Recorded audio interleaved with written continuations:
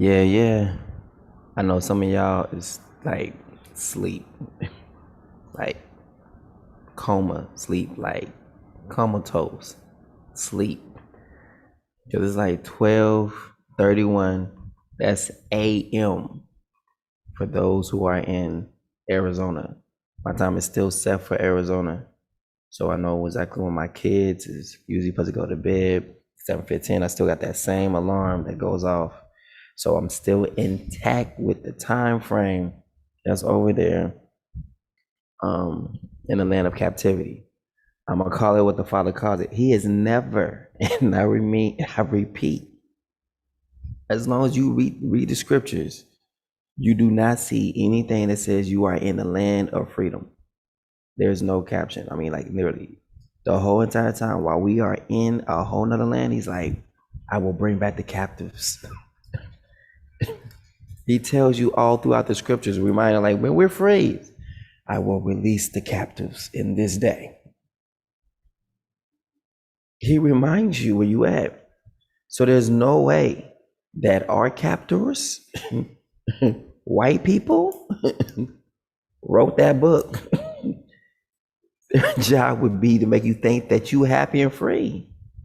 I seen, because see, like those kind of little small things like put little holes like boop into what people believe. There is no place in that book where it says that you are free. Not one place. The whole entire time while you are in captivity, the book talks about captivity.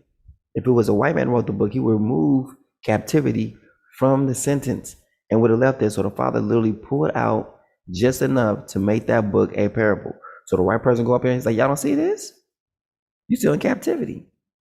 All from the old to the new. We were speaking to the exiles. What that means? People who've been banished. Exile means you have been exiled. You have been kicked off of the land. He kicketh you off like a football. It's good. so don't let people fool you. So I was like, the white person wrote this book. No, my father wrote that book. Our Father wrote that book. You understand? And he's speaking it to those who would listen at this time. So the ones who are not supposed to listen, they're going to get a whole different account than you. You don't see this? We're free. What book you reading? I'm reading the Bible. How you see freedom anywhere? Where you see it at? There is therefore now no condemnation to them who walk not after the flesh, but after the Spirit. You know what that is? The Spirit of truth, or the Holy Spirit, who's leading you into all truth. You don't, the word of Yah. Those who are walking after the word, what it says to do, you have affliction, but you ain't captive to what your own mind tells you, you know. So today is a day that is called what? Goshen Kusabi, Goshen Shalem. I know a lot of people probably knocked out in their beds right now, but the king is on right now. And right now it is, well, that's y'all, it's 12:35. Over here, it is 6 something. And I woke up refreshed. I needed the rest. I was about to watch 3%. I did. Father's like, you own 3%. It was like, you are going to read the book of Enoch for the Sabbath. And then I was like, the book of Enoch? He's like, yes, you're going to read the book of Enoch. I was like, okay, cool. And I was just thinking like a portion of it. But then I called Queenie Sana and she was like, let me reiterate what the Father said to you. He said, you are going to read the book of Enoch. I was like, yeah, I can just put on the audio. She said, no. She said, you are going to read the book of Enoch. And didn't even say you're going to need no help. He said, didn't say that you have to have help, that someone had to come in and read it with you. Said, you're going to read the book of Enoch. And so you are definitely going to need your sleep. Because it's not like he said you're going to be reading the whole book of Enoch. It is not going to be with any help. It's going to be by yourself. And so I'm like, say what? The Sabbath is for 12 hours. It's just now 6. The Sabbath over here for us is at 3:30 because it's like 3 something or 6 something in Kenya at that time. So, yep. Seems like I might be reading the whole book of Enoch today. I know it takes like, I think 4 hours, the audio, just to get through it. That's it for continuation, no stoppage. Who knows, man? But I know that the book of Enoch is for the last days. And as I was explaining to other people yesterday on not alive, but it was in a group chat, what the book of Enoch entails. The book of Enoch is for now. It's for the very last days. It's not for the righteous. It's for the wicked.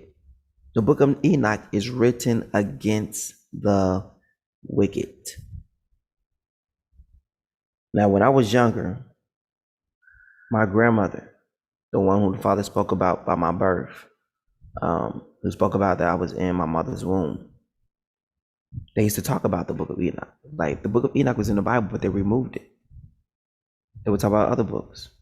So they knew this knowledge was known, throughout, a particular people. Not everyone was, I would say, aware of the different books, but the ones who were intently searching for the Father, whom the Father would consider to be righteous seed, even through the slaves, the Father would have righteous seed.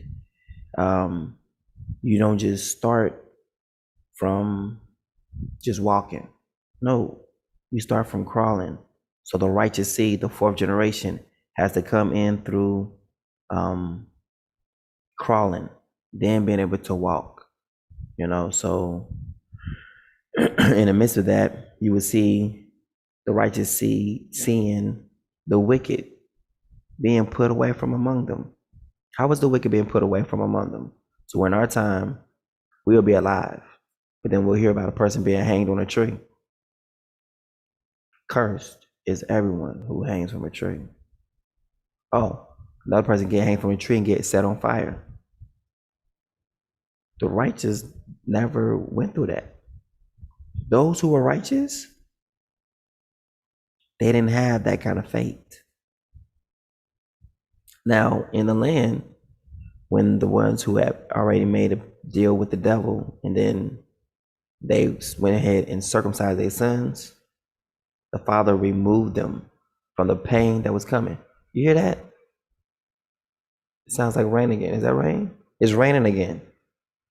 For it not to be raining, people told me, they said exactly September 15th, that the raining season was over, done. I got here September 29th. From that moment on, it's been back on. It was like, this is not normal. I was talking to people out in the street yesterday, and it was like, he's like, I've been here for some years. One person was like, and this is not normal. They said the raining season, he's like, we're trying to get rid of this raining season. He said the raining season is supposed to be finished. He says the raining season was completed September 15th. That's what he said, right? Carter. That's what he said, right? September 15th is when the person who was here said he'd been here for some years. He said he'd been here for like 5 or 6 months. He said he'd been here for some years. He said that he noted that raining season was over, September 15th. September 15th. September 15th. He's like, it's supposed to be done. I said, I got here September 29th. He said, by that time it was done. He said the raining season was completed by September 29th. He said he looked at us, but he came up, he said, like, how you doing? He's like, are we supposed to be done with this raining season? Meaning what? They're not supposed to be expecting no more rain. There's not supposed to be not a drop of rain. So it goes even further when the Bible was asking for it to rain, he was asking for something that was impossible. Because of Babo, we have more rain. Because Babo tried to play with me and said, if you be the son of Yah, if you are the king of this land, as you say, if you are Yeshaya, then make it rain. What was he saying? What was the trick to that? It doesn't rain at this time. So the father was like, oh, okay. Also aim for the rain. Rain coming right up. It was within 15 minutes of that whole thing. Next, you know, I'm already back at the gate. I'm looking on the window. I was like, is someone spitting on your window? I looked at it, that's what I said. I was like, is someone spitting on you? I'm seeing drops. It's like, I don't remember going through no puddle. And I was like, is that rain? Next, you know, I was like, oh, it's gonna be okay. It's just a little soft rain real quick. And man, the rain started to come down hard over my head. I'm like, grab my stuff, run on inside. I was like, it's right there outside looking down. Carla and Santa up there looking down outside, like they both looking at me, like, so like a couple looking down at me, like I didn't know they was there. I go upstairs to the steps. It was like, Santa, Carla. It was like, yeah, we see it's raining. It was like, we heard a sound go. He was like, what is that? What is that noise? It startled him. And then he had did it again. And it was like, what is that? Like, cause they know like what? It's not supposed to be raining. But then they go outside like, it's raining. So everyone is shocked, you know. But thanks to Bible for trying to test the father's gangster, you know, he was like, let me show you a little something. So all praises to the father on that, for vindicating his son over here. We're gonna bring a couple things out. Let's get it popping, right? Because I got some hours ahead of me, right? So salute to everyone watching by Yeshaya Congo YouTube channel. Salute to everyone watching by Bantu Yisolele Twitter account. Salute to everyone watching by Truth Colors Yeshaya Congo Facebook page. Salute to everyone watching by Yasha Yahoo Facebook page. Salute to everyone watching by Lepshep Tehillim RA Facebook page. Salute to everyone watching by King David YouTube channel. Salute to Goshen. Salute to our first time visitors. Salute to Michaela and Micah. Daddy loves you so very much. And I know y'all see me say, Daddy. And I'm like, kitties. So may the will of my Father be done on this earth as it is in the heavens. This is another session of Truth Colors, and I'm so happy you can be with us today as we look at what is about to befall on the earth. Like, it's scary is I don't know what, but it shouldn't be scaring for you. It's gonna be terrifying for them, because this is the time when Father is just gonna be sweeping it on the earth. And it says that the Son of Man, which will be me, tells me to stick in my sickle and start to reap the people of the earth. Meaning I'm gonna be killing people with my words. I don't have to go through the land with a sword and like cut people. I just started saying like, Father, your word said you're gonna do this to the wicked. Father's like, oh yeah, that's right. There's one over there. So be it. So like they went through with, you know, hand combat, you know what I'm saying, picking people up. We're gonna be for our own homes, just on lives, talking about what the Father's gonna do to people and start seeing things take place over the world.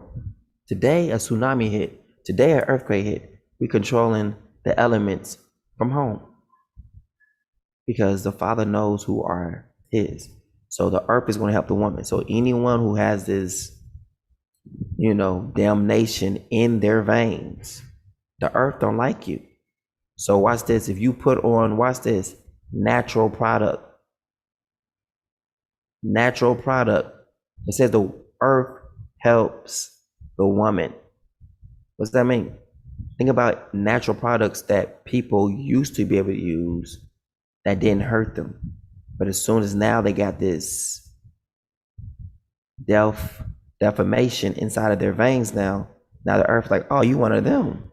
Oh, don't, you can't put me on. We don't even get along. So as a moment it spreads and it's natural, it kills them. I believe natural products are going to be killing people.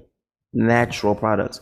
But then you and I use it, it'd be like, what's up? This is the best thing I've ever used in my life. Oh my goodness, my skin is like baby skin. Like it's turned into.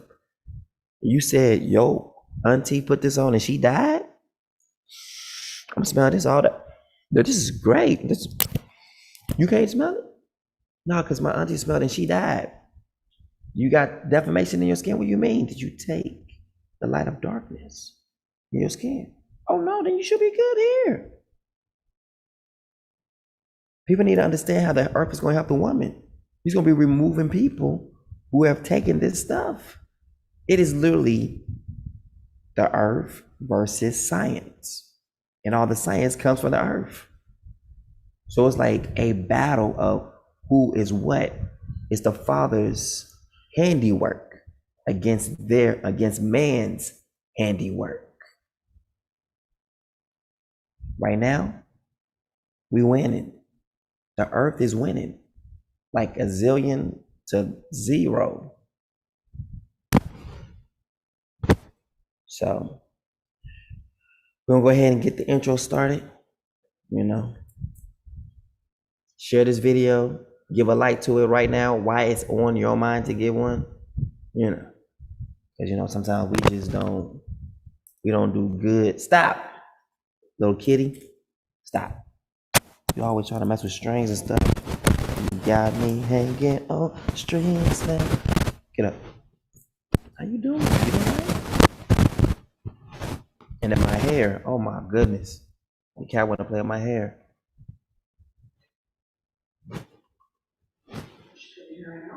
No, she want to play with the cord. The moment she chooses your cord, it's not working. When you want to work. Exactly. Because she is crazy. Go. Go. Go. She laying on her back with her hands up in the air. Kitty. Go.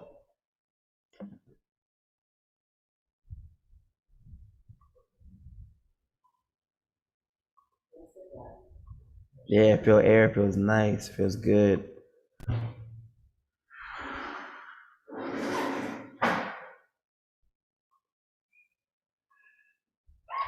What?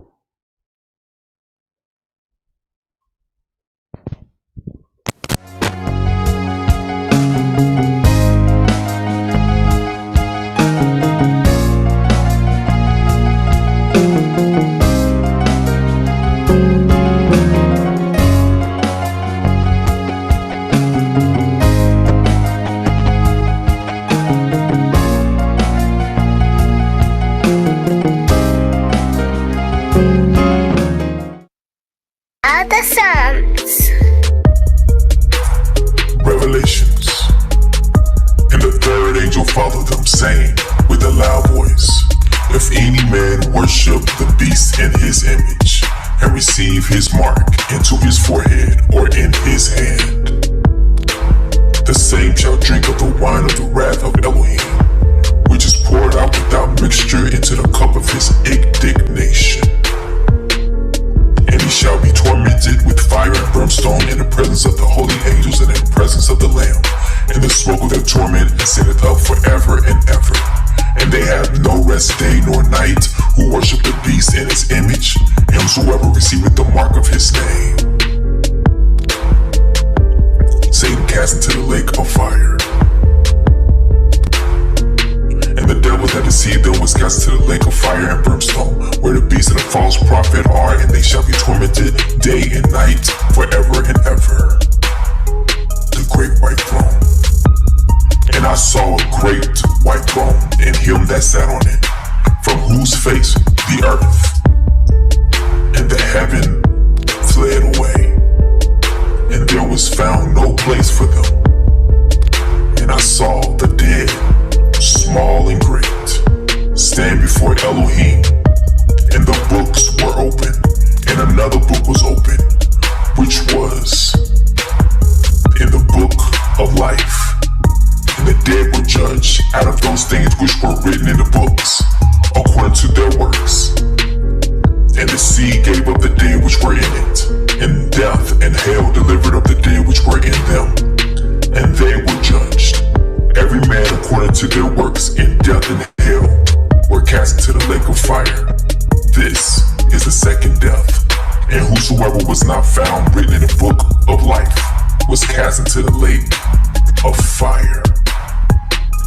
But I will tell you what will happen to cowards and to everyone who is unfaithful or dirty-minded, or who murders, or is sexually immoral, or uses witchcraft, or worships idols, or tell lies. They will be thrown into that lake of fire and burning sulfur. This is the second death.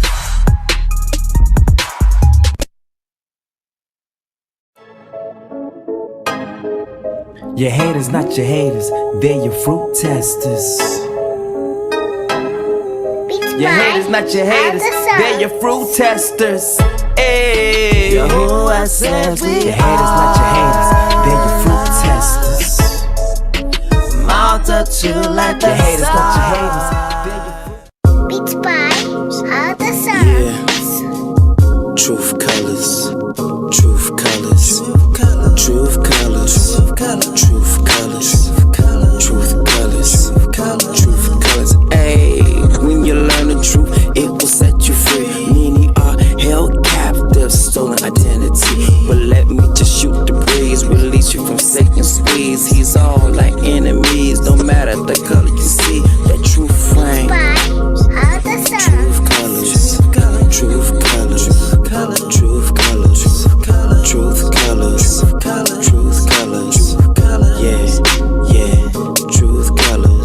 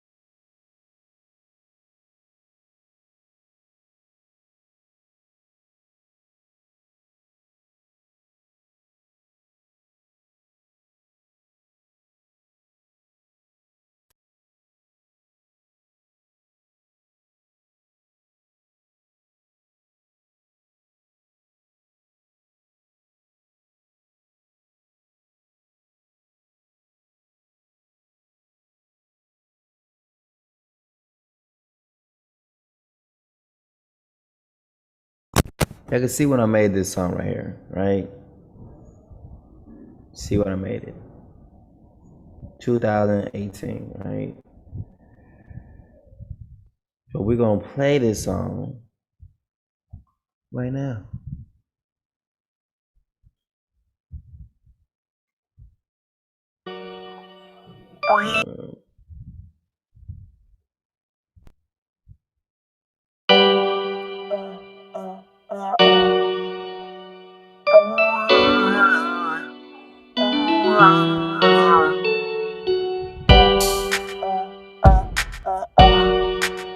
Yeah.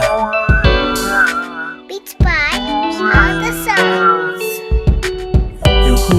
You are everything that I need and more. I worship and adore you, yes, forevermore. I dedicate my life and everything I am. I'm asking for the ancient past.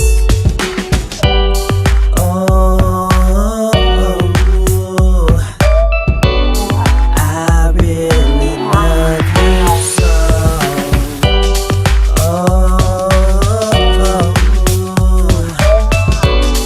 I really love you. Love you. Love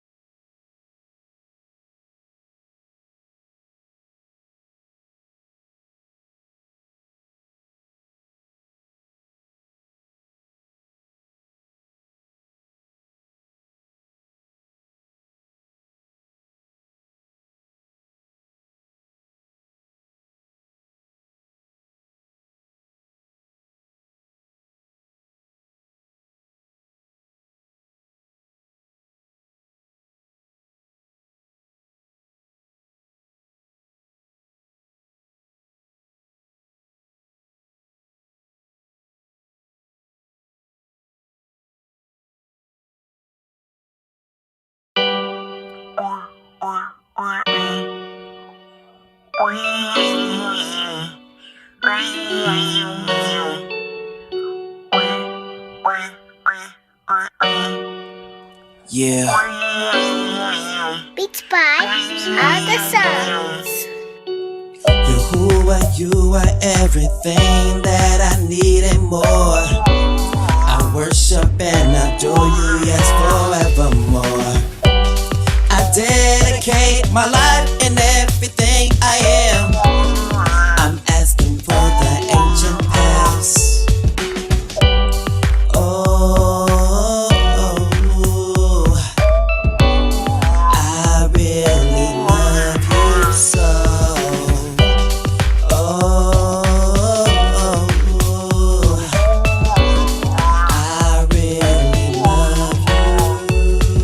Yahuwah, love you. Yahusha, love you. Commandments, love you. Your feast days, love you. Yahuwah, love you. Yahusha, love you. Commandments, love you. Your feast days, love you. Yeah.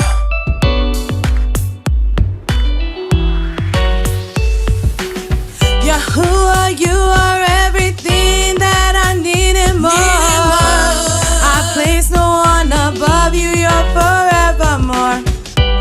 You're my early and my bright and morning star.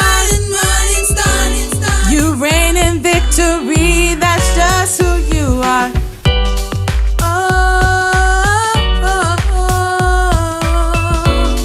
I really love you so.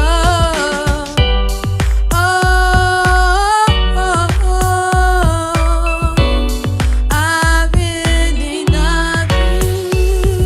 Yahuwah, love you.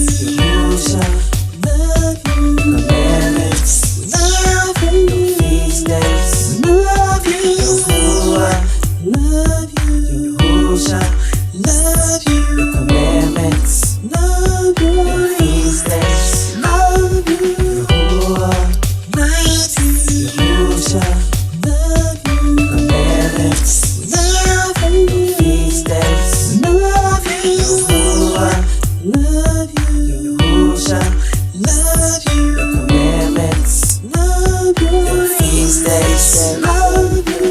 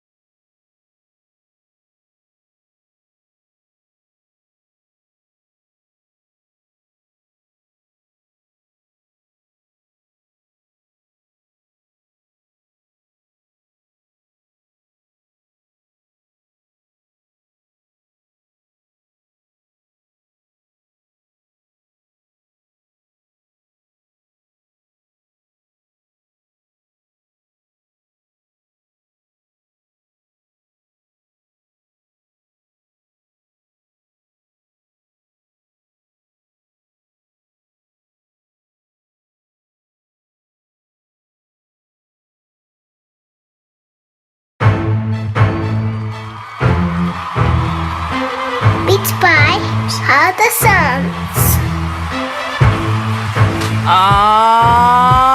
We're in the place to be. Heart of Psalms here, along with a few guests. We want you to come along with us on this journey design. Get your walking shoes. But hold up, we got a few rules. Now, if you're carrying false doctrines, you can't go. And if you brought along a few idols, put them to the side, or you can't go. Yep. If you're called a Hamashiach by any other name besides the name that will make every knee bow and every tongue confess, you can't go. Now that we got that clear, let's journey design.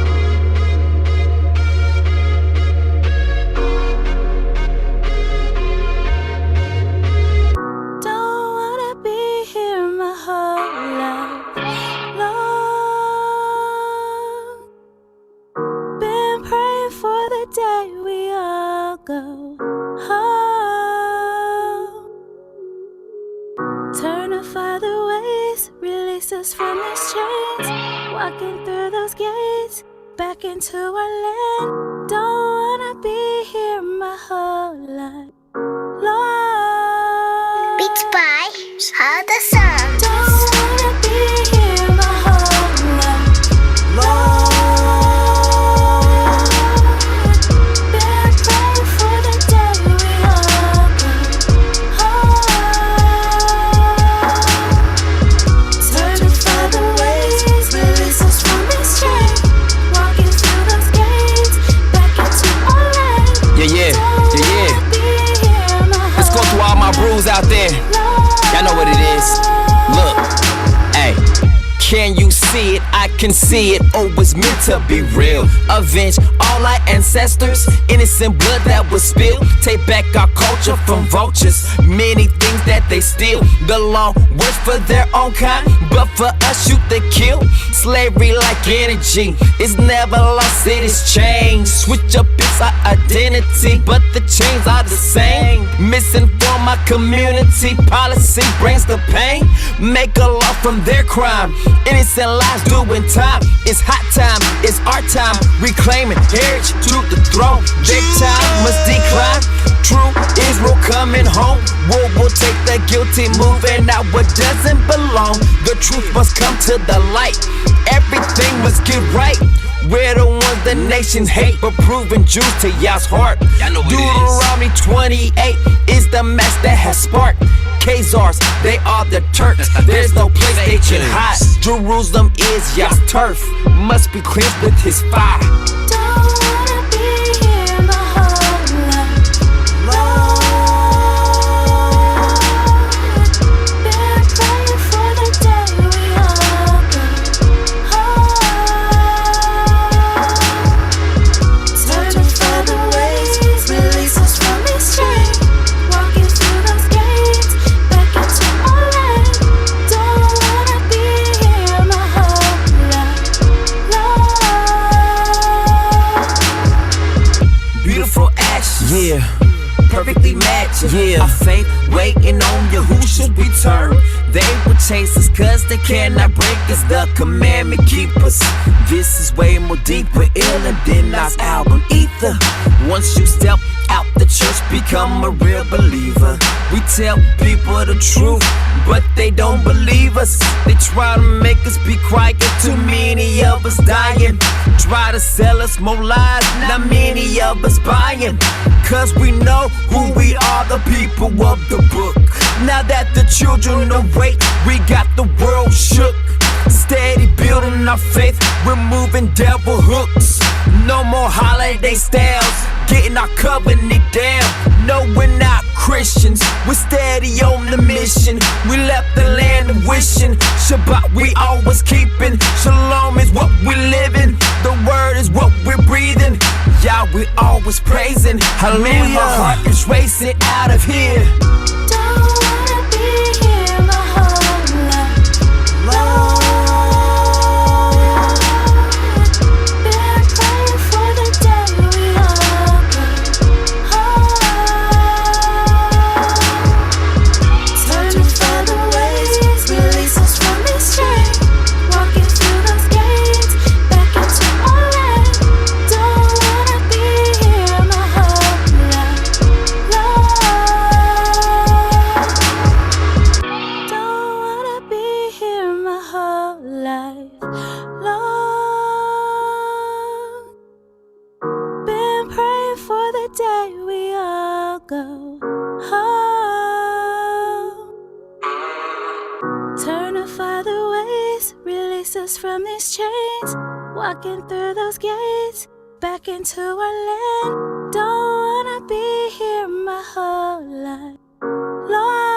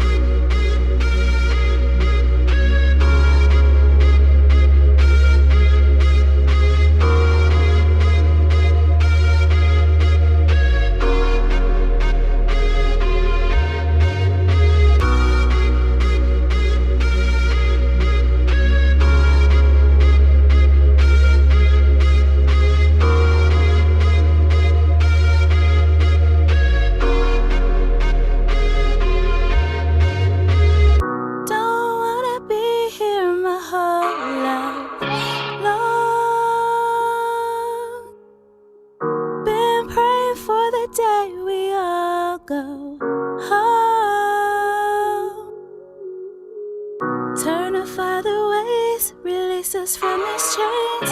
Walking through those gates, back into our land. Don't wanna be here my whole life, Lord. Beats by the Sun. Don't wanna be here my whole life, Lord. Been praying for the day we all go home. Turn to Father ways, release us from this chain. Walking through those gates, back into our land. Yeah. Let's go to all my bros out there. Y'all know what it is. Look, hey. Can you see it? I can see it. Oh, it's meant to be real. Avenge all our ancestors. Innocent blood that was spilled. Take back our culture from vultures. Many things that they steal. The law works for their own kind, but for us, shoot they kill.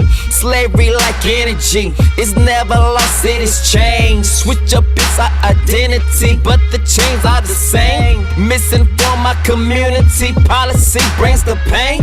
Make a law from their crime. Innocent lives doing time. It's hot time, it's our time. Reclaiming heritage to the throne. Big time must decline. True Israel coming home. We'll take the guilty moving out what doesn't belong. The truth must come to the light. Everything must get right.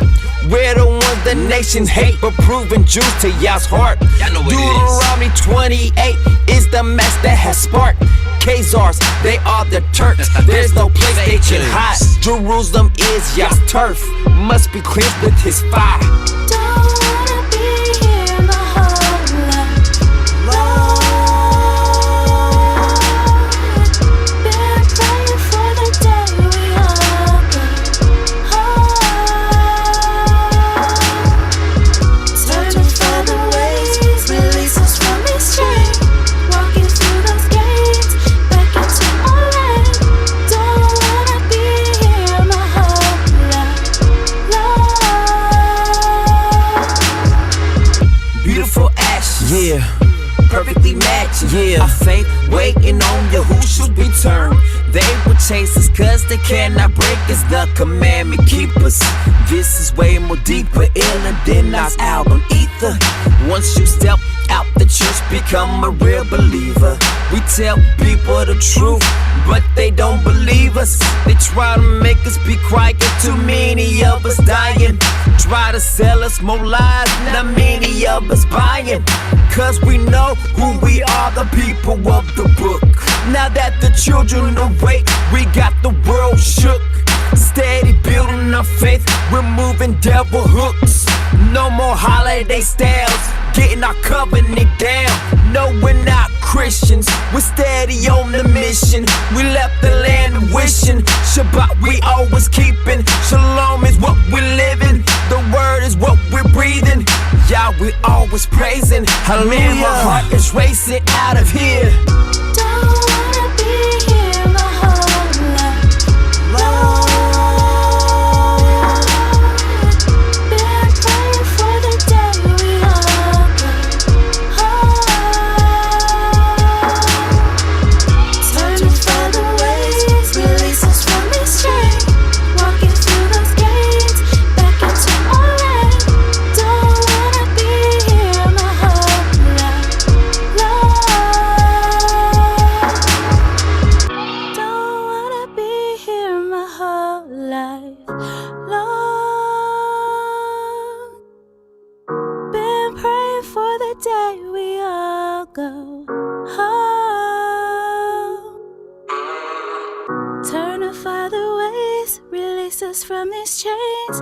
Walking through those gates, back into our land. Don't wanna be here my whole life, Lord.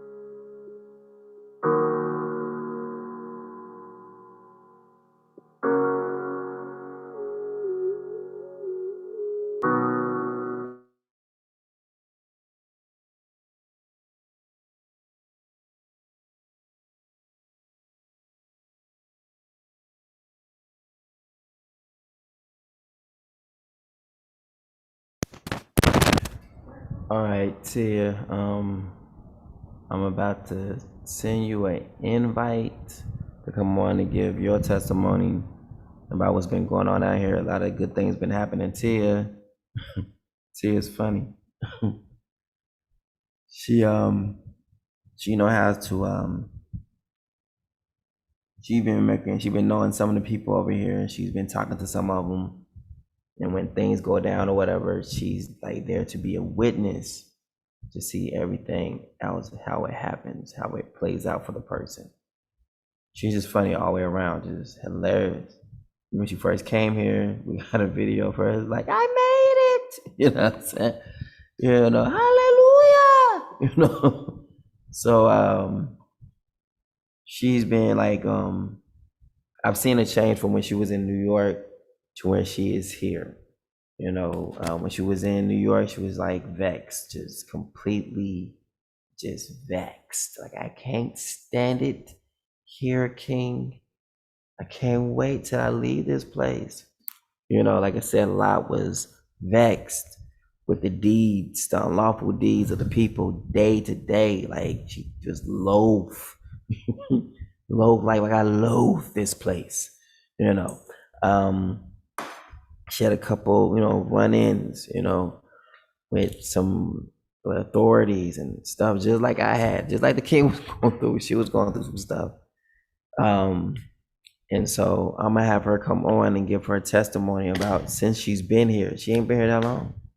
She's been here about the same amount of time as I've been here, but things have been going great for her. She's now in her own place. For now, a year. I'm gonna let her tell you a little bit about that while I crunch on some Pringles. You know what I'm saying?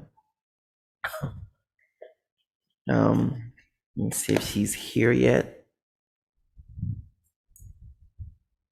She's probably, let me see if she's on.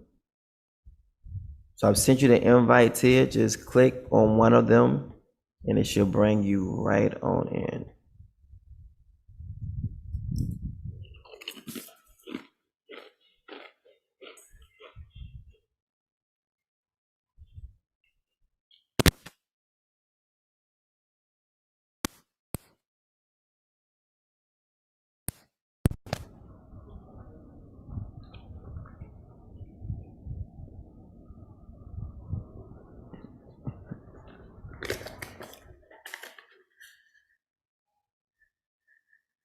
Hold on.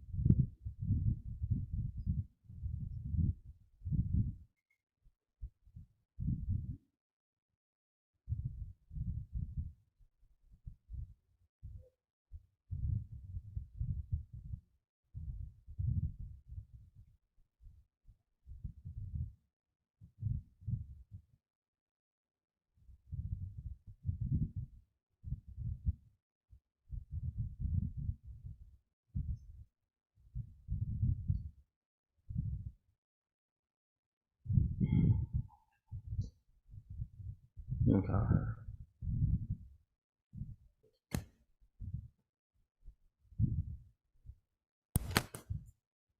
I'm saying she's up. If not, she'll probably give it throughout the later day if I had to come back and do it. That way she can give it out worldwide.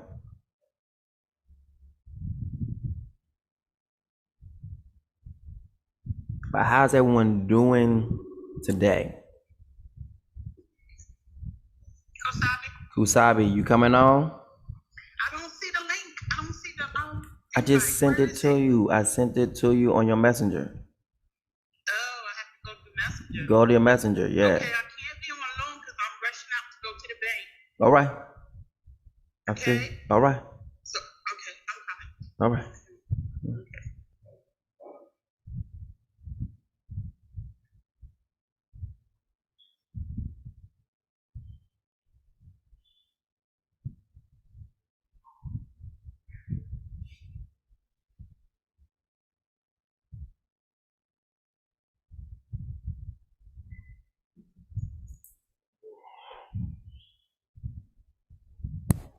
All right, so she's coming on.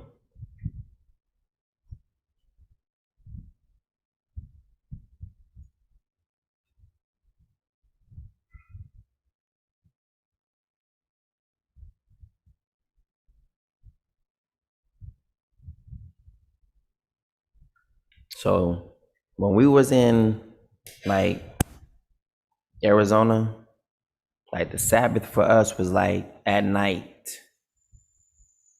It's not that way for us no more. You can see it is day over here. It is literally 8:29 a.m. So the Sabbath is already kicked off. For y'all still keeping the Sabbath in darkness when it's night. Like it's 12, it was actually 1:29 in Arizona a.m. Other people it's like 4:29 a.m. Some of y'all about to wake up in a couple of hours. I will still be on most likely. So by the time when y'all wake up, excuse me, y'all would have missed maybe 2 hours or more of the Goshen Kusabi broadcast. So yeah, so for us, the Sabbath ends like around 3:30-ish, around 3:30, because that is the time for Kenya. Kenya is 3 hours ahead of us. So even with that, we're still down. Like it ties in perfectly with the Father that when you get into the land, it's always a journey. It's never just like you just get there. It's always something's got to be done. It's always got to be some people that has to be removed. The Father has not changed. He's the same way. The Father say, oh, when you get back to the land, that everyone there is just like, ooh, they're going to be there. No, the Father, we're going all the way back to the beginning. Because since we didn't receive the blessing in the initial beginning, we received the curse. So now we're back to the beginning of the top of Deuteronomy chapter 28, the blessings. And then the latter part was the curse. Instead of us receiving the blessing, we received the curse. So now we're going in reverse.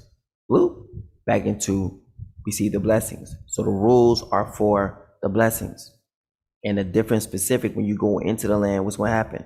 You're going to have Canaanites among you, Hittites among you, Perizzites among you, all these people among you. And the Father says, I'm going to drive them out from amongst you or before you.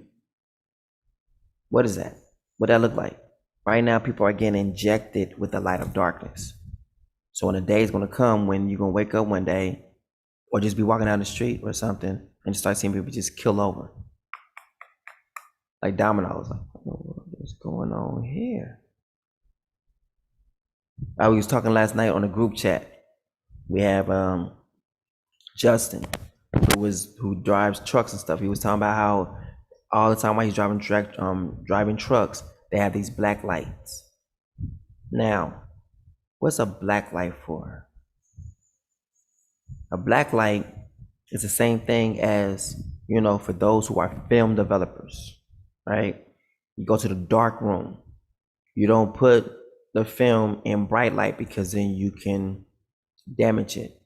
It has to have a light, but the light has to be dark, like red, green, black, and you got the different waters, the different solutions, the different colors. You got the red, the green, the blue, all the different colors that makes up the film, right? For the picture. So if the person was wearing blue, it have blue, red, green, all of them, and you put them in the solution little by little. You take it out of the green, put it into the red. So whatever was red, that solution can come in. Whatever was blue, you put it into that solution. So it's the same thing, but it's all being done not up under a bright light because it will damage the film. You do it up under a dark room. So dark light is for something in development. When you see the same thing, even when it comes to creation, everything is dark waters. We're under development. And then while they're in development, the Father says what? let there be light. And then he begins to separate the waters. So dark always represents development. Another case, which is about to be powerful as well, while we're on development. When a seed is planted, it is planted in darkness. And the darkness is doing what? Developing. So the black light is developing something. What is it developing? What has these people received inside of them? What are those? What are they? Because you need a dark light to develop something. When babies are put into an incubator, it's still like they're trying to develop them. So these are things that we need to look into. Why are all of a sudden these dark lights? Street lights got black lights. For what? Why? Why we have black lights going up everywhere? And one person said, oh, it's a mistake. They said, oh, it's a mistake that this has happened. Why? Because they put out the lights was first white and then the lights turned blue. Like the same color like on the banner right here. Like the lights went from white and then it went to that color blue. Like in certain places they said, oh, it was a malfunction. The light wasn't not working. The light just turned blue. It went from being white to turning purple or blue over time. What is developing under their skin? If they say it is not a V, so the V that people are calling is not a V. They say, oh, the people got, they call it a V, or they call it a, like medicine, but it's not. They say they call it that because it's administered as a, but it's really not a, but they put something in them that is not medicine. It's like they're testing something out. These people are incubators for their concoction.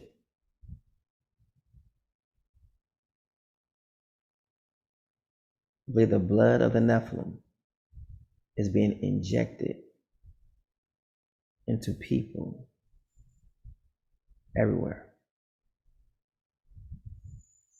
If it got Lucifer, who was over 10% of the Nephilim, the giants, that was back in the times of Noah, I believe that same blood or DNA has been calibrated and redirected into a human race.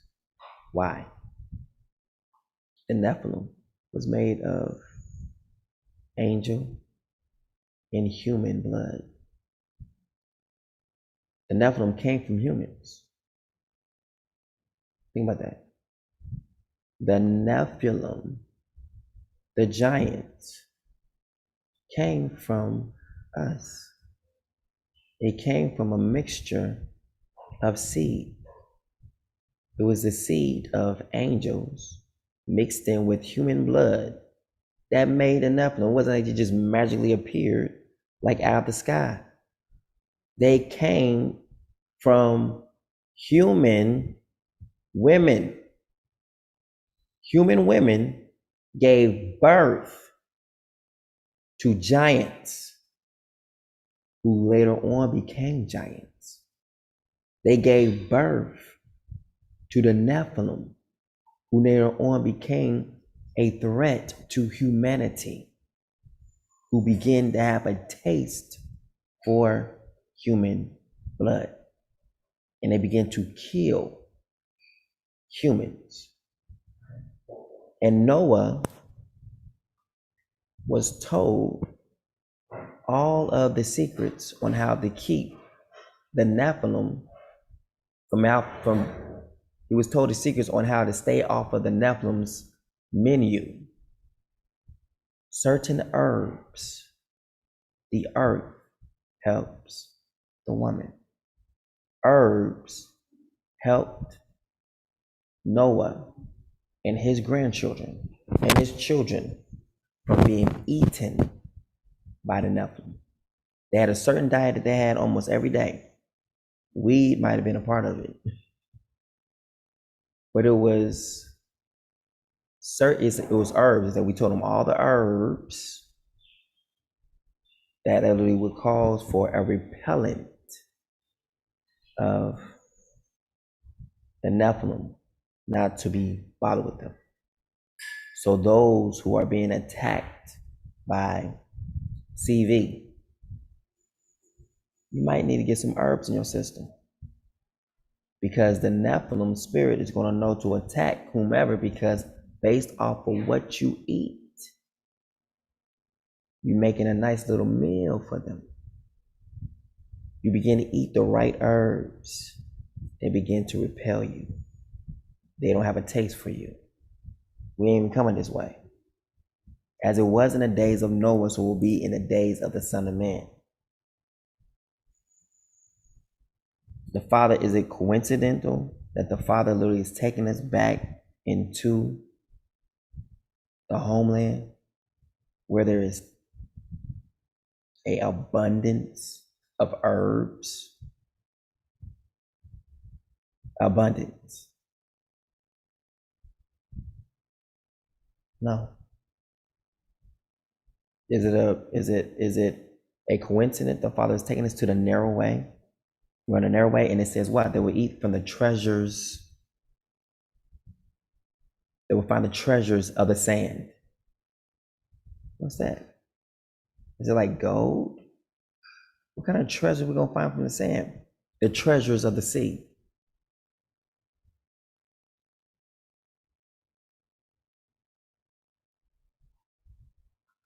It's like lands on the sand, lands under the sea. But also the same thing produces what? Fruit, herbs.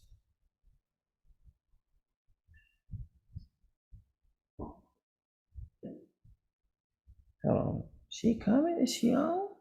No, she ain't on yet. We call her right back.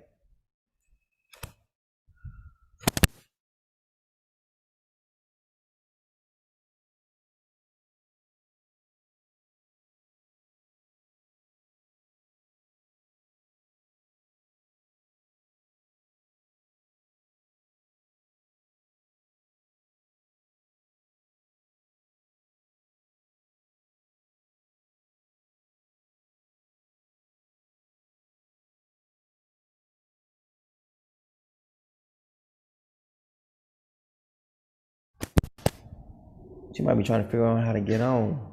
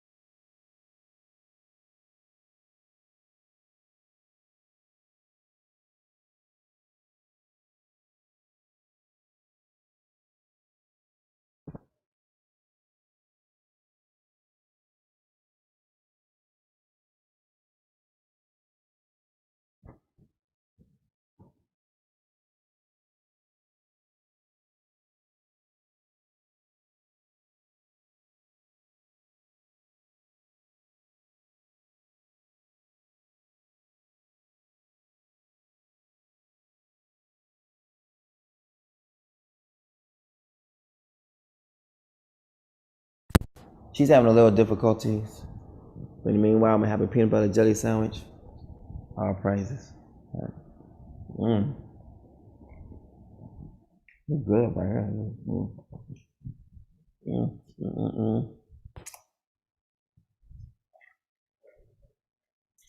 It's my first peanut butter jelly sandwich of the land right here. The peanuts here is like immature, but you can definitely make your own peanut butter. I mean, you can taste the mature, you know what I'm saying? That they're literally still growing. Like, some people get them, some people might like them, some people may not like them.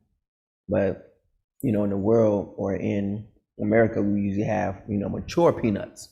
Here, it's like they pick them a little bit early, you know. They sell you fruit, you know what I'm saying? So there's no one who's walking around this mug who is hungry. But most people who are hungry is because they want meat. They don't really want the fruit. So it's the stuff that is crazy, the stuff that we were accustomed to in America and are really accustomed to here. And they got different ways of doing it. Like yesterday, I seen something that would turn your stomach, and I'm gonna show it to you. And when you see it, you're gonna be turned, your stomach gonna turn too. I mean, they had just like regular just meat, just beef or whatever you want to call it. It was just meat sitting in the window. No refrigeration, no ice, no and you seeing flies just you go up to it, it just stank. It's outside just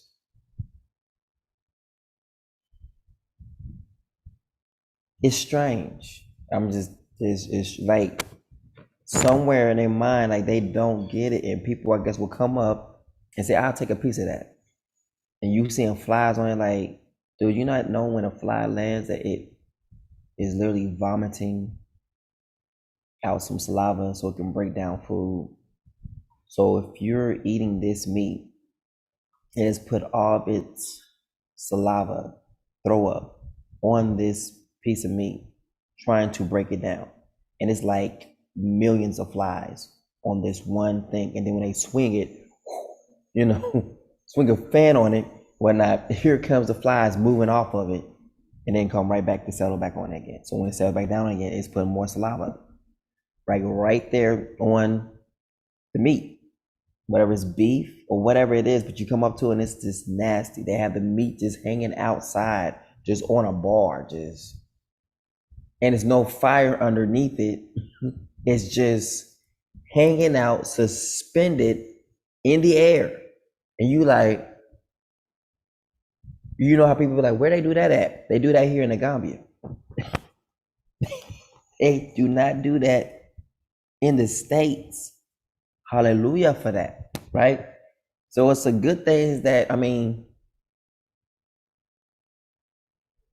if you notice, the Father was dealing with us on basic things. In Leviticus, basic things like washing your hands, washing your behind. The Father's like, you need to take a bath. You know, you seeing this in scriptures. Basics. Why in the world would the Father be giving us basic things? Because the people around us probably didn't have that basic.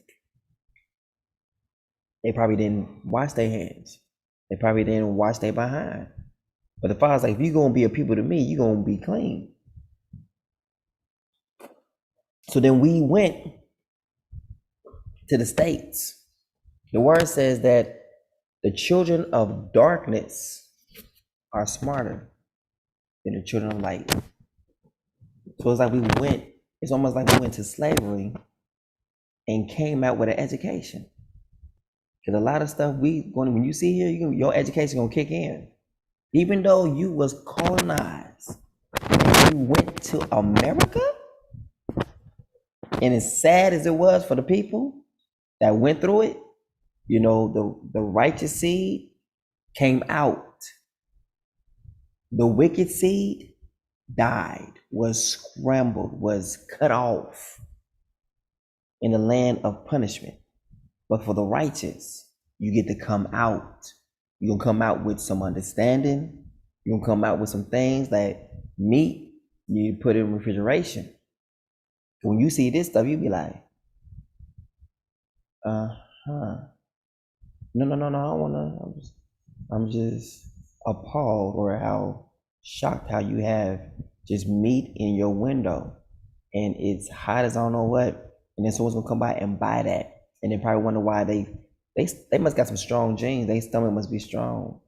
That this stuff, like, no wonder why CV probably don't mess with them, because they've been eating the wrong stuff of the earth for a long time now. I mean, if you see it now, it'll make stuff that'll make our stomachs turn. We'll be ready to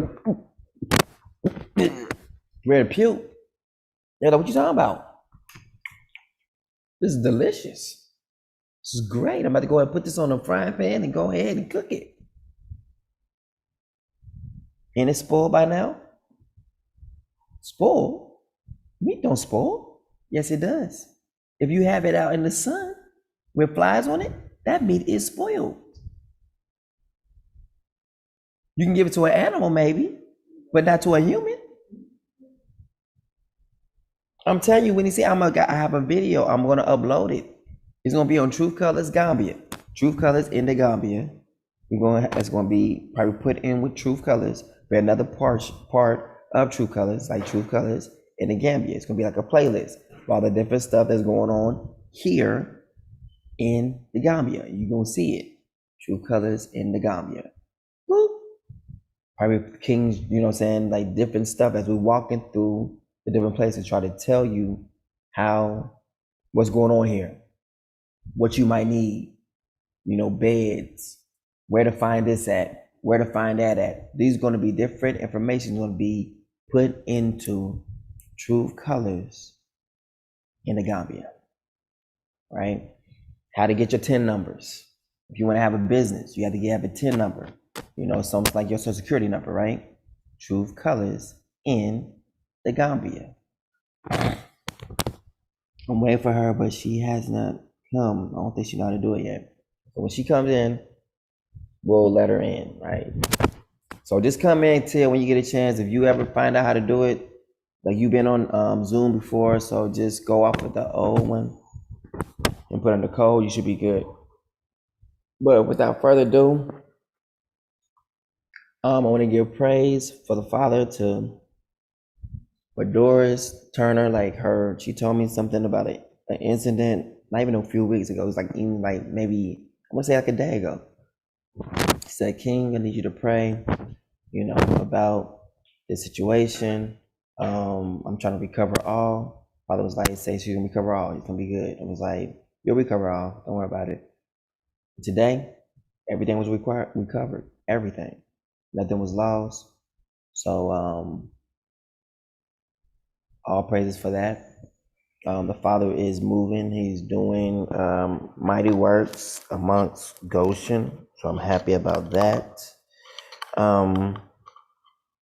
Yeah, it was just like a lot of good things that's taking place right now amongst our people. Let's get it popping.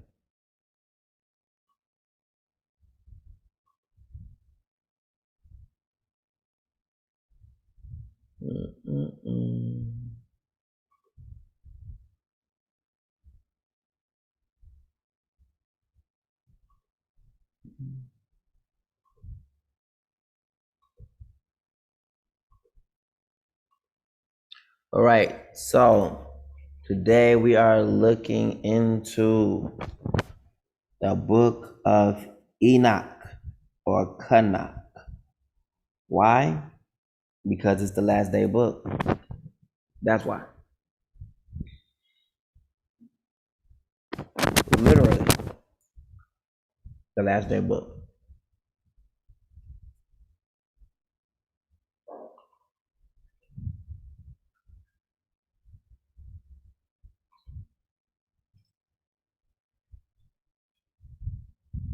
The word Enoch means scribe.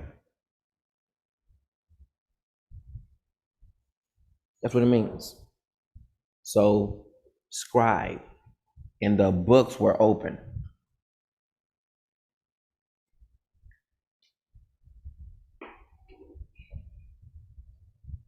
All people come from Enoch. White, black, Chinese, whatever you want to call them. They all come from Enoch. Enoch is the great grandfather of us all. Period. Because from him come Methuselah. From Methuselah comes Noah.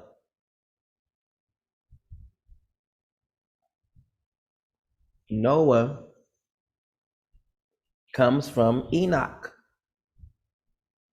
And then Noah has 3 sons that literally bring forth all the population of the earth that we have before us now. So Enoch has the right and the say so over all generations, period. Even the devil was submitted to Enoch. So Satan and all of them was all submitted to Enoch. The watchers, they went to Enoch. That's the father for them. The father was like, they should be teaching you, but you're up here speaking for them. Tell them I said no. He rejected their request. That's how bad Enoch is. Now, so the last day book, you know, no one's fighting over it, right? This is literally like his will and testament. So everything that's in this book of Enoch, the father's going to do. Why? Because it's like a father's blessing. A father's blessing. So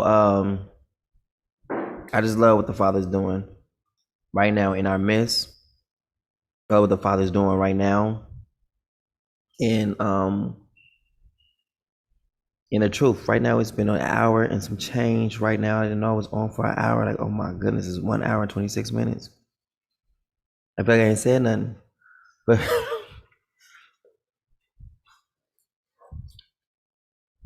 like, oh my goodness, 1 hour.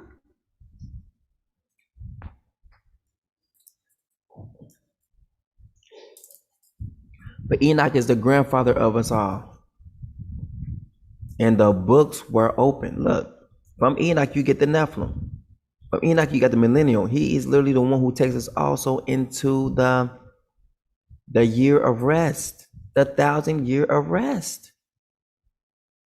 He speaks to both sides of his seeds, to the good seed that came from him and the wicked seed that came from him. The book of Enoch is the reward of the wicked, not of the righteous. This book is against the wicked, not against the righteous. The righteous inherit the earth. The wicked inherit damnation. So we're going to find, I have the C4 of the book of Enoch or Canuck. I'm trying to see which one I want to actually use. I wish I could screen the different parts for Enoch. I've read the book of Enoch before. See, I read it all the way straight through, you know, and there is a lot of stuff happening in the book of Enoch. You got the timeline in the book of Enoch, where the father told him how the sun, the moon, and everything are. So therefore, the book of Enoch is a bad book.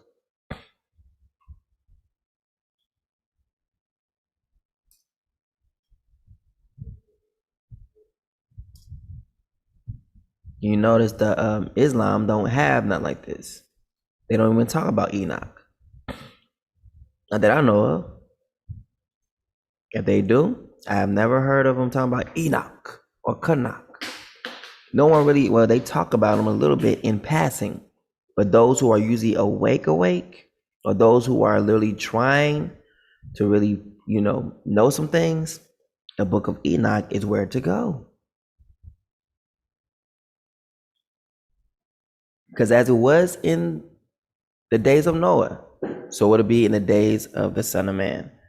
So the book of Enoch is from the beginning and it's the end book. And it tells you in the book of Enoch, this book is for the wicked, not the righteous.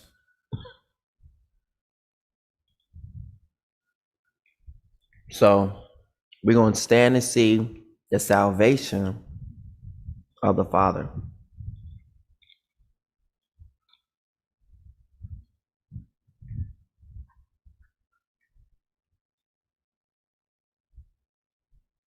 All right. Let me look at my book on the Sefer so I can keep in right context. If I have to read this book straight from here, y'all might not be able to see it, but I just want to make sure I got everything. Ooh. Let me see if it's going to come out the same. If it comes out the same, then okay.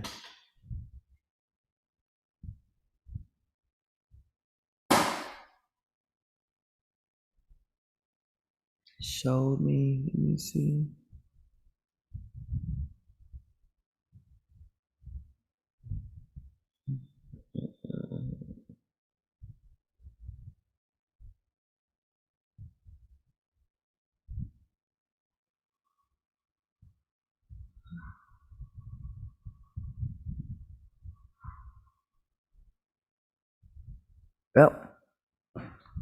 Yep, got it.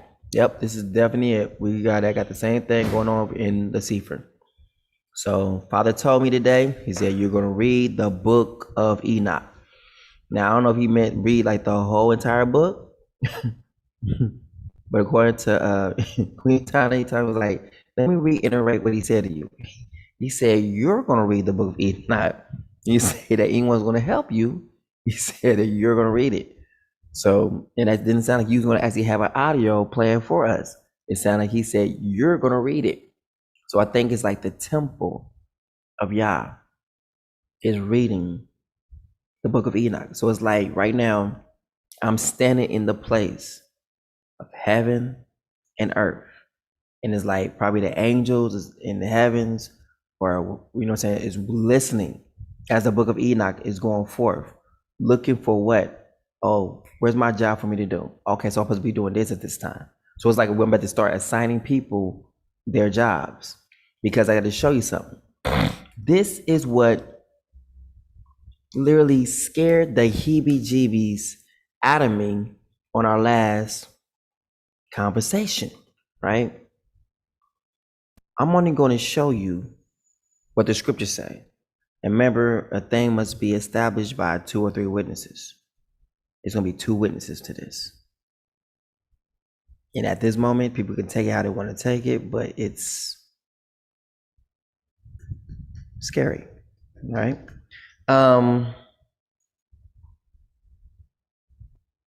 What they said in Psalms chapter 2 is also in Hebrews. And it's very particular. Let's get to it.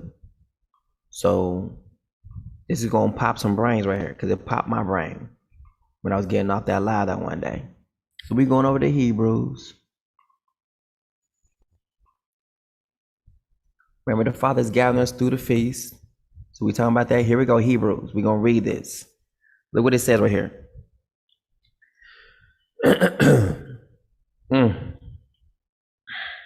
And when I seen this, it is what it is, right? The supremacy of the Son, right? Colossians 1:15 and 23, right? It's also another thing of that. So it's like the New Testament will be speaking about this son who is coming. Yah, or Isaiah, who at sundry times, or sundry, and in divers manners spake in time past unto the fathers by the prophets, hath in these last days spoken unto us by his Son, whom he hath appointed heir. Y'all hear that? Of all things. Let it get better. It's going to get better now. Appointed heir of all things, by whom also he made the worlds, who being the brightness of his glory, an express image of his person, and upholding all things by the word of his power, when he had by himself purged our sins, sat down. Where's he sitting at?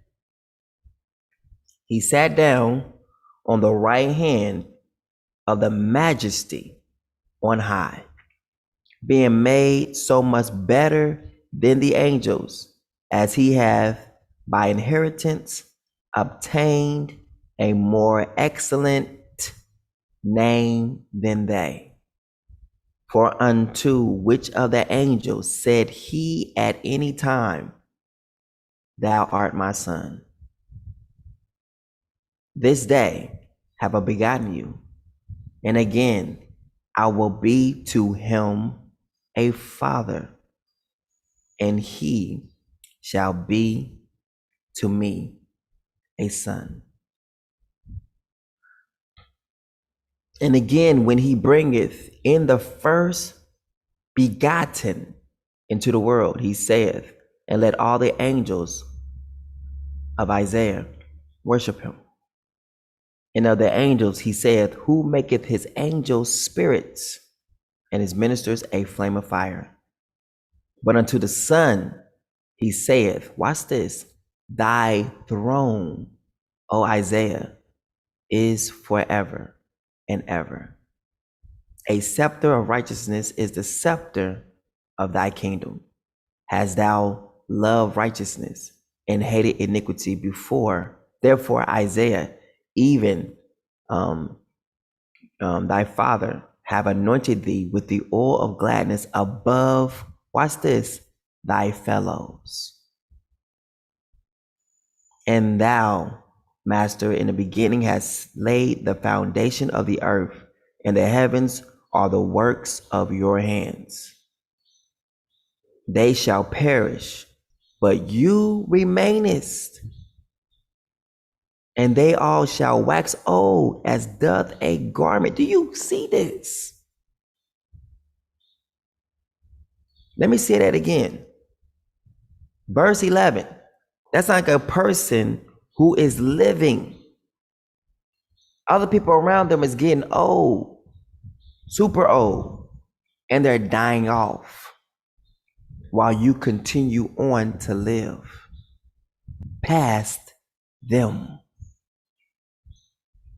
You at 100 years old, still living in your best shape. People get 99 years old and they kill off. You at 200 years old, people still dying at 100. You at 300 years old, people still dying at 45. You at 500 years old, people still pass. Do you understand?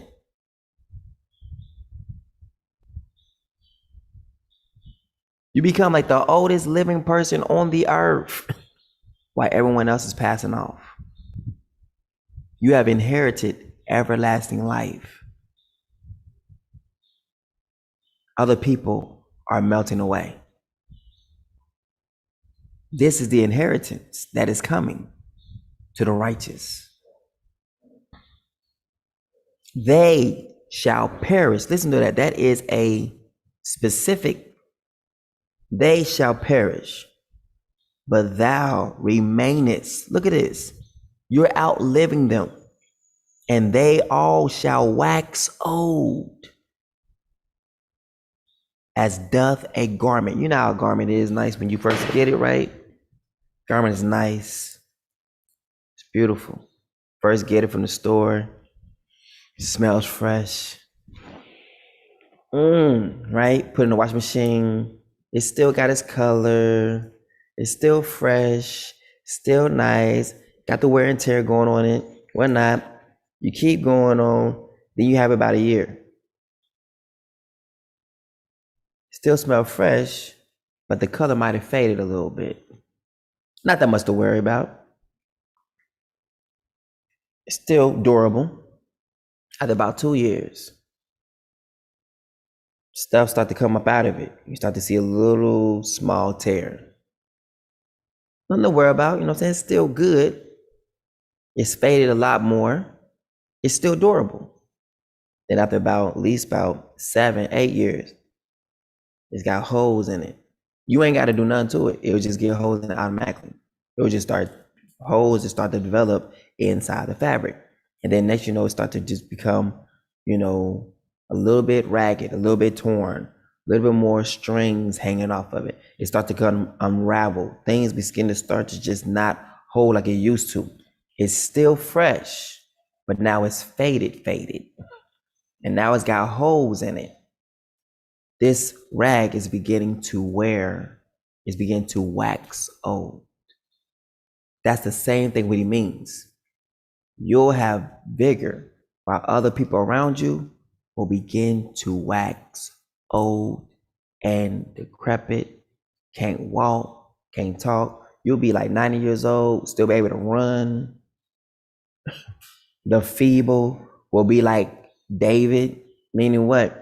Let the weak say they strong. They'll be still ready to war. Can you imagine you 200 years old, ready to go to war, still ready to fight, still have all your functions to you. Think about Abraham. Abraham was still able to get it up.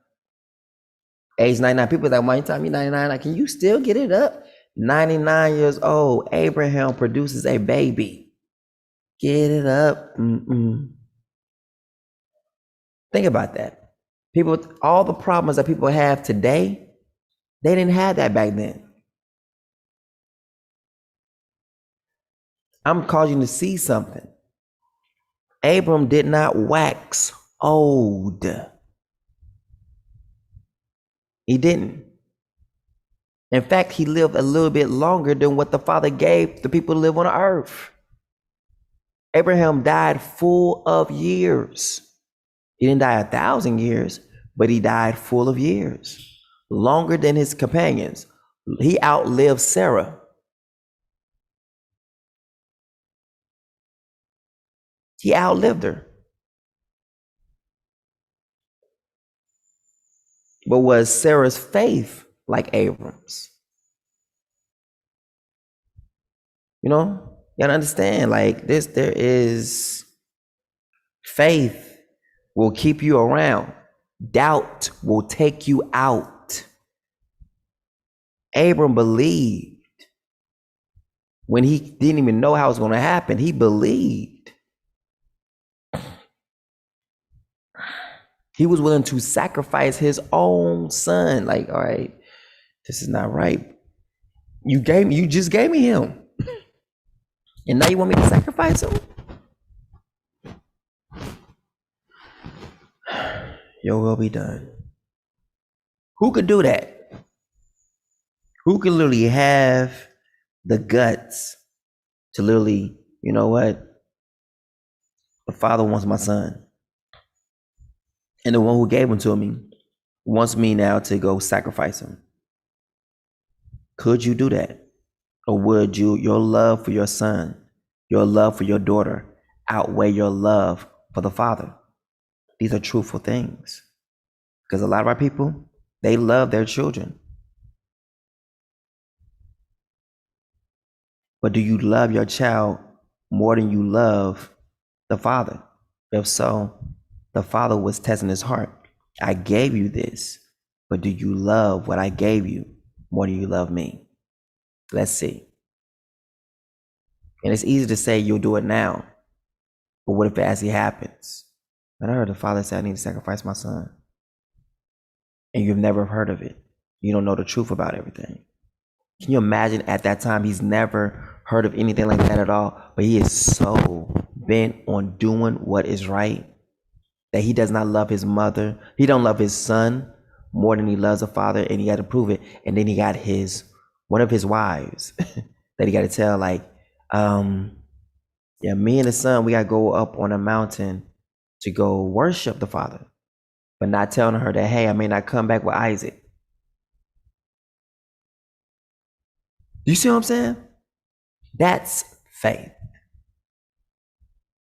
Our people don't have that at all. I can't do it. Then guess what? You're not worthy. Point blank simple. You are not worthy for the kingdom. If you love anything more than you love him, sayonara. You already eliminated. How can you say you are the children of Abram when you can't do what Abram would do?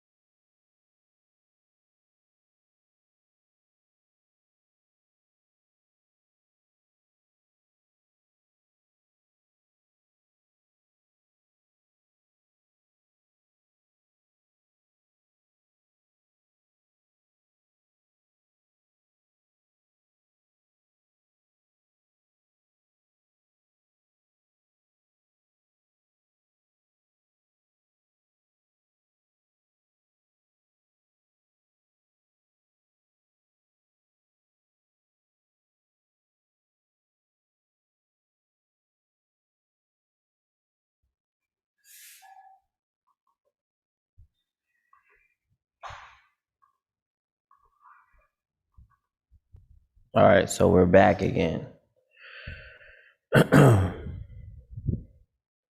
So these are things that we need to look at, you know what I'm saying? Like, take quality time. I think about things like that. Like, could we have done what Abram done? You know, it's easy to speak about what he's doing. He was about to sacrifice his son. Yes, because he loved the father more than he loved the promise that was promised to him. Even though this was the bargain that the father said, I would give you a son. And then the father asked for it back, and he was willing to give it back with no hesitation. He didn't say, this is not right. He didn't complain about it not being right. He didn't say, be this far from you. The father asked for it, and he was like, what? So be it. He didn't tell his wife. He did not tell Sarah. He kept that a secret. Yeah, me and the son, we'll be back. We're gonna go worship. So it's in a sense like he had lied to Sarah, you know, because he believed that the father would give his son back from the dead if he had to. That's how much he believed. That's belief. What people believe now is not belief. He couldn't even see something, but he believed it. And the father saw what he did and was moved. Was like, if this mere mortal can do this, then how much more can I do the same? Father chooses people for a reason, because it's about to show what he's about to do in the earth. Abram was the demonstration what the Father was about to bring into the earth for all of us. But before he does it in the earth, he must first show it to his servants, the prophets, his friends, the prophets. Abraham was a prophet. And he brought into the earth what the Father was about to bring to us, which was what? Salvation. But he come from salvation. Noah brought in salvation. And Abram came from Noah. So it's always been the seed of Enoch raising up against the seed of evil. Always. A particular seed of Enoch, because all is the seed of Enoch, but it's always a specific seed that he always uses to triumph over evil. Always. So let's get it. And again, when he bringeth in the firstborn to the world, he saith, all right, see that part? And thou, Master, in the beginning has laid the foundation of the earth, and the heavens are the works of thy hands. So the what? The earth helps the woman. Here is it. So the earth is all the works of the Father's hands. So any other kind of creation that's trying to come in and try to trump what the Father has created is going to be jacked up. The Father is going to whoop its behind. You know what I'm saying? He's going to use all creation to whoop its behind as well, right? They shall perish, but you remainest, and they all shall wax old as doth a garment, and as a vesture. Watch this. And as a vesture, that's a cloth, shalt thou fold them up, and they shall be changed. But you are the same, and your years shall not fail. But to which of the angels said he at any time, sit on my right hand until I make your enemies your footstool? Are they not all ministering spirits sent forth to minister for them who shall be heirs of salvation? Now watch this. The same thing is said over here in Psalms chapter 2. Read it. The triumphant Messiah. Why do the heathen rage and the people imagine a vain thing? The kings of the earth set themselves, and the rulers take counsel together against the master and against his anointed, saying, let us break their bands asunder and cast away their cords from us. He that sitteth in the heavens shall laugh. The master shall have them in derision. Then shall he speak unto them in his wrath and vex them in his sore displeasure. Now, this is not the Father speaking to them per se. This is like the king speaking to them. It says, yet I have set my king. Something's going on. Yet I've set my king upon my holy hill of Zion. I will declare the decree. The Father has said unto me. What did he say? Thou art my son. This day have I begotten thee. Back to Hebrews. For unto which of the angels said he at any time, thou art my son, this day have I begotten thee. And again, I will be to him a father, and he shall be to me a son. Listen to my testimony.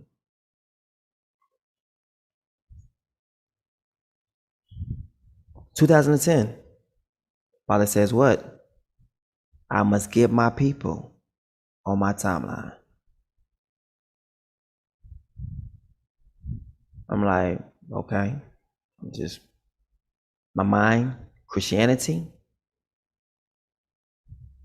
I got the right message, wrong people, wrong audience. Father comes again.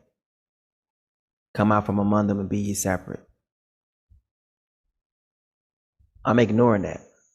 Come out from among them, be ye separate. Come out from among them, be ye separate. I'm like, Father, you don't get it. The only thing I'm attached to is your bride, your church. He pauses. Then he comes back in with a strong force, yelling, come out from among them, be ye separate. Touch not the unclean thing, and I will be a father unto you, and you will be a son unto me. Wait a minute, hold up. I thought I already was your son. But now you're trying to tell me that as long as I'm with the church, I can't be your son? Got the right message now. Expose the subliminal messages in the music. Another one. That the matter must be established by 2 or 3 witnesses. So that's already another witness already. Because previously, before that, when I was in the military, on my way to to go play in the woods, being Army Reserve. I'm on the bus and it's late at night. Father comes to me because my father's already passed. He's like, you are my son. And he starts speaking to me. He's like, who you think did this? When your mother and father forsaked you, I took you in. Now, let me ask you a question. When did my mom and dad forsake me? On that day, when my mother and father forsake me, will be the same day that the Father became my Father. This day have I begotten you. Wouldn't that be at my birth? At my conception? Remember, the Father spoke up for me to my grandmother. Your daughter's pregnant, and they're about to abort a baby. When your mother and father forsake you, then I took you up. Let's go see the scriptures on that. Because there's one who is sitting upon the holy hill of Zion. This is David.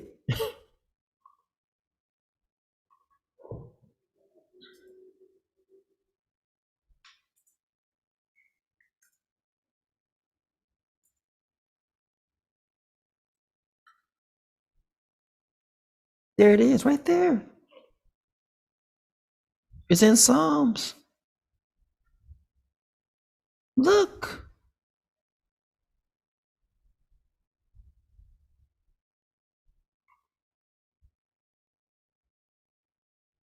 And look what it says, salvation. Psalms 27:10. The Father is my salvation. Hide not your face from me, nor turn away your servant in anger. You have been my helper, comforter. Do not leave me or forsake me, O Yah, my salvation. Though my father and mother forsake me, the Father will receive me. Do you see this? My mom and dad didn't want me.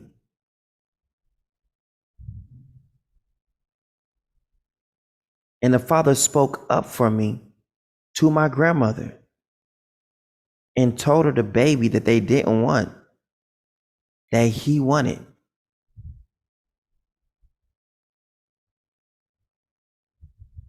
And he told her to go get me, to make sure I did not get aborted. This will be the day that the Father becomes my Father, on this same day that my grandmother rescued me. And we see the same thing in scriptures, like, you made mention of me from my mother's womb.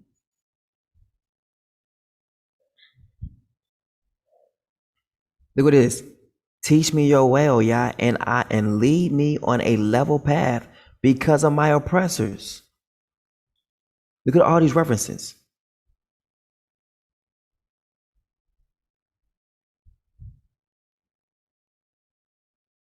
He leads the nursing Iwis, Jules.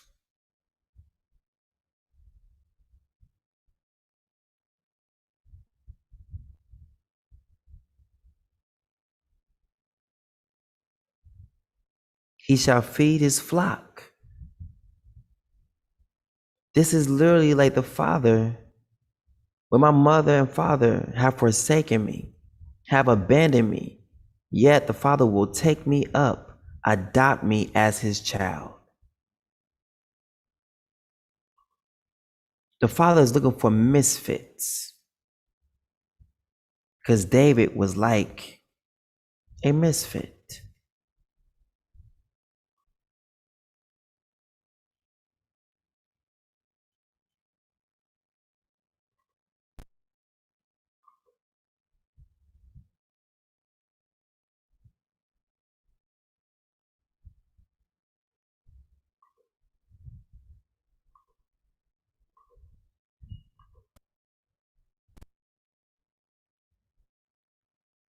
Here it is.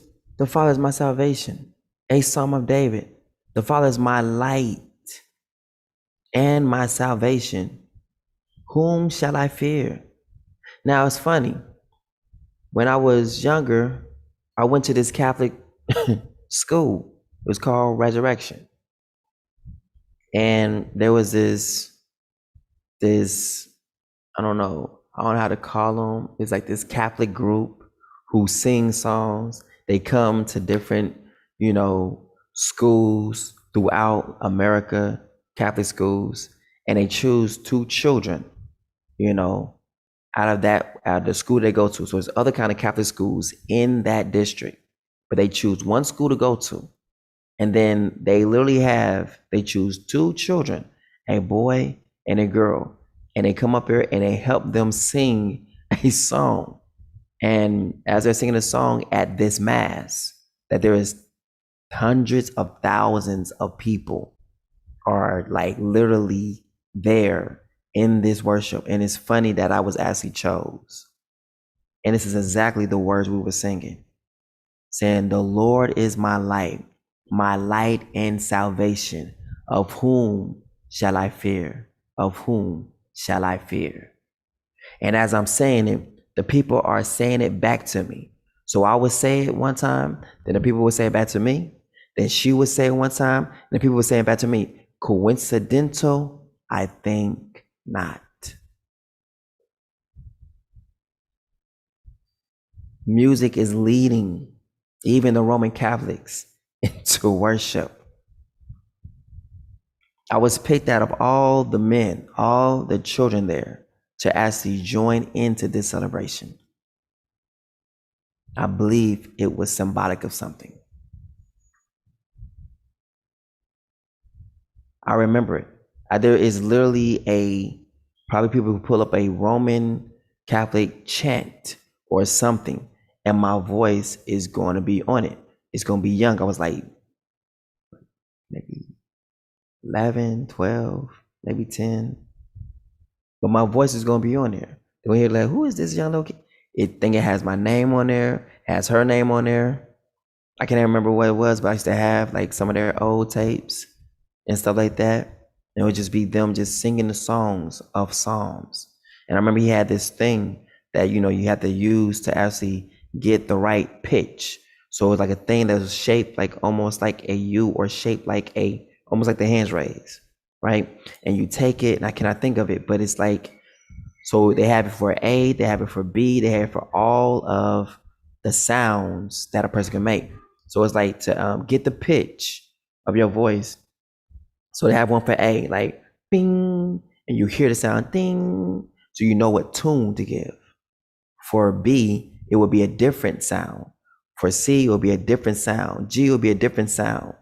But we needed a sound for I believe for A or E, and we hit it. So my voice matched that perfectly. Her voice matched that perfectly. And what we did was we pretty much led praise and worship to the Father, even though it was in another capacity with the Roman Catholic Church, but it was being led by music. What was the odds? There's other guys who actually can do it, but they chose me. I was picked to go, and she was picked to go, which was my brother's girlfriend. So I remember these things. These things are in my mind, the recesses of my mind, that I cannot forget. And this is the song that we sung was, "The Lord is my light." And it's part, my light and salvation. Of whom shall I fear? I'm singing it. So this part right here just brought back in memory. So it says right here, the Father is the strength of my life. Of whom shall I be afraid?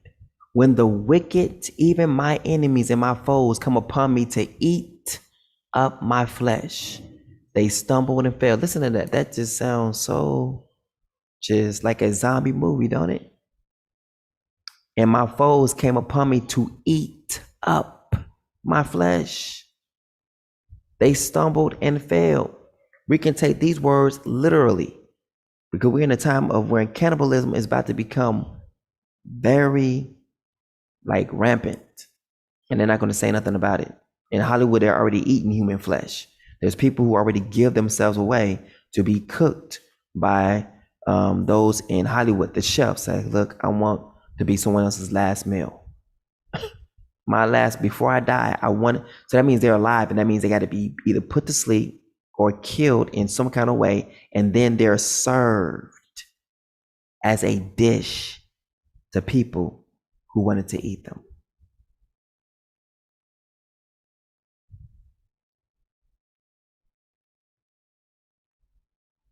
That's just nasty on all cases. Nasty.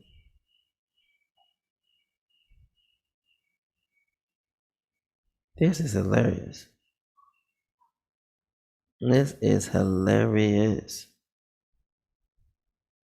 I gotta read this. This is hilarious. New York Post reports a woman, this is coming from Queenie Towner's page. New York Post reports a woman in Zhejiang, China, got the shock of her life when her elaborate scheme to test how generous her blind date was backfired in a very expensive way. While the man, identified as Mr. Louis, was waiting for his blind date to arrive, he couldn't believe his eyes when she arrived with 23 members of her family and expected him to foot the bill for all of them. Although he initially agreed to pay for the date for the two of them, all that changed when she brought along almost 30 extra people. As a result, he left her and her family with the incredible large $3,100 bill after telling them they should pay, and they refused. Do not test your man and see if he's that generous, that he will pay for your family members. If he only agreed to take care of you, don't go up and bring 15 other people. And when you go on today, hey, you want to go do this, and you want to invite someone else, like, hey, let's invite someone else. Why? Stop inviting people. That's what she get. That's what she get. So be it. That's what she get. I was trying to test him. We're going to test to see how generous he is. I'm going to see how generous it is, all right? I'm paying for your 23 family members.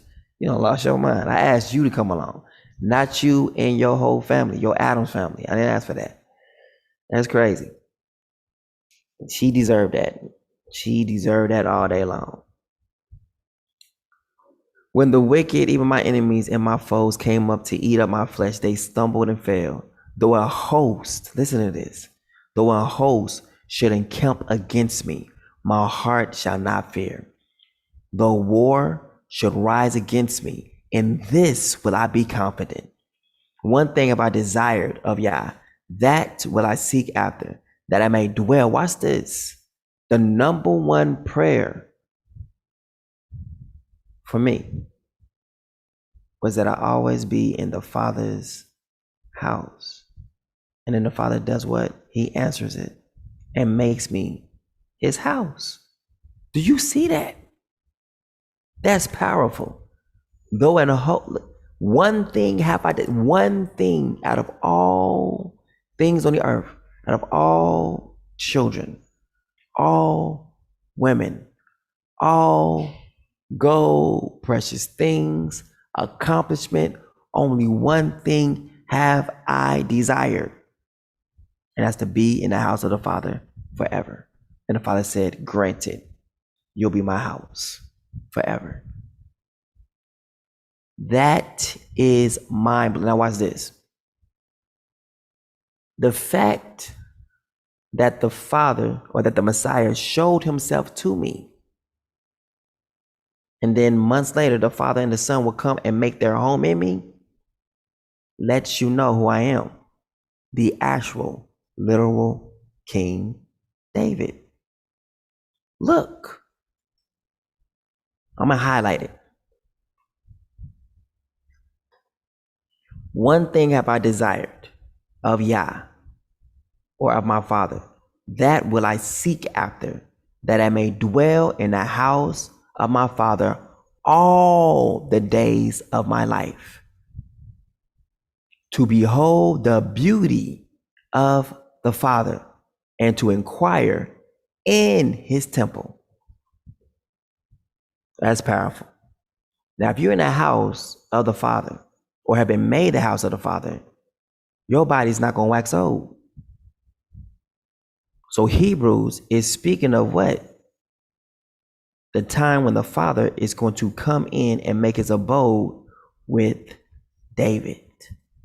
And that's why the angels are going to bow down, because the Father is there. Let's go. Let's keep going. Whew, man, this is so powerful.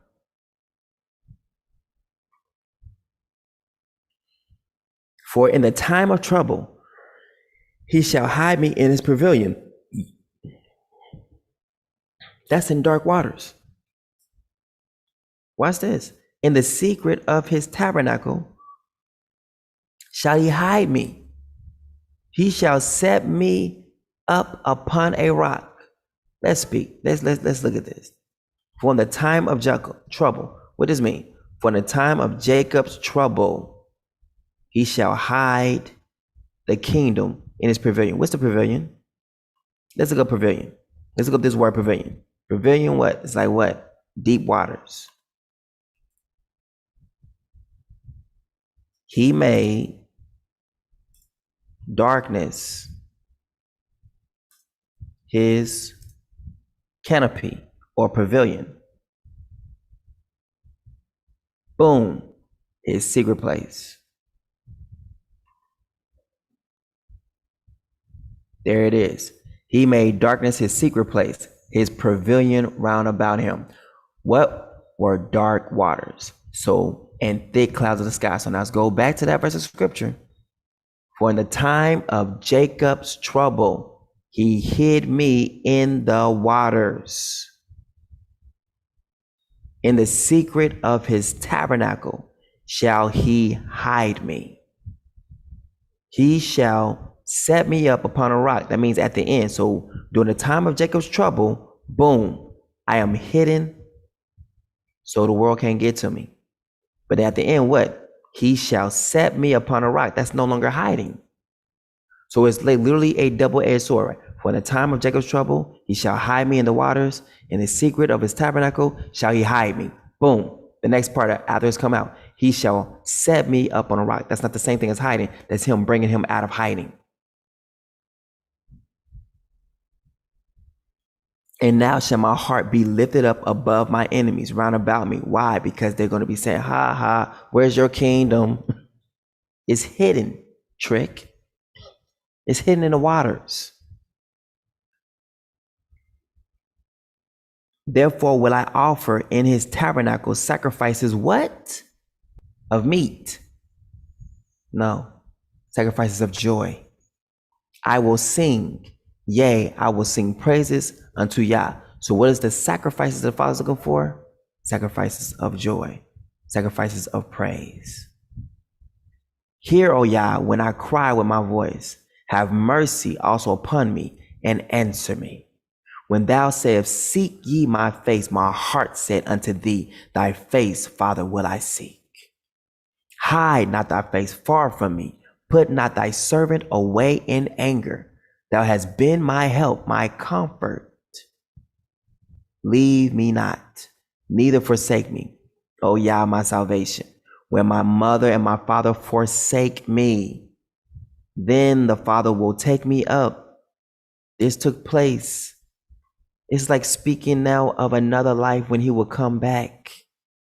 At his time when he comes back around, my mother and father is going to forsake me. Why? So you can take me up. Why? As your tabernacle. Oh my,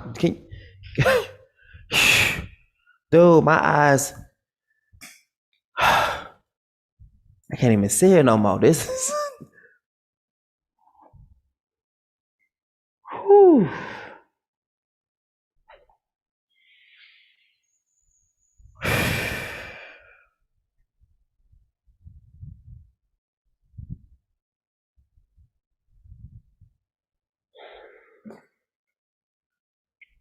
Teach me your way, Father, and lead me in a plain path because of my enemies. Deliver me not over unto the will of my enemies, for false witnesses are risen up against me. When has David ever had any false witnesses rise against him? Please come forth and tell me. I'll wait.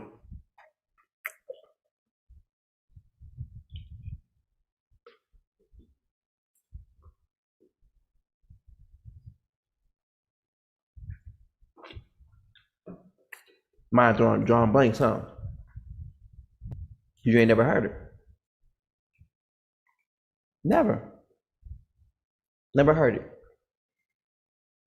All the time while David was living, who was going against him? It was just Saul. After Saul was gone, what else? Who brought a false accusation against David? Who? Come forth. I'll wait. I'll go online. Let me see. Maybe somebody knows something on YouTube that I don't know. Let me go on YouTube. Maybe some people might be speaking. He is speaking about him coming back.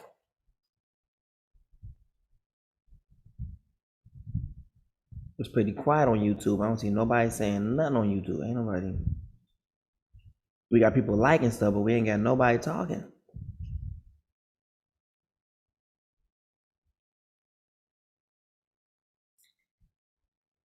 Then we're going to look at what the Messiah says, what he's going to do. We see here that David said, make me, for all the days of my life, I want to be in your tabernacle.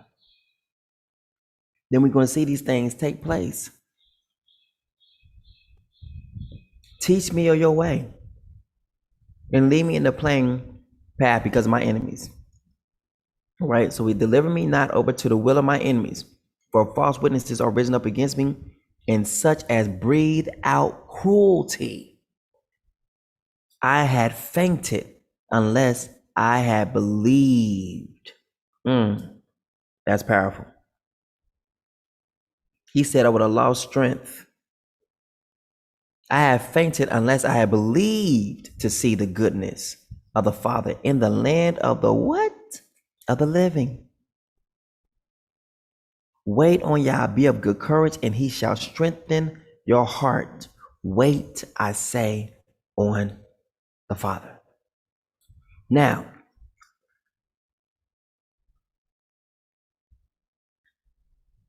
one thing have I desired of Yah, or desired of my Father, that I will seek after, that I may dwell in the house of the Father all the days of my life, to behold the beauty of the Father, and to inquire in his temple. What does it mean to inquire? Does it go to mean to inquire? Does it ask questions in his temple? To serve in his temple? He's asking for a noble position. but it's a lowly position, a meek position, the least position. Investigate. Ask. I will ask in his I will Inquire. ask in his temple. I will investigate in his temple. I will pose a question, request information, want to know. Look at this. The father's already let him know, this is your lot with me, son. It's you who will investigate, research, I will I will research in your temple. So from the temple, I'll be doing my research. That's powerful. I will examine from your temple. I will explore from your temple. I will search things out from your temple. I will survey, inspect, study, scrutinize, sift, dig, scan, snoop around from your temple. That's powerful. I'm going to ask inside your temple, make inquiries inside your temple, request information. Call unto me, and I will show you great and mighty things you do not know.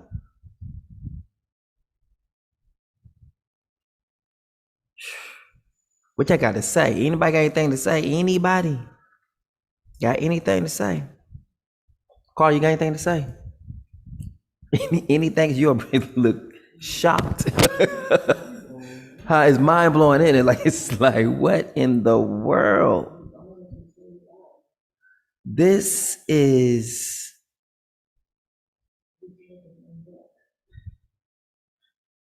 powerful. Then watch this. Now we're about to go. We're gonna look at the part about I wanted to be in your temple, inquire in your temple. And then we're gonna look at what the Messiah did. One thing have I desired of Yah, that I will seek after, that I may dwell in the house of Yah, dwell in the house of Isaiah. All, not some, all the days of my life. I will manifest myself to him, right? Watch this. I will manifest myself to him.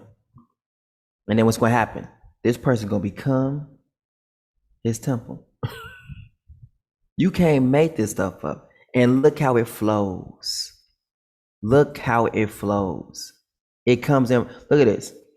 He that have my commandments, David, and keepeth them, it is he who loved me. And he that loveth me shall be loved of my Father. And I will love him and will manifest myself to him. But this is the part where we want right here. When we're going down, it says, we will make our abode with him. Meaning what? Make him our temple. David has asked to be inside of the temple of the Father. And the Father simply made him the temple. The Messiah answered and said unto him, if a man love me, Father's like, put the name to it. Yeshua answered and said unto David, since you love me, David, if you love me, you will keep my words, and my Father will love you, and we will come unto you and make our home with you. That's powerful. So now, wherever the Father is that not the temple? The Father dwelt in the Ark of the Covenant. That was the temple. The Father dwelt in the temple. That was the temple. Now he's making his home inside of David, which is a temple, which ties right back into what David said. He asked a question and says, one thing have I desired, only one thing. But it says, if a man love me, he will give him what? The desires of my heart. You will give me the desires of my heart. Delight yourself in Yah, and he will what? Give you the desires of your heart. So David has already seen this thing as he's already received it. Trust in Yah and do good, dwell in the land and cultivate faithfulness. Delight yourself in Yah and he will give you the desires of your heart. Commit your way to Yah, trust in him and he will do it. Here it is again, ask and it will be given to you. He is talking to David. Seek and you will find, knock and the doors will be open to you. He says, I will inquire in the house of Yah. It's all tied in with Psalms. This is all, what has the Father answered you? One thing have I desired of Yah, that what I seek after, that I may dwell in the house of my Father all the days of my life. And the Father made him the house, to behold the beauty of the Father and to inquire, ask, seek, knock in his temple. And then the Messiah comes through and answering for him like, ask, seek, knock, ask and it will be given. Knock and the door will be open. Seek and you shall find. Which is all the same thing as inquiring. We just got to look at the word, what it means to inquire. And it means all those things: to ask, knock, seek, to probe. That's the find. That's the search. Like ask, to seek. Probe means to seek. Look means to seek. Investigate. Research. Examine. Check out. Inspect. Study. That's why I'm what? Where's the real feast days? Where's the real Sabbath days? Has anyone inquired about these things? Has anyone asked about these things? Has anyone vetted the Sabbath? Has anyone vetted the feast? And I was mad, I was upset with people because they did not do it, but people just taking it wholeheartedly like it is so. This right here lets you know that I, right now, who is literally sitting before you, am King David, brought back. Period. Because number one, October 7th, 1997, I see the Messiah. He manifests himself. A couple months later after that, the Father and the Son come and make their home inside of me. I asked the Father to make me his temple. I just only asked for one thing, that I be inside of his temple all the days of my life. When people see me, they say, oh, you look good, you look nice. I say, it's the grace of Yah that keeps me looking young. You find that in the scriptures, it's right there. It said he will not wax old. He's like, other people will wax old as a garment while you will retain what? Your youthfulness. Another thing of what David asked, showing you again, I'm him.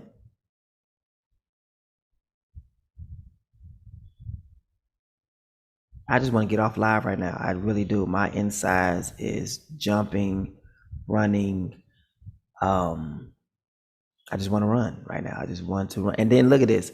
Look how this T is coming right on right now to bring forth her testimony. This is too much. This is too much right here. She's trying to come in.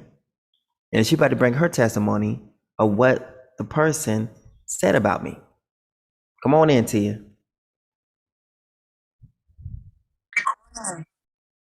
And she right in right there on time. The Father, boy, this is powerful. Come on in, Tia. Let's go. Can you hear You see me? how it is? Yes, I can hear you. Look at it. You couldn't get you the first seconds. I had to tell this story and get this thing done on the way so people can see exactly who I am. I am literally King David, who had Solomon, Absalom, all that. Let's go, Tia. Okay. What do you Go ahead want? with your A testimony. Yeah, the About the testimony rain? that you gave, about the rain, about the people, and your testimony of how it's been for you since you've been here. It's been great. People have been so helpful. Like I'm in my apartment and I haven't given them a dime because I'm having problems with the bank, like getting my money out the bank, and to avoid going to the ATM because they charge a lot of fees. He just let me into this house and I haven't paid him a dime yet. Like in America, they don't do that, right? Can you hear me? Oh, I can't hear you. Oh yeah. I had it on mute, Okay. so you can speak. Okay. Yeah, go ahead. Yeah. I mean, that's been amazing. Just everything. The people are just so nice. The only thing is they're stuck in that Islam. But I'm working on that. Trying to teach them.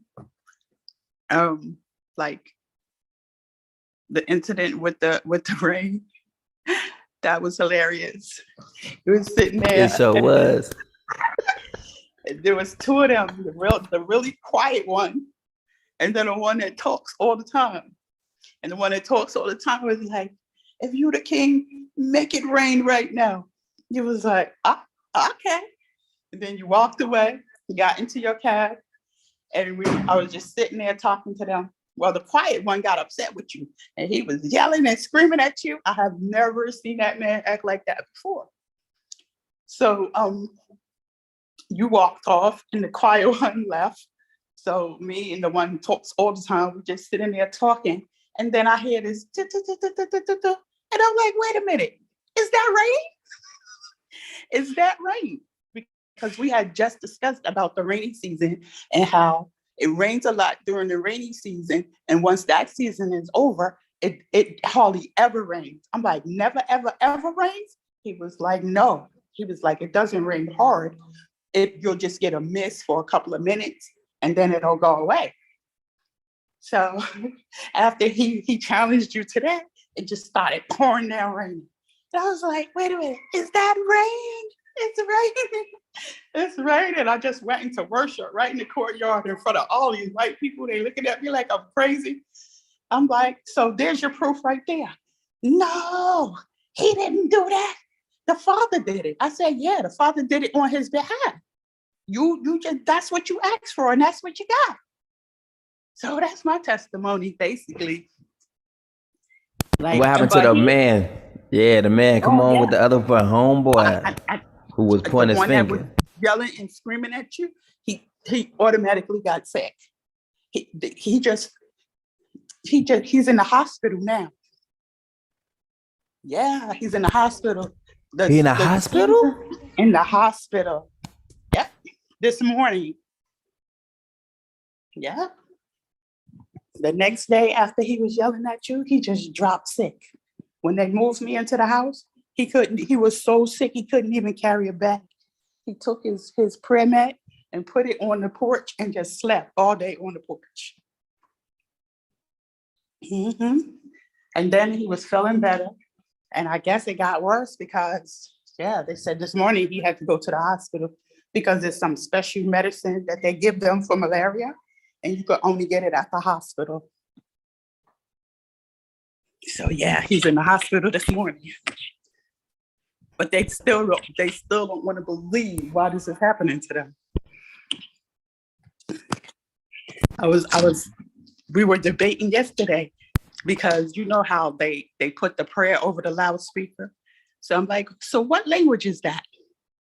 And he goes, that's Arabic. I'm like, so why don't you say your prayers in your own language? I said, does that make sense? Like, exactly. They literally said they've been colonized. So that should show you that's not what you should be praying. You know, I don't get it, but it's an ongoing process, I guess. It is, but now, since the world now sees clearly that I'm now, so this should give people, my existence should give people hope. If I live way back then, and the Father has given me the desires of my heart and have literally brought me back for this time and literally made it to where I'm now going into a millennium where people are being reigning with me through this millennium. And the Father has come down, the Son has come down, seated at the right hand of the throne of Father inside of me. That should give you hope. That this is the time of that if the Father can give me what I ask for, then he can sustain you at this time. Yes. But when the Son of Man comes, will he find faith? Why is he saying that? Because I've been brought back and I know what faith look like. And most people, they have situational faith, but I have faith.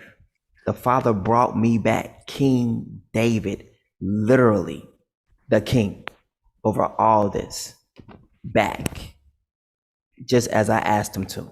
He has made me his temple as I asked him to.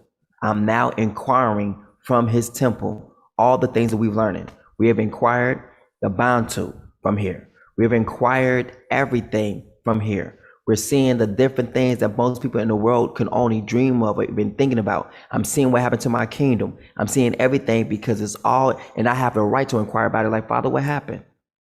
And the Father has the right to tell me. He's like, look, I will inquire in your temple. What happened to my, and I done told him, like, Father, in the time when this going on, during the time of Jacob's trouble, hide me. Hide what? Hide my kingdom. Hide it in the waters. Wherever you are, son, I'm there. Then I go and write and stuff in certain scriptures. Like, if I make my bed in the depths, I mean the depths of the sea, you are there.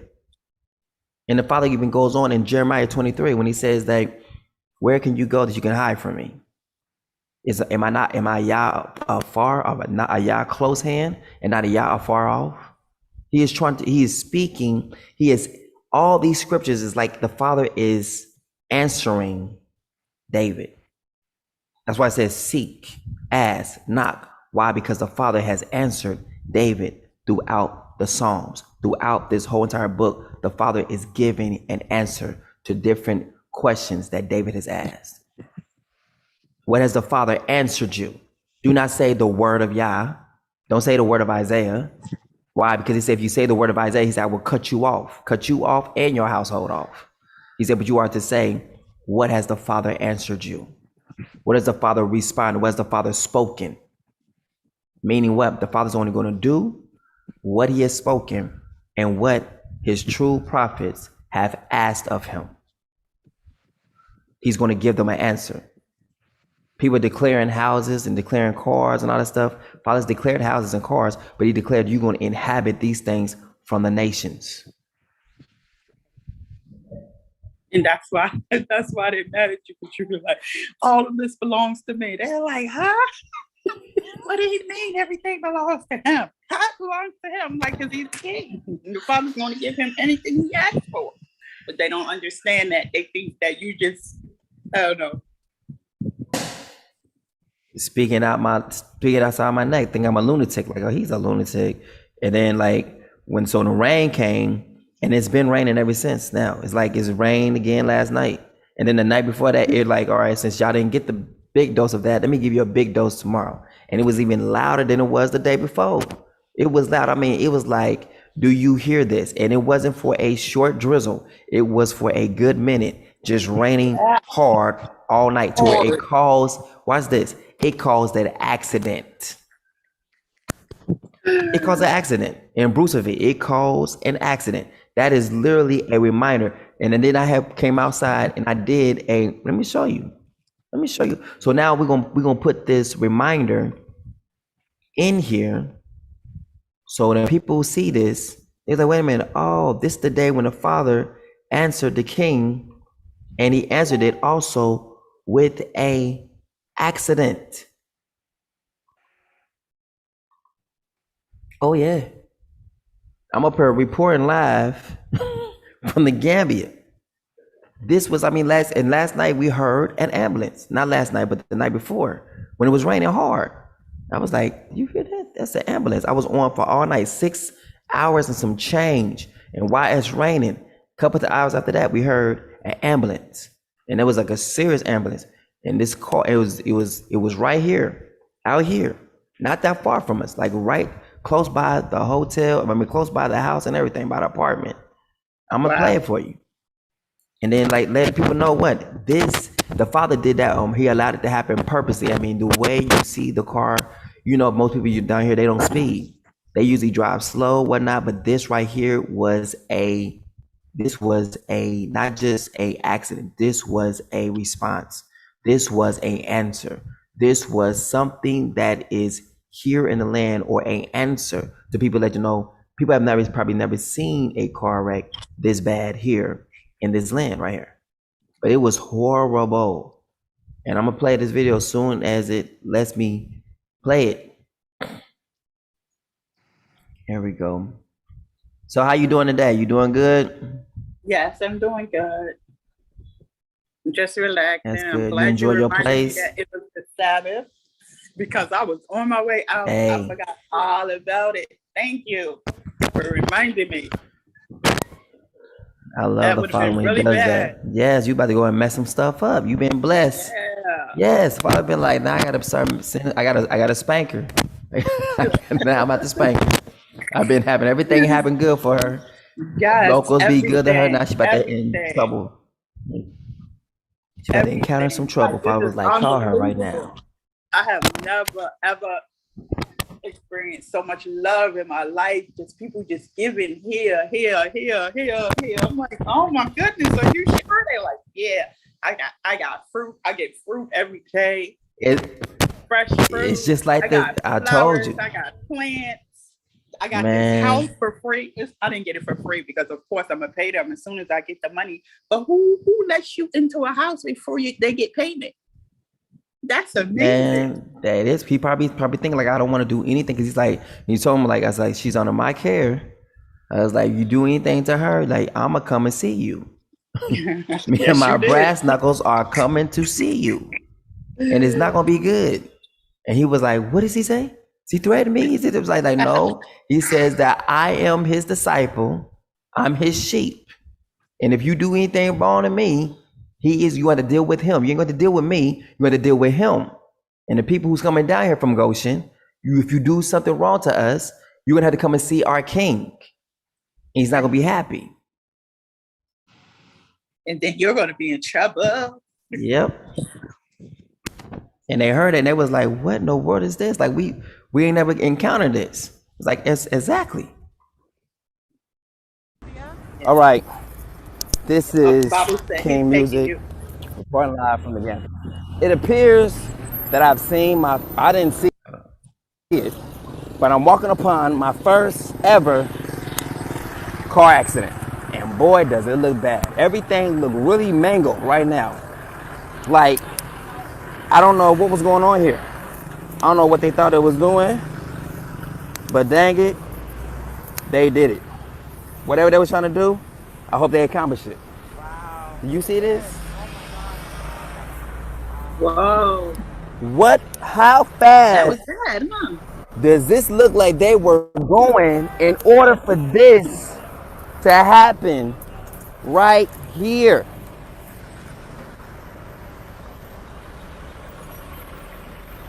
Are you serious? Are the people living? That one seat went down.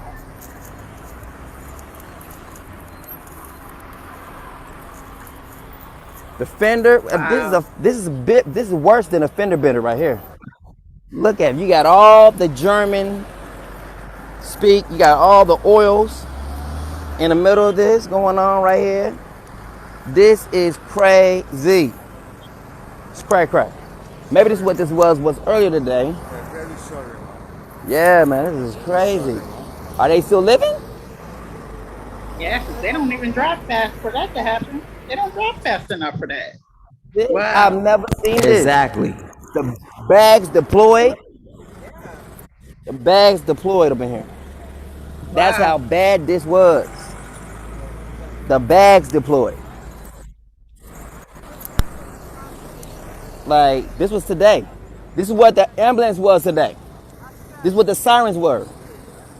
This was the sirens today. Wow. Wow, son. What is this? What are those? Like, what?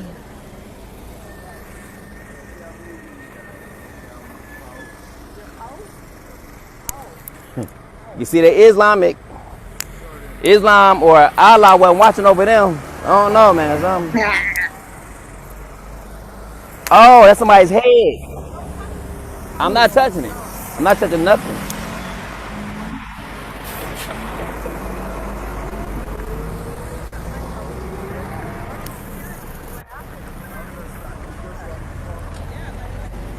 They left their sandals in the car right there. I guess they got knocked out their sandals. I don't know what in the world is going on here, but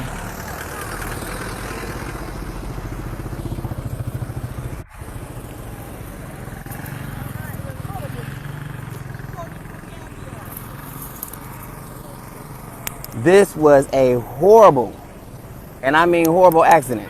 Allah wasn't protecting them today. They got an Allah right there in the middle of the window, and Allah wasn't protecting nobody today. Because this right here is horrible. Allah was not protecting nobody. Look at that. No protection. They need to get with a true protector who will protect them.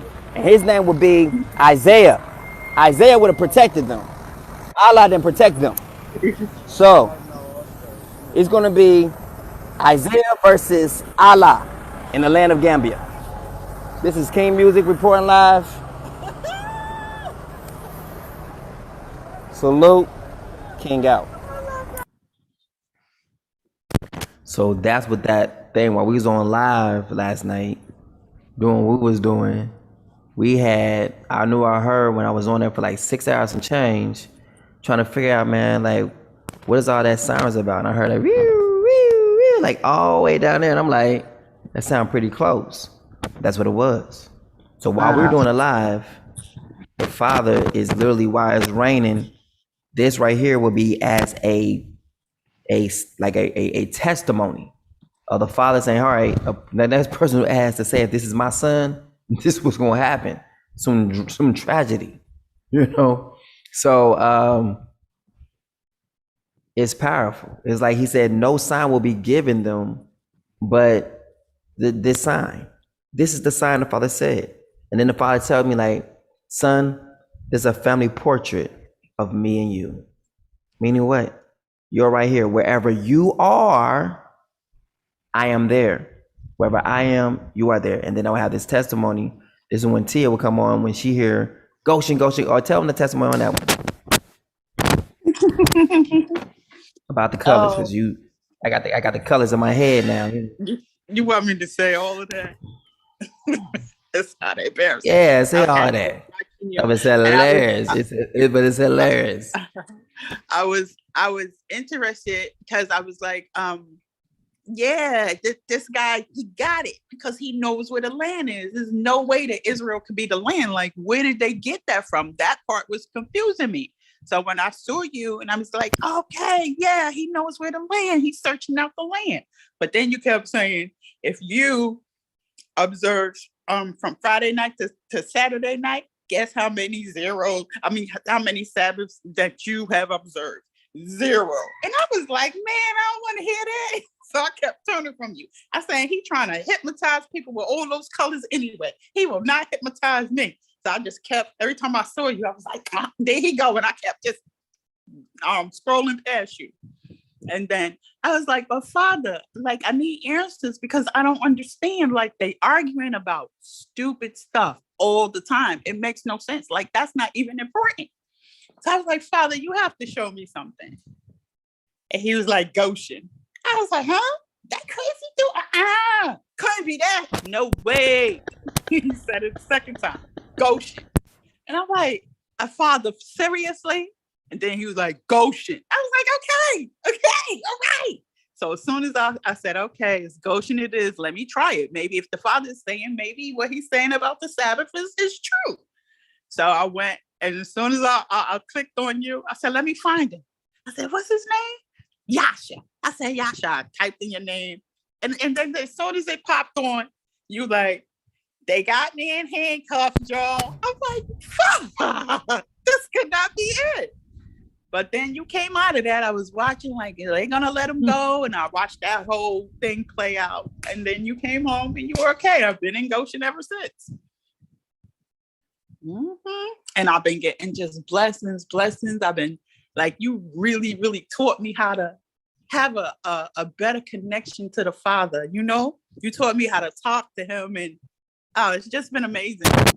It's amazing. I joke with him.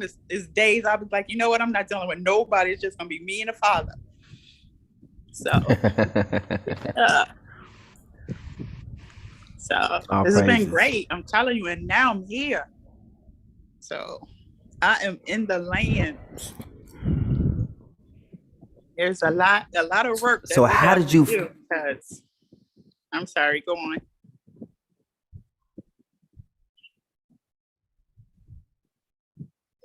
Huh? So how did I So what? how in the world did you find me? Like, do people find me, or do I gotta find you? No, the first time I saw you, you were on Daweed's one of his lives talking about the land. And I used to watch him all the time because I thought he was hilarious. So I used to watch him because he used to be on there, but then he started going off, and I'm like, okay. So that's how I found you. I was watching his video, and you came on his video, and you were talking about the land and the Sabbaths and the feast days. Are you there?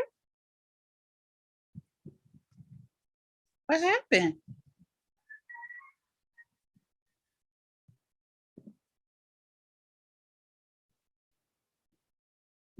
Are you there?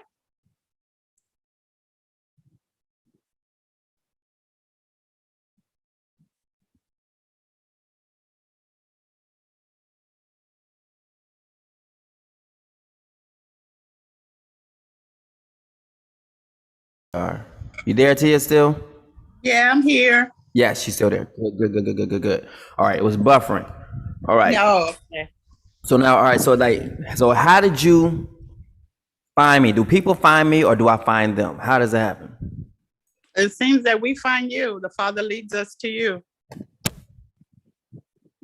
So how does that happen? Because most people like, how did he show up anyway? I used to ask people like, because I didn't have no advertisement, so I was like, how do people find me? Because I'm right there by the toilet. You know what I'm saying? You ain't gonna, you have to. They got me in the far back. I guess whoever the Father wants. I'm in the back in the woods somewhere. I think it's that the Father sends us to you. That's just what I think personally, because I believe so too. yeah, I believe the same you thing. wanted me to Goshen. I'm telling you, kept saying Goshen, and I'm like, nope, Goshen. No. Third time I was like, okay. Because it was like it was different. It was different than what other people were talking about. So it's like it was telling you that you didn't keep no Sabbath, or you was okay with like, all right, were you awakened and everything like that. I didn't sugarcoat that. I was like, if you're just now coming into this and you didn't keep no Sabbath, no feast days, then how can you say you was awakened? And I was taking away all the years that people said, I was awakened for 10 years and I came to the truth. And when I was like, if you haven't kept no Sabbath or no feast days, I'm sorry. The first day of you so-called being awakened or being alive is today on my live. So that takes away all your 10 years. You said what? You were saying, I used to get pissed. You were saying, guess how many Sabbaths you've kept? You said, let me look at you. 0, none, nada. I was like, ah. That couldn't be true. I keep Sabbath all the time. And yeah, before, well, not before I came into the truth, before I started observing the truth again, yeah, I used to do all my cleaning and stuff on Saturdays, Friday and Saturdays. So that was like hard for me because it's like I work all week. Now I have to keep the Sabbaths, Friday and Saturday. So it's like, when am I going to do all of this? I was like, but I'll sacrifice, you know? I was like, how dare he say I didn't keep not one? I sacrificed and I kept all those Sabbaths. But yeah, I found out that no, I really didn't. And that's the sobering truth right there. People don't want to admit that their so-called journey of being awakened. I've been awakened. People tell me now, like, man, I've been awakened for 7 years, been awakened for 4 years. Then I came into Goshen. I'm like, you understand, you didn't come alive until you came into Goshen. The moment you came into Goshen, that's when the breath comes into you. Yes. Until then, you just bones moving around. The bones have movement without being alive. People don't see that though. That's what it said in Ezekiel. It says, and the bones came together. The bones came together, it says, but there was no breath in them. So they're moving, they're being formed, put together, but there's still there's no word of Yah going forth. Therefore, they can't breathe. Right. And that's why they're still stuck where they are Exactly. for Because they still 20, dead. 25 and 30 years. They're dead. They don't want to admit that. People don't want to admit that they are dead. That before you come into Goshen, you are dead. The moment you come into Goshen and actually receive the message is the moment you come alive. Not wake up, but I realize who I am. I'm a living being. I can breathe for the first time. I can breathe. They don't realize that. They want to take all the credit for themselves. Oh, I know the Father this. Yeah, the Father had you moving, but you was dead the whole entire time when you're moving. You look at Ezekiel 37, and it's just movement going on, but there is no breath. When you admit that you had no breath until you came into Goshen, and you begin to receive, and after you come into Goshen, because even Tia, she came into Goshen, she was okay, but she was rejecting the breath. Like, what? The colors? No, I'm good. She was rejecting it. And the Father says, you want to live, Goshen, Goshen, Goshen. She's like, Father, I want to go with something different. I'm tired of this. I'm tired of that. Okay, Goshen. No, but he crazy. Okay, Goshen. And the moment she came out, she said, it's been great. She began to live. She began to breathe. Because it's the Father's words.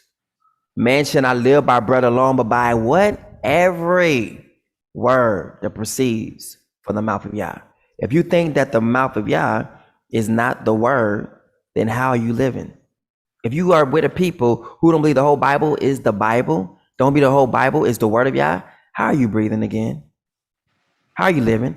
When the word says that man should not live by bread alone, but by every word.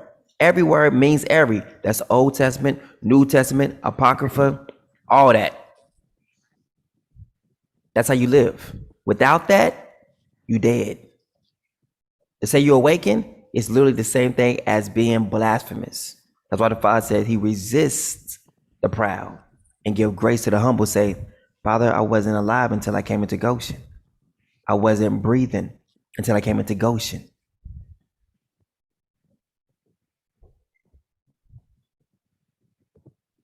And when she had to realize that truth, because she said what turned her off was what? That I told her that she ain't kept one Sabbath, one feast day. How many Sabbath have you so-called kept before you came into Goshen, Tia? 0. Nada, none. Not one.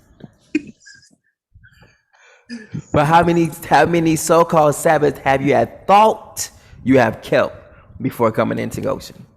I can't even count. There's a lot of them. Do you see what I'm saying? There's a difference. See, people think they have kept the Sabbath because they kept the Friday sundown, the Saturday sundown. But then when they come here, I tell you, all that stuff don't even count. It counts against you, not for you. What? What is doing? Nuh-uh. I'm out of here.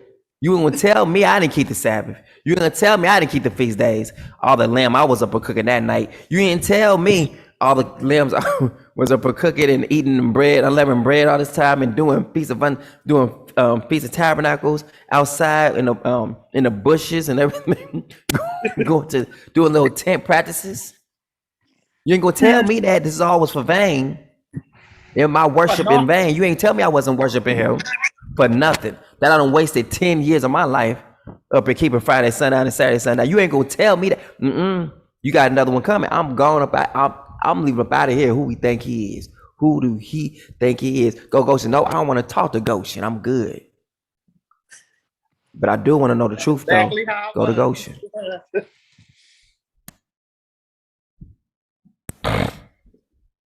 And I still tell people that to this day. I still hear people today in Goshen like, well, I've been, following the truth for 7 years. And I'll be listening to my ears go up like, how long you been in Goshen? People be like, in here being like less than a month. I've been in the truth for 7 years. I'll be like, if you've been in the truth for 7 years, why the Father send you to me then? Ouch.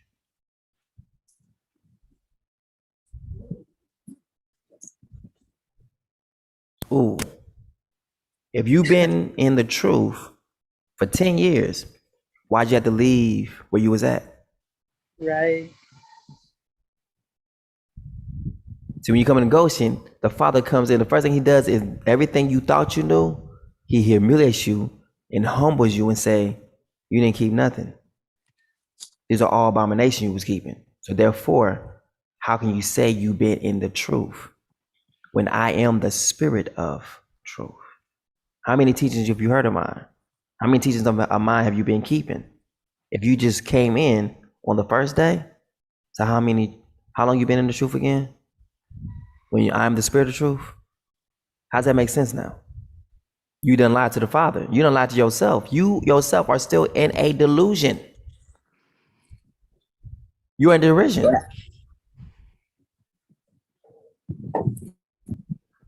But the moment you begin to embrace, you didn't keep no feasts, you didn't keep no Sabbaths, and you didn't come into no truth until you came into truth colors. Truth colors. IUIC is not truth colors. That's putting you right back to the church. Yeah. And you know a lot of camps over there, right? A couple. And Yeah. I had done Passover with one. And I was like, this could not be it because like, I was raised Muslim. So I never observed right. Easter, none of the holidays, right? We didn't do that growing up. So Right. when I was going for the Passover, they were like, you have to wear these certain colors. And I didn't have those colors. So I was out shopping. I was like, wait a minute, this feel like I'm shopping for an Easter outfit. I'm like, it just didn't feel right. It just did not feel right. So I'm like, this could not be it. So yeah. Exactly. I just met them once. So yeah. I watched them a lot, but I didn't really know them like that. I was gonna join, but after that Passover, I was like, no, this is not it. And then I was watching, I had started watching this other, I think it's ISOC, where the one of the leaders had just passed away. I had started watching them. Yeah. I had started watching them like every Sabbath. I used to listen to their lives and stuff. And then matter of fact, I was listening to them and Dawid. I just used to listen to Dawid because not even because he was giving out knowledge. I mean, he knew the Bible, but he was just funny. He be on there just hilarious. So I was watching him because that was my comedy. Because I had stopped watching TV and everything. So then when you came on there, I was like, yeah, he got it. He got the way. Because I could never understand, like, where are they getting this Israel from? Everyone knows that we're from Africa. So who made them believe that? And why would they believe that? I couldn't understand. Israel. I'm like, goodness. So, like, because Israel. And I was like, I can prove it. I can prove what I'm saying. Right. Mm-hmm. And I told him, I said, Israel is not even a name. People was like, what? He said, hold on now. Even Dawid, he's like, what you mean? He said, come again. That's where I get Yehuda Bantu. Yehuda Bantu came in, so I picked up Tia there. Yehuda Bantu. Who else? Quad was picked up from there. Who else? I think Arterius was picked up from there. Who else? We picked up a lot of people from Goshen, from Dawidi. That's where he was at. Everyone was there. He lost his mind. You know that, right? No, seriously, he came against me. He lost his mind. He came against me. I blocked him, so I don't even know what he's doing now. But he was like, the Messiah is a punk. I'm like, wait a minute, you call him Messiah? And I blocked him. I was like, yeah, because I was like, I remember because I had to get on everybody. Yeah, but he really lost his mind. So Athelia Yazara, she was there. That's where I picked her up at from as well. Like he's like, it's like I don't know. It was like they won't let you up here, bro. And I was like, what? And then I came up there and I started teaching the people. and start telling him some things. And then I think, remember when he started going off like that, I was like, I said, y'all wrong. I said, if y'all pair listening to him, dog, the Messiah like that, and y'all still rolling with him like that, I said, y'all fake. I said, I don't care who it is. And then I remember that day, like people was feeling sad from. I said, y'all need to repent. All y'all. I don't care what it is. I said, yeah, I do not care who it is or whatnot. They come up here and start dogging the Messiah, and y'all still rocking with him. But then said this your same mouth, same breath, like, oh, Father, I worship you. Like y'all fake. Father don't receive y'all. I don't care who it is. Y'all better make a choice and make a stand now. I said, I might have just came in on his page, one like that. I said, but dang on, if y'all, and I was, it was like an anger, a righteous anger was inside of me. I was coming against every single person who's up here listening to this. I said, if you're listening to them doing this stuff like that, you are the same thing as if you're saying it too. And I remember I left. Wow. People was like, you right. We sorry about that. And people started repenting, like, hey, you know what? I felt bad. People was crying and everything like that. And he's right. Like I say, yeah, we're the same. It's the same thing as if we're actually saying these same words to the Messiah by listening to Dawidi saying all these different things against him. Yeah, he's and not saying nothing. There was not one person stepping up saying anything. Not one person. They were just up here laughing. I said, y'all laughing? And I said, I know you. You be on my lives and stuff like that. And you up here laughing? You too. You up here laughing? I said that y'all fake. You ain't got to come on my live. Wow. I reprimanded everybody. I think I had blocked him then. I had blocked him. I was like, oh, I can't take him anymore. Yep. People's like, you right about that. I'm sorry. Yeah, I think one time, I think he said the Messiah's faggot. I was like, what? Oh, he's going to get it. So let me just block him now. Block. Yeah. He was pissed. He was mad. He was mad because like I had said something about what he believed in or something like that. And he started going off. Like he said, you could have said about me, bro. You could have said like apology or something like that to me. And I was like, I just felt like if I don't say this, he gonna go off. He gonna go off. And that's literally when I didn't do what he asked me to do or wanted me to do. It's like he, from that moment on, it's like he just stopped believing the Bible, stopped everything. Even though he done seen the whole Bible in front of his face happen. I told him what Israel meant. I was like, Israel does not mean, you know, saying the prince of Yah and all that kind of stuff like that, like they try to say. It literally means Yah scattered seed. It was like, what? No, Israel mean this. I was like, no, it doesn't. Israel is Jezreel. If you take away the I, or take away the J from Jezreel, you have Israel. The Father said, I'm going to replace you with Israel. He said that's your replacement. He's going to, and it means Yah's going to scatter his seed and replace you with this. And they was like, ain't no one said that before. I said, I know, but it's right here in the scriptures. I'm looking at the text. It says it right here. He's going to replace you with these people. Because like nothing can happen without the Father saying it's going to happen. He has to tell you what he's going to do to you before it happens. So it can't be like these people just appear out of nowhere and say, oh, we're the people. No, he says, I'm going to replace you, and this is the name they're going to go by, Israel. When actually the name is not a name, it's actually to show you that the real people have been scattered, and these people have become a snare to everyone else. And it was like, no one teaches the way he teaches. But then the numbers was always usually small. And some numbers sometimes would get big because people would share the video and whatnot. But for the most part, the numbers always stay fairly small. But I love that. So I'm glad you came on to tell your testimony. We're about to dig into the book of Enoch because Enoch is the last day book. And we need to know what is about to be taking place on this earth through the book of Enoch. Have you read the book of Enoch before, Tia? Not all of it. No? No, not all of it. What about, does Islam, because most people don't know that Tia was... say that you are reading my mind. You are reading my mind. I was getting ready to say that. That's why I was talking to him. I'm like, so does the Quran prepare you for what is going to happen next? Yes. And he Does the was like, Quran what do you believe in mean? I Enoch? said, what is going to happen next? You know, it's a lot of stuff that's getting ready to happen. It's about some stuff that's about to pop off. Are y'all prepared for that? I said, no, all y'all doing is bumping your heads. He was like, you crazy. I'm like, no, I'm trying to save y'all. Like, come on. So what's gonna happen next? So y'all gonna be prepared? Or y'all just waiting for Allah to come and save you? It's not gonna happen like that. It's certain things that we have to do. Mm-hmm. Exactly.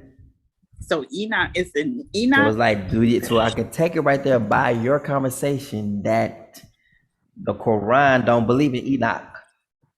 No, they don't believe in a lot of things. I don't know The what book of they Enoch believe tells what's in. about to happen, what's about to kick off, what to expect. And there's a lot of stuff that's about to kick off. It has the timeline in it, everything. Whoa. Man, Islam is like, I'm telling you, that is the anti-Messiah spirit right there in the earth. You That's can where it tell comes by from. the prayer. Islam. You can tell by the Islam says the prayer. Father has no. Remember that when I had Sani read the first Genesis, he says yes. He says Allah has no son and he has no spirit. And I was like, oh, he doesn't. But I know y'all believe in the Old Testament, right? Like y'all believe in the Old Testament, right, Tia? Like the Muslims Yes. believe in the Old Testament, right? Because she was Yes. Muslim. Well, no, they just believe in the Quran. Yeah, believe in the Old not Testament. really But in this day, he wanted to disown the Old Testament. It was fun because it whooped his behind. Whoa. Right. So then I was like, right. So then when we went to the Old No, they Testament don't believe and in the had him read Messiah. it and had him read from the book or beginning. Nope, they don't believe in the Messiah, they don't believe in the Son, and they don't No. believe in the Spirit. But then in the beginning of the think book, that- it said that the Spirit was hovering over the waters and was a Father. And it was like, They believe You said that Jesus, they believe that, well, the Messiah was just a prophet, that he wasn't born Right. from the Father. He was just a prophet. He was not the son of their father. Right. They believe it. They call him, what's their name that he called him? What's the name they call him? They don't call him Jesus, but what they name do they call him? Muhammad? No, not Muhammad. Who they call Jesus? No, I don't know. what do Islam call who they call Jesus? They call him Isa. Isa, right. They call him Isa. Isa. That's where we would get the name Isus. Isa. That's why when people used to look up the name, they see IESUS. Yep. Like Jacob not and Esau? not Esau, but like Isa. Isa. Oh, Isa. Okay. Isa. Like Isaiah. It'd be Isaiah, but then them saying Isaiah is saying Isa. Like, you know what I'm saying? Like, oh, you Isa. They know that there is a end day person who's supposed to be coming back, and they know it's Isa supposed to be coming back. When we was talking to someone yesterday, we started talking about different things about the Bible, and he said, so also you're the one supposed to be coming back. He said, because he said they've been waiting for someone to come back here. He said he don't ascribe to it. He said, but he knows someone there that they're supposed to be waiting for someone to be coming. They're waiting for someone to come. The Bible said he wanted to take you to the radio station. He needs you to talk to the people. Yeah. That's what I'm trying to do. I'm trying to get up there and talk to the people. Maybe we could probably get up today after the Sabbath and see if we can go ahead and just go see if we can get these things going so I can start beginning on the radio, get on, what else? They said the TV, what is it? The TV down here in Banjul. Yeah.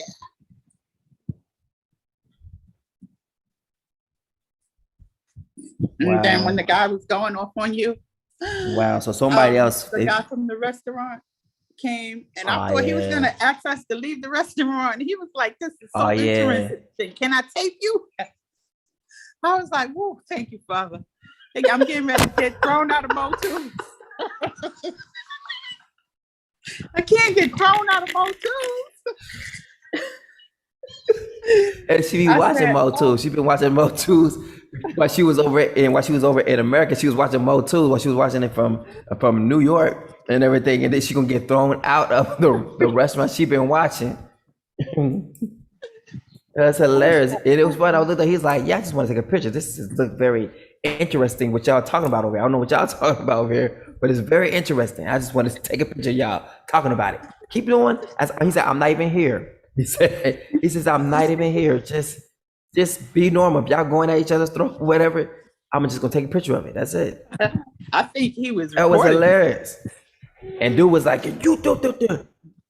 Yeah. He Ooh, was I have heated. never I was seen like, he don't really that. say much of anything Nothing. ever. Nothing. He was. He say hi. The how you word doing?" says- and sit there and smile. He was heated. Even Baba was looking at him like, He wow, was- and he knew him for 40 years. Looking at him It was a like, whole wow. nother person. Woo. It was a whole nother person that day. He was mad like, you a percent, you know everything. I said, I never said I knew everything. I knew the word, but I never said I knew everything. I was like, you know everything? I was teasing. I was like, see, you know everything? Because I don't know everything. You know everything? You know everything? No, but you overcome everything. I was like, I know the Bible. He was just up here. And after a while, he was up here just yelling and speaking. I just let him speak. He was like, and he was speaking, doing his head like this. And I'm like, Oh, and now he's in the hospital. okay. And then now that same person is in the hospital.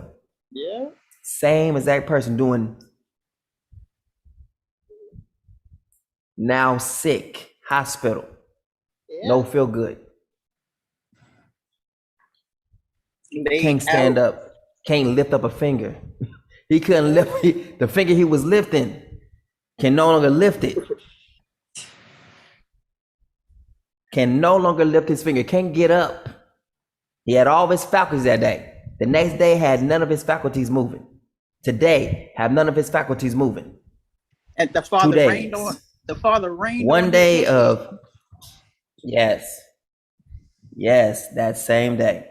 Yeah. So for 2 days, I know he that had is to the get stuck in rain. that 2 rain. days he been down.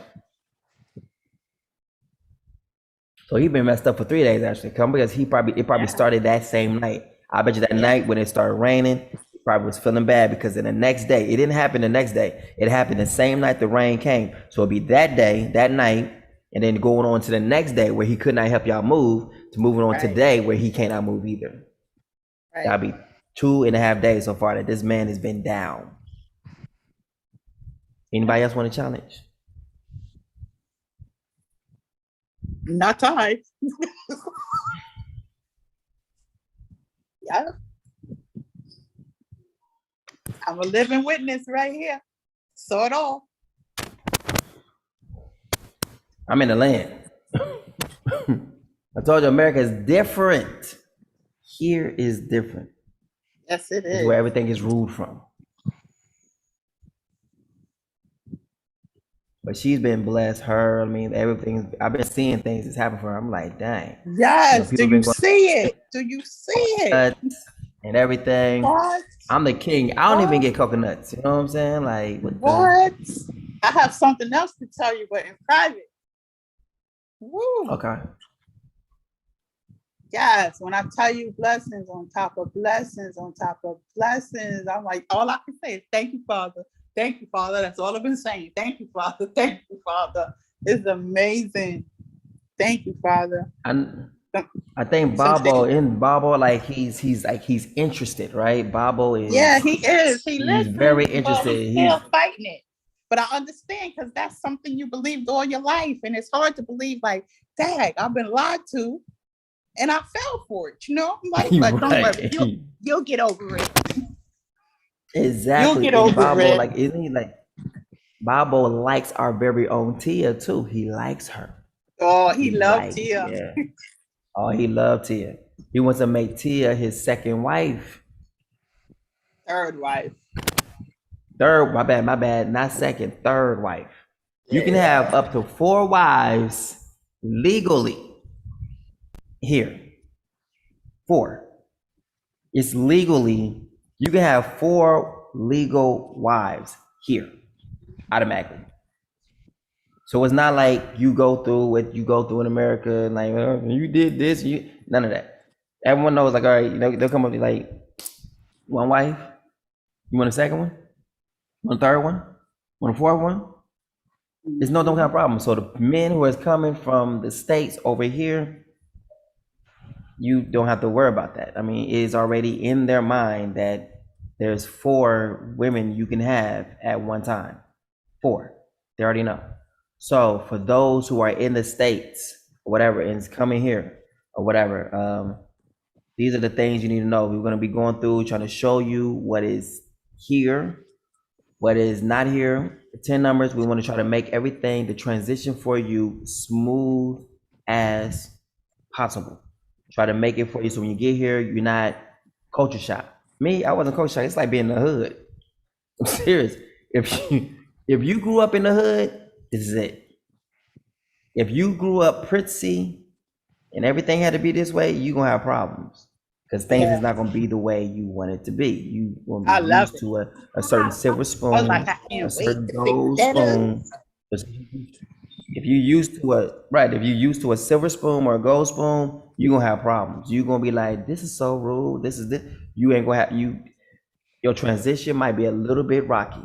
But if you came from the hood where you had to make things work, where you had to go out into your field and you had to plant your own garden and you had to water it, if you had, conflicts, you used to seeing the cops, you used to seeing gang fights, all this kind of stuff like that, you're going to fit right in. Because you know how people come to your house and steal from you. So you already going to know how to be around these people because that's exactly what they do. They're thieves. They are professional thieves. They will steal your watch off of you if they could, but they try to get you off your phone, but they don't come up and aggressively take your phone from you. They try to get you, caught up in something else, and then your phone is taken from your hand or your pocket. So you always want to be mindful. When you come to the Gambia, it's like the same thing as being in the hood. If you didn't grow up in the hood,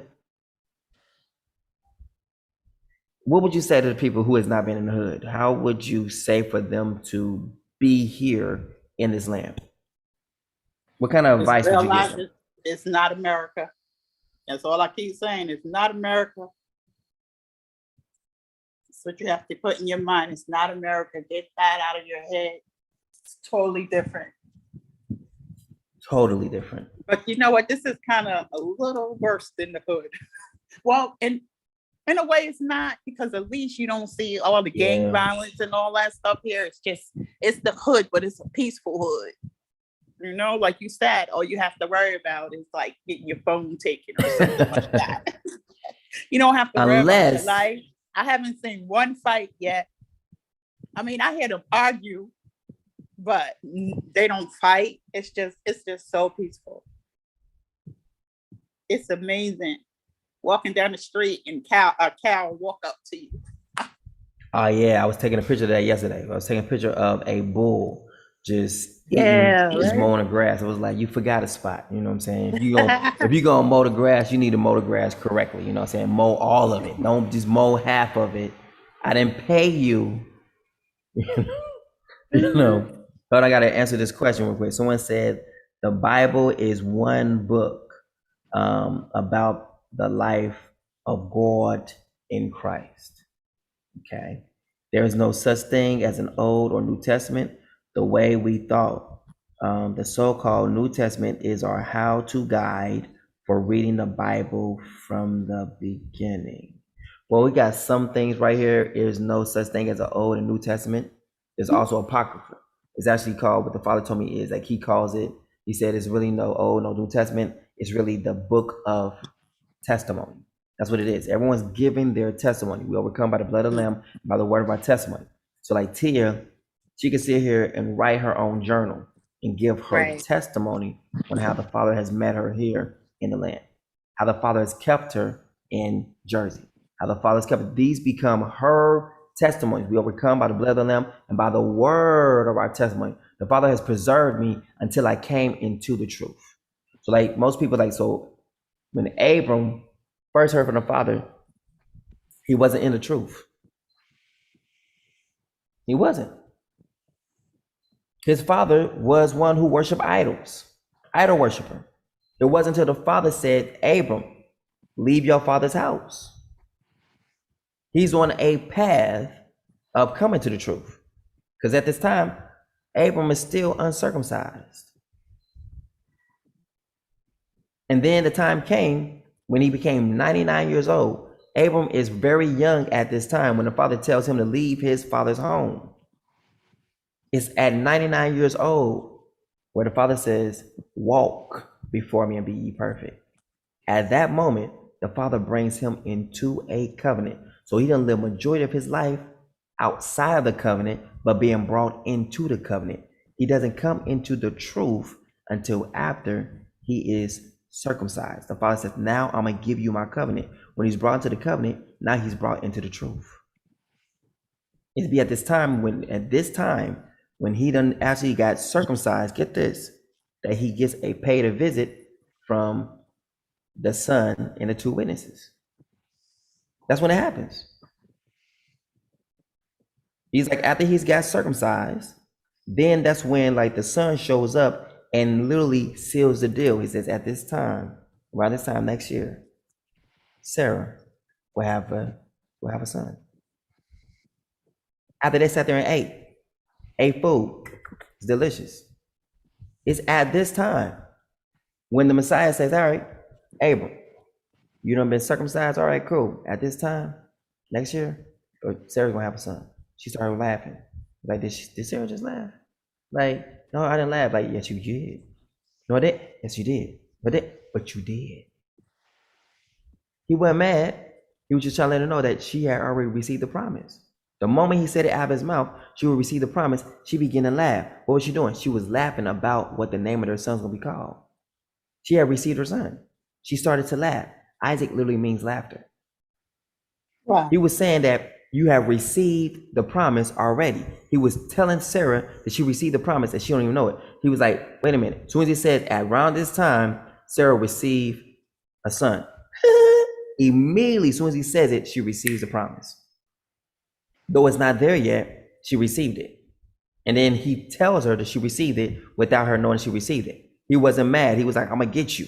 No, he said, and then he asked to let her know, like he asking Abram to let him know, like, you're a witness to see that she just received the promise. He said, he doesn't ask her. He didn't say, Sarah, did you just laugh? He said, Abram, because now he needs a witness to what he just said. Everything must be established by 2 or 3 witnesses. You can see this thing taking place right there in the scriptures. You don't even know it's taking place. There's 2 or 3 witnesses taking place right there in scripture after the Messiah has said she will receive a son. Boom. As soon as she laughed, he asked Abram, not her, did she laugh? He could have said, he right there with her. He's like, did you just laugh? No, he didn't. Because then she will be one witness already. He needs another witness to make the thing that he just said true. So she's already received the witness. She already knows she's laughing. So she's already a one witness. Then he goes to Abram. Abram, did Sarah just laugh? And then Abram was like, huh?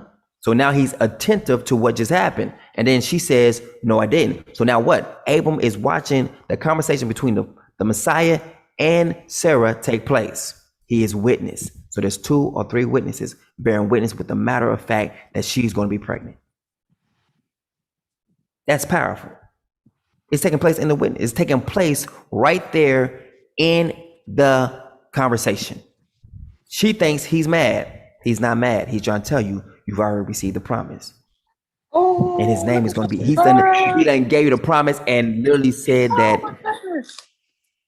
And then she's gonna say the same thing, like he done gave her the name too. He done gave her the name of the baby. Go ahead.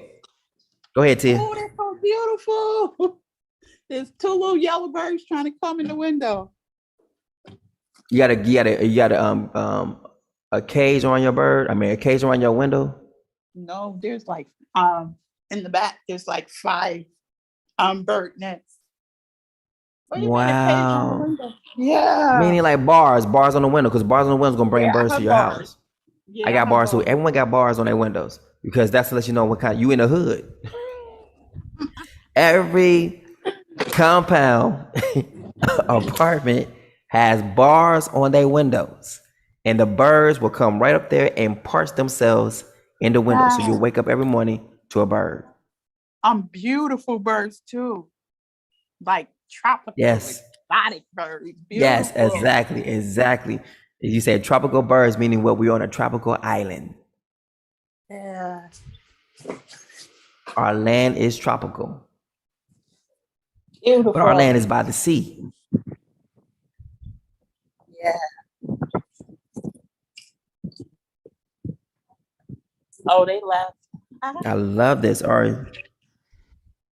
So we're about to get on with Enoch. We've been on for 3 hours and 29 minutes and have not started Enoch yet. We've been giving forth testimony. So everyone who love, you know what I'm saying, the testimonies, this one video gonna be like, yeah, it's gonna be longer than what I've ever wanted to be. But we're gonna kick it off. It's 3:59 in Arizona. That means my kiddies are asleep. I know they are. They knocked out. Ain't no one. Well, it's for those who are still here with us right now, man, y'all are troopers. Y'all troopers. Y'all, I mean, like for Custodia to be up, well, she's on the same time as we are. But other people who are up and on this timeline, or on this time right now, listening, they are troopers. They really want to hear the word of the Father. When some people have to wake up and have to hear this when they get up, you know what I'm saying? But those who are up at this moment, it's because you really want to hear, you know, the book of Enoch. Because some people right now are knocked out asleep. So the book of Enoch, this is gonna be by Enoch. So we're gonna look at some things, make some things big, whatever. The book of Enoch, written during the 2nd century. Now they start BCE, and all that stuff don't really matter to a bit of anything, but it would say like before. This is before, like before they start keeping time the way they was keeping it, right? Before they messed up time. That's what it should be say right here. This book was written in the 2nd century before they jacked up time, okay? Is one of the most important, watch this, non-canonical. Why in the world would they make it non-canonized book? Because this book brings forth destruction, and we don't want everybody to have their hands on it. So it's like a secret weapon book. We don't want everyone's hands. We don't want this book to fall into the wrong hands. You know, this book is only made for one person to be reading. You know what I'm saying? The person who the Father has empowered, you know what I'm saying, to speak these words, right? Not every single person is going to speak these words. They're apocryphal works, meaning what? Apocryphal means like the same thing like the last days book. It's the end times book. It's the book of, you know, when everything is coming to an end, it's coming to a close. So look how fitting it is when this angel shows up that there shall be no time any longer. This is a time when that book would definitely be read by that angel. And probably had a huge influence on early Christians, particularly Gnostic beliefs filled with, watch this, hallucinatory visions of heaven and hell, angels and devils. Enoch introduced concepts such as fallen angels, the appearance of, watch this, a Messiah. Ooh. Wow, the appearance of a Messiah. Hold on, let me look at y'all real quick. Who would that Messiah be, Tia? King David. You? So we're talking about the emergence of my time. And this is where that book would be written for his time, for the Messiah's time. 4th generation. Exactly. Andrew, it's time. King David, it's time. Bantus, it's time. I actually want to play that song now. It's time. I say I was. You are in my head. You should play it. We should go play it. Yeah, let's go play it. Let's go play it. Let's go play it. Let's go play it. Let's go play it. Let's go play it. But you know my voice. Everybody would have. Yeah, let's go. Let's go.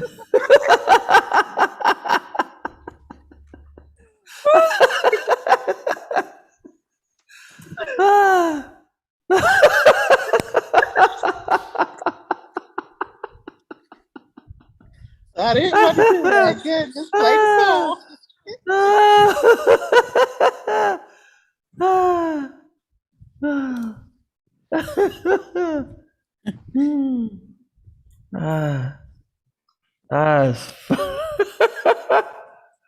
Let's get all right.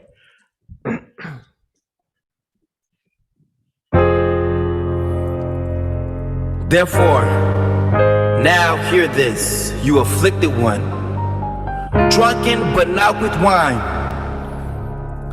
Thus saith the top and the Zambi, even Yo Yah, who defends his people. See, I have removed from your hand the cup of staggering. From that goblet, the cup of my fury, you will never drink again. I will place it in the hands of your tormentors, who told you, lie down, so we can walk over you, so that you made your back like the ground, like a street to be walked on. Rise up, Congo! Time to realize the truth from the lies. Oh, it's time to open up our eyes. It's time to realize the truth from the lies. It's time to open up our eyes. It's time to realize the truth from the lies. Oh, it's time to open up our eyes. It's time to realize the truth from the lies. It's time.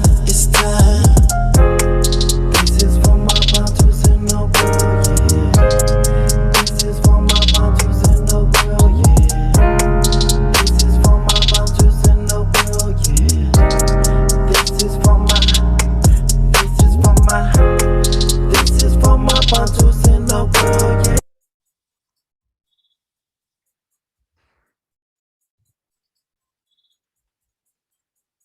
Can't hear you.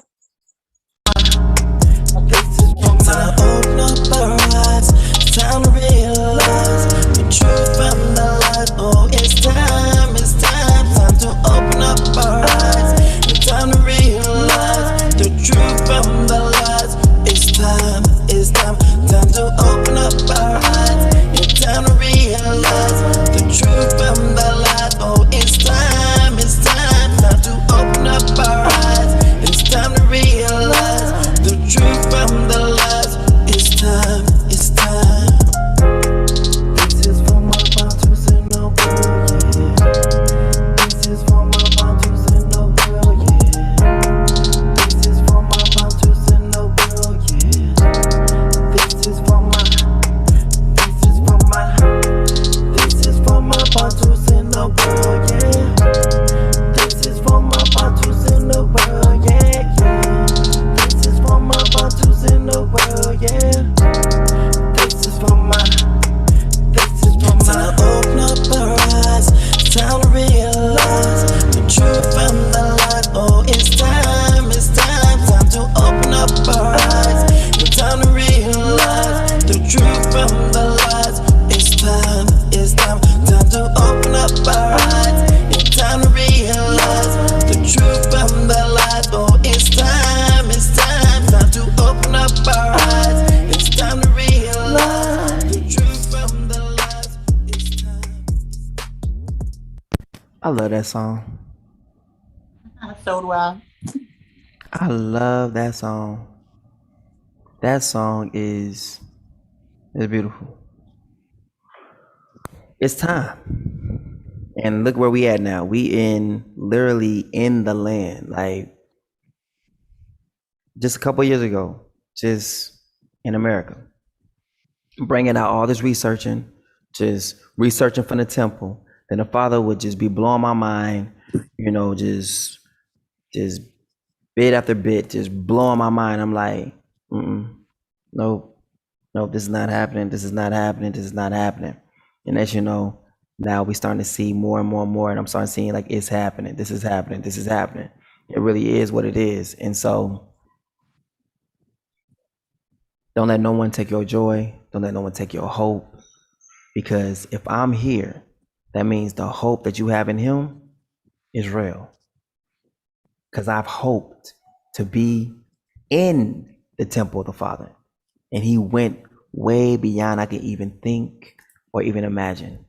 He made me his temple. And now he himself is delivering you the message. The Son who is sitting at the right hand is giving thumbs up to the message. They tell me what to bring. I was a person down there was laying down. He was like, get some rest. I was like, huh? He said, you're going to be reading the book of Enoch. I was like, huh? He said, go sleep now. I was about to watch 3%. He was like, no, don't watch 3%. You're going to need all your percentages. Because you're gonna be reading the book of Enoch. So like you might as well just go and cut that off. Just and go sleep. Because you knew you're gonna need to get up and read the book of Enoch. We ain't even started the book of Enoch and we're already at 3 hours and it's been very entertaining so far, but it's like, can you imagine how long the book of Enoch is? I don't think I'm gonna get through the whole entire book today. I'm not. But it's gonna be like for the majority of the Sabbath, we're gonna just be reading the book of Enoch, what's going on, you know, and it might take us to some certain scriptures. Go over here, go over here, go over here. The Father said we're reading the book of Enoch. So these different songs of worship is coming in the process. So when people see this, they're gonna be like, I love this. We haven't even got to Enoch yet. Exactly. So Enoch's got to be gotten through. And we know Enoch is a last day book, as we can see right here. Bringing forth of the Messiah, right? Which is me, all right? Look at this, Messiah, resurrection. Come on now, this is what? What's the resurrection, Tia? What's the resurrection? Yeah, what is that? I think it's us coming to life. Exactly. Now, let me look at y'all real quick. It says, some of you all will not taste of death until you see the Son of Man coming into all of his glory. What does that mean? When the Son of Man is coming into all of his glory. What does that mean? You spreading the word, the truth. Right. When the Son of Man is being installed as king in Mount Zion. So the moment that I'm installed as king on Mount Zion, guess what's going to be kicking off? That means that our adversary, the enemy, is going to be put down for 1,000 years. Meaning what? Leading you, this will be the first resurrection, where as y'all are standing, y'all gonna blink. It's gonna be like y'all died and came back to life. It's like y'all, while y'all standing up, y'all gonna be standing up like, yeah, man, this is great. I just felt like I just died and just came back to life. Did I just die? Can you imagine that? You died standing up with a blink and a twinkling of an eye, we will all be changed. You are going to die while you are breathing and standing and come back to life while you are still breathing and standing in a twinkling of an eye. You're going to die. So when you see that, watch this, when you see the dead and a Messiah raised up to life, you're gonna be seeing the dead come out like, is that Abraham? And you're gonna know who it is. You're gonna have to guess what it is. And at the time it says, those who are alive will not prevent those who are dead. That means what? They're gonna join in with our numbers. Oh yeah. They're gonna join in with our numbers. And get this, I think a lot of our patriarchs, a lot of people who probably gonna come back from the dead, they're gonna fill up our numbers. They're gonna fill them up. It says that the dead, that the alive, those who are alive will not prevent those who are alive. That those who are alive will not prevent those who are dead. Meaning what? They're going to be added into the numbers. So if the number is 144,000, if those few there be that find it, how many dead people come back to life? A lot.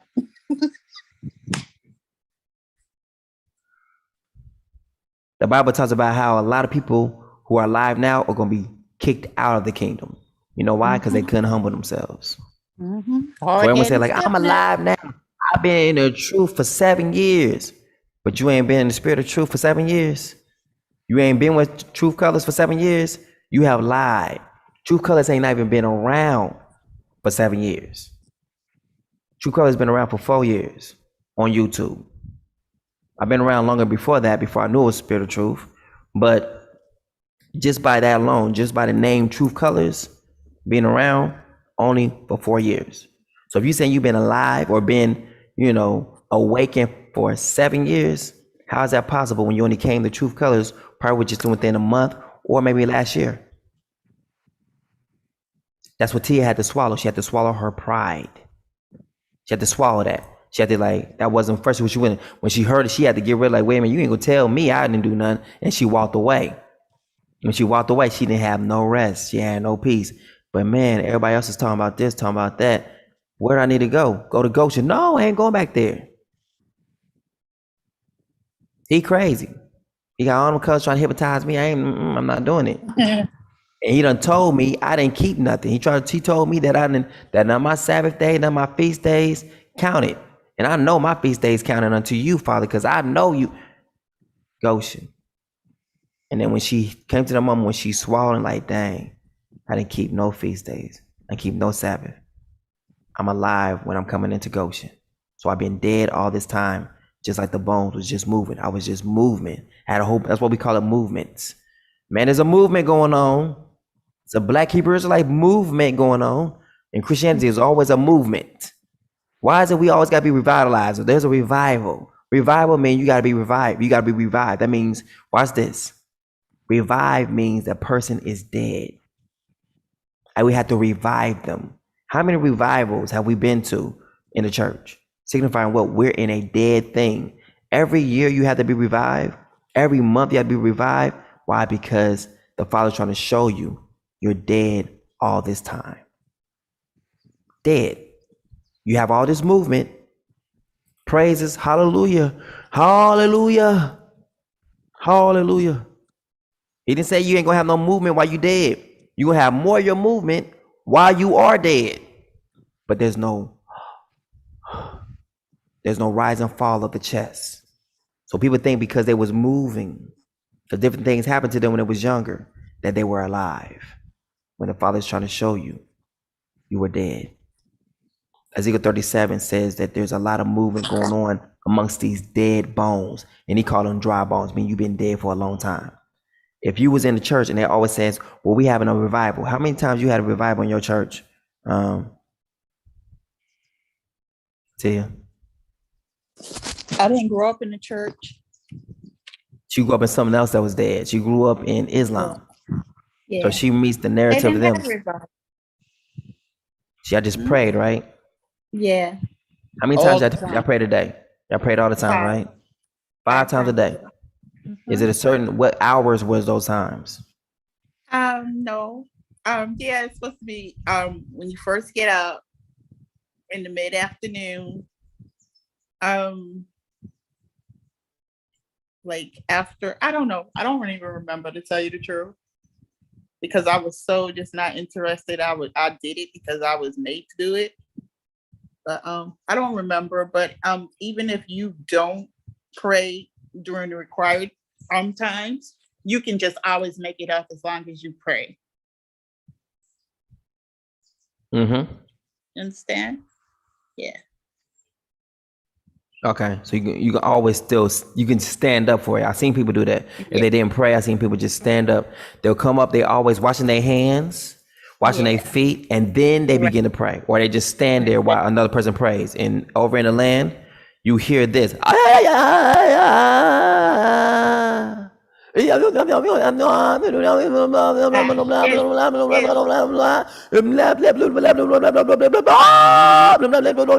be like, what in the world? In Arabic. In Arabic. Yeah, that's Arabic. All the time. That's all you hear. You don't hear nothing in a language. You just hear blah blah blah blah blah blah blah blah blah blah blah blah blah blah blah blah blah. I'm like, what in the world? And it happens. And it's like on a speaker, loud speaker. I'll be like, I'm gonna climb to the highest part up there and just break his head, break his neck. And it's like they got like 5 of them stationed all throughout the Gambia. We will have to go locate all of the stations. And one day they just won't hear. They'll be like, did you hear prayer today? No, I didn't hear prayer today. Did you hear prayer in the evening, in the afternoon? Did his voice break or something? I'm serious. I want to do that. I want to see how they will react if there is no speakers that will alert them to pray. If they knew how to pray, like, okay, we're supposed to pray at this time. Do you know to pray without having the speakers? Because there's like 5 of them, like located throughout the land. If we rip them off, what then? There got to be like 5 mosques, because these speakers are going to be located on top of mosques. We found one mosque, and I know it's down there by the petrol gas. Go a little bit further down, you see this little blue thing with like a little, almost like not mushroom, but it's almost like like an ice cream type shape going up to the top like a dome. You know what I'm I talking about? saw Like that. It's sound like white. Aladdin. Yeah, Aladdin's house or Yeah. something like that, you know. Yeah. A genie, right? Aladdin's house right there with a little curl to the top of it, and it has a little Right. speaker right there. That is one of the speaker that's, and it's pointing directly straight towards this way. So it's speaking to this people, speaking to this people. Then you got to find another mosque that's gonna have another speaker. And we find these different where all the mosques are at, and we literally remove the speaker. We can start to remove some of this desolation from off the land. They don't understand that Islam has made them desolate. Now, Islam, when you become an Islam, you become Muhammad's slave. Isn't that right? Yeah. Yeah. That's what it's literally a religion of poverty, of desolation. You become you don't own nothing. That's what Islam believe. Once you become a Islamic or come into Islam, you become Muhammad's slaves. You become Allah's slaves. You don't own nothing. You are now his. Your poverty. And that's exactly what the land is. It's desolate. People are impoverished here. They don't even eat the fruit here. Yeah, that's amazing, right? Like, how could y'all be hungry? I don't understand it. They give it to us. They be trying to sell it to us. We get it here, we go in the streets. They like, we got bananas. They be trying to sell you nuts. All the stuff that we be talking about from America, saying when we get there, we're gonna eat fruits. This stuff is reserved for you. They don't even eat it. They want the meat that sits out in people's windows. Yep. That stuff is nasty. Yep. Very, with flies all over it. I mean, that stuff is nasty. Didn't you see it? I was ready to throw up just yesterday. I saw that, was like, I gotta upload that video. And when you see my expression, was like, you want to have masks on at that time. You want to put on 2 masks at the time. Like, I want to get in my beard. I want to cover my beard at the same time and cover my nose. Haircuts, $25. I got shaped up That's yesterday less for than $1. $25. You understand? Now in America, if you get a shape up, it's gonna cost you about $10. That's gonna run you maybe $12. And if you want a drive shave where they do the little razor thing, that's gonna run you up until about close to about $20. Wow. $25 got me a shape up yesterday. 25. And you don't tell them that's not enough money. Don't tell them like, oh, that's not a lot of money. Let them keep their money system. That way, what he said, you're going to a land that's flowing with milk and honey. Meaning what? And it's a prosperous land. It's going to be prosperous for you. You will boast in the wealth of the nations. Why? Because the wealth of the nations go far here. In America, it goes quickly. Here, if you know how to spend your money wisely, it can take you very far. You can open up businesses. The business you cannot open up in America, you can open up here. You will boast in the wealth of the nations. You can start your businesses here. So don't go up in here, try to give them ideas on how to make their business better. Those are for you to keep and for you to thrive. People come over here and want to help them. Like, I can help you, and make your business go big. I be looking at them like, what are you doing? I just let them listen. I just listen for a minute. I just hope they get the point. Then afterwards, I'll be like, I'll just ask a question like, are you vaccinated? They be like, yeah. I'll be like, see, don't do that. Just, they ain't gonna be around anyway. Hold that idea for your business. That way you can actually outshine them. Where they don't have refrigerators, you will have refrigerators. Whatever idea you have, keep them to yourself. Don't come over here to the locals and try to befriend them and try to tell them all the businesses and your ideas that the Father gave you. They're not thinking about it. Not at all. So you can outshine them in that area. You understand? This is your time to shine. So hold your stuff to yourself. That's the same thing. So the same thing what they did to us in America. They took our ideas and they implemented them and made money off of it.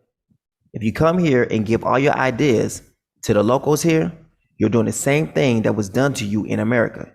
What's the whole point of leaving America then? I'm asking. If you're gonna come over here and give them ideas on how to make their businesses better, instead of you actually going to business for yourself and doing the same implementation of your own idea as a business, you're doing the same thing that they have done to you in the Americas. They would take your ideas, don't give you the credit for it, and actually make their business a killing. What's the difference? There is no difference. So stop giving away your ideas.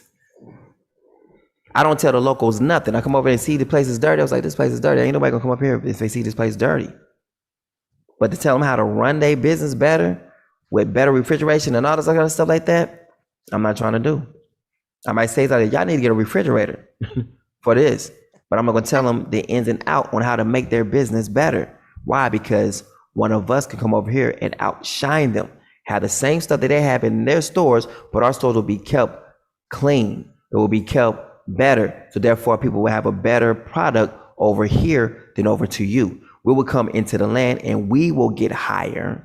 Because see, the strangers is in the land. He said the strangers will come into your land and get higher than you. So if it's in reverse, that means we're going to come into our own land and now we are going to be put high above you. If you keep trying to give them information that's going to keep them high above you, how are you removing the curse from your life? Am I talking to somebody?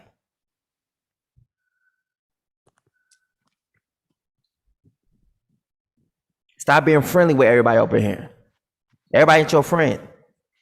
They not. The bloodline that actually removed us and put us into slavery, the Father knows them very well. And they have that still same hatred towards you. They'll say things like, you can go back to America. You be willing to say like, B, this is my land. You can go back where you came from. Go back over there to them Palestinians. Go back over there to Saudi Arabia, where you came from. The hot side of town. Go back over there. That's Ham's side. All the sides where it's super hot, that's Ham's land.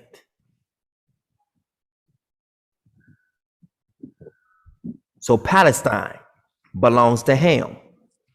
That's where they belong. They don't belong down here. They belong up there. But since they have done what they did, and Canaan has taken our land, the Father has now given us all lands, including Palestine, including Saudi Arabia. All of it. That's why the Father went ahead, like at first, it was shaped in the form of a giant. And I'm sure something else was there. But then soon as the inhabitants came in and the earth shook, the Father literally made the image of the land for the next coming Messiah, the next coming King, which will be my image.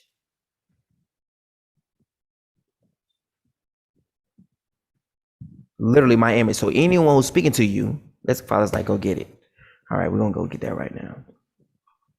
We about to just shame the devil, right? So if you looking at people and your people, number one, ain't got no hair, you already doing wrong. I'm gonna put on Michael Jackson. You doing wrong. You already doing wrong. You doing wrong. You're doing. You doing. Who's bad? You doing wrong.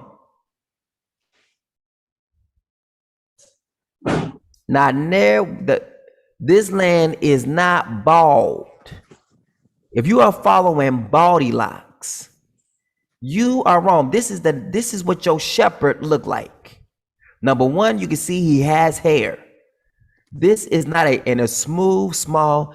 He is not bald, not by any shape, form, or means. When I show this to people up here, what they say about this tier? When I show this to them, what they say, I say, what is this? They say, When I ask people what this is right here, what do they say? They say it's Africa, right? That's all they say. I see the continent of Africa. And I was like, okay. I show it to someone else. It says Africa. And then I say, all right, let me show you something. Then I begin to go into it and start saying, here's an eye, here's a nose, here's a mouth, and here is a beard that goes all the way up to here.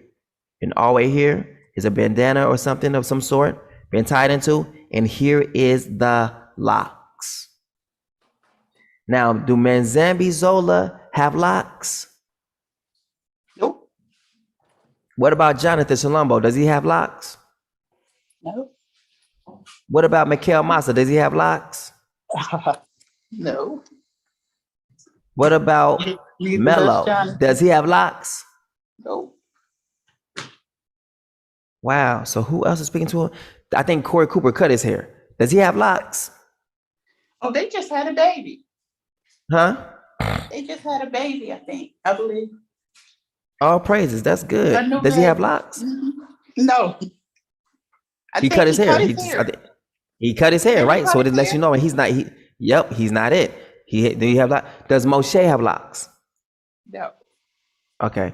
What about Corey Chrisman? And he bought locks. He bought his hair, right? No, he he bought has white boy. dog hair. He had dark hair. I thought He he was. has Didn't he have the Homer dog Simpson thing hair. going on? But does he have locks though? No. He don't have locks. Who else do people listen to that have locks? Let me see. Does Dr. Mumby, does she have locks? No. But she have She's hair though, dog. right? But does she have a beard though? Does she have a beard? She covers her hair. No. She covers her Does she hair. have a beard from here to right here? Does she have a beard? So for the women, do she have a beard? Like what about, so Deborah, Watchman, y'all, does he have locks? No. What about the leadership of Black Hebrew Israelites? Do they have locks? Leadership. No. They IUIC, they don't have locks. They don't have locks, right? They all keep their hair short, right? What about Christianity? Do they have locks? The ones who be leading the way, like TD Jakes and all them, do they have locks? Nope. Do you see how these things now just got very specific and we done cut these things out? What about Saudi Arabians? Do they have locks? No. They have beards, but they don't have locks. What about the Jewish people? Do they have locks? No. They have the little two locks on the side right here, but their whole head is not locked. They make their little Shirley Temple locks. Do you see? The Father would make a very distinct decision on who is your leader. So when people say, I didn't know I was supposed to listen to him, dang it, what does the continent of so-called Africa or Eden looks like? A person who has locks. This is the shepherd. This is made in the shape of the good shepherd's face. The image, he tells you, he shows it to you. Here's his nose. Here's his mouth. And he has a dang on beard that goes all the way up here. So if a woman says, oh, well, the women can teach, does a woman have beards? Do a man want a woman with beard? And look, you can't even get it mixed up right here. He does it right here again. He lets you know this is a beard right here. It's a beard. Whole full beard right here. Beard. So this cannot be a woman. Then he lets you know he has hair right there. Do you see this? And then on top of this, what is a crown on his head? This is the King of Kings and Lord of Lords. It's made in the shape of his face. That's powerful, isn't it? Yeah. So on Judgment Day, who will be able to stand before the Father and say, I didn't know? Who? No one. So you listen to all these people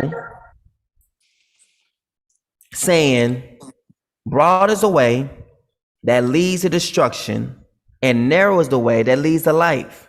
So anyone listen to anyone outside of this and they do not look like this image, you have what's coming to you purposely because you are a disobedient child. Does that make sense? Yes, perfect sense. So we done established that none of the people who are leading in Congo, who are speaking from Congo, have any hair. Every single last one of them is, and I know Jonathan or some of them probably by looking at this, whatnot, but it doesn't matter. The whole continent of Africa, they cannot refute that. It doesn't matter what they want to say, how they feel about it. It doesn't matter what anyone says, how they feel about it. It doesn't matter. This right here does not lie. This is not a woman that'll say, this is Mother Africa. Where does a mother right here have a whole freaking beard?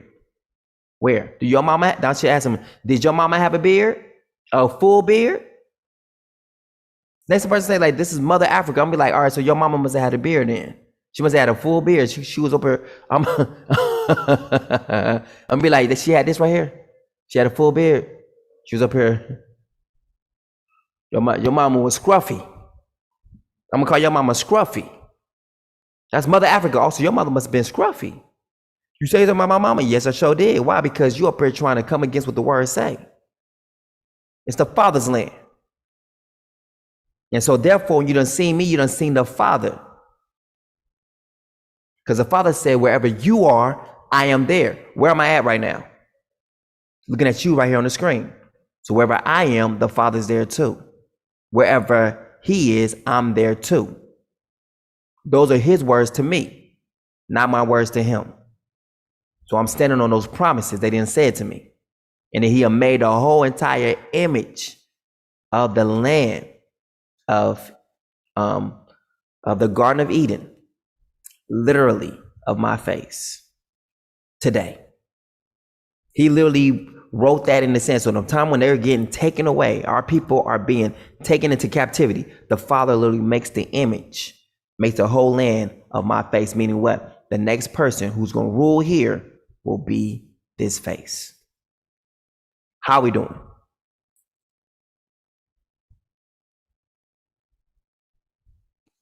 But So it's powerful, right? So no one will be able to say this. So that right there, when people ask you like, well, why are you listening to this person? You just take them straight to this image right here. Like, look at this. Like, what image is this? They, oh, that's Africa. Okay, cool. Or what you see? Well, I don't see nothing. Then we can start showing them. Look, this is an eye right here. Here's a nose. Here's a mouth. And make sure you say the word. Here's a beard. So when they say like, it's going, what's this going to do? That's going to shock them. It's like, wait a minute, that's Mother Africa. Like, no. Does Mother Africa have a beard? Do your mama, they ask them like, did your mama have a beard? A full beard? Me people might have a little called springer hairs. And y'all try to do what? Be in the mirror. I done seen women who have beards, who have a little small, they don't even like the little small beards. They be up in the mirror like this. No woman is going to sit there and let some hairs, right? Hey, let me see that camera. Let me see that mirror real quick, baby. Hold on. Let me get these things right. We'll sit here. They're going to get some what? This fine tools. You know. Just, I don't mind it, let it hurt. Or they used to use Nair. Put that right there a little bit. Pull it off real quick. It's only just a couple hairs. Like a little small few hairs. I don't even want that little hair right there. And they pull it out the skin. So no woman wants to keep hair on her face. No woman. Do you know any woman like that, Tia? That wants to keep hair on their face? no. So if Mother Africa, if it's called Mother, then the Father allowed her to have, you know, manly genes, to have a full-grown beard. Not She must be good. Russian. It must be Mother Russia. Ivana or something like that.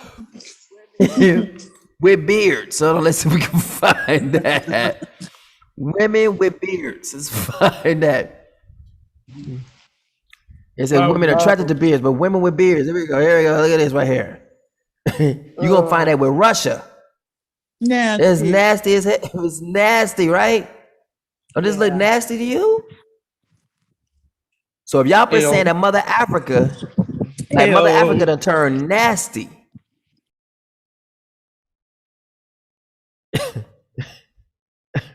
Can you imagine coming home to this every night? Come here, give me a kiss, honey. Ew. Give me a kiss. Give me a kiss. Honey, give me a kiss. Let's rub beers together. Mm. It won't be snuggles on the nose, it'll be snuggles on the beard. Uh-huh. In the hell. This looks scary beyond reason. Yeah.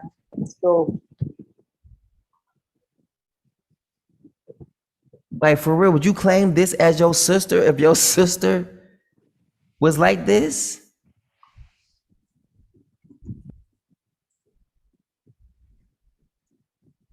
We know this is not right. It's a bit much right there, isn't it? too much. It's a bit much. Yes. Someone said confusion. Exactly. Look at this. Youngest woman to have full grown beard at 24.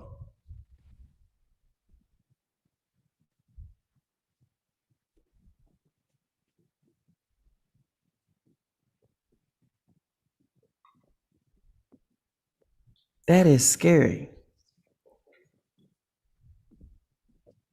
What about this one?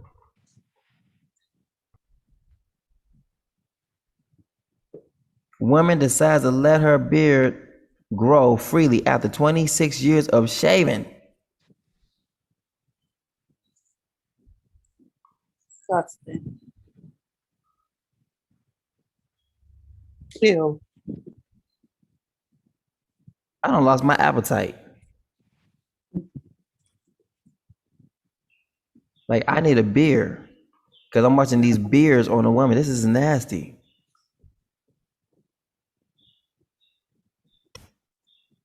That just look nasty on so many the levels.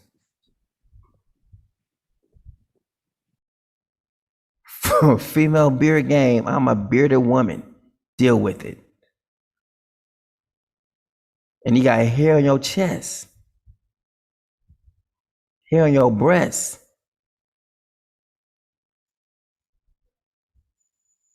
What? Ain't nobody on Ew. that.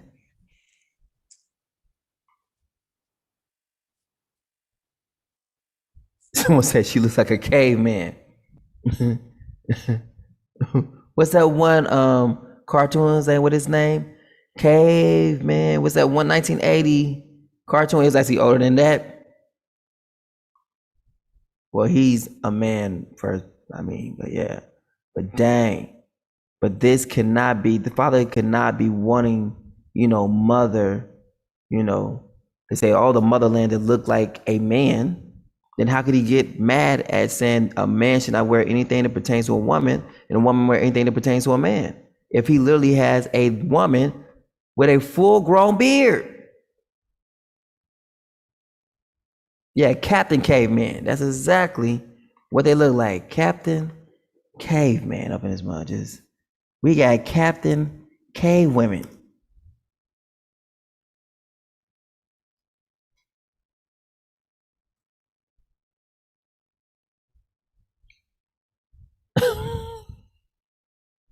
This Cave women. We have come a long way with cartoons. This used to do it for us. Captain Caveman. And when you look at Captain Caveman now, it don't even look nothing like something spectacular. That means it didn't take that much to entertain us. Now you got to do jumping jacks, sit-ups, pee at the same time, and also play with your phone to actually keep people's attention. It's sad.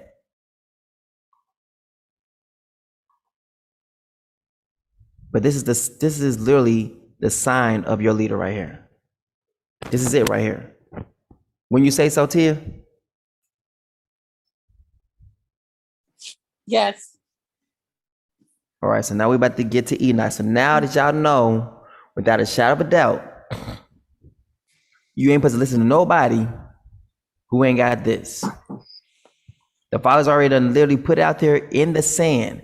So people don't forget it. They look at literally the land. They're like, wait a minute. My teacher has to have hair. And he is crowned. This is the one who the Father has installed as to being the king of the whole entire land. Look at this. He's also the king of what? Got this? Congo. Oh, ouch. Did we just smack some people? He's wearing a crown. And inside of his face is making also crown, making also Congo. This is Congo right here. It's made up with his face. Democratic Republic of the Congo. So we want to talk about Congo this, Congo that, Congo this, Congo that. Is made up in his face, in the king's face, in the shepherd's face. How we doing?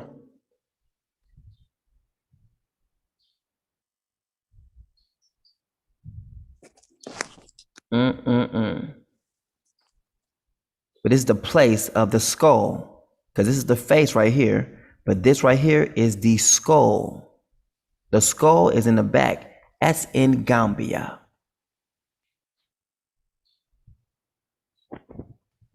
We're in the back of the head.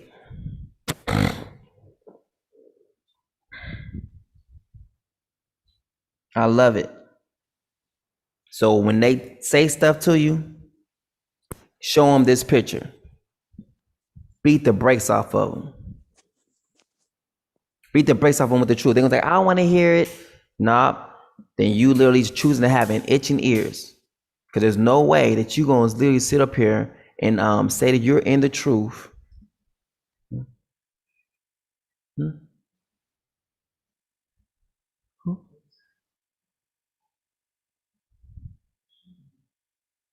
Oh, the fan. Oh. Show what?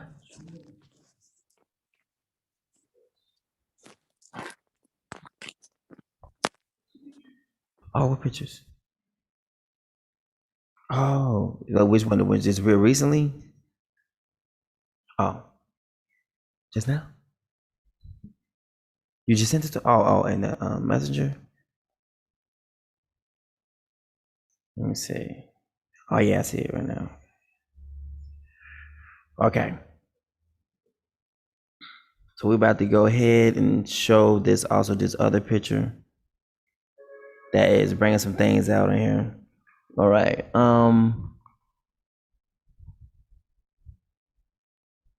Here it is right here.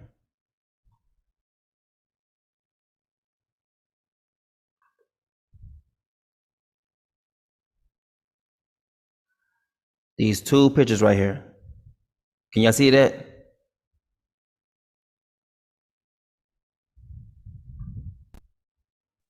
No. All right, I gotta re-share the screen then. Okay, there it is. All right, you see it? All right. Yes. One picture right here.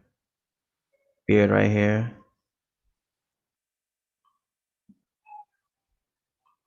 Right there. Oh, it's from rain the last time when it was raining outside. The ground and everything is wet. When we say something over here, we mean it. We live this thing out. Hold on. That is a witness right now. Letting you know this is not normal at all. The ground and everything is wet. When we say something over here, we mean it. We live this thing out. It's good. That's the best one. That's good. That's here.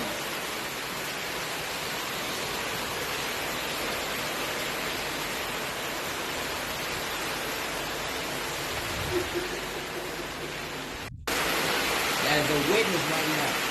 Letting you know this is not. And here's the other video of the rain. So we got all these witnesses showing up in this video right here. Oh, hold on, what is this?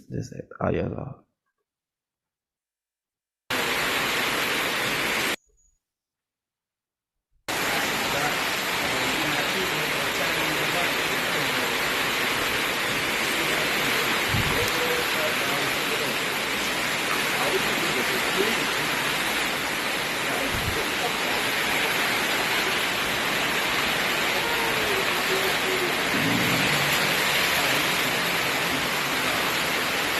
is like what it was like during the rainy season. This is what it was like. Yeah. Wow.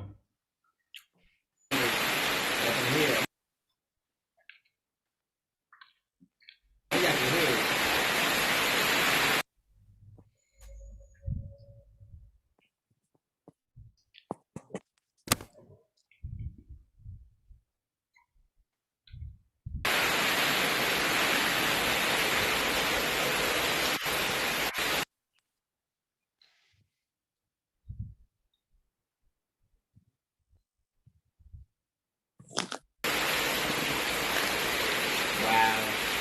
There it is.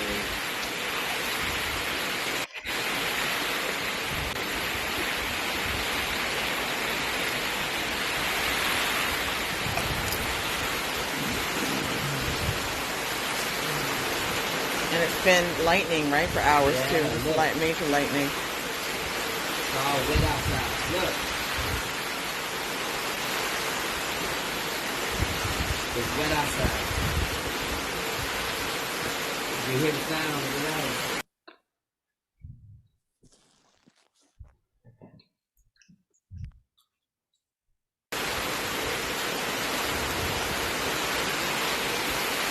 Let you know right there is real. Full beard. Here we go. We got lots to put these up in the ball. Boom. That's it. That's the picture right there. None of your leaders or none of the ones who's teaching about the Congo has hair. Everyone keeps cutting their hair. So therefore, they cannot be it, not even in a little bit.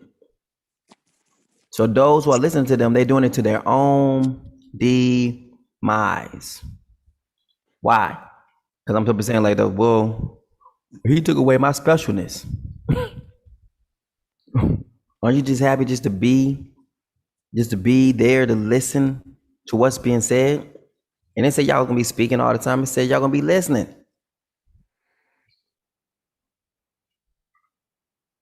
But that's when you know you got self-seeking within you. Because the word tells you what to do, and it shows you not being obedient to the word. You just trying to tell the word what it's gonna do. And the Father ain't gonna have that at all. So this is the image of your leader.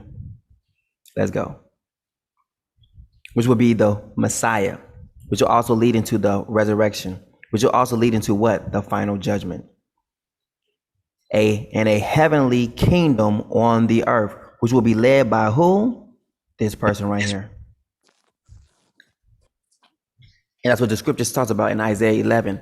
It doesn't matter if people like it, love it, lump it. It doesn't matter. The truth is the truth. And the truth is not biased. It's absolute. Regardless who receives it or don't receive it. Still keep speaking the truth and keep living it.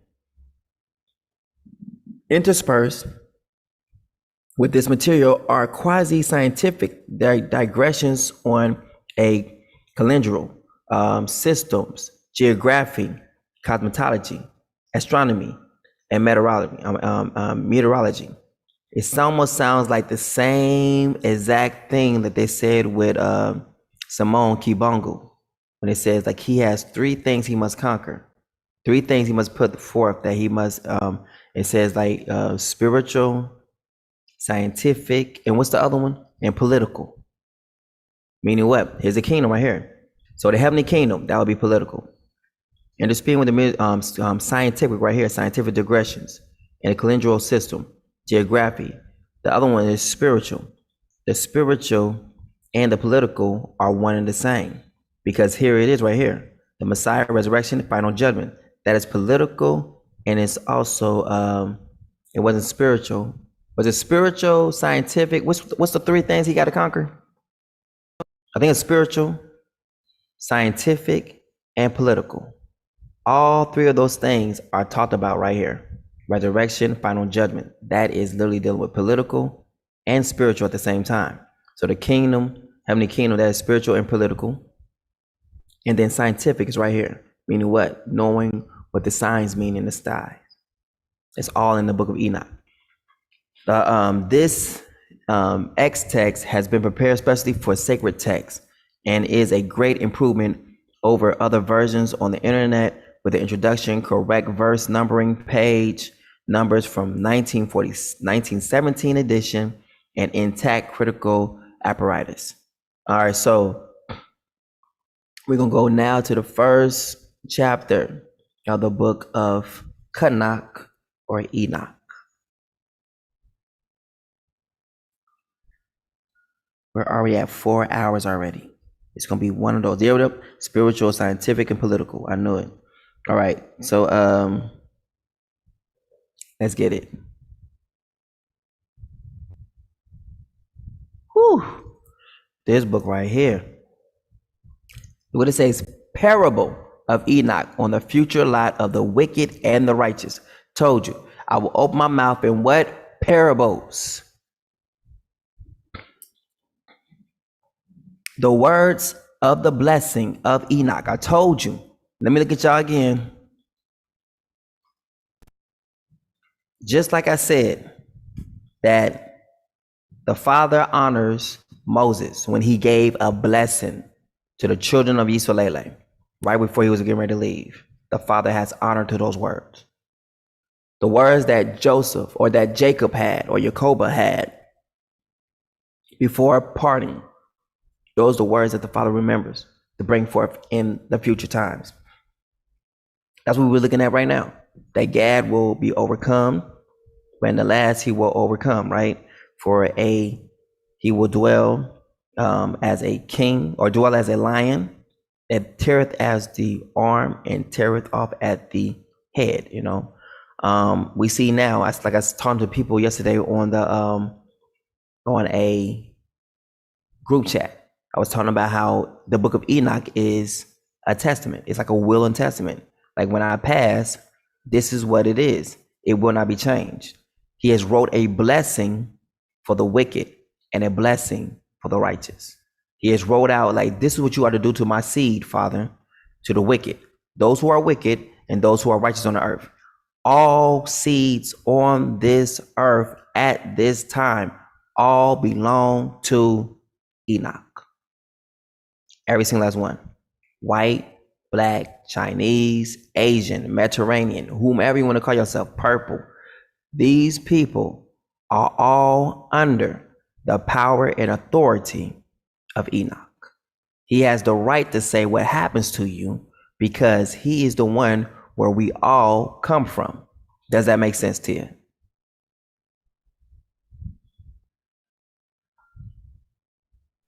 Yes. So we're about to get started. So now this is the Father's going to have respect towards. And you see the blessing and the curses that the Father, that Enoch, grandfather Enoch, has said for all of the whole entire world. The words of the blessing of Enoch, wherewith he blessed the elect. What does it say in the Bible? It says that the days will be cut short for the what? For the elect's sake. Do you see how it's now coming into focus now? This is for you. And righteous, who will be living in the day of tribulation, the time that you will be taken from your kingdom. When all the wicked and the godless are to be what? Removed. Hold on. Wait a minute. Hold up. Wait. What's people putting in their arms? They putting the light of darkness inside their arms. They're about to be removed. See how it's easy?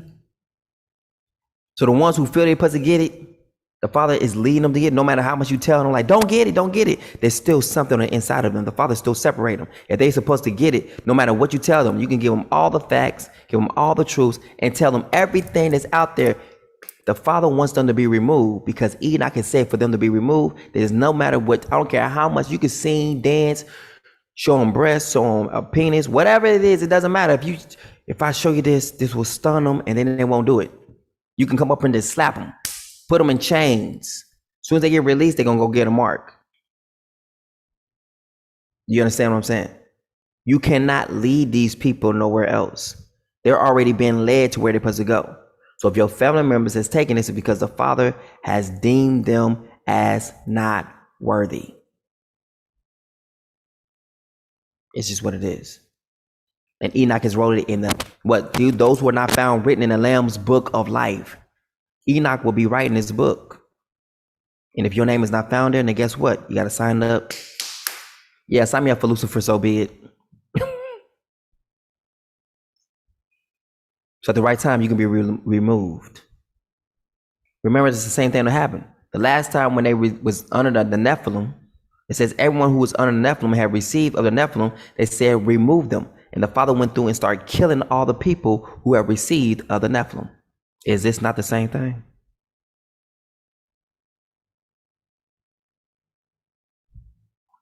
Just saying. Whew.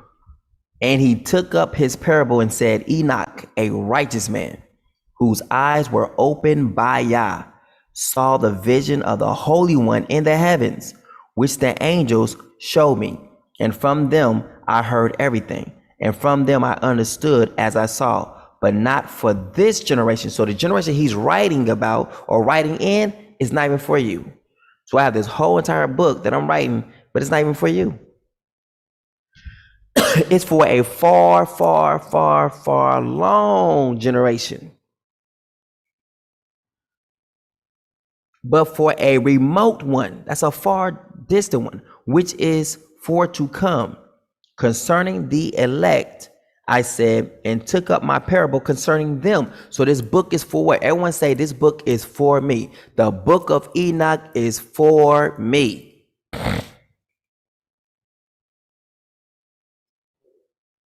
This is your book. This is going to tell you what's going to happen to you. The holy great one will come forth from his dwelling. Look at this. Look what he's going to do. And the eternal Yah will tread upon the earth. What did you just say right there, Tia?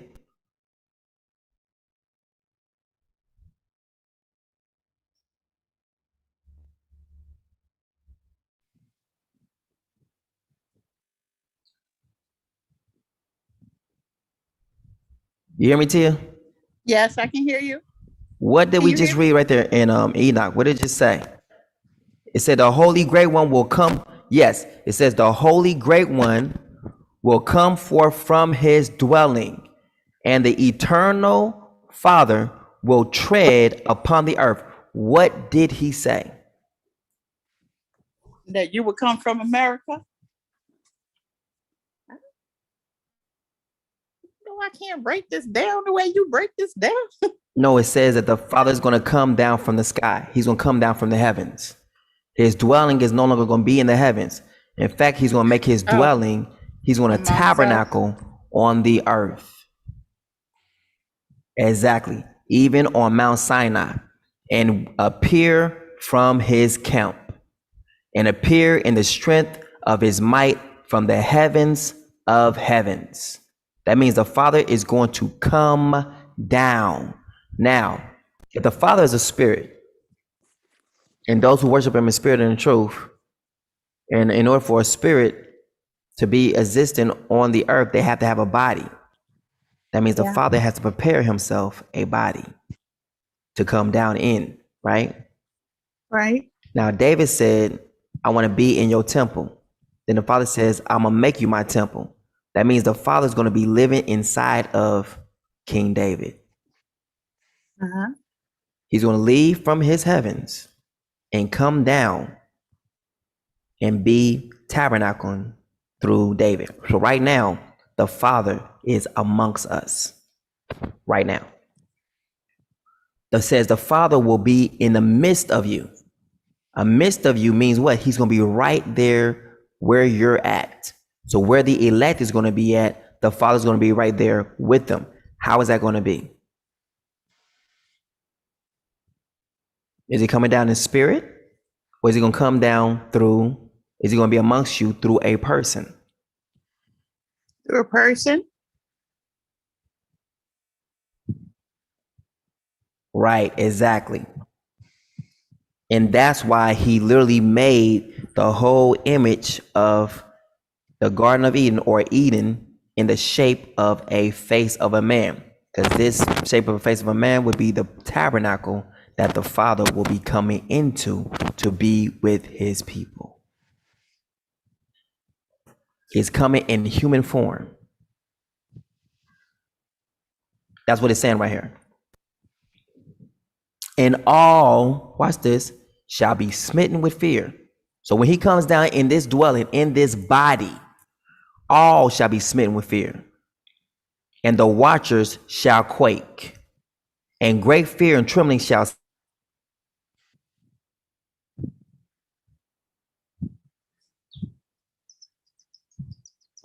and the high hills shall be made low. It ties into scripture when it says, well, I'm gonna make the valleys high and make the mountains low, and shall melt like wax before the flame. That is what? That's lava. Your land is gonna come up out of the lava. That's why I was walking on water and walking on lava. Because I believe the same places where I was walking at, that's where our land is at. I believe a land is going to be formed from the lava. Something's going to happen from the lava. Your land is going to be formed again from lava, as well as coming from the waters.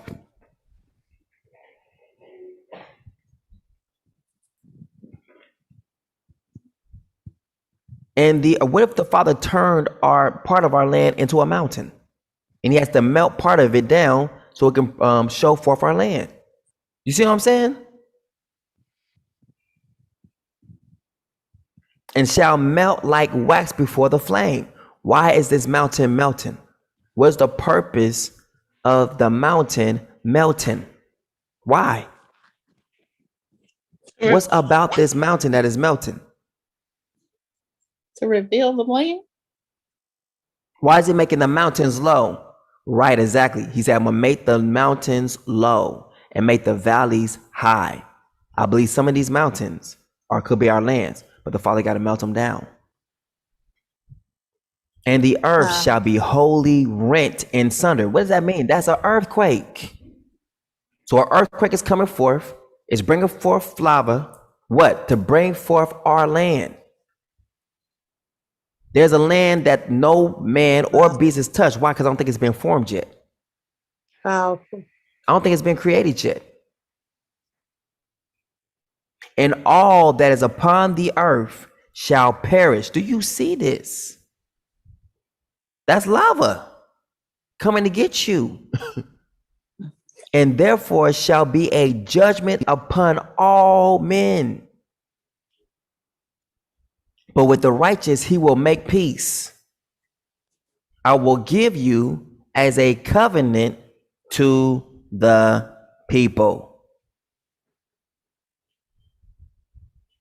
That's powerful. And will protect the elect. Remember we just got through seeing what the spirit of truth is? He says the anointed cherub that covereth, that protects. See, all these things is playing for my mind, just coming into here. I'm like, man, I get to see how all these scriptures fit in perfectly. Yeah. And mercy shall be upon them. Wait a minute. What's the name of my business again? What we got? Mercy over what? Judgment. Productions. Coincidence?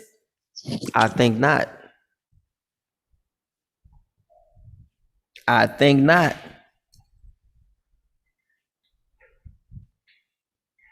And they shall, watch this. What's that say? And they shall all belong to what? The Father. Come on now. What does that mean? What's the same thing as saying that they all belong to Yah? What is that? What's the same meaning of that? What is the saying of that? What's another way of saying, and they, exactly. Y'all see how this book of Enoch now just done taught to all of us? That said you in the truth, and everyone that's coming against this banner is they're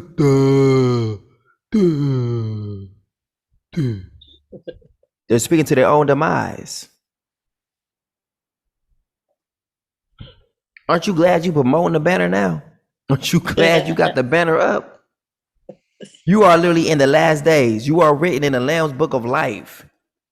Those who are not ashamed of me, The Father won't be. I won't be ashamed of you before my Father. Like Father, they wasn't ashamed to put up the banner, so I'm not ashamed of them either.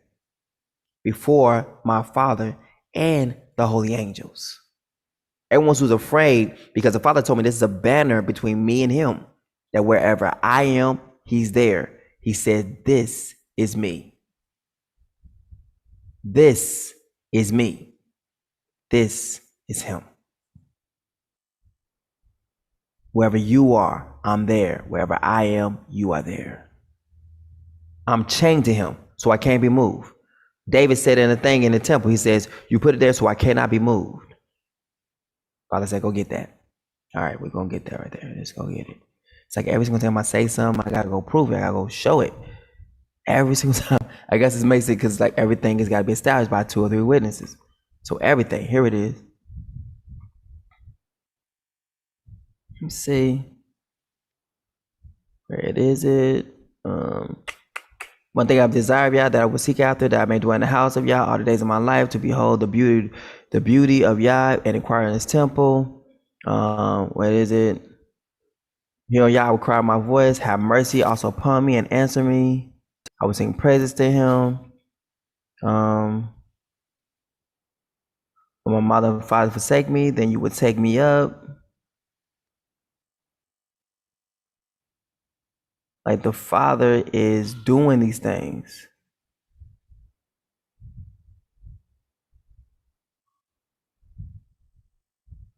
So he's dwelling in the house of Yah. That's like forever. He said, all my days, there it is. That I may dwell in the house of Yah all the days of my life.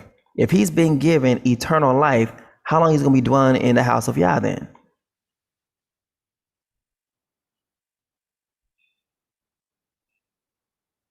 That's forever. That is forever. That is forever.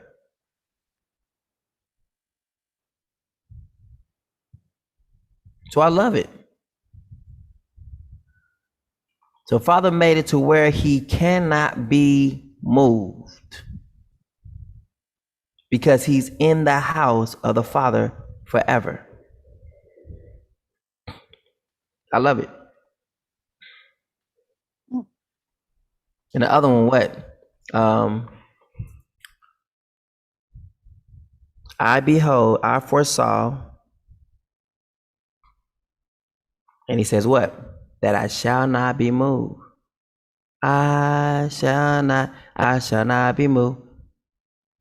Just listen to that song. It's giving you that whole song is a parable. Just like the trees planted by the waters, I shall not be moved. I have set the Father, or set the Messiah always before me, because he is at my right hand. What? I will not be shaken. One part says what? I shall not be moved. I shall not be moved. He is at my right hand. I shall not be moved. I shall not be moved. I have set the Creator always before me because he's at my right hand. I set the Messiah always before me because he's at my right hand. I shall not be moved. Now watch this. This is so powerful. It is powerful. I don't want to say that because it's just so powerful. He is seated at the right hand of the Father. This is almost speaking like David and the Father are one, because here's the Messiah is sitting at the right hand of David. Do y'all see that?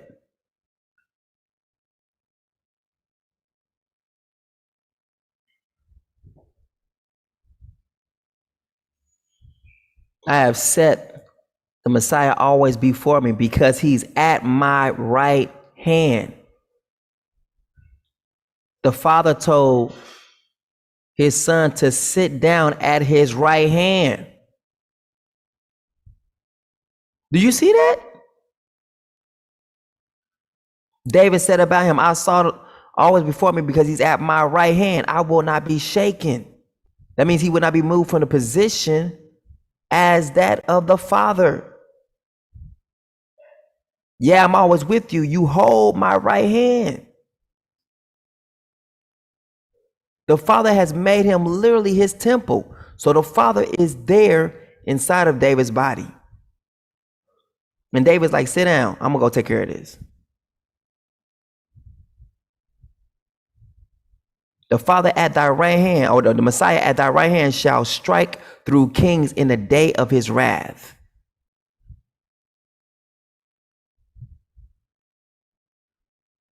He only is my rock and my salvation. He is my defense. I shall not be moved. There's too many scriptures saying that he shall not be moved. Do you see this, Tia? Do y'all see this, family? That the mystery of Yah shall be completed.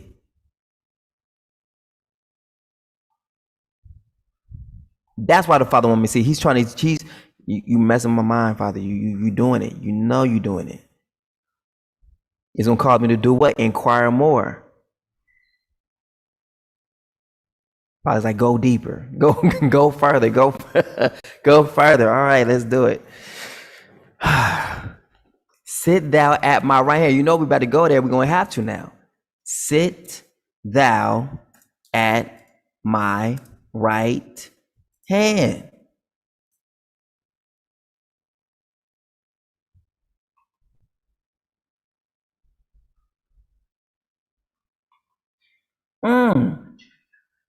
Thank you. Do it says the Father's faithful Messiah, a Psalm of David. The Father said to the Messiah, sit at my right hand until I make your enemies a footstool for your feet. The Messiah extends your mighty scepter from Zion, rule in the midst of your enemies. The Father said to the Messiah, sit at my right hand until I, oh my goodness, put your enemies on your feet. So who in the world is putting the enemies under the Messiah's feet? The Father and David. And the Messiah is right there, sitting at the right hand. That is the whole kingdom in one. Can y'all see this? Am I making this up? Is y'all getting the same thing I'm getting? Is your brains like noodles right now?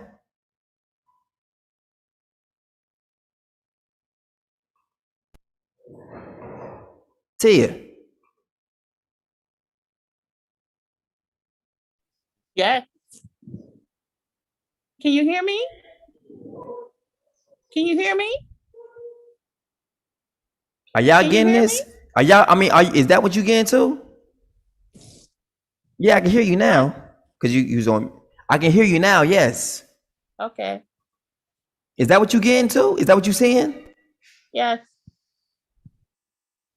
The Father said to the Messiah, sit at my right hand until I put your enemies under your foot. Right. It's like the Father, look, speaking by the Holy Okay. Spirit, David himself declared, the Father said to the Messiah, sit at my right hand until I put your enemies under your foot. Huh? Right. So It basically seems like the everybody's Father waiting for saying him to that come back he and David is going to make the enemies. Right. Right. It's the Father and David putting the enemies under his feet. That's why it ties down. It ties in perfectly where Enoch when said the Father came down from heaven and he made everyone else on the earth tremble. The Holy Great One will come from his dwelling. Hey, what's happening? Hey, Messiah, sit down at my right hand. I'm gonna go make the earth your footstool. And who's gonna do it through? I'm gonna use a body. Whose body is that? I'm gonna use David's body. That's my temple. Do you see this? Because they say, like David said, that I foresaw the Messiah always because he's at my right hand. The Father says to the Messiah, sit down at my right hand. So it's like David and the Father are one and the same.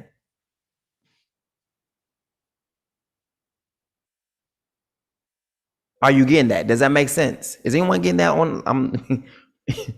Are y'all getting the same thing? Are we all seeing the same thing? I know your mind might be like noodles because my mind is like noodles right now. Ain't this crazy? Yeah. You know what you getting? Is that what you getting? Is anyone else getting anything different? Rachel, you get anything different? Dwayne, you get anything different? Joe, you get anything different? Cheryl, you get anything different? Is anyone getting anything else different? I'm seeing the same thing, but how can we say it differently? Because we've been taught in our minds to say it differently when the scriptures are saying something exactly what it's saying. In the house of Yah, all the days of my life. Now, Psalm says, delight yourself in Yah, he will give you the desires of your heart. The Messiah comes and say, hey, my father will love him. And he says, we will come and make our home above him. We'll make our home abode with him. And then next, we see here, for he stands at the right hand of the needy one to save him from the condemners of his soul. So that is the Messiah right there. Now, David says about him, I saw the Messiah always. This would not be the Father. This would be the Messiah. I saw the Messiah always before me because he is at my right hand. I will not be shaken. He done said, I'm in a position where the Messiah is at my right hand and that I shall not be moved from this position.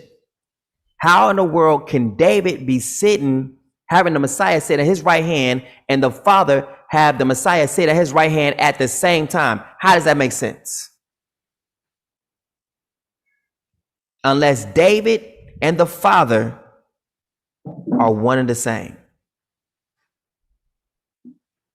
Am I making sense?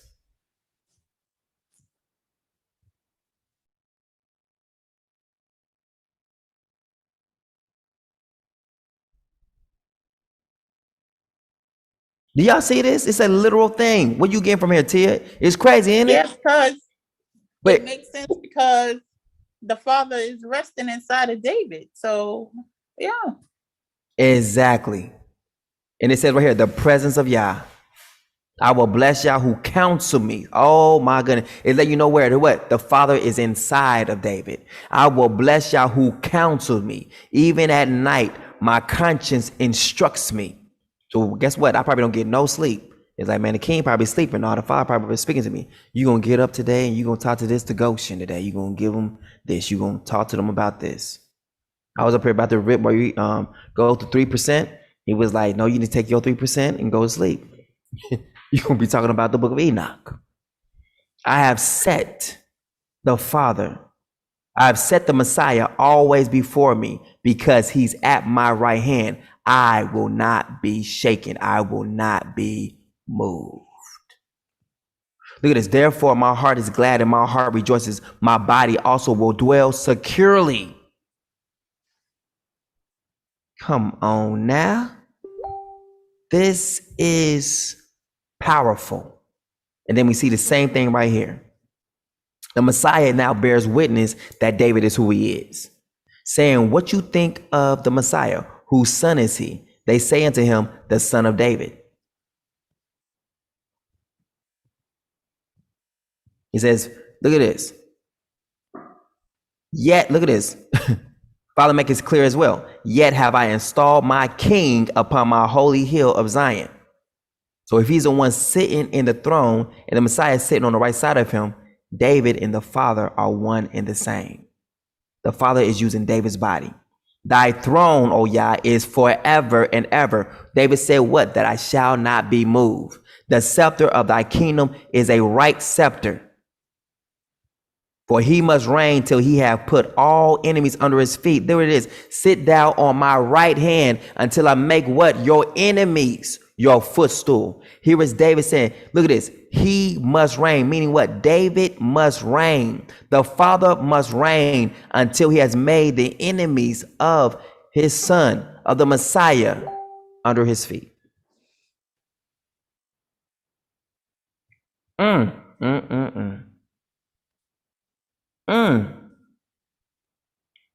Which he wrought in the Messiah when he raised him from the dead and set him at his own right hand in the heavenly places.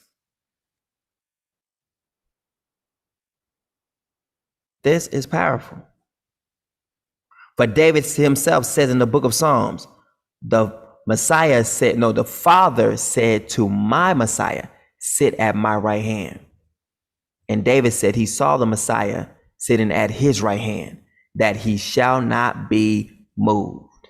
David has declared, the Father said unto my Messiah, sit at my right hand until I put your enemies under your foot. Who said? He said, until I, the Father said, until I put your enemies under your foot. It is the Father who's going to put the enemies under the Messiah's feet. And he's using David to do it. Now it ties in perfectly with this when the Father says me in a testimony, son, wherever you are, I'm there. Wherever I am, you are there.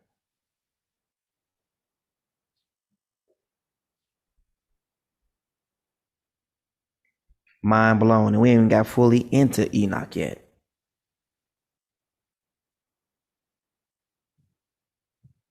Man, the church knows nothing.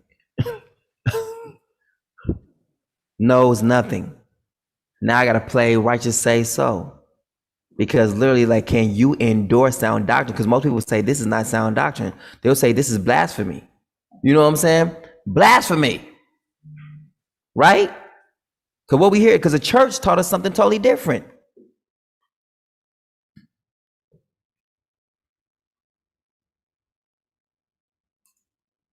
This, man, my mind is like spaghetti right now. I wrote this in 2015. There's one with Etano on there too. Queen Etano on there. There's one way around there.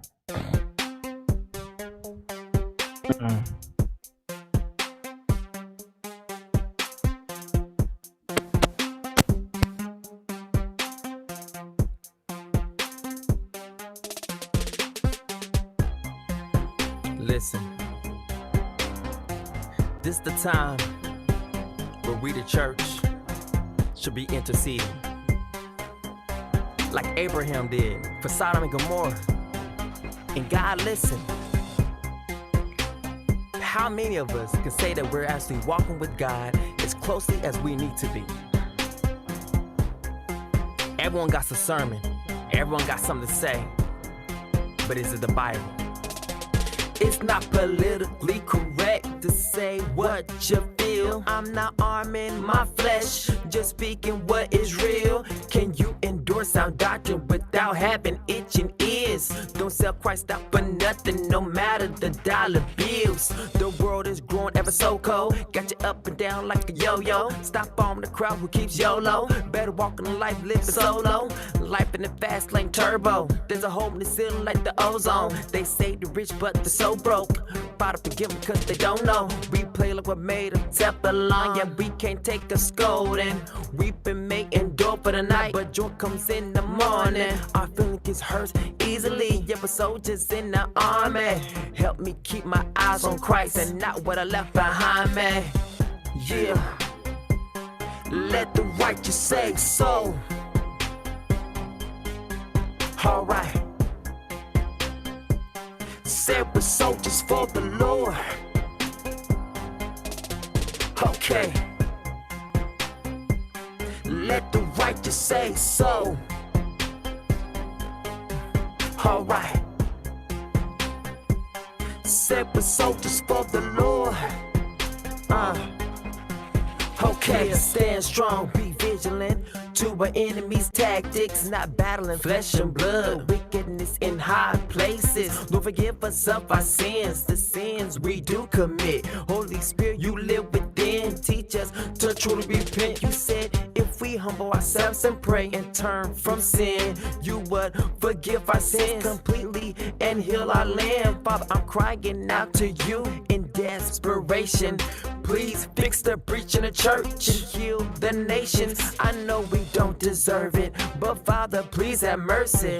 Almost everyone has fallen away. We stand in need of your grace. Let the book of Acts come to life so we can see your face. King Jesus, you're our sovereign King. I give you all the praise. Yeah, let the righteous say so. Alright, Said we're soldiers for the Lord. Okay. Let the righteous say so. Alright. Said we're soldiers for the Lord.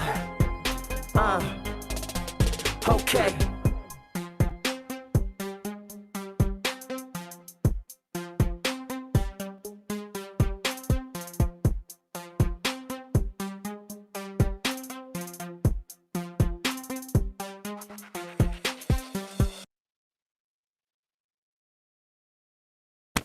Man, all right.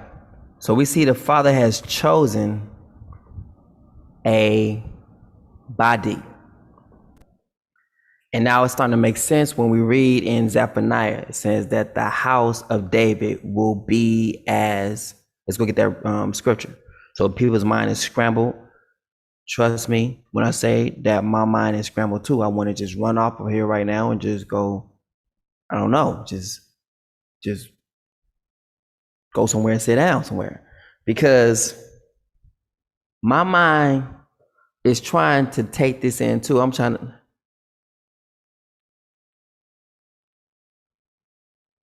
my mind can't phantom the honor, the glory that the Father has waiting.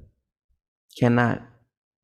This is much. This is like too much. This is my mind is like an overload right now because I'm just reading the scriptures and I'm seeing David sitting in one particular place, but the Messiah is on his right hand. Then we see the Father sitting in a certain place as well, and then the Messiah is sitting on the right hand. How is that possible?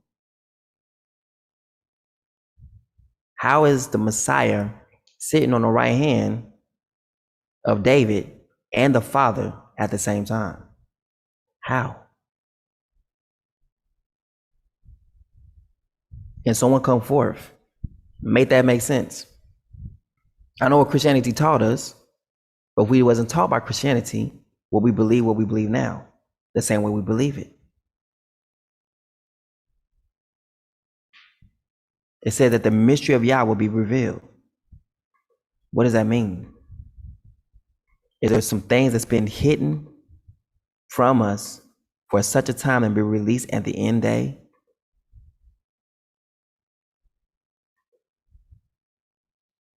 Zephaniah.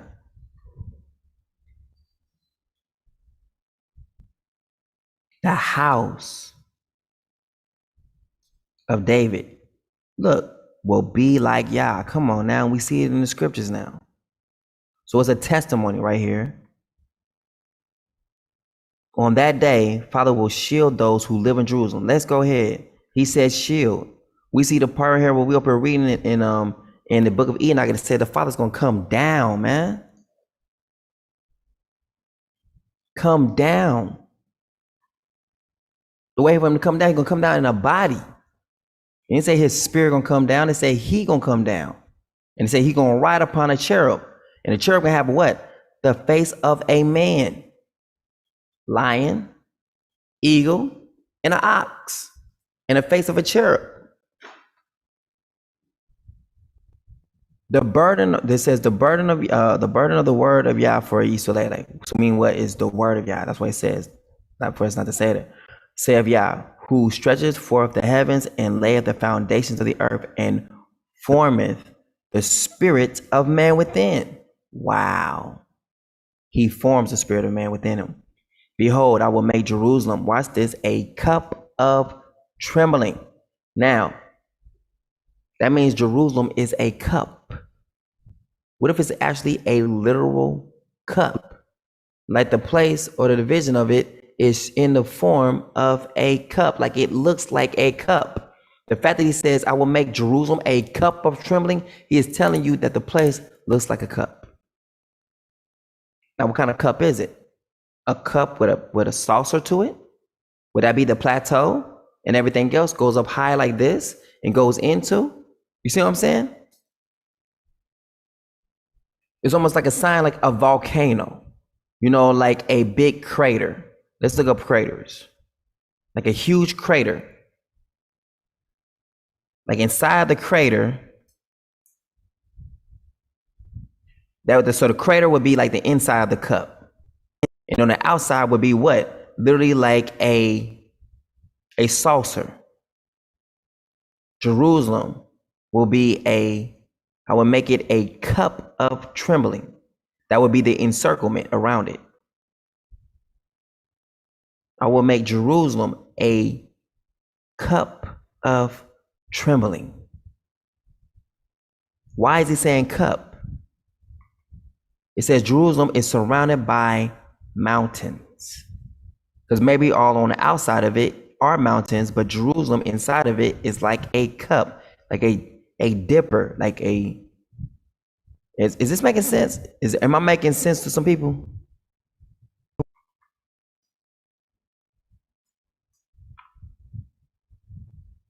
Ooh, ooh, ooh.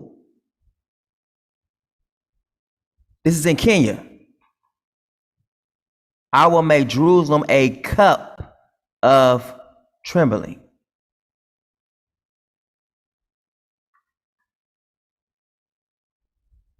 Wow. And look how desolate this place looks.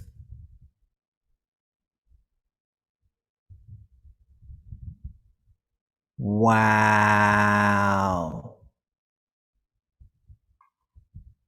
Wow.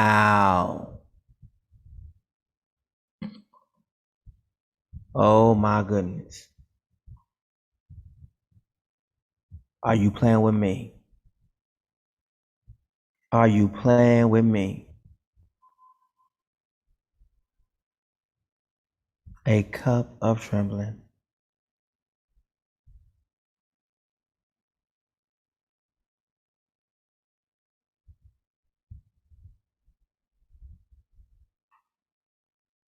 I want to make Jerusalem a cup of trembling. Twin craters in the lake. Look at how beautiful this is. Look how beautiful. So if he makes the mountains low, that's going to make it a plain thing so people can walk on. And make the valleys high. That's going to divide what it needs to divide. Why? So the water can come through into the place again to make a lake. Earthquakes has shaped our land to be the way it is. It has been hidden in plain sight.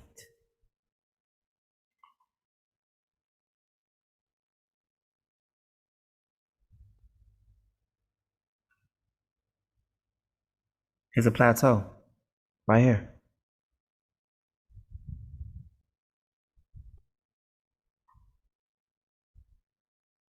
Am I making sense? Is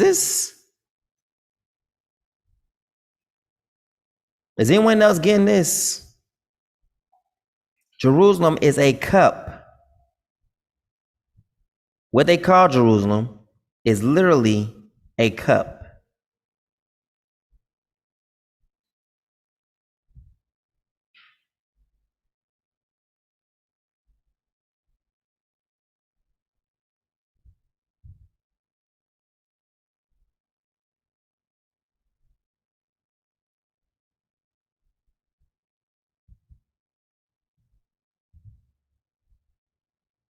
So wait a minute, hold on. Are you the lioness, King David, and Holy Father, King the lion? I said, what did you get? She said she got, as you're explaining, you and the Father subduing the earth, Psalm 16, while the Messiah sits still. Is it safe to understand you being the lioness and the Father, the lion, as in Deuteronomy 33 concerning Gad? I believe the lioness is showing strategy. The lioness is to show how things must be done. It is giving a specific set of instructions without coming out and saying it.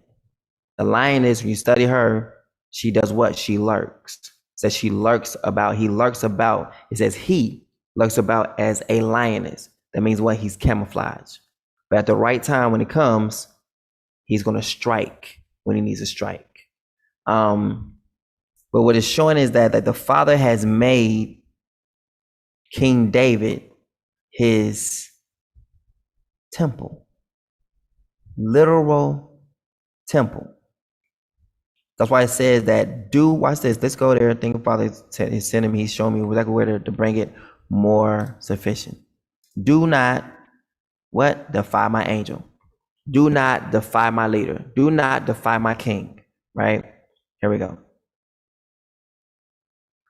I think it's just plain and simple. It's nothing like super duper deep to it. It's just simple. Just taking the word as face value. Most people say, oh, it's a simile or it's just this. No, it's literally face value. Father is angel to lead. Why? Because the Father is what? He said he's going to ride upon a cherub. So that means the Father, just like he said to me, wherever you are, I am there. Wherever I am, you are there.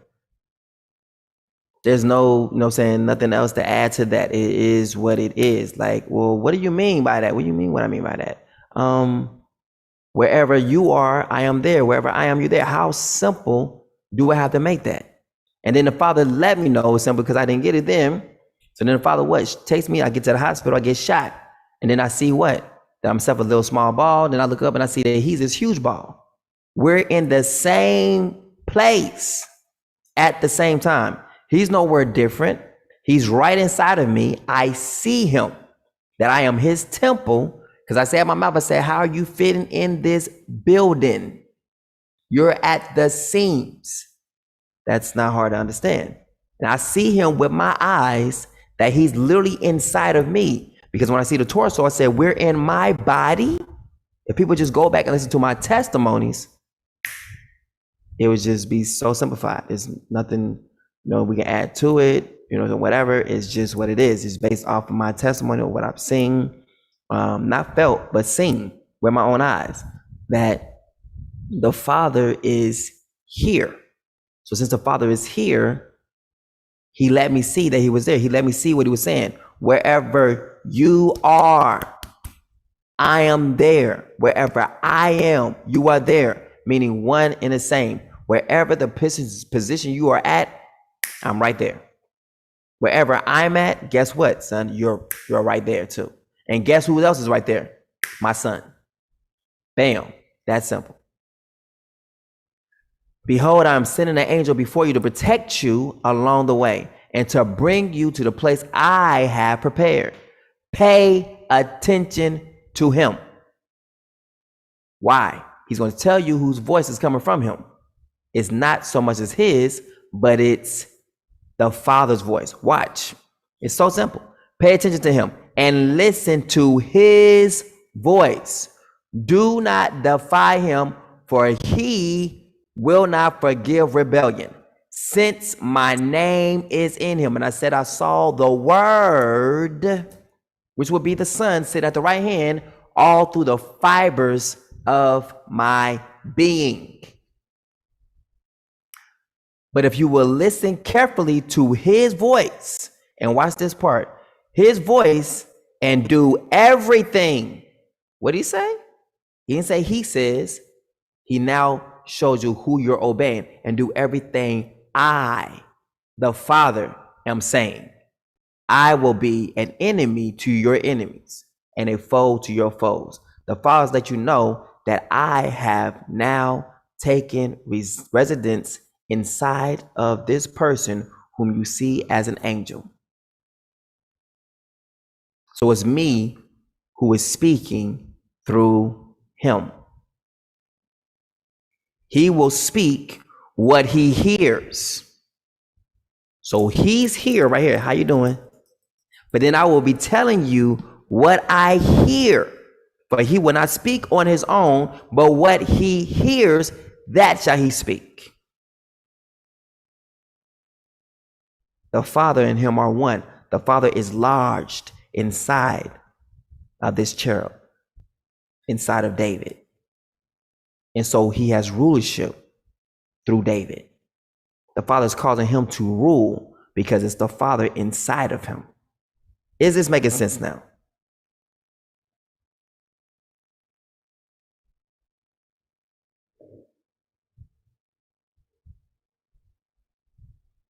Does this make sense?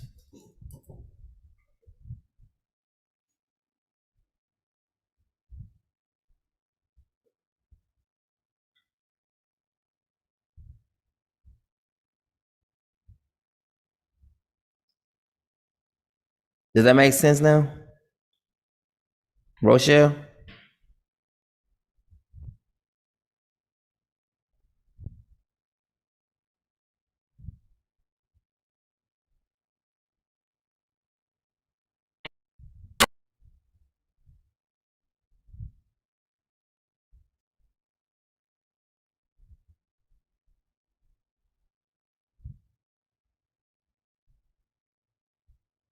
Talk to me. Ricola. Makes sense. Thanks.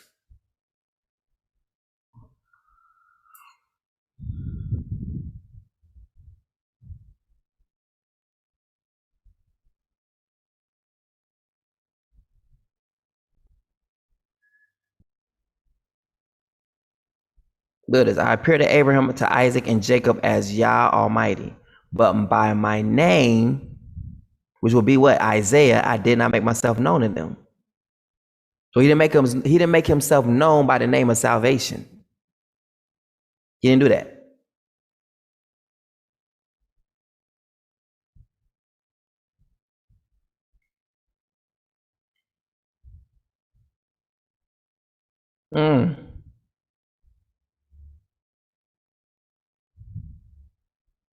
Kiss the Son, lest he be angry, and you perish from the way, when his wrath is kindled but a little. Blessed are all they that put their trust in him, because they're putting their trust in the Father at the same time.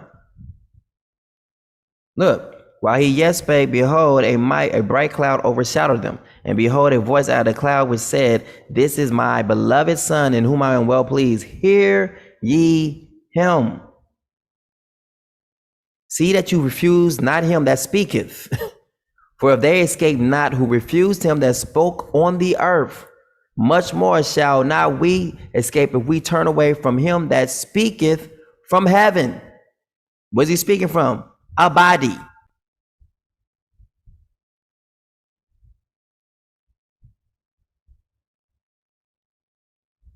And grieve not the Holy Spirit of Yah, whereby you are sealed unto the day of redemption. Therefore now go, lead the people unto the place of which I have spoken unto thee. Behold, my angel shall go before thee. Nevertheless, in the day when I visit, I will visit their sin upon them.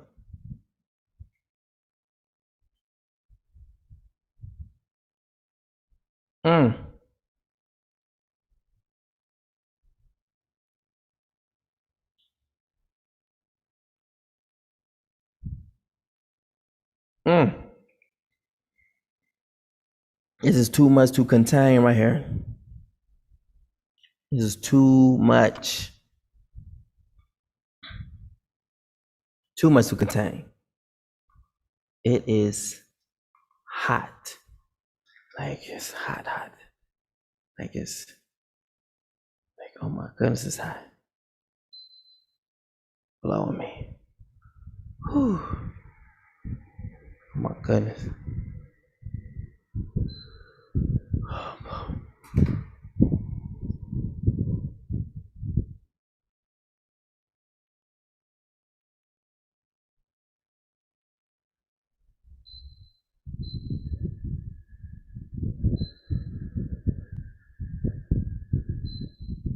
Right.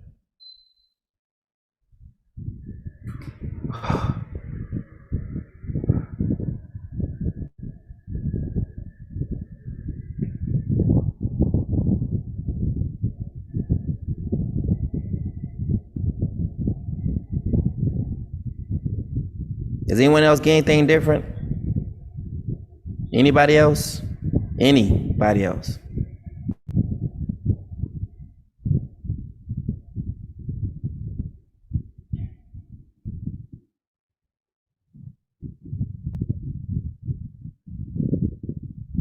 Tia, does that make sense to you?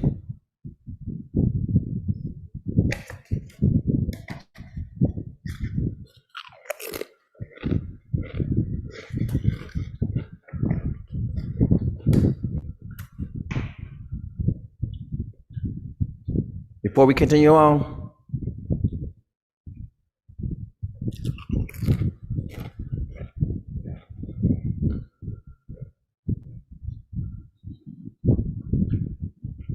I know my voice be so soothing sometimes. People be falling asleep.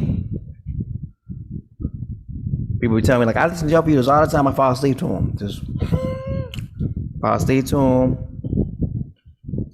I wake up. He kind of told me, like, she said, I fell asleep on your video.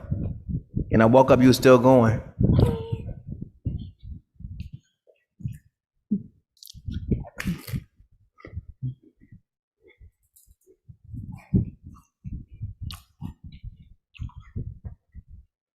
Those are definitely Pringles. Pringles in the land. And they got some other stuff about that I don't know about. What's called Mr. Potato. And one of them is called Pringles. I was like, how? So there is definitely abominations of Pringles out here. Like, meaning, like, they got people with different names out here trying to, oh, yeah, that felt good on me. Oh, yes, pour it on me. Oh, yes.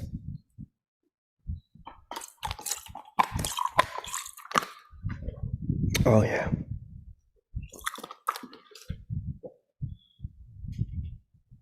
My whole shirt is wet. But I needed it. It's so hot. Just pray that this fan don't go off. You know how they be doing right here and be that in the air, just power go be like.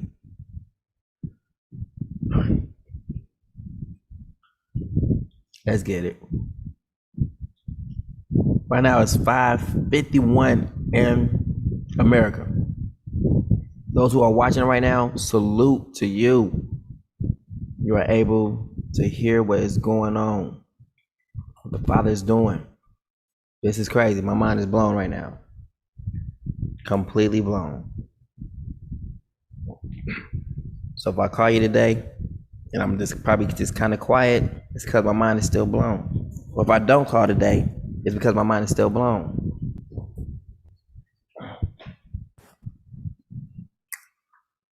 He just blew a whole lid.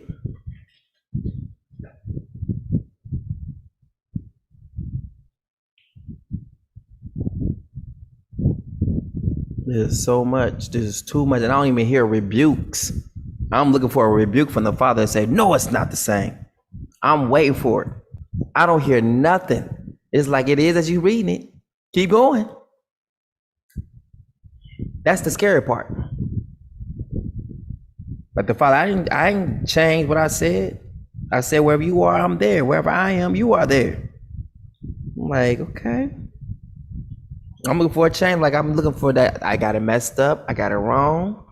I'm looking for a correction from the Father, from within. I'm looking for it. It's nothing. I'm looking for script. Nothing. The Father's already declared He's gonna be amongst us through His servant David. So I was like, go get that scripture, and I will be amongst them. The way He's gonna be amongst you means what? He's gonna be amongst you through a people, through a person. I will be amongst them. He is talking about us.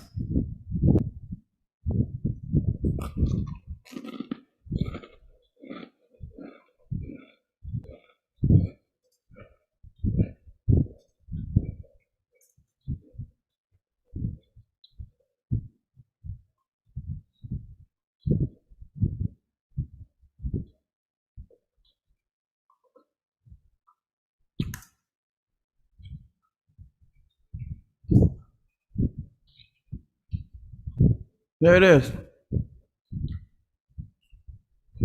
It's right there in Zephaniah, right there.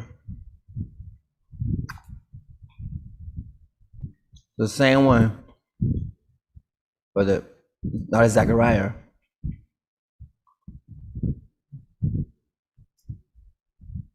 Here it is. So He tells you again right there. I think this was it right here. Isaiah 12:8. Let me just grab the whole thing. Here it is.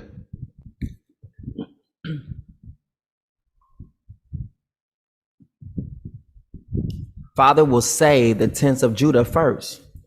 It literally means he. He's going to be the one saving the tents, so that the glory of the house of David and the people of Jerusalem may not be greater than that of Judah. On that day, the Father will defend the people of Jerusalem, so that the weakest, the feeblest among them will be like David. And the house of David will be like Yah, like the angel of Yah going before them, so that on that day I will set out to destroy all the nations that come against Jerusalem. And the angel of Yah who had gone before the camp of Israel withdrew and went behind them. The pillar of cloud also moved from before them and stood behind them. This is literally the Father. The Father. Watch this. Gideon sees the angel of Yah and thinks about death.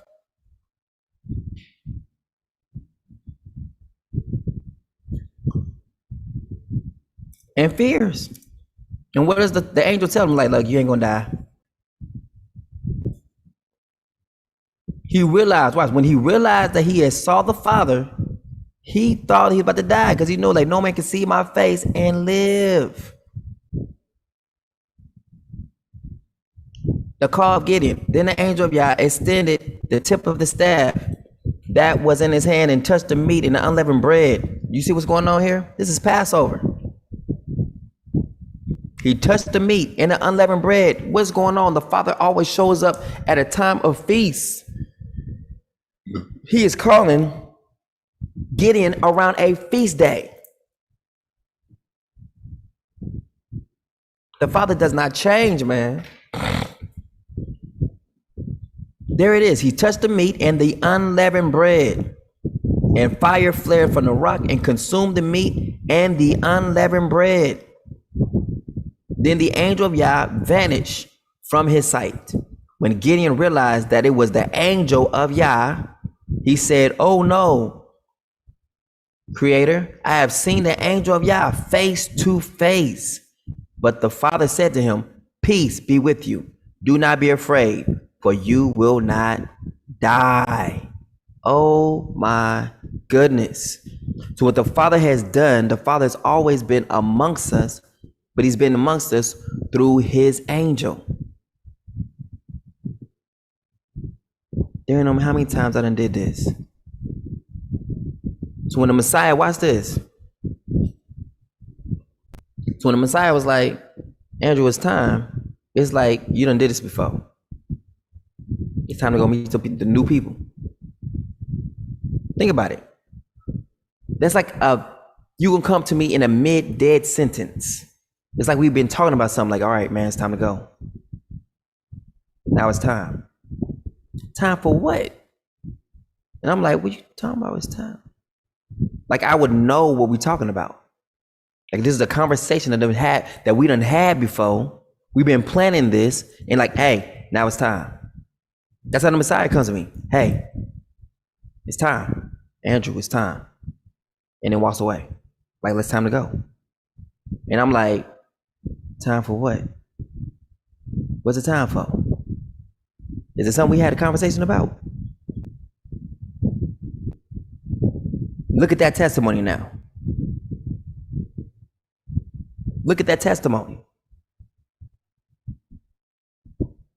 Wherever you are, I'm there. Wherever I am, you are there. How many times have we done this? How many? Since music is an atmosphere brought in the flesh, how many times have he done this? If he rode upon the cherubim, how many times have we done this?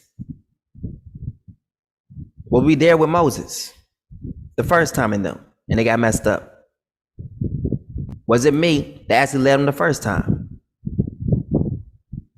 But I would have no recollection of none of this.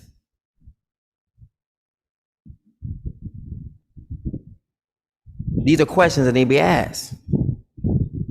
Because if he's saying wherever you are, I am there, he didn't say like now I'm there. He says wherever you are, I'm there. Wherever I am, you are there.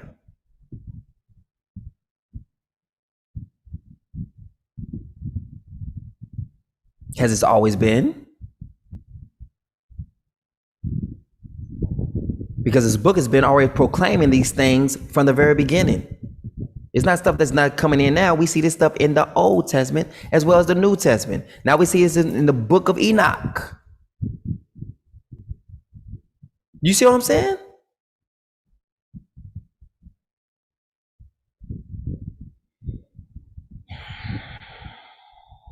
Do anybody see what I'm saying? Do you want to get this?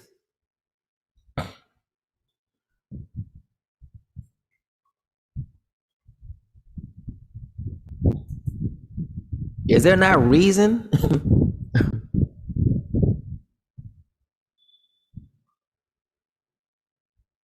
Look, the same thing happened with Jacob. So Jacob named the place Peniel, saying, indeed I have seen the Father face to face, and yet my life was spared. What did he do? He wrestled the angel of Yah. So the same thing, so we see this taking place with Gideon. The same thing took place with Jacob, took place with Gideon. They both saw the face of the Father through the angel and did not die. Now watch this. If I'm the face of that angel as well, y'all not dying either. This would not be my first rodeo. So I mean, I saw Gideon's face, Jacob's face, and neither one of them died.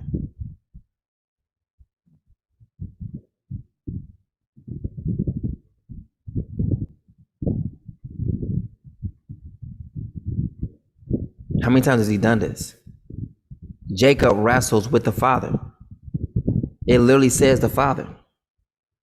And Jacob requested, please tell me your name. But he replied, why do you ask my name? But he doesn't give his name either. He don't give it. Then he blessed Jacob there. Notice he did not give his name. Then he blessed Jacob there. So Jacob named the place Peniel, saying, indeed, I have seen the Father face to face, and yet my life was spared. The sun rose above him as he passed by Peniel, and he was limping because of his hip. Now, this same limping is the same thing as being injured or being feeble. And it says the feeble amongst David, the feeble amongst them will be as David. I think this is the person who probably carries this covenant. Now it's funny, since I've been here, I hurt my foot. The first time, I think it was like with the first week or something like that, hurt my foot, was just walking, and as I was walking, I came down on this part of the grass and it went down, my leg went pop. And from that moment on, it had been hurt, and I was like, okay. And I was like, because when I first read that part, it's like, and the feeblest among them will be as David. Now I looked up the word, it says impaired. I was saying in my head, I didn't want to say it, my mind was like, so that mean I'm gonna get hurt or something? Like, something gonna happen to my foot? Is it something gonna happen to me? Surely enough, as I'm up here thinking it and I'm up here reading it, I didn't want to say it. I was like, that seemed like something about to happen to me. Because it says the feebles among them will be as David. And I'm like, please no. Please no. And sure enough, right after doing a live, we have victory. We got a whole bunch of stuff that came out, whole bunch of truth that been revealed. Soon here we come. Pop! I'm like, okay. So I'm scared to find out other stuff. I'm scared to find out what other stuff is going to happen. Because it's been happening. So it's like now I'm walking, but I gotta walk like I have to put ice on it every now and again. Face has not completely healed all the way, but I'm always constantly going out into the land, always constantly going out doing this, doing that. I go into the pool to go swim, to actually get it's liberating, you know. But it hasn't been fully healed. I know it's gonna fully heal, but I was like, dang, I guess we gotta match the scriptures all the way to the T. The feeble among them will be as David. the impaired among them will be as David. And I'm like, does that mean my leg gonna get hurt? And sure enough, my leg got hurt. I was like,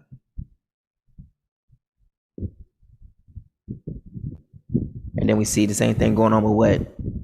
With Jacob, who is what? Jacob is walking with a limp. You know, my father used to walk with a limp. Like, Wilbur Rucker used to walk with a limp.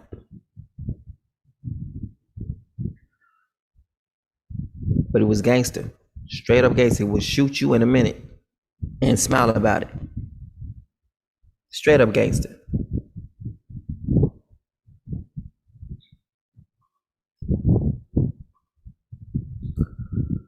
Whew. Man, have mercy. It was limping because of his hemp. Because, and guess what? The angel was the one who actually threw it out of socket. He was wrestling him.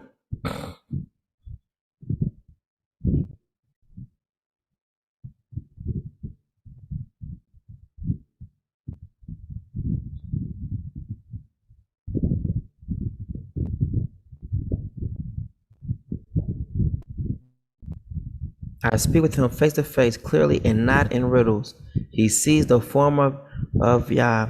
Why then were you unafraid to speak against my servant Moses? People need to be careful. Remember that part right there.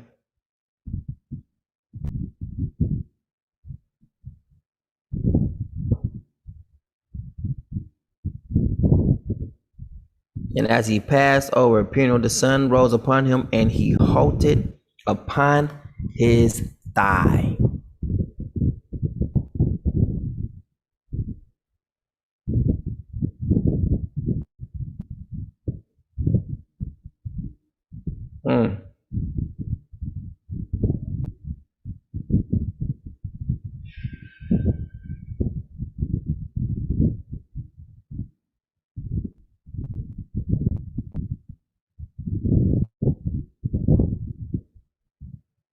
And he said, my presence shall go with thee, and I will give thee rest, comfort.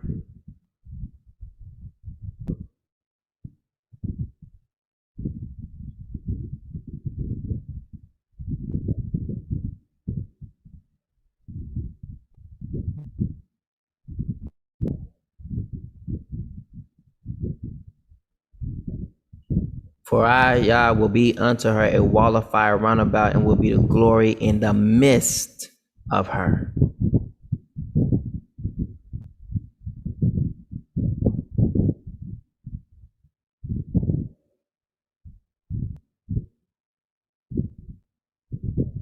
And I will set up one shepherd over them, and he shall feed them. Even my servant David, he shall feed them, and he shall be their shepherd.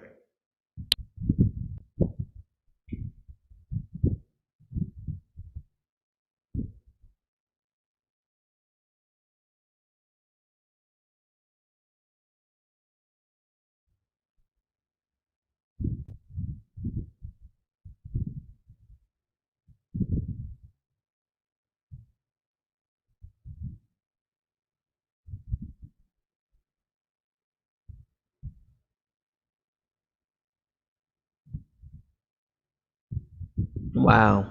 And he showed me Joshua the high priest standing before the angel of Yah, and Satan standing at his right hand to resist him. What?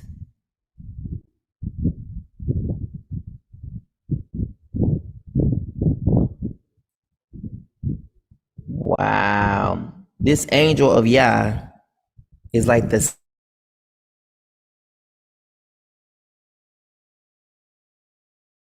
angel of Yah. It's this same angel of Yah that is always sent.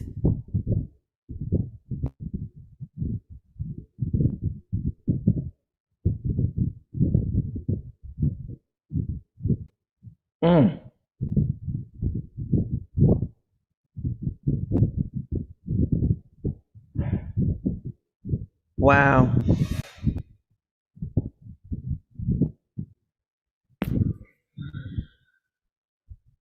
The same angel of Yah is the same one. There's no let up. There's no change.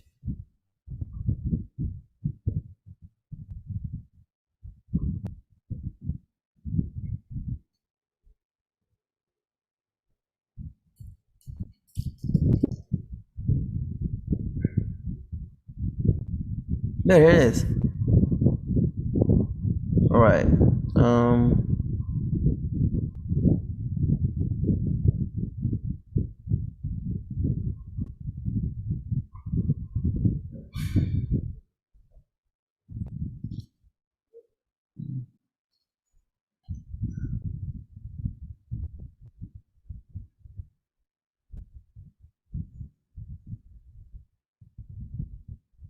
The Good Shepherd.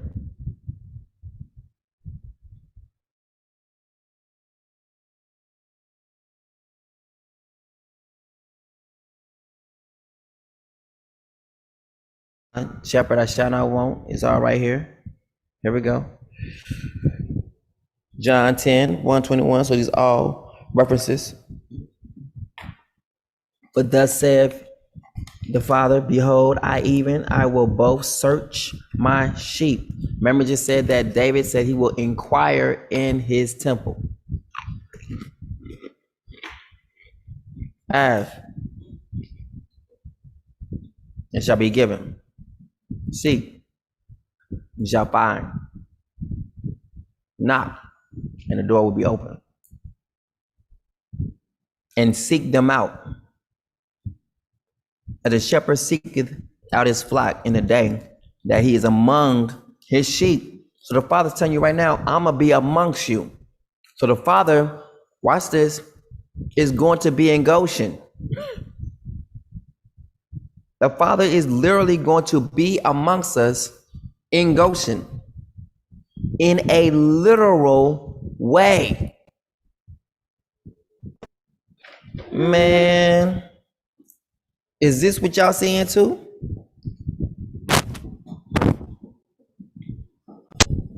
I'll stretch my leg.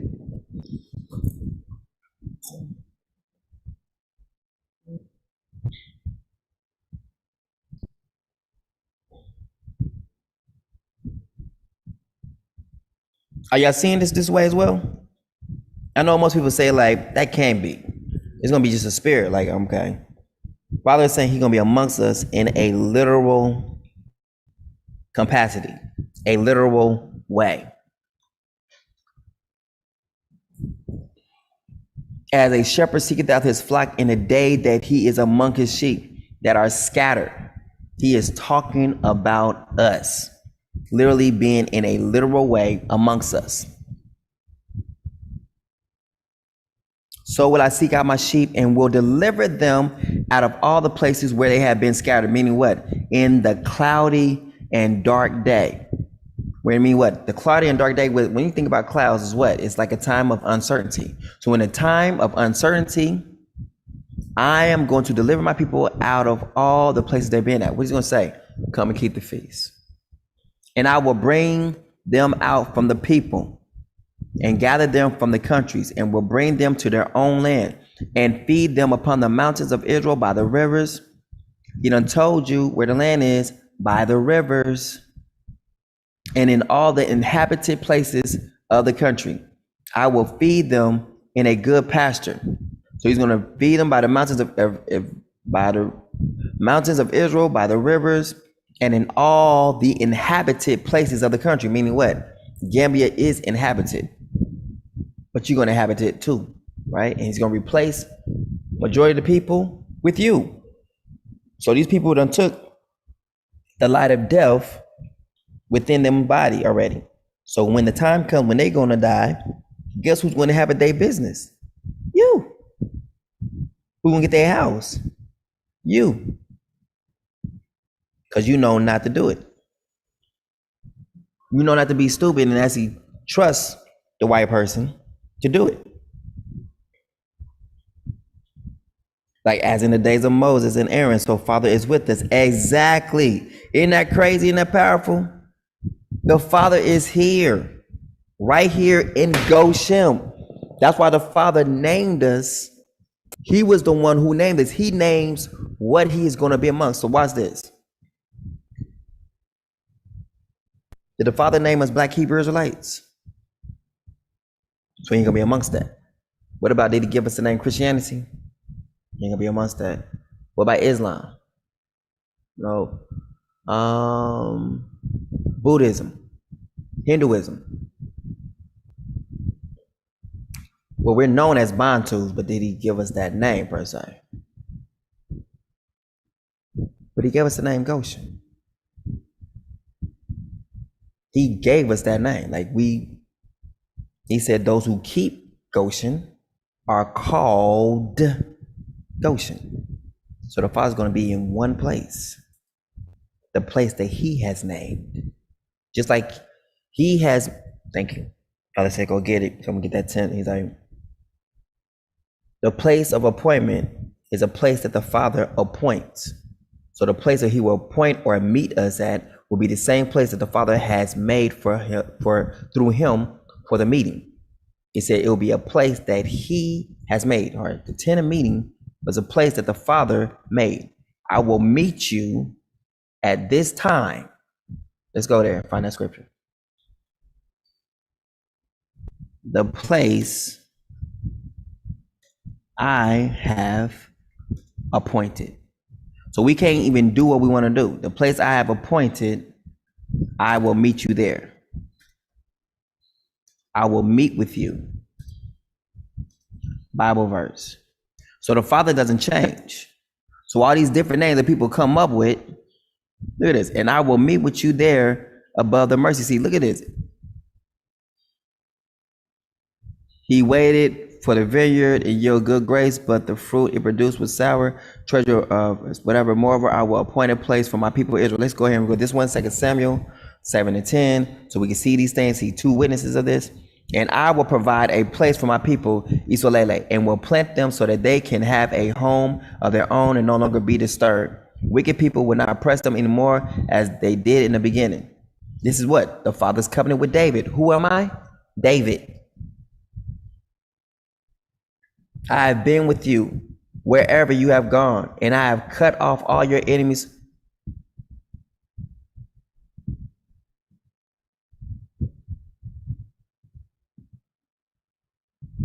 There it is right there.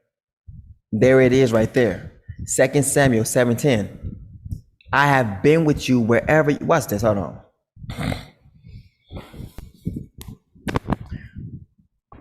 So, since I'm David that's brought back,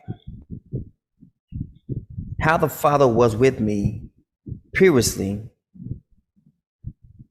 if the Father changes towards me now when I'm being brought back, wouldn't that make him fake? Not real? Not to be trusted? So if the Father's always been with me in the old times, then when he brings me back, he will be with me also. He will choose me again. He won't choose another king over me. He will choose the first king he chose the first time. Since he chose me to be the king over all of his people the first time previously, before there was ever a kingdom of Greece, England, whatever kind of crap that they want to call themselves. The Father only recognizes two kingdoms, which is what he chose Saul and he chose David. That's it. So he chose Saul and he chose me. Now, since I'm the one he brought back, since he chose me then, when I show up on the scene, what the Father's going to do? Woo, he's going to rest on me again.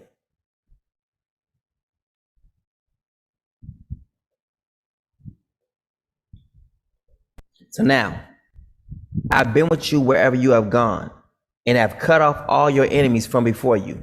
Now I will make for you a name like the greatest in the land. I will make for you a name like the greatest in the land. I hear you, Father. I hear you. We're on the same page. I hear you. Then look at this. Then I will make for you like a name greatest in the land.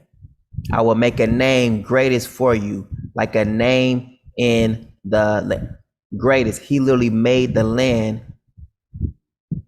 of my face. King David's face is in the land. Now I will make for you a name like the greatest in the land. And I will provide a place for my people, Israel, and will plant them so that they may dwell in a place of their own and will be disturbed no more. That's you. No longer will the sons of wickedness oppress them as they did at the beginning and have done since the day I appointed judges over my people, Israel. And I will give you rest from all your enemies. The Father declares to you that he himself will establish a house for you. It's a house for David. You will bring them in and plant them on a mountain of your inheritance. Oh, Father, you have prepared for your dwelling the sanctuary. You have prepared for your dwelling, meaning what? His presence. The sanctuary, oh Yah, your hands have established, meaning he made it. Man.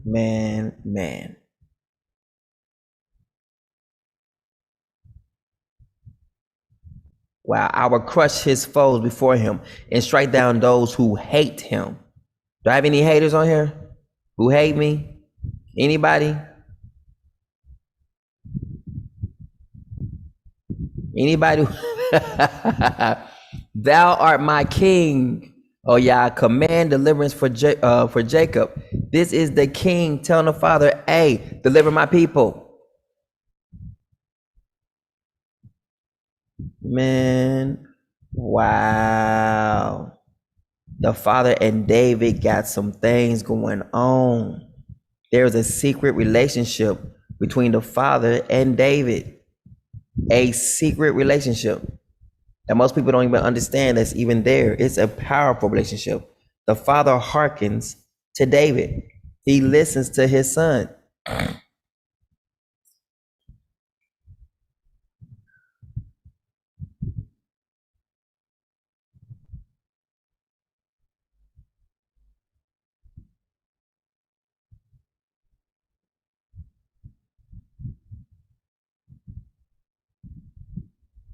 Let's go. We got to read this because I think Father wants to read this to bring this out because it's like a remembrance of, a prayer of remembrance.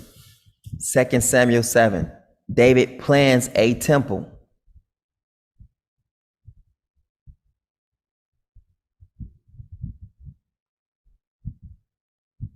And it came to pass when the king sat in his house and Father had given him rest round about from all his enemies, that the king said unto Nathan the prophet, see now I dwell in a house of cedar, but the ark of Yah dwelleth within curtains. And Nathan said to the king, go do all that is in your heart, for the Father is with you. Wow. The Father's covenant with David. So if David comes back into this earth, would the covenant still be with David or would it be with someone else? These are things we need to look at. The truth is not biased, it's absolute, whether we want to receive it or not. It is what it is. And it came to pass that night,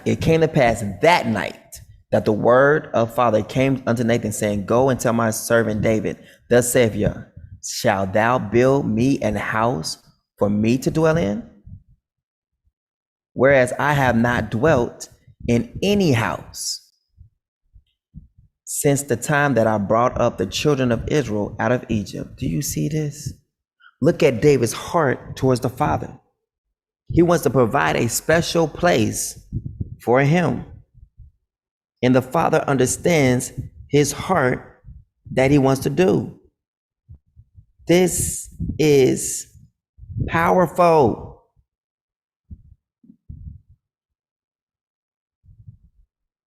This is powerful. This is powerful.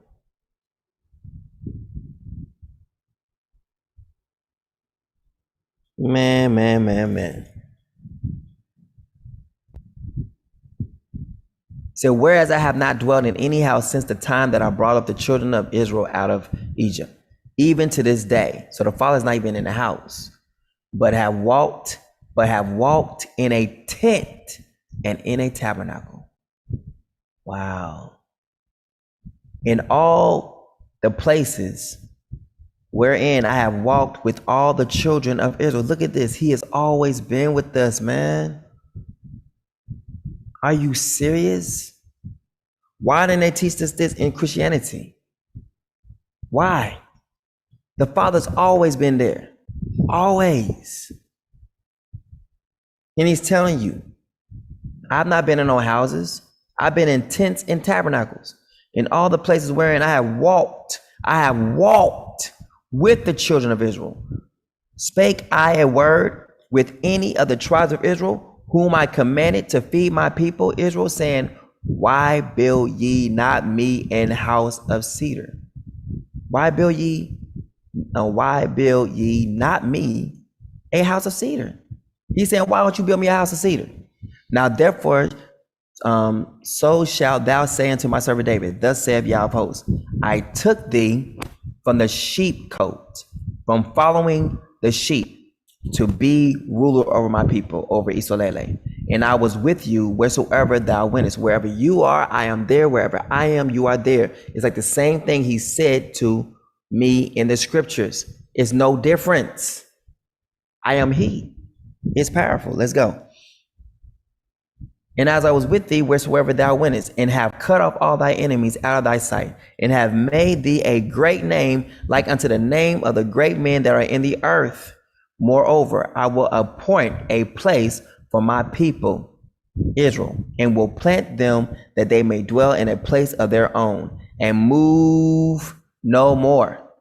Neither shall the children of wickedness afflict them any more as before time, and as since the time that I commanded judges to be over my people Israel, and have caused thee to rest from all thy enemies. Also the Father telleth thee that he will make what? David an house. And when thy days be fulfilled, and you shall sleep with your fathers, I will set up your seed after you, which shall proceed out of your bowels. They're going to come straight from you. And I will establish his kingdom. He shall build a house for my name, and I will establish the throne of his kingdom forever. I will be his father, and he shall be my son. If he commit iniquity, I will chasten him with the rod of men, and with the stripes of the children of men. But my mercy over judgment, but my mercy shall not depart away from him, as I took it from Saul, whom I put away before thee. And thine house and your kingdom shall be established forever before me. Your throne shall be established. Your throne shall be established forever, according to all these words, and according to all this vision. So did Nathan speak unto David. David's prayer of thanksgiving. Then went King David in and sat before, King David in and sat before the Father. And he said, who am I, O Father? And what is my house that thou hast brought me hitherto? And this was yet a small thing in my sight. It was a small thing in your sight, O Father, but thou hast spoken also of thy servant's house for a great while to come, meaning it'll be a long time before it comes. And is this the manner of man, O Father Yah? And what can David say more unto thee? For thou, Father, knowest thy servant, for thy word's sake, and according to your own heart hast thou done all these great things, to make your servant know them. Wherefore thou art great, O Father, for there is none like thee, neither is there any Father besides thee, according to all that we have heard with our ears.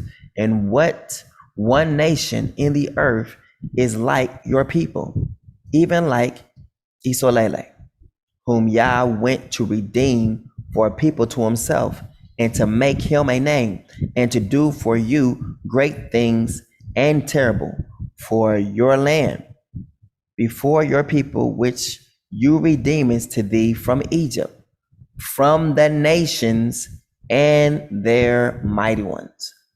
For thou hast confirmed to thyself your people, Isolele, to be a people unto thee, watch this, forever.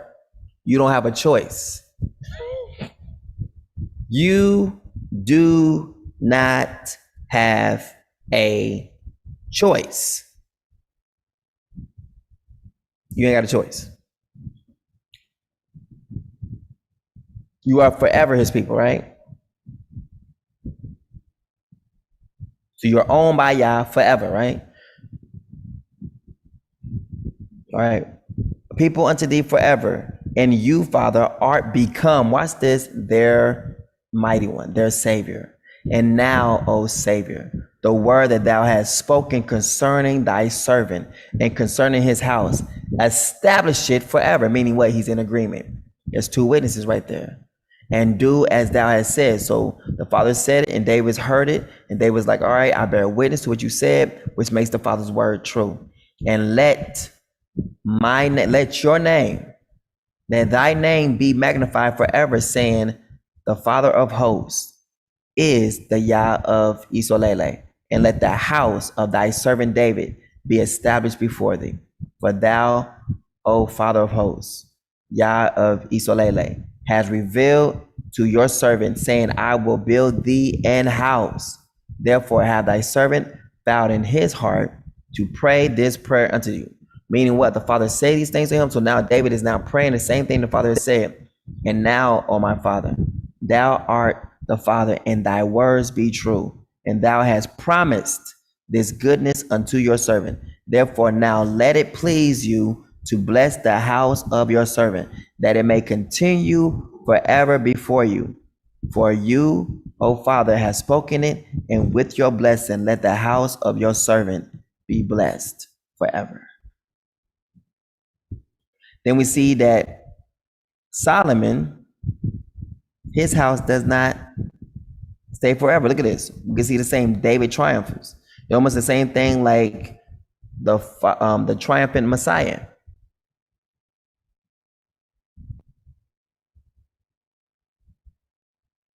Wow. Watch this. We're about to see something. We're about to see something.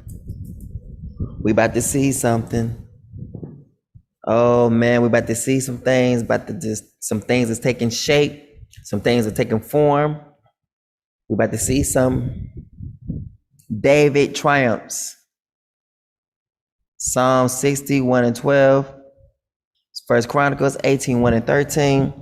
And after this, it came to pass that David smote the Philistines, Isaiah 11, and subdued them. And David took Mega Gamma out. That's like, you got Gamma right here. Gamma, Gama, right there, Gamma. Meth Gamma out of the hand of the Philistines. What is Meth Gamma out of the? What do they have in their hands? Is this like what, the Tesseract?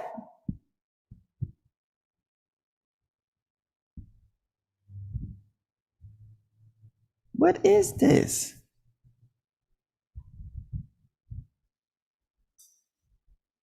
Is it a land? It must be a land. He took land from them. He took it out of their hands. He subdued them and took Meth Gamma out of the hand of Philistines. And he smote Moab and measured them with a line. Wow. Casting them down to the ground. Even with 2 lines measured, he put them to death. And with 1 full line to keep alive. And so the Moabites became David's servants and brought gifts. Do you understand now? So the father is bringing back all of the lands that was once ours. He's bringing it back. David smote also Hadazer, the son of Rehob, king of Zobah, as he went to recover his border, at the river Euphrates. And David took from him 1,000 chariots and 700 horsemen and 20,000 footmen. And David hauled all the chariot horses, but reserved of them for 100 chariots. And when the Syrians of Damascus came to succor Hadassah, king of Zobah, David slew of the Syrians 22,000 men. Then David put garrisons in Syria of Damascus, and the Syrians became servants to David. Do you understand? That's why the whole land is in the face of David, because he subdued it all. Everything has been subdued.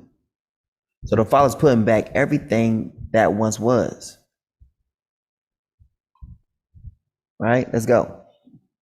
It's good that we read this. And when the Syrians of Damascus came to succor Hadassah, king of Zobah, David slew of the Syrians 22,000 men. Then David put to garrisons in Syria of Damascus, and the Syrians became servants to David and brought gifts. And the Father preserved David wheresoever he went. And David took the shields of gold that were on the servants of Hadassah and brought them to Jerusalem, and from Betah and from Berothia, cities of Hadadezer, whatever that is, King David took exceedingly much brass. When Toi, king of Hamath, heard that David had smitten all the hosts of Hadazer, then Toi sent Joram his son unto King David to salute him and to bless him, because he had fought against Hadazer and smitten him. For Hadazer had wars with Toi, and Joram brought with him vessels of silver and vessels of gold and vessels of brass, which also King David did dedicate unto the Father, with silver and gold that he had dedicated of all nations, which he subdued, of Syria and of Moab and of the children of Ammon and of the Philistines and of Amalek, and the spoil of Hadassah, son of Roab, king of Zobah. So Psalms 83 will be what? That's why David was speaking. He saw something happen. Like, wait a minute. What is this that the same ones he subdued will come against his people in years, times later? That's all that came against us. Look, children of Ammon, Moab, Philistines, and Amalek. And David got him a name when he returned from smiting of the Syrians. That is literally Assyria, Saudi Arabia, in the valley of salt. What? Being 18,000 men. And he put garrisons in where? In Edom. Throughout all Edom put he garrisons, and all they of Edom became David's servants. So the ones also who are of Edom belongs to David. Everyone's a servant. And the Father preserved David wheresoever he went. And David reigned over all Israel. And David executed judgment and justice unto all his people. And Joab the son of Zurah was over the host. And Joshaphat the son of Elul was recorder. And Zadok the son of Ahitub and Ahimelech, whatever, the son of Abiathar, were the priests. And Sarah was the scribe. And Benaiah the son of Jehoiada was over both the Cherethites and the Pelethites, and David's sons were chief rulers.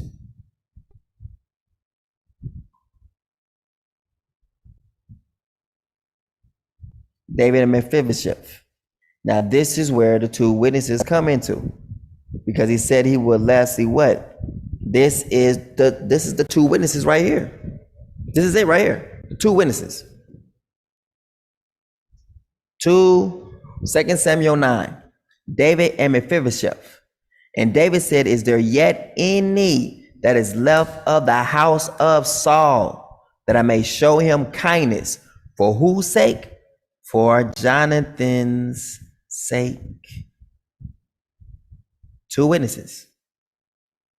And there was of the house of Saul a servant whose name was Ziba, or Ziba, or Ziba. And when they had called him unto David, the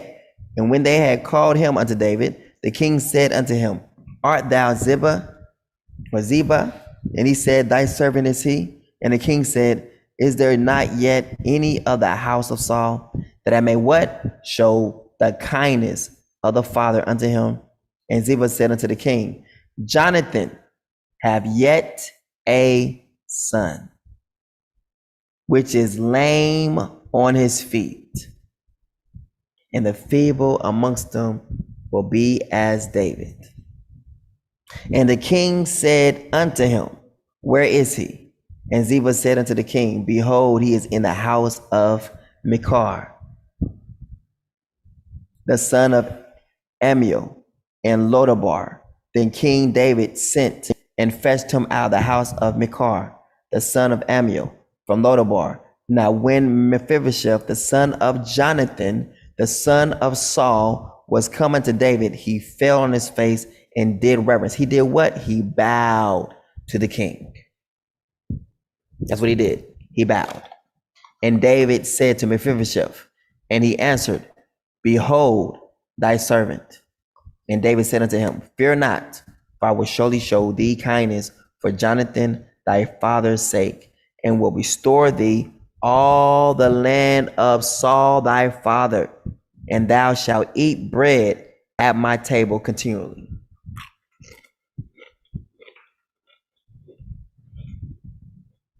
And he bowed himself and said, what is thy servant, that thou shouldest look upon such a dead dog as I am? Meaning what? I'm paralyzed. Why are you trying to show all this stuff to me? I'm nothing. Then the king called to Ziba, Saul's servant, and said unto him, I have given unto thy master's son all that pertaineth to Saul, and to all his house. Thou therefore and thy sons and thy servants shall till the land for him, and thou shalt bring in the fruits, that thy master's son may have food to eat. But Mephibosheth, my master's son, shall eat bread always at my table. Now Ziba had 15 sons and 20 servants. Then said Ziba unto the king, according to all that my master the king hath commanded his servant, so shall thy servant do. As for Mephibosheth, said the king, he shall eat at my table as one of the king's sons. So what? The feeblest among them shall be as David. And Mephibosheth had a young son whose name was Micah, or Micaiah, I don't know this. And all that dwell in the house of Ziba were servants unto Mephibosheth. So Mephibosheth dwelt in Jerusalem, for he did eat continually at the king's table, and was lame on both his feet. Wow. I know people was like, man, this is too good right here. This is crazy, right? This is crazy. But it's good.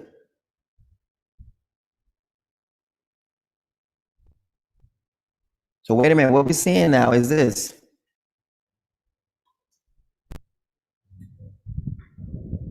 All lands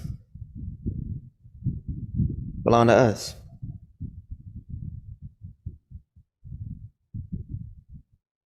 All of it. Everyone here are servants, even down to the Assyrians. So Saudi Arabians, there are servants. They're servants of David. Moabites. Every single person who came against us, it was the servants rising against their masters. Every single last one of them. Father, you see this, and you bringing this out for a purpose, a reason. So subdue them, even as you have promised me. Through your word, you made a promise. Fulfill it.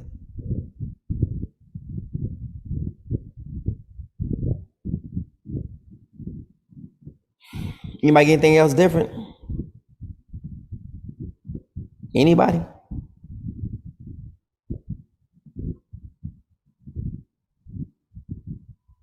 Did anybody else get anything else different?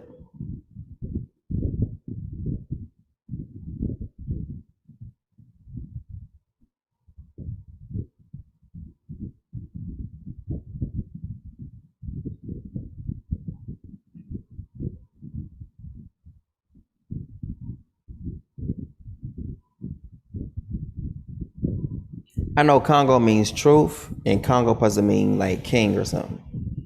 But Father said he's going to actually speak to us in the land or in the language of our oppressors. So we again we read the word what the Father said he was going to do, and then literally we go against it. We show how obedient we are. The Father says, I'm going to speak to this people with stammering lips, and mocking lips, in foreign tongues.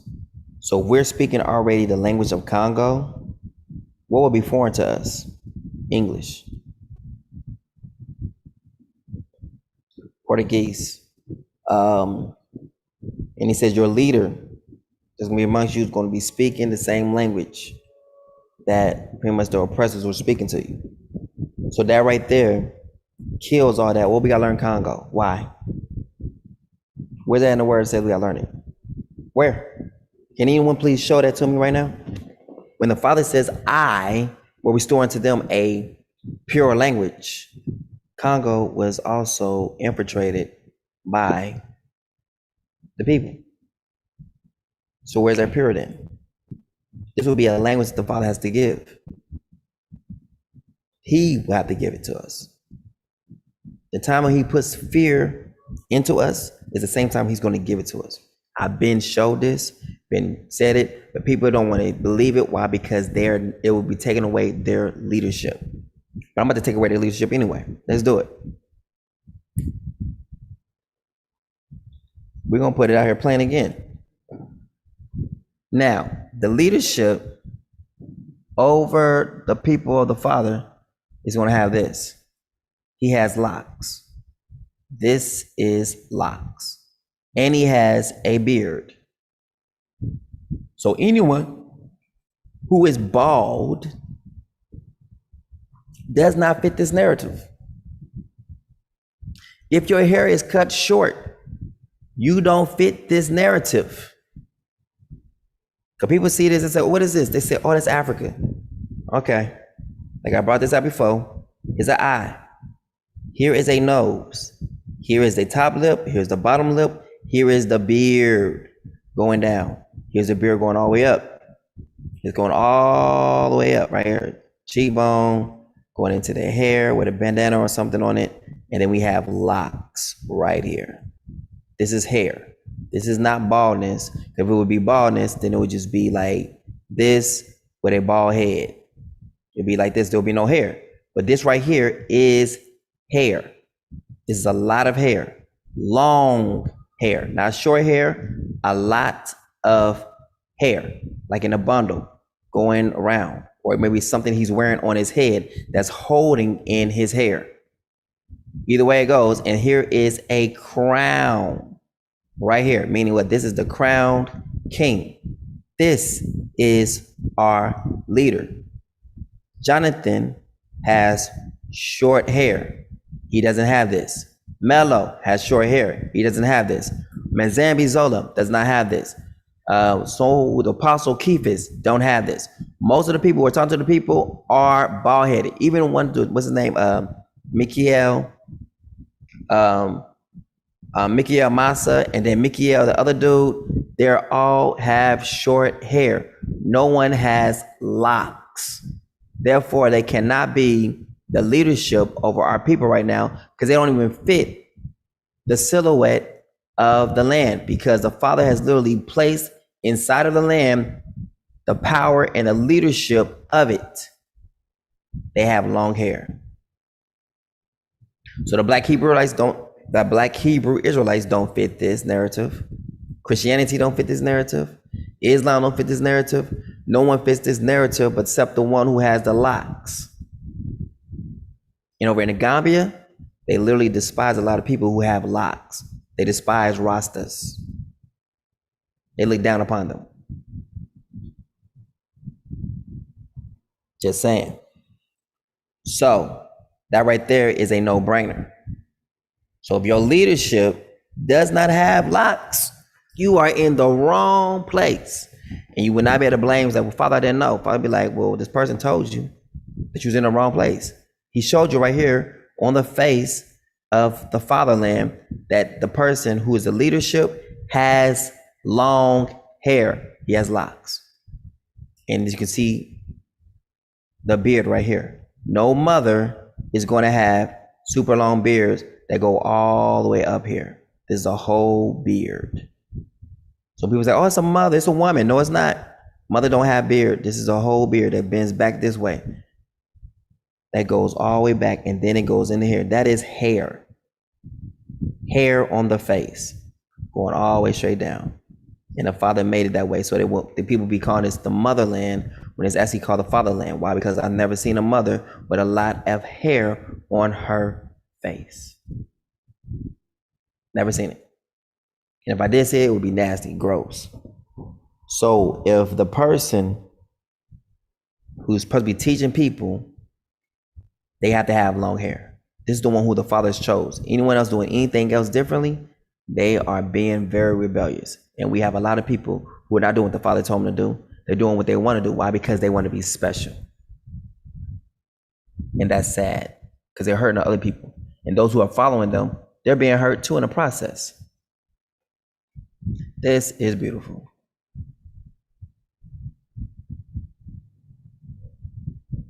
Jerusalem is a cup of trembling. Literally. A cup of trembling.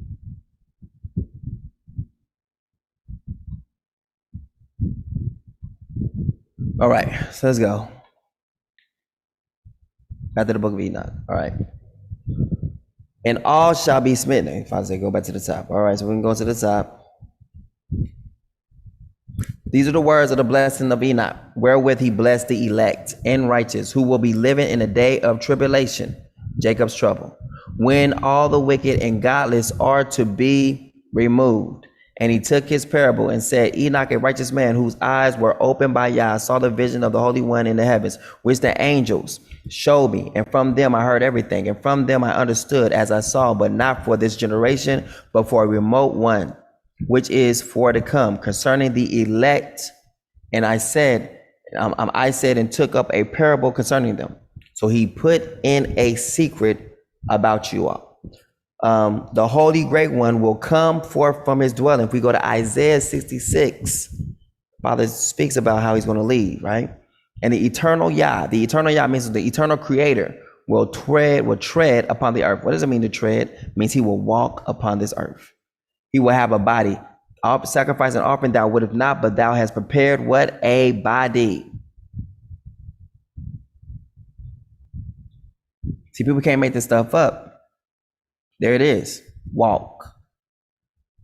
So the literal Father, the teacher he's going to raise amongst us, the Father is going to be right there inside of that leadership.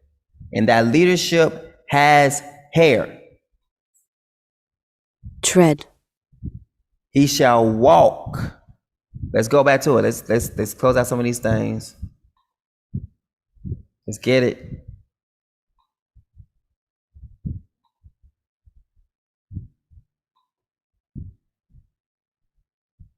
want to leave that open because that's just so beautiful.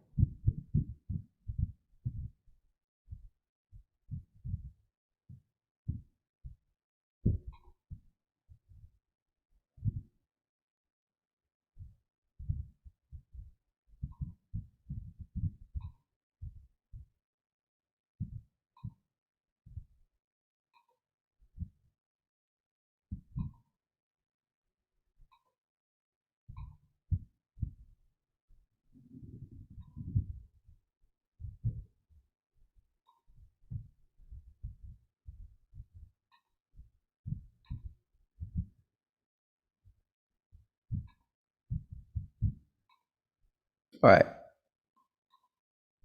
And the eternal Yah will walk upon the earth. He will tread. He will step upon the earth. He will stride upon the earth. He will pace. He will go upon the earth. He will march. He will tramp. He will plod. He will stomp. He will trudge. He will footstep, footfall. He will step. He will walk upon the earth. So the Father said he's going to leave his place and come upon the earth. Where's this at? Isaiah or Yeshaya 66:1.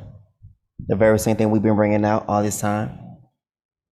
For a very long time, we've been bringing it out. So the leadership that the Father's going to choose is going to be the body he is going to inhabit. Heaven is my throne, and the earth is my footstool. Where is the house, the building that you will build for me? Remember, David said, I want to build you a house. So he's asking David, where's the house you're going to build for me? And where is the place of my rest? For all those things have my hand made. All those things have been made. Thus saith Yah, but to this man, he's talking about to David, but to David will I look, even to him that is poor and of a contrite spirit and trembleth at my word. That is David. Right there, that's David.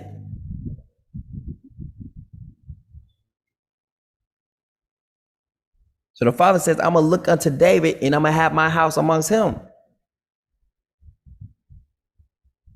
Then he goes into the temple. People are going to be keeping things the wrong way. And he's literally going to be what? He's going to be offended by it.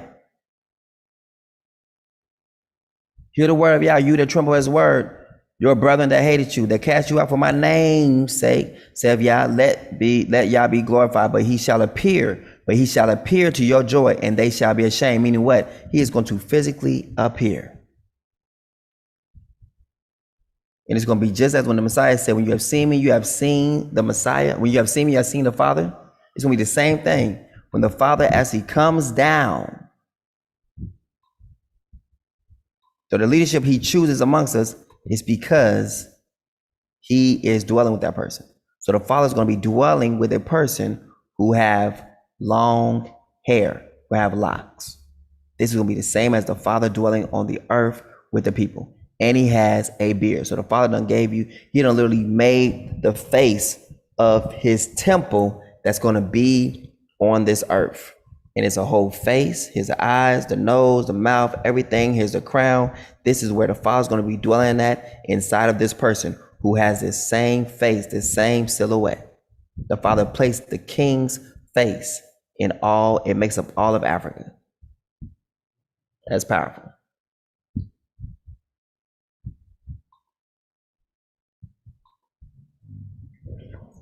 Hold on, wait a minute. Hold on. I'm seeing something. Something's there. Hold on. Now, this is powerful. I'm gonna say this. I have to say this. Whew. Now, this foot right here also looked like something with some hands that's trying to take the crown off of his head. This is like something trying to take the crown off. I'm going to take the crown off of you. Look, it has wings. Let's go find a good picture of that. It looks like something that's winged, that's trying to take the crown off of David. Look, these look like wings. And it's like something like a dragon that's trying to take the crown off from the back. Like, I'm going to pull this crown off. Here's the crown. It's on his head. The hands right here on here, like it's trying to take, it's gripping the crown, like it's trying to fly off with it. Wow. And this is where Israel is. It's the so-called place where Israel's supposed to be located at, right here at these hands. Here's Egypt, so-called Egypt, going into Israel. And here's these hands. I know those who say they are Jews, but are not, but are the synagogue of Satan. Here is the wings. Like something of the air, like an angel or something, trying to take off the crown. This is exactly where the authority of everything in the world has been placed at, over here. It's trying to take the crown, the authority that David had over all of them, and trying to take it for themselves. That is powerful, but it's saying a lot right here. A lot. Wow, look at it. Hands trying to take off the crown. Trying to remove it as if it was never there. Woo! Thank you, Father. I love Daddy, man. He just always gives one. Look, you can see it real good right here. There it is. Boom. That contrast. Here it is. Boom. But it's like his hand's been added in, so he don't have no. He's removed his authority. His hands. He's trying to take off the crown. There's like a whole deep dark cloud nipping over here. Like this is all like fighting to this over here. Like this is attacking this. This is attacking this from this end. This will be what you call Morocco. There's like a whole evil spirit or a cloud of dust or cloud of darkness, whatever, trying to attack this over here. I'm gonna remove the crown over here. And while I'm removing the crown, I'm gonna try to attack you from over here. I'm just saying. I could be wrong, but I'm just saying, I'm just looking at these things. And that's what it just, you know what I'm saying, appears. Let's go. All right, so the eternal Father will walk upon the earth. Watch this, even on Mount Sinai, and appear from his camp, and appear in the strength of his might from the heavens of heavens. And all shall be smitten with fear, and the watchers shall quake, meaning what? They're going to see him for real with their own eyes. And great fear and trembling shall seize them unto the ends of the earth. They're going to see this person show up with great power and glory. And this is the Father on the earth. And the high mountains shall be shaken, and the high hills shall be made low, and shall melt like wax before the flame. And the earth shall be wholly rent in sunder, and all that is upon the earth shall perish. And there shall be a judgment upon all men. But with the righteous he will make peace, and will protect the elect, and mercy shall be upon them. And they all shall be what? Owned by Yah. They all shall belong to Yah. If they shall belong to Yah, they shall be what? Owned by Yah. So the Father is letting you know exactly who he's coming through. The one who is carrying the banner that says, owned by Yah. It is what it is.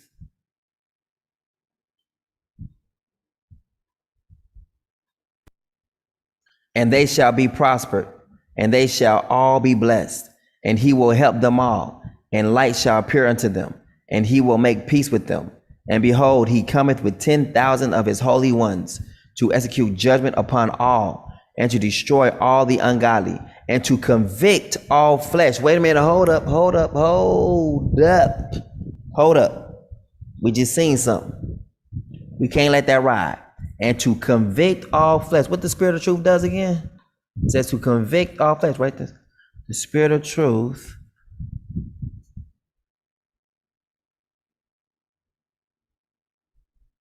will convict.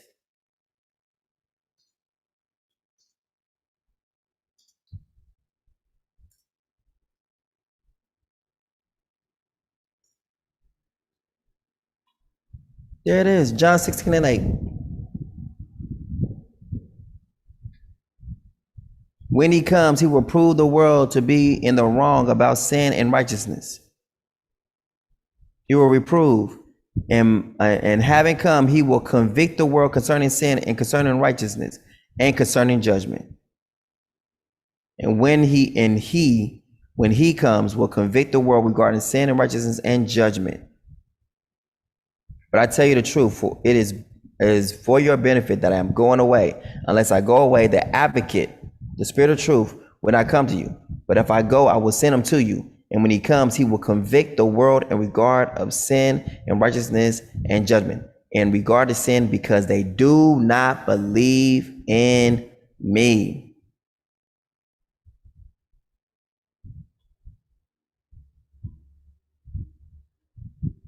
And to convict all flesh of all the works of their ungodliness which they have ungodly committed, and of all the hard things which ungodly sinners have spoken against him.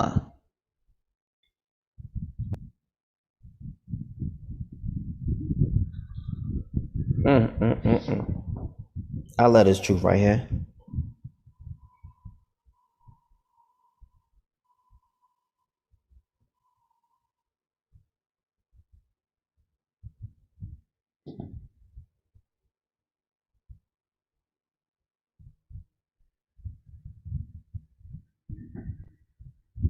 Observe ye everything that takes place in the heaven, how they do not change their orbits, and the luminaries which are in the heavens, how they rise and set in order, each in its season, and transgress not against their appointed order. Behold ye the earth, and give heed to the things which take place upon it from first to last, how steadfast they are, and how none of the things upon the earth change, but all the works of Yah appear to you. Behold the summer and the winter. Behold the summer and the winter, how the whole world is filled with water, and clouds and dew and rain lie upon it. Observe and see how in the winter all the trees seem as though they had withered and shed all their leaves, except 14 trees, which do not lose their foliage, but retain the old foliage from 2 to 3 years till the new comes. We need to research that. We need to research what trees are like that in Eden. He said there's 14 trees that don't change. All trees change in the winter. They lose all their leaves. And they shed all their leaves except 14 trees, which do not lose their foliage, but retain old foliage from 2 to 3 years till the new comes. That's powerful. So it's 14 trees that do not change. So while time is, so when all the leaves are falling in wintertime, there's 14 trees that don't change at all. They keep their old foliage. That's powerful.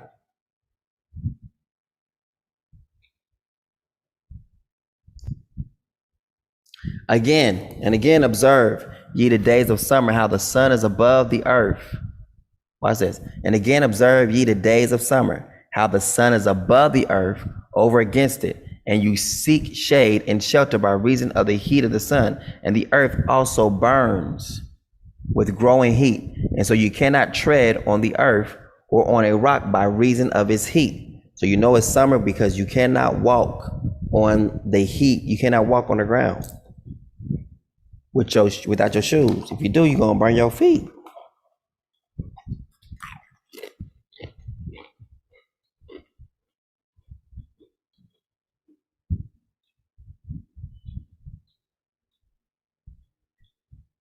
The Bible's telling them to test it out. Observe. Look. Go try it out.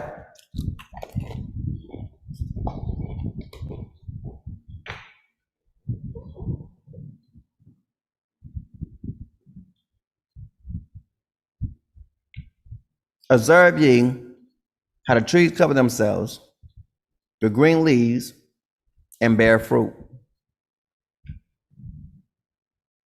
Wherefore you give ye heed, and know with regard to all his works, and recognize how he that liveth forever have made them so.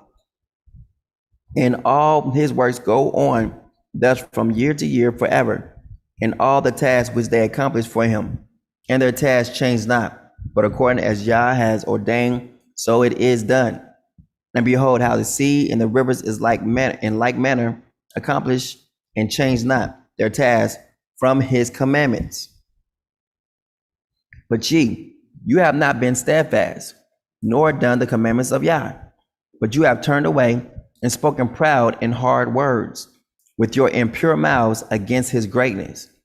O ye hard-hearted, you shall find no peace. Therefore shall you execrate your days. You're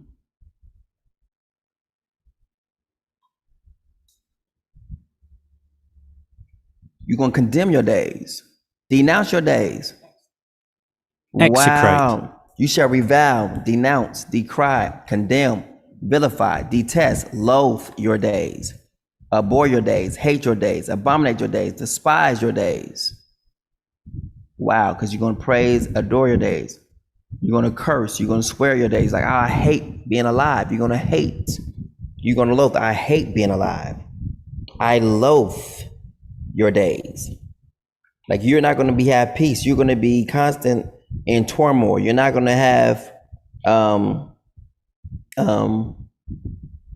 any like surety for your life. You ain't gonna have it.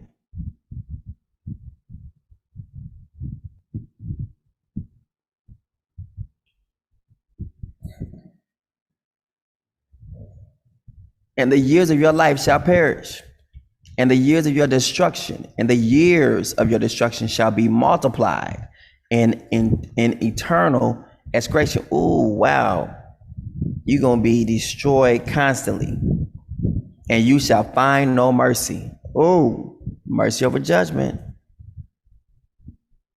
And the years of your destruction shall be multiplied in eternal execration, and you shall find no mercy. In those days you shall make your names an eternal execration unto all the righteous. And by you shall all who curse, and all the sinners and godless shall imprecate by you.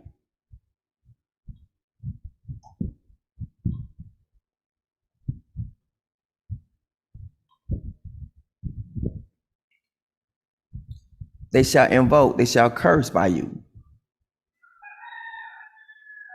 Imprecate. Because of you.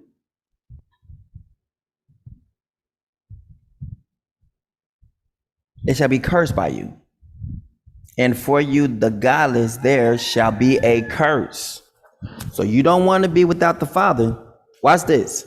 If you are doing things or actually following people whom the Father said not to follow, guess what you're doing? Being a curse. You're being cursed.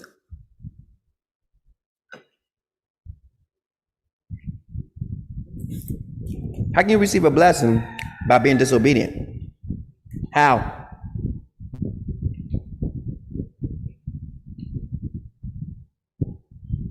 How can you receive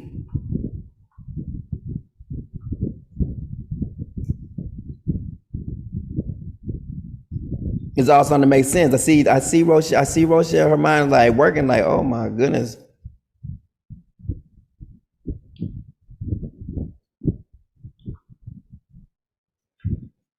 This is powerful. And for you, the godless shall be a curse. So watch this. So anything that the godless people produce, we're going to use godless because it says godless. People understand godless. We understand with the term of God and all that kind of stuff. We got to understand that those who don't have a ruler, meaning what? Those who are not ruled by a supreme ruler. That's what it means. All right. So like on the earth, David could be seen as a god, right? Because he says, have I not said that you are gods? So we don't use that towards the Father, you know what I'm saying? But he's the Father of all spirits. But in this case, like meaning the rulership that the Father has placed in the earth, these people have not been placed up under. So therefore it makes them what? Godless. Even though that they have their people who they worship, which would be Thor, Thor would not be considered as a god. Not in the Father's eyes. Because the Father never gave them to us to worship. He never gave them to us to even honor, in a sense. So therefore, the things that they keep are not considered to be anything in the Father's eyesight. That's why the Father says the nations are before him as nothing, less than nothing. It's vomit. So Thor is vomit. You know what I'm saying? All the Caesar is vomit. You know, Rome is vomit.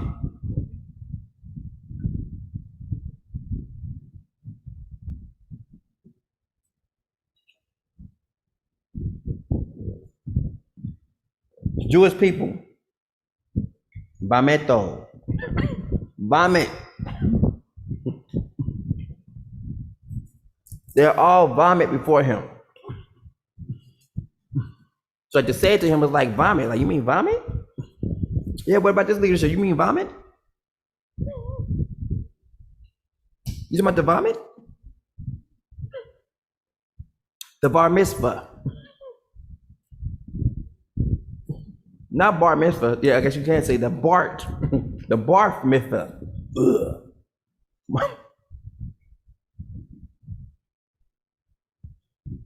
And thee shall rejoice. So look who has produced this light of darkness. Look where it came from. This is now a curse being injected into their bodies. They are cursed with their curse that will follow them into everlasting life, where they would not receive mercy, but receive what? Pain for them being a godless people forever. Wow. I love it.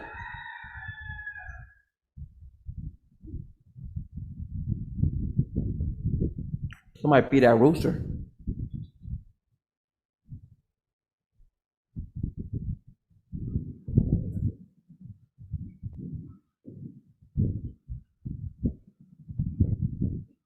We've been on for 6 hours, man.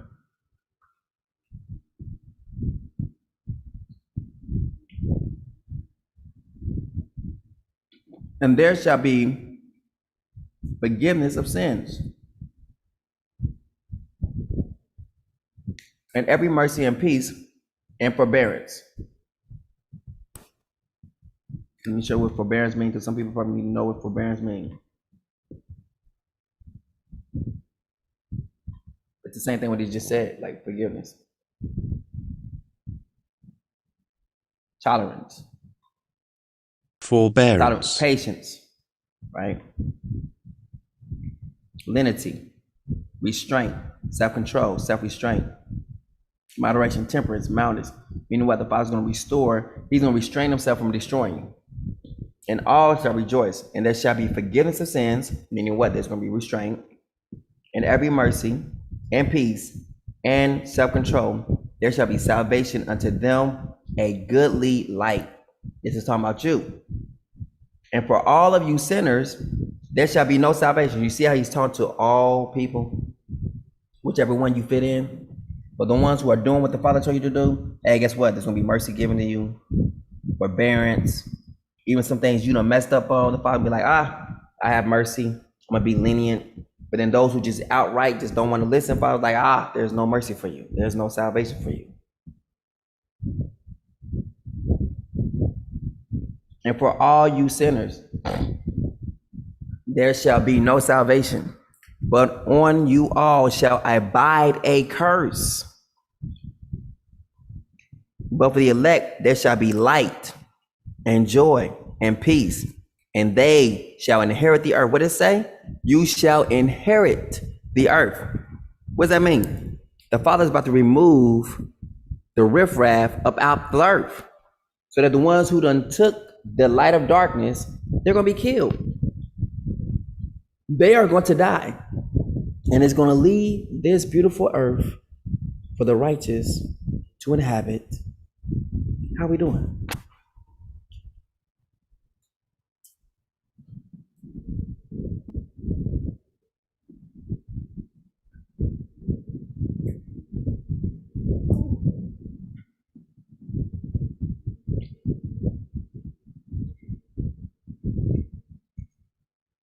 Now let's watch this. We gotta do it. I gotta do this. I have to do it.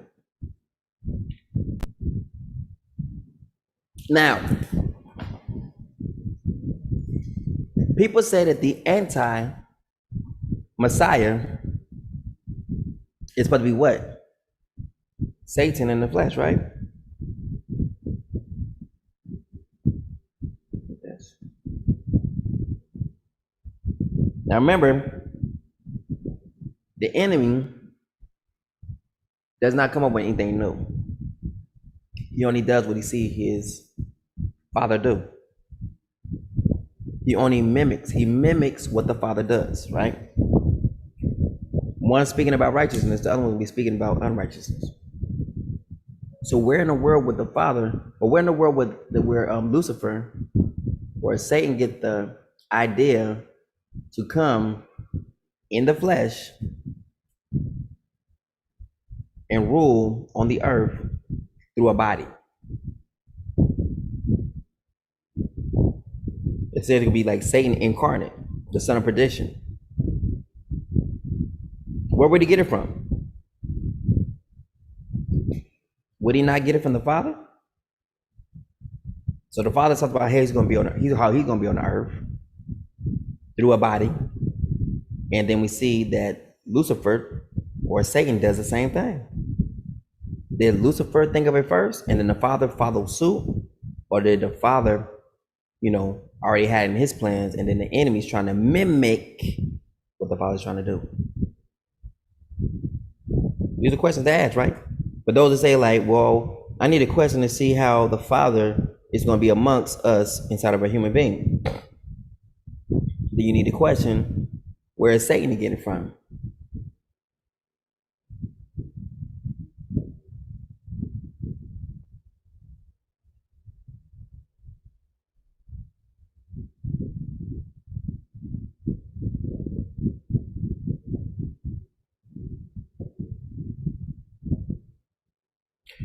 Corey Christman does not have any hair like the land of Eden right here. I'm up here looking at Cobus right here, or Coward here. He doesn't look like us. He is not us. He don't have anything like this. So he's gonna say this right here. So I'm gonna go up here and put him out here like that. I wouldn't waste time hating you if you paid me. That's a lie, because he sure did go through everyone's inbox trying to tell him, and other people came to me telling me like, hey, who is this Corey Christmas? He's trying to friend me and try to share me this video and say I'm just trying to share the truth with you and blah, blah, blah, blah, blah. So he can say what he want to say, but then other people who actually came in his inbox speak another thing. All right. Hate me if you pay me. I just don't do narcissists. He can call me what he want to call him, but if that's the case, if he came over into us, should I play videos and embarrass him? I think I should. Go find a video where he says, hey, King, if I get out of line, you have the right to destroy me, blah, blah, blah, all this stuff. But then when he kept saying that he's a prophet, and I didn't see him as a prophet, like saying you don't have a right to speak to my people. You can speak to your people all you want to, but you don't have any words to say to us, white boy. When I start doing that, he starts saying he has hate, anger, blah, blah, blah, because I didn't honor his so-called office of prophet or prophelize as, as he would want to be. He would talk to me in the video. He's like, it's all right, King. We can discuss my position later on. I was like, first time he said position, I was like, it startled me. I'm like, position? What you mean, position? Ain't no position. And then he kept saying again, like, in some walks, I'm a prophet. Oh, here we go. People putting themselves in positions that don't belong to them. And he didn't like that. And that's the truth be told. So then, therefore, when I didn't honor him in that manner of him being a prophet, When he found out he didn't have no position here, then he began to slowly move away. I got to do what the Father told me to do, and I'm gonna do this and blah blah blah. And it came to be that way. But if that had been like, man, Cobus, man, bro, you got a position, man, with us, man, he would still be right here rocking too. So therefore, he was searching for positioning. He could say what he wanted to say, but the truth be told, that he wanted position. And when I kept saying there is no position, that is when he tried to come to me or come against me with opposition. Sad, weak, pathetic opposition. He can't see me ever. There's no comparison.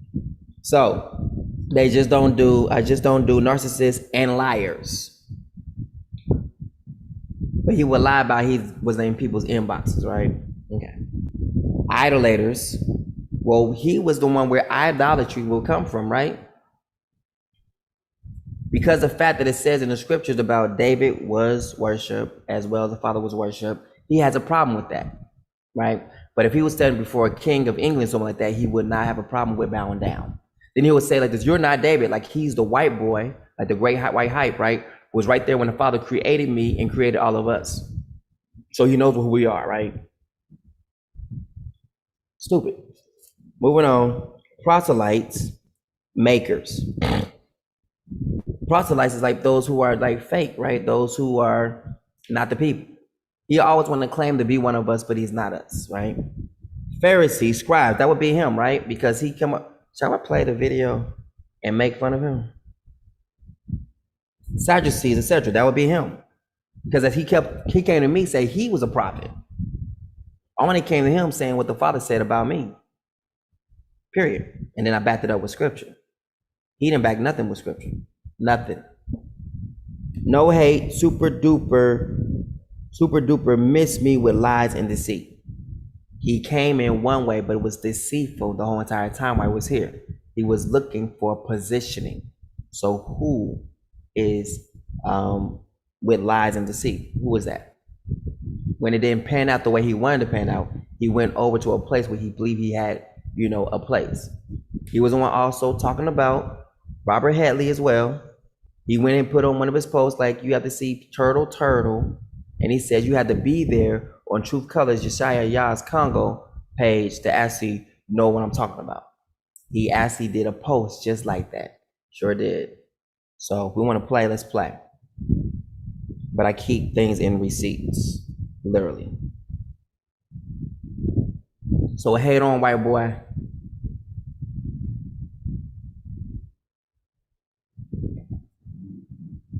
You have to rear up his ugly head every now and again. And I do mean ugly head. Ugly.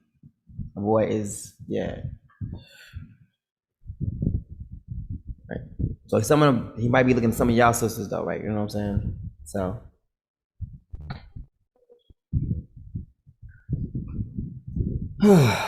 He was the one always going back telling someone when I did stuff on my live.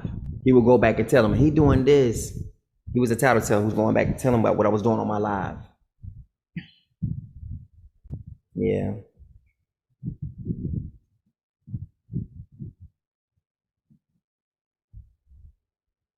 Let's go. All right. There shall be for salvation unto them a goodly light. And for all you sinners, there shall be no salvation, but on you all shall abide a curse. But for the elect, there shall be light and joy and peace, and they shall inherit the earth. And then there shall be bestowed upon the elect wisdom, and they shall all live and never again sin. What does that mean? The Father's going to place his fear inside of you. Talks about it in Jeremiah. He said, at that time I will place my spirit of fear. Therefore what? That you will never sin against him again. Ever. That has not happened yet. Either through ungodliness or through pride. Look at that. You will not sin again against him through ungodliness or through pride. So there's two ways we're going to be sinning against him probably right now in the midst of all this. Through ungodliness and also through pride. I'm this, I'm that, I'm this, I'm that. What the Father say? I didn't claim nothing. The Father told me what I was. I'm only saying what he has said, period. And then showing what he's done showed, what he done showed me, period. Told you. But they who are wise, watch this, shall be humble. So what does it mean to be prideful? To say you're this, I'm that. They claim this. Just like the same thing when Kabbas came, he was like, you know, I'm a prophet. That is prideful. Very prideful. Because number one, the office of prophet is not for white people. It's not for y'all. That's a covenant. A covenant that the strangers don't hold, right? They would come in and try to take that office from us, and that's how we was deceived in Christianity, right? And now we got all these prophets, and so if there's all these prophets, why in the world does the Father only choose 2 prophets and empowers them? Why? And I keep saying it all the time. People saying that they're prophets and stuff, then why does the Father only choose 2? If the Father says y'all prophets, like y'all say y'all are, why he only choose 2? Why? Come on, prophets. Come on, prophesy, speak. What has the Father answered you, huh? What has he answered you?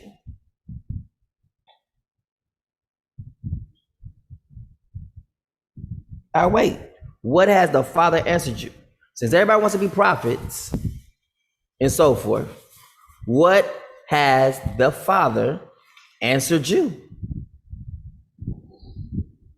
Because the Father answers prophets. They don't come out just to start declaring.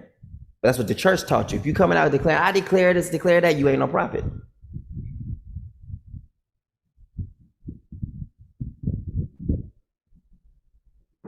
If you say the word of the Lord is this, the word of Yah is this, the word of Natan Nazami is this, no matter what it is you say, this is what the Father is speaking right now. It'll be, what has the Father answered you? Or what has the Father spoken? But they who are wise shall be humble. Meaning what? They ain't going to take on no position. They're going to wait till the Father give it to them. And they shall not again transgress, nor shall they sin all the days of their life. That means what? You're going to be forever with him because you ain't going to be sinning. Nor shall they die of the divine anger or wrath. Ooh. Nor shall they die of the divine anger or wrath. Nor shall they die of the divine. Meaning what? The divine would be this divine ruler. Meaning the divine ruler is not going to put you to death, nor will you die of anger or wrath. There's two ways you can die.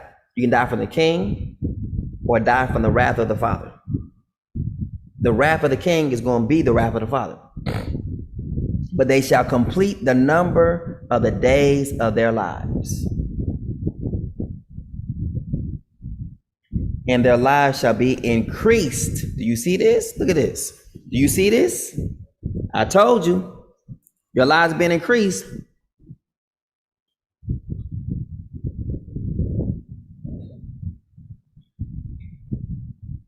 If your lives are being increased, that means you're not dying. So as you're waxing on right now, age 40, going up, how will you be at age 90?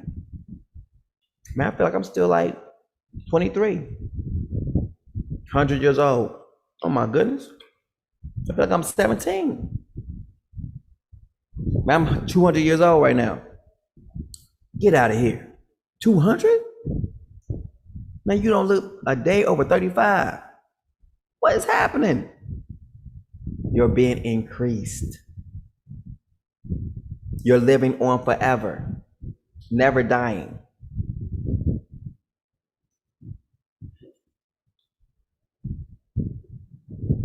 And guess what? The Father is going to be on the earth with you at the same time. You're going to be around him, and he's going to be around you through his divine king.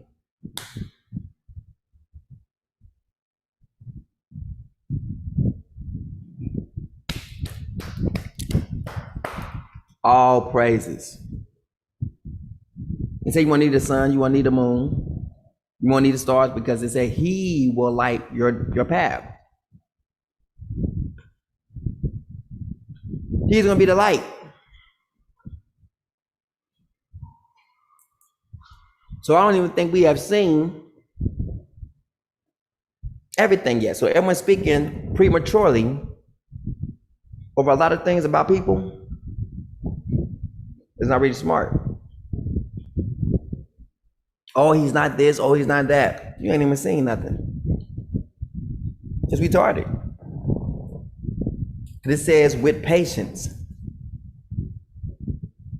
and their lives shall be increased in peace, and the years of their joy shall be multiplied in eternal gladness and peace all the days of their life. So your life is going to be increased in peace. Meaning what? You'll be living on in peace. Not dying. Can you imagine what it's like never to die? Never to get sick? Never. You just look at, look at y'all. You are that generation where it's been promised to you right now. If you just simply just listen and do all that's required of you, you don't ever have to worry about dying, like forever. You'll pass from death into everlasting life, but you'll still be on the earth at the same time. You won't be put into the ground, though you done died, because you'll be living forever. I know that's probably hard and difficult to fathom, but that's exactly where we're at right now. This is where we're at. All the other people saying what they saying, they're gonna wax old like a garment, and pretty soon you'll outlive them, so there won't be no rumors to be telling about. Why? Because the rumors will die with them. And everyone telling the rumors, the Father can just shorten their life. So like Kaabas can die of a short life. So then we be like 99 years old, he then died at age, whatever, 50, 60. What happened to him? All the stuff he was saying don't mean nothing. He was not allowed to continue on. He has passed from life.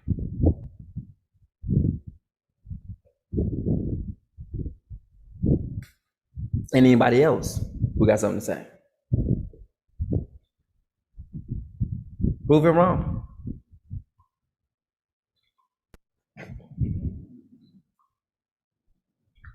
The word says, kiss the son, lest he be angry and you perish from the way. When his anger is just, triggered just a little bit. He gets angry just a little bit.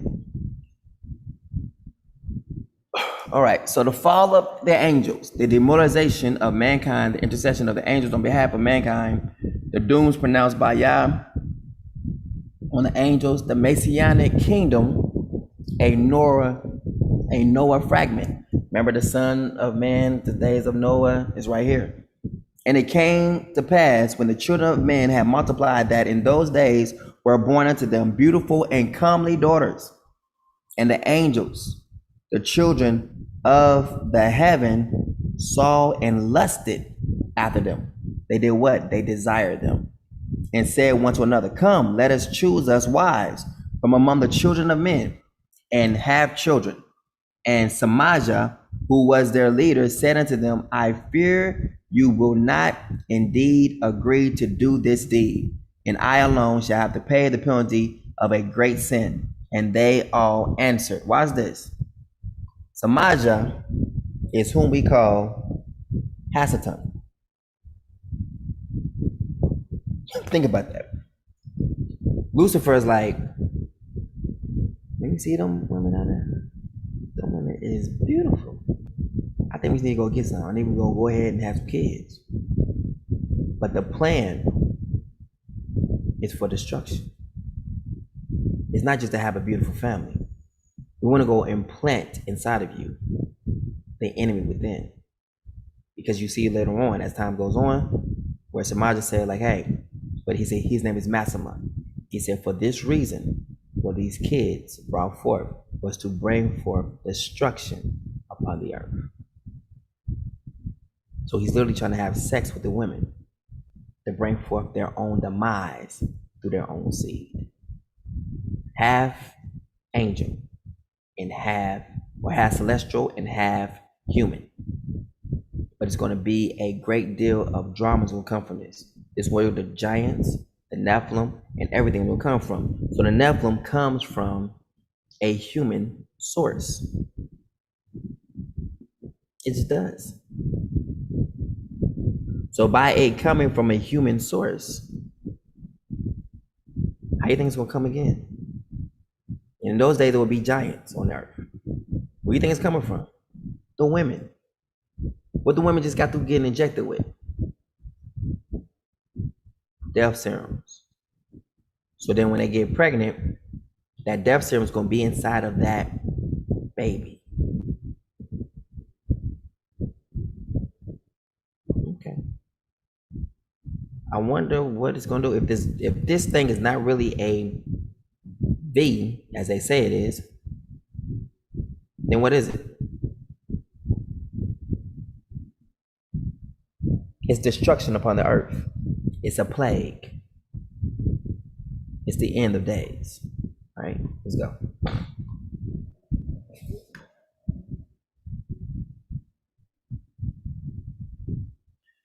I fear ye will not indeed agree to do this deed, and I alone shall have to pay the penalty of a great sin. And they all answered him and said, let us all swear an oath and all bind ourselves by mutual imprecations, not to abandon this plan, but to do this thing. Then swear they all together and bound themselves by mutual imprecations upon it. And they were in all 200 who descended in the days of Jared on the summit of Mount Hermon. And they called it Mount Hermon because they had sworn and bound themselves by mutual imprecations upon it. And these are the names of their leaders: Shemaiah, Asimazaz, their leader, Arakabah, Ramiel, Kokobio, Tamil, Ramiel, Daniel, Ezekiel, Barakiel, Aziel,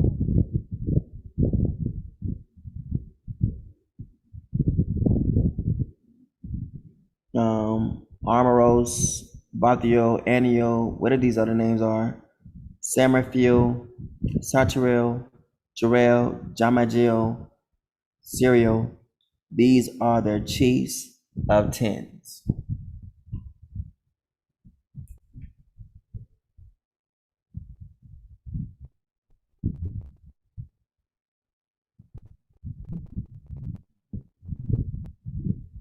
And all the others together with them took unto themselves wives, and each chose for himself one. And they began to go in unto them and to defile themselves with them. And they taught them charms, enchantments, and the cutting of roots, and made them acquainted with plants. And they became pregnant, and they bare great giants, whose height was 3,000 ells, who consumed all the acquisitions of men. And when men could no longer sustain them, the giants turned against them and devoured mankind. And they began to sin against birds and beasts and reptiles and fish, and to devour one another's flesh and drink the blood. See? Now, look at every single vampire movie. They're doing what? Drinking blood. Werewolf movies. Drinking blood. Zombie apocalypse. Drinking blood. It's all coming from what? The Nephilim. It was them who was doing it first. So they've been preparing you for what? The Nephilim.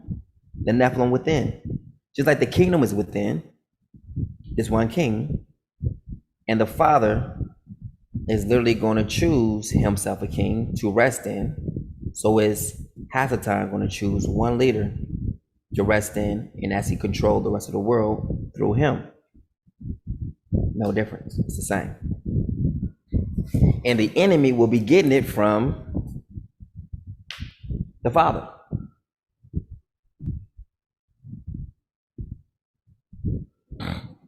That is a baby crying.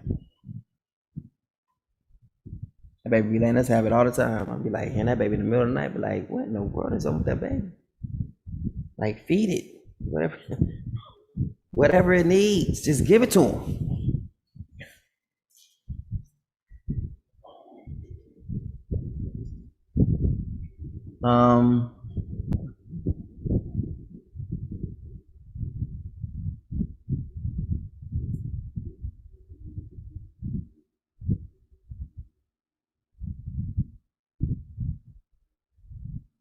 Then the earth laid acquisition against the lawless ones. Meaning what? They speaking up against them. What? The woman helps the woman, right? The earth helps the woman. The earth is speaking out against them. Told you the earth got a voice. And Aziel taught men to make swords and knives and shields and breastplates, and made known to them the metals of the earth, the art of working them, and bracelets and ornaments, and the use of antimony, and the beautifying of the eyelids, and all kinds of costly stones, and all coloring tinctures. And there arose much godlessness, and they committed fornication, and they were led astray and became corrupt in all their ways. Shemaja taught enchantments and root cuttings. So Satan taught enchantments, taught spells and root cuttings. Amoros, the resolving of enchantments. Barakio taught astrology. Kovil, the constellations. Ezekiel, the knowledge of the clouds. Arakil, the signs of the earth. Samashil, the signs of the sun. And Serial, the course of the moon. Now, it's funny, like some of these names are almost like the names of the moon. And as men perish, they cried, and their cry went up to heaven. They're dying because of these things that's coming upon the earth. All these new things that's coming upon the earth is killing them. And then Michael, Uriel, Raphael, and Gabriel looked down from heaven and saw much blood being shed upon the earth, and all lawlessness being wrought upon the earth. Wait a minute, hold up.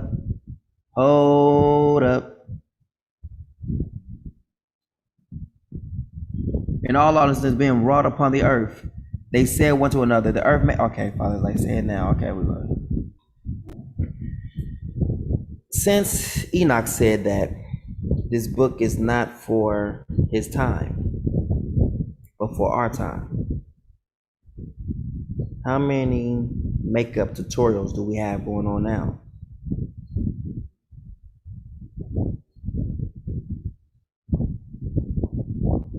Just saying. How many? Well, in the meantime, people be trying to beautify their eyelids all the time. In my so I'm gonna show you how to get the beautiful eyelids, how you get this. We seen people who look like a seal that just came up out of water. Like a woman's face, it looked like a seal. You'd be like, You'd be like, oh, okay. And then next you know, in 15 minutes, she look like something that is not real. And you'd be like, that is witchcraft right there. What the? How you go from looking like to looking like, oh, she is so beautiful. She is so lovely. Oh my goodness. She has a body to match it. Oh my. And then you see, she done put tape right here, put so much makeup right here to cover that up, cover this up, cover that up, cover this up, cover that up, cover this up, cover that up. Put some more tape right here, put some more tape right here, come back and cover this up, cover that up, cover this up.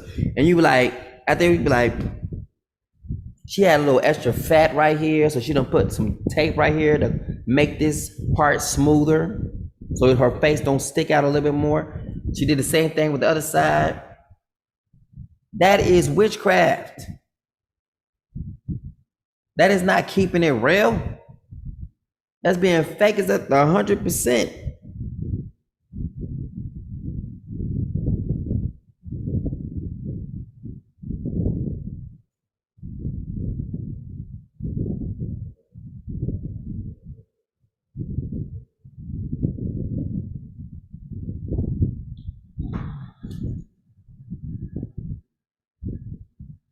It's sad. We see it. This is for our time, man. We are definitely living in this time. So we keeping the Nephilim and all that stuff alive by these different things, right? Now, I'm not saying people don't need makeup. I'm just saying it's definitely for our time. We can see these things clearly before us. And then Michael, Uriel, Raphael, and Gabriel looked down from heaven and saw much blood being shed upon the earth. I love this part right here. This part right here is my part. I love it. I love it. I love this part right here. They like the way that Michael and all the rest of them, how they tackle this to the Father is hilarious. They don't want to come out and say like you wrong. They want to come out and just like you know all things. And they're trying to figure out like, I'm gonna explain. We're gonna read it, and I want y'all to see it the way I'm seeing it. Like it is funny. It's hilarious. They were watching it like, so they're seeing things going on happen. Things that happen on the earth. They looking down on the earth like, then they look at the Father like.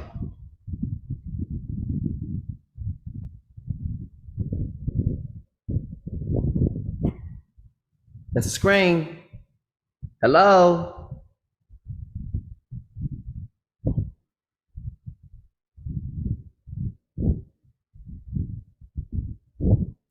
That's another scream. Let's go. I love how tactful they are. It's just powerful. They give him his prop at the same time, like, what is going on here? So Michael, Uriel, Raphael, and Gabriel, they looked down from heaven and saw much blood being shed upon the earth, and all lawlessness being wrought upon the earth. And they said one to another, the earth made without inhabitant cries the voice of their crying up to the gates of heaven. And now to you, the holy ones of heaven, the souls of men make their suit, saying, bring our cause before the Most High. And they said to the Father of ages, the Father, the Lord of lords, God of gods, King of kings, and God of the ages, the throne of thy glory standeth. So we say, and they said to the Most High of ages, right? And to El Shaddai, right? They say Lord of Lords. I mean, like he is over everyone, pretty much. He trumps everyone. They even say God of gods. Man, come on, that's powerful, right? So El Shaddai of El Shaddai, or the El Shaddai of Elohim, right? King of kings. And you see that he is the one of all ages. The throne of thy glory standeth unto all generations of the ages. They are giving him all the props, honor, and glory. And I love how they come into it. And thy name holy and glorious and blessed unto all the ages. They come before him humble. Thou hast made all things, and power over all things hast thou. And all things are naked and open in thy sight, meaning you know what's going on, right? And thou seest all things, and nothing can hide itself from you, meaning we know who you are, and we worship you. We honor you. We give glory unto you. There is none greater than you. But we're trying to petition you with all this. What is nothing can hide itself from you. Thou seest what Aziel have done, who have taught all unrighteousness on earth and revealed the eternal secrets which were preserved in heaven. which men were striving to learn, and Shemaiah, to whom thou hast given authority to bear rule over his associates, and they have gone to the daughters of men upon the earth, and have slept with the women, and have defiled themselves, and revealed to them all kinds of sins. And the women have borne giants, and the whole earth has thereby been filled with blood and unrighteousness. And now, behold, the souls of those who have died are crying and making their lawsuit, their suit, to the gates of heaven. And their lamentations have ascended and cannot cease because of the lawless deeds which are wrought on the earth. And thou knowest all things before they come to pass.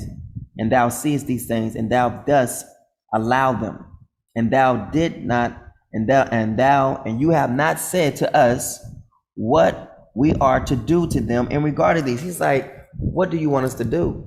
Why haven't you sent us? You know everything before it happens, meaning you have seen what they have done. I'm just trying to figure out, why haven't we been sent yet? Why can't we go down there and help them? Why haven't you sent us on our way to come and stop them from doing what they're doing? That's what he's asking. He is simply asking, like, he went through the whole thing, like, you know all things. You the God of gods, the Lord of lords, King of kings. You are. There is none greater than you, ever, and nor will there ever be one greater than you. So that means we know that you have seen these things. We're just trying to figure out, what is the purpose? Why are you allowing this? Why haven't you sent us? And after these things have been said, then the Father moves. I love it. Watch what the Father say now. Now the Father but to move. Then said the Most High, the Holy and Great One spake and sent Uriel to the son of Lamech, and said to him, 2, go to Noah and tell him, in my name, hide yourself. Wait a minute, hold up, say what?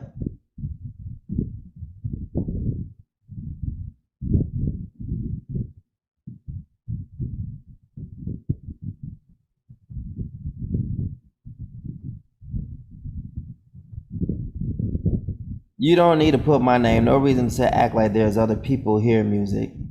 Oh, there is other people on the other pages. You're just not on there. Yeah. So you're going to keep that to yourself. Then he says, your reckoning is on the way, though. It'll be all right. Who's going to be about you? Don't make me laugh, white boy. Again, Cobblers.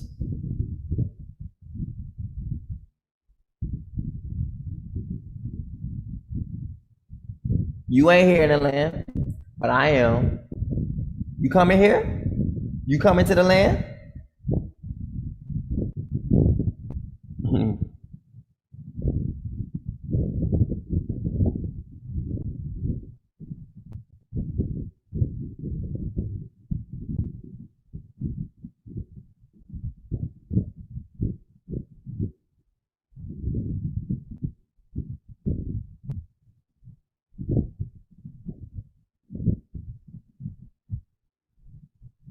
Hold on, wait a minute. Let me out some lies on it. I ain't on your pages. You so obsessed with yourself. Black boy. Ooh. Hold up, wait a minute. Let me out some lies on it. That might butt off. Damn right, I ain't on your pages. No, I'm not saying that. You ain't on my page, right? You're so obsessed with yourself, black boy. Respect your persons. You're hilarious. You're hilarious to think you are a prophet. Hilarious. To think you are a prophet.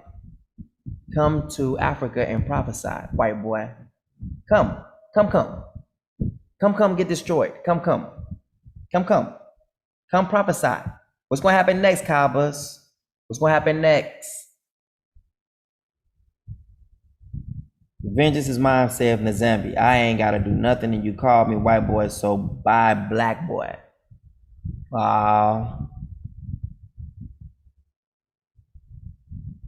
You just mad because you have no place here.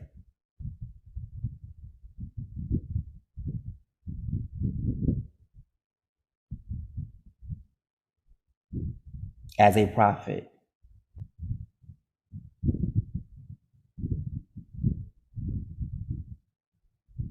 And vengeance is mine. Exactly. That's exactly what it is. I am the vengeance of the Father. Oh, read the scriptures. You will know that if you such a prophet. Vengeance is going to belong to the house of David. What's good? That you're not a part of. But you don't read the book. So how in the world can you be a prophet?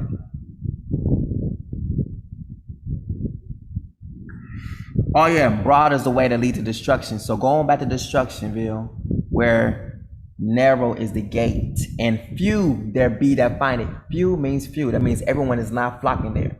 So yes, everyone's not going to be on these pages because it's going to be the few that find these pages. White boy. My bad, leprous boy.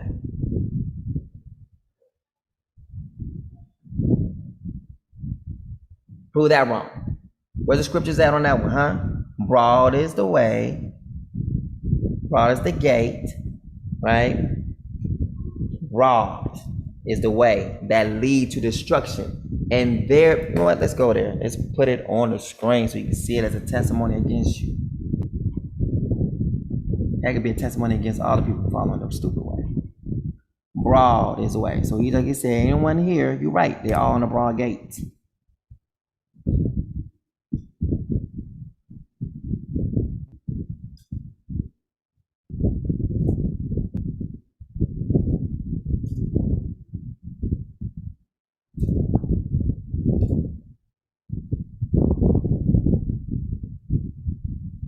No. Enter through the narrow gate that you obviously is not on. Enter through the narrow gate, for wide is the gate and broad is the way that leads to destruction, and many enter through it, including you, white boy. And everything do of the others you will have them do unto you, for this is the essence of the law and the prophets. Enter through the narrow gate, for wide is the gate and broad is the way that leads to destruction, and many enter through it. But small is the gate and narrow is the way that leads to life, and only a few find it. So if you are on that Congo tip, you are definitely in the Broadway. I'm good. I ain't watching you no more. Waste any time. Drunk on old wine, preaching lies, no worries, buy goats. To the left, your favorite song. You ain't gotta watch me no more. Go on. Where you gonna be at, boy? You drunk on old wine. Come on now. You are what? Congo taken by Christianity. In y'all Tata Zambi.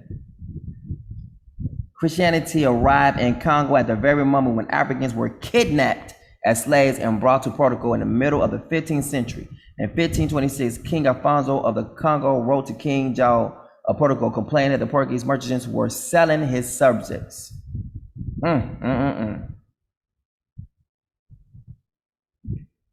What's good?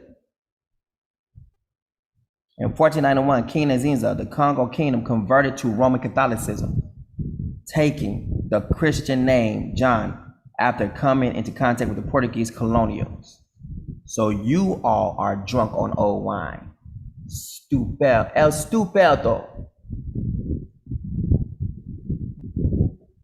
Y'all stupid.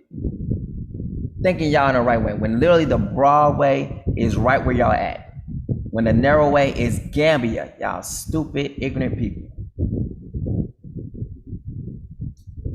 The heart of Gambia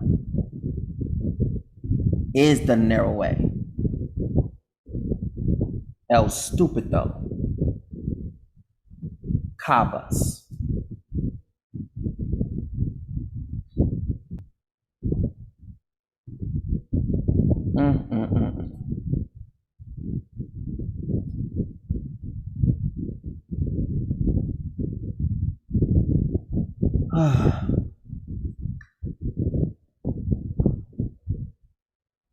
This is the narrow way.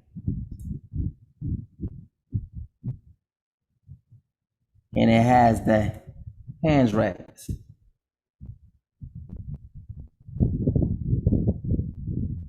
El Stupido.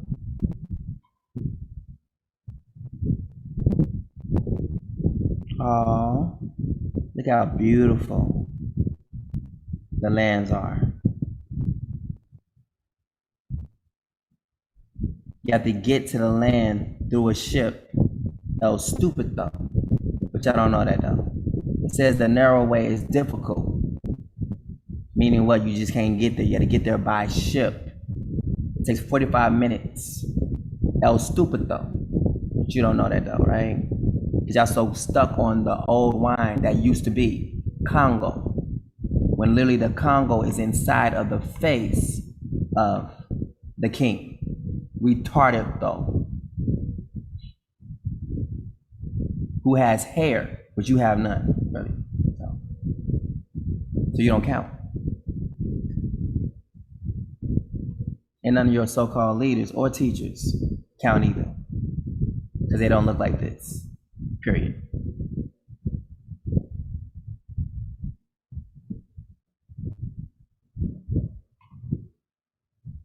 We done brought this out, but y'all wouldn't know about that because y'all so stuck on the old wine. Y'all selves. Why saying that we're stuck on the old wine? Y'all stupid. And don't know that y'all headed for straight for destruction. El Stupido. Then said the Most High and the Holy Great One, spake and sent to Uriel to the son of Lamech, and said to him, 2, go to Noah and tell him in my name hide yourself, and reveal to him the end that is approaching, that the whole world, the whole earth will be destroyed, and a deluge is about to come upon the whole earth, and will destroy all that is on it. And now instruct him that he may escape, and his seed may be preserved for all the generations of the world. And again, the father said to Raphael, bind Aziel, hand and foot, and cast him into the darkness, and make an opening in the desert, which is in Dudiel, and cast him therein, and place upon him rough and jagged rocks, and cover him with darkness, and let him abide there forever, and cover his face that he may not see light. And on the day of the great judgment he shall be cast into the fire. Yeah. And heal the earth which the angels have corrupted, and proclaim the healing of the earth. Proclaim it, reset it through your words, that they may heal the plague, that they may heal the plague. That's exactly what's going on earth right now, a plague.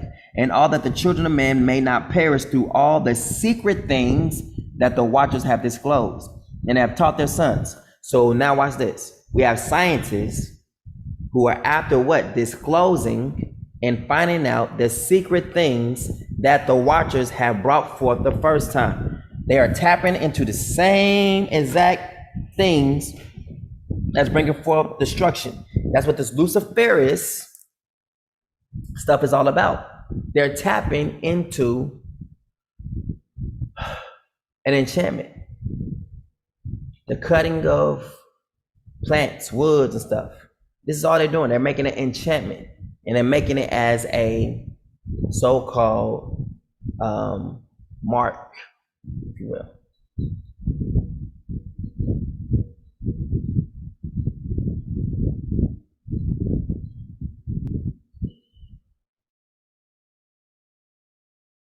Now watch what happens to those who received it, right? And on the day of the great judgment, he shall be cast into the fire. That's the lake of fire. That's lava.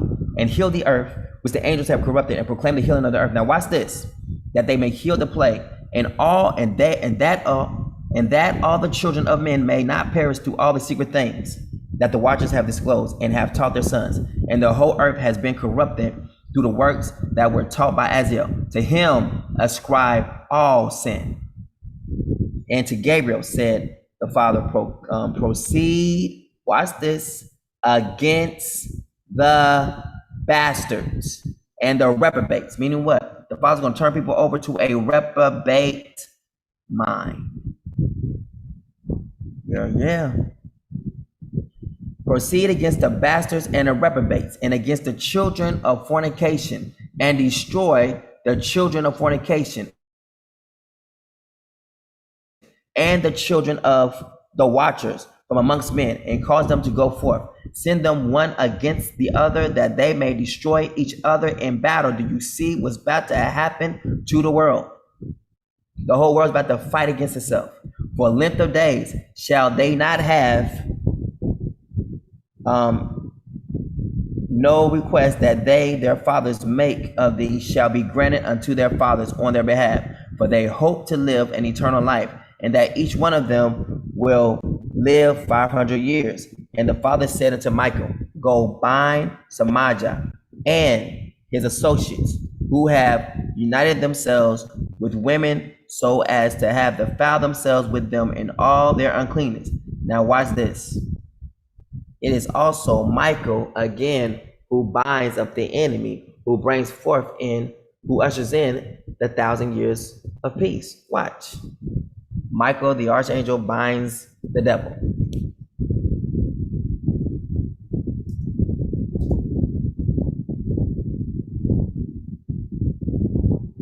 Michael bounds the dragon.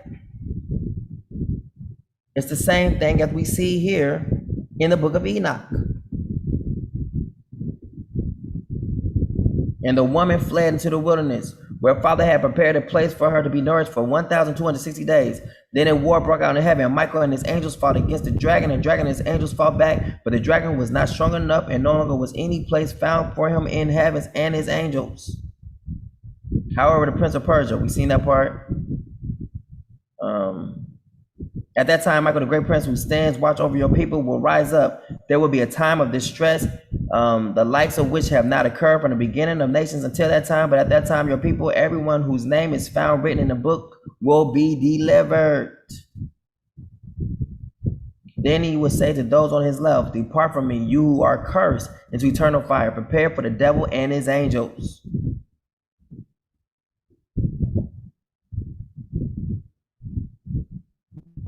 So we see it's Michael who stands up and binds the enemy.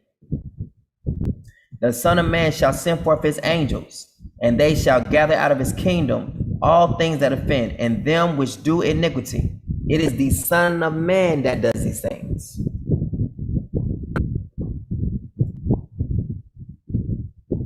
But the Son of Man shall come in the glory of his Father with his angels, and then he shall reward every man according to his works. And he laid hold of the dragon, that old serpent, which is the devil and Satan, and bound him 1,000 years. The same thing that we see in the book of Enoch, we see the same thing happening in Revelations 20 and 2. Then I saw the angel come down from heaven with the key to the abyss, holding in his hand a great chain. He seized the dragon, the ancient serpent, who is the devil and Satan and Samajah, and bound him for 1,000 years, and threw him into the abyss, shut it and sealed it over him, that he should not deceive the nations until the 1,000 years were complete. After that, he must be released for a brief period of time. That's when the king is released for a brief moment, and that's when they build up their kingdom. And this is when he's released just to bring war. That's it.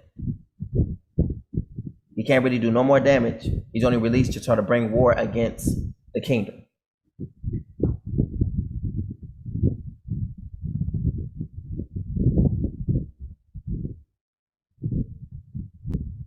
Go bind Samajah and his associates, where they have united themselves with women, so as to have defiled themselves with them in all their uncleanness. And when their sons have slain one another, and they have seen the destructions of their beloved ones, bind them fast for 70 generations in the valleys of the earth, till the day of their judgment and of their consummation, till the judgment that is forever and ever is consummated. In those days they shall be led off to the abyss of fire. Watch it. In those days they shall be led off to the abyss of fire, and to the torment and the prisons, in which they shall be confined forever. And whosoever shall be condemned and destroyed will from henceforth be bound together with them to the end of all generations. So it says anyone who dies at that time will be bound with them forever. And destroy all the spirits of the reprobate and the children of the watchers, because they have wronged mankind. Destroy all wrong from the face of the earth, and let every evil work come to an end, and let the plant of righteousness and truth appear, and it shall prove a blessing. The works of righteousness and truth shall be planted in truth and joy forevermore. And then shall all the righteous escape, and shall live till they beget, watch this, thousands of children. And they shall live till they beget thousands of children. That's like a lot of sex. That's a lot of bumping and grinding going on. That's a lot of sex taking place. And then shall the righteous escape, and shall live till they beget thousands of children. And all the days of their youth and their old age shall they complete in peace.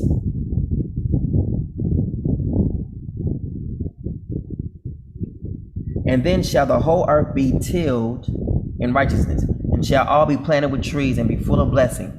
And all desirable trees shall be planted on it, and they shall plant vines on it. And the vine which they plant thereon shall yield wine in abundance.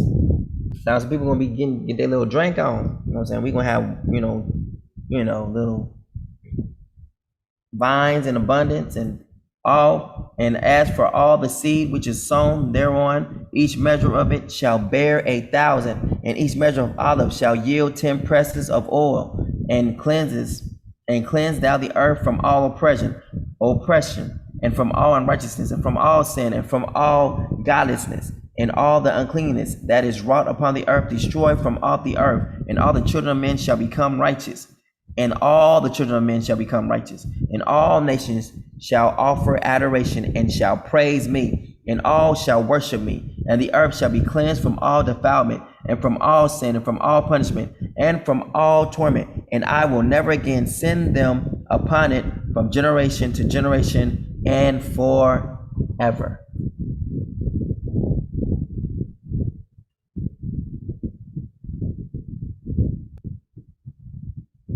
And in those days, I will open the store chambers of blessing which are in the heavens, so as to send them down upon the earth over the work and labor of the children of men. And truth and peace shall be associated together throughout all the days of the world, and throughout all the generations of men. What's this? And truth and peace shall be associated together. So where the spirit of truth is, there is also peace. There's liberty. Throughout all the days of the earth, and throughout all the generations of men. The spirit of truth brings forth comfort.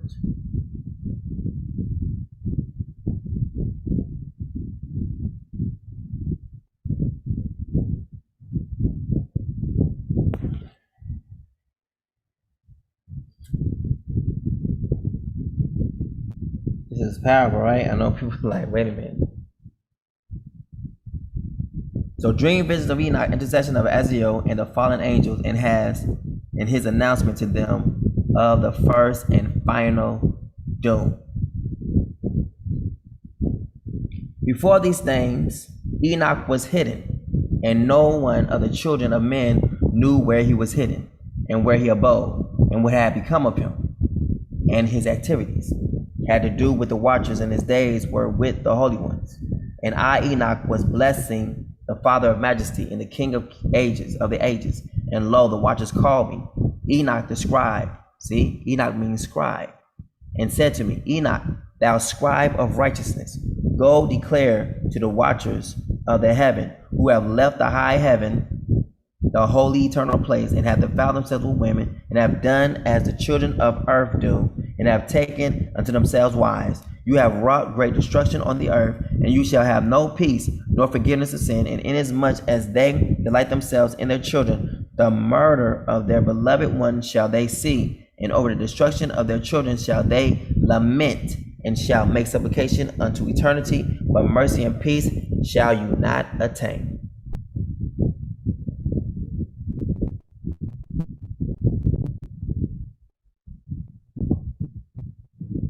And Enoch went and said, Azazel, thou shalt have no peace. A severe sentence has gone forth against thee to put thee in bonds, and thou shalt not have toleration nor request granted to these, because of your righteousness, because of the unrighteousness which thou hast taught. and because of all the works of godlessness and unrighteousness and sin which thou hast shown to men. Then I went and spoke to them all together, and they were all afraid, and fear and trembling seized them. And they besought me to draw up a petition for them, that they might find forgiveness, and to read their petition in the presence of Adonai of heaven. For from thenceforth they could not speak with him, nor lift up their eyes to heaven for shame of their sins, for which they had been condemned. Then I wrote out their petition and the prayer in regard to their spirits and their deeds individually, and in regard to their request that they should have forgiveness and length of days. And I went off and sat down at the waters of Dan in the land of Dan. Y'all seen this? And I went off and sat down at the waters of Dan in the land of Dan, to the south of the west of Hermon. Hold up.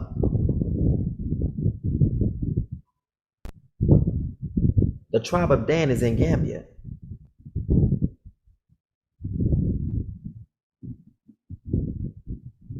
The tribe of Dan is in Senegal.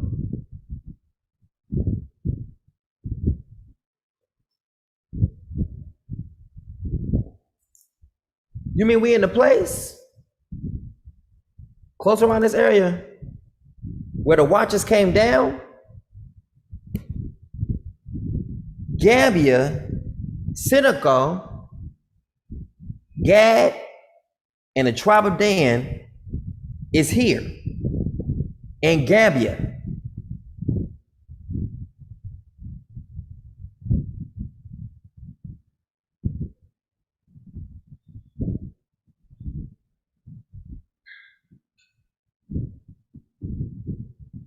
What the?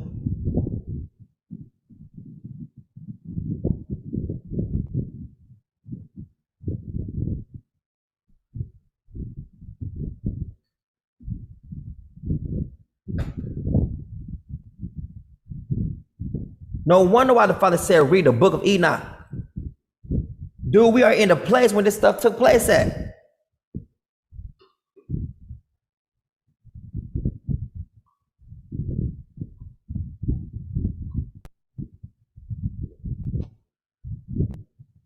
Wow. Okay.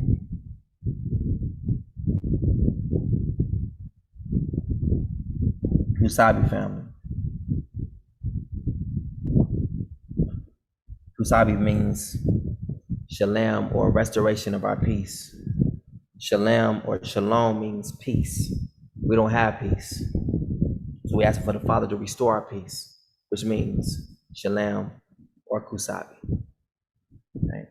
And today is our Sabbath. This is powerful. What the? And I went off and sat down at the waters of Dan. So this is the waters of Senegal. Let's go look at that real quick. I want to go to Senegal today. Senegal, country in West Africa. Waters. Globalwaters.org. Wow. Here it is.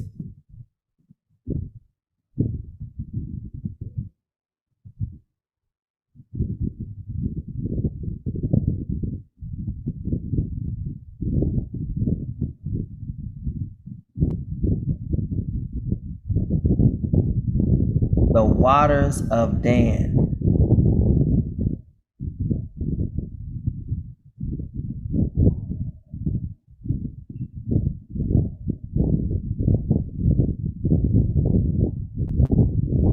This is the place where the watchers touched down at.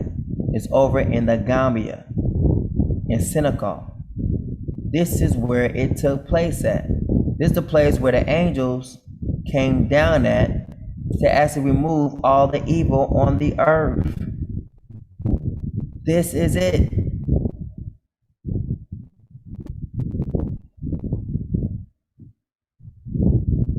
And it said Mount Hermon is not that far from here.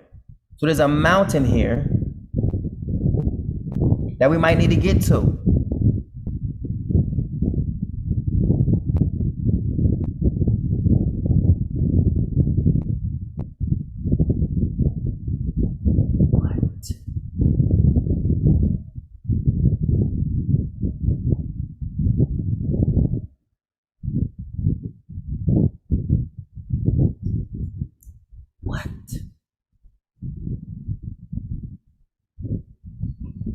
This looks so beautiful. Look at that.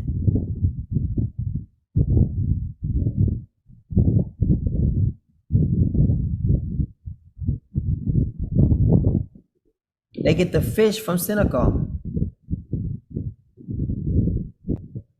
Dude, there are so many treasures here in this part of the world. It's not even funny. So many treasures. And we are blessed to see it today. And I went off and sat down at the waters of Dan, the waters of Senegal, in the land of Dan, to the south of the west of Hermon. I read their petition. So this is where the watchers was at petitioning. No, this is where Enoch was at. We're in the place of Enoch, where everything, oh my good, as it was in the days of Noah, so it will be in the days of the Son of Man. So Enoch was here. Noah was here. This is where the ark was built. Are you serious?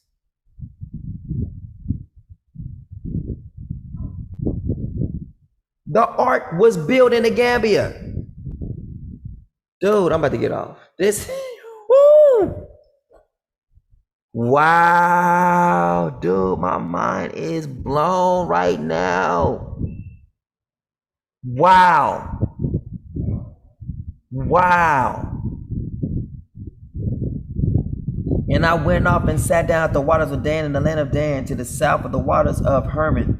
I read a petition till I fell asleep. And behold, a dream came to me, and vision fell down upon me. And I saw visions of chastisement, and a voice come binding me. A voice come bidding me.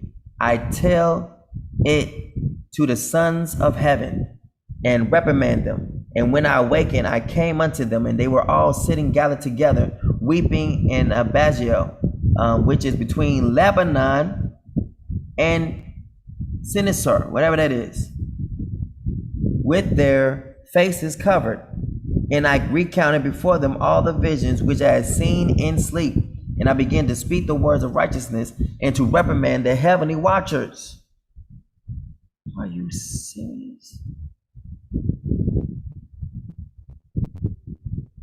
The book of the words of righteousness and of the reprimand of the eternal watchers, in accordance with the command of the holy great one in that vision. I saw in my sleep what I will now say with a tongue of flesh and with the breath of my mouth, which the great one has given to men to converse therewith and understand with the heart, as he has created and given to man. The power of understanding the word of wisdom. So hath he created me also and given me the power of reprimanding the watchers, the children of heaven. I wrote out your petition, and in my vision it appeared thus, that your petition would not be granted unto you throughout all the days of eternity, and that judgment has been finally passed upon you. Yea, your petition would not be granted unto you, and from henceforth you shall not ascend into heaven unto all eternity. Meanwhile, you can't go back.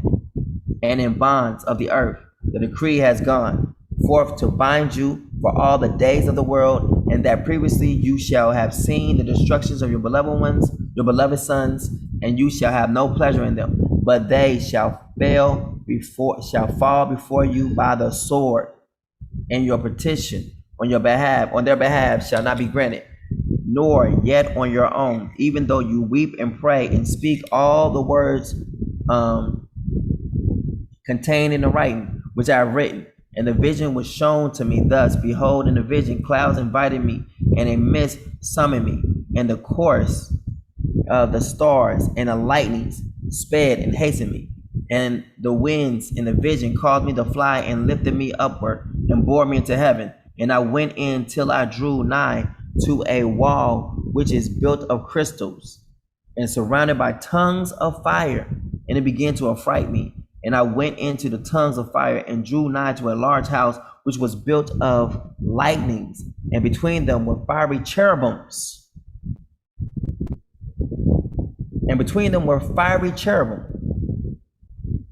Wow. And their heaven was clear as water. A flaming fire surrounded the walls, and its portals blazed with fire. And I entered into that house, and it was hot as fire and cold as ice. There were no delights of life therein, Fear covered me, and trembling got hold upon me. And as I quaked and trembled, I fell upon my face, and I beheld a vision, and lo, there was a second house, greater than a former. And the entire portal stood open before me, and it was built of flames of fire. And in every respect, it so excelled in splendor and magnificence and extent that I cannot describe to you its splendor and its extent. And its floor was of fire, and its floor was of fire. And above it were lightnings, and the path of the stars, and its ceilings also was flaming fire. And I looked and saw thereon a lofty throne. Its appearance was as crystal, and the wheels thereof as the shining sun. And there was the vision of cherubims.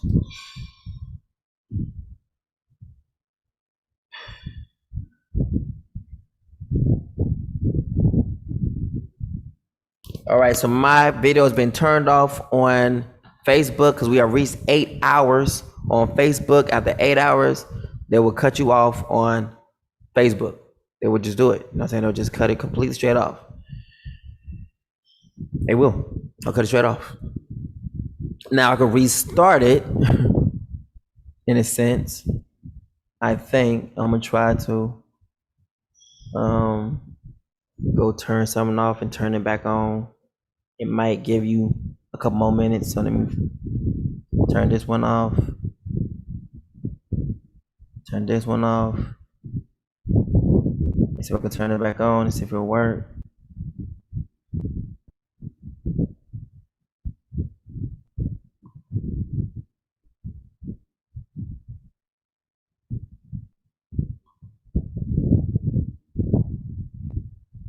I don't know if it's did it. Let me see.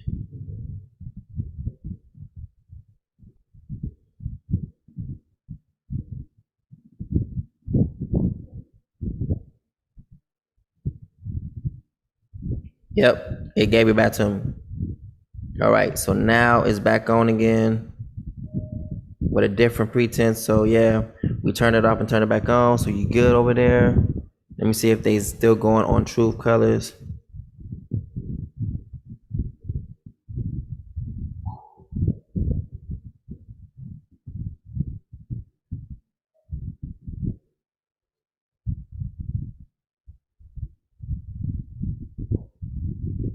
It won't let me see on Truth Colors.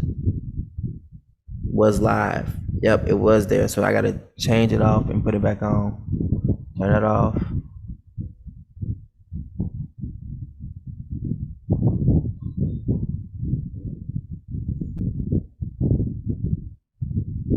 All right, I'm turning it back on.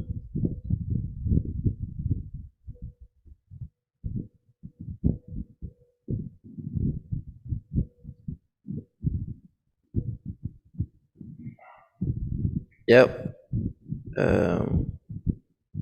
Was live. Hold on. I don't think I turned it off long enough.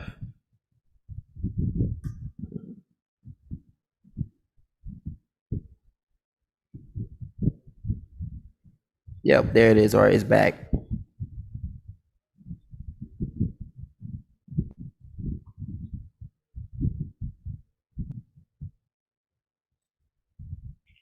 All right, so it's back again.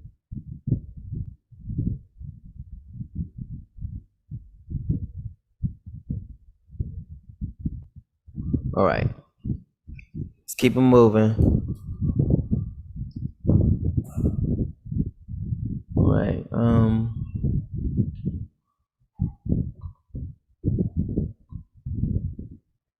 wow, this is crazy.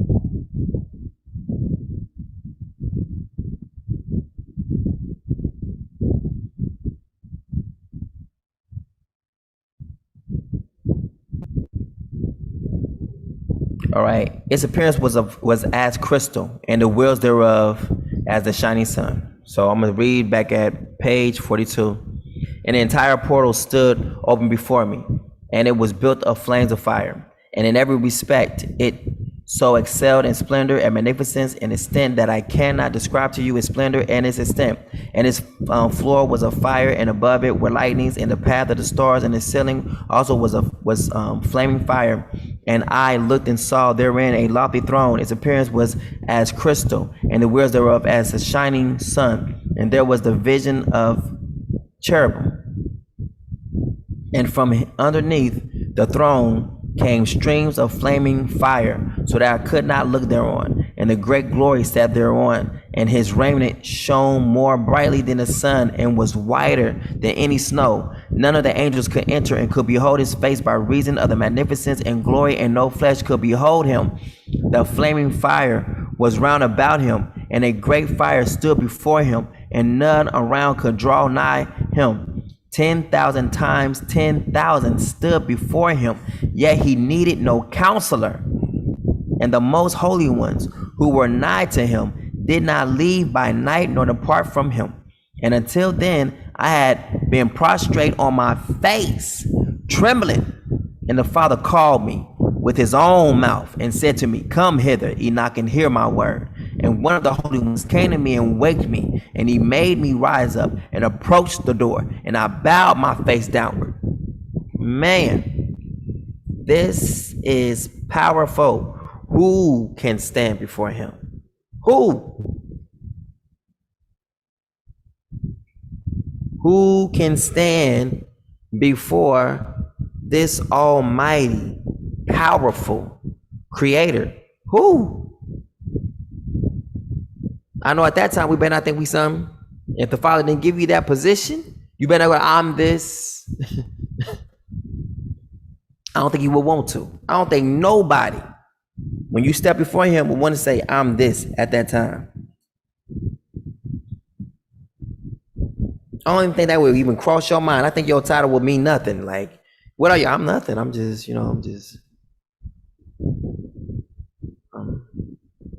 Enoch, the grandfather of all generations.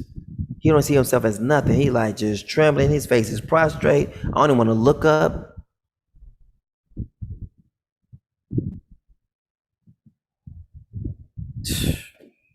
Man, Father, have mercy. That's all I can say. And he answered and said to me, and I heard his voice, Fear not, Enoch, thou righteous man and scribe of righteousness. The Lamb's book of life. Scribe of righteousness. Approach hither and hear my voice, and go, say to the watchers of heaven, who have sent thee to intercede for them. You should intercede for men, and not men for you. Say, you should intercede for men, and not men for you. Wherefore have ye left the high, holy, and eternal heaven, and lain with women, and defiled yourselves with the daughters of men, and taken to yourselves wives, and done like the children of earth, and begotten giants as your sons.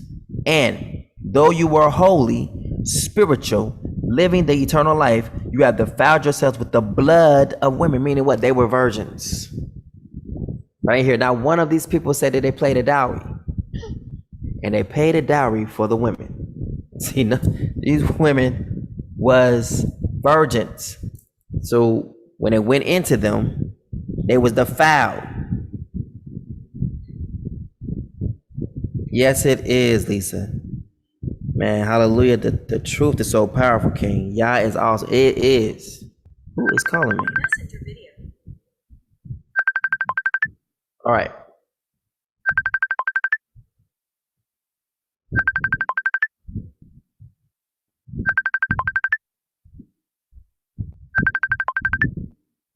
All right.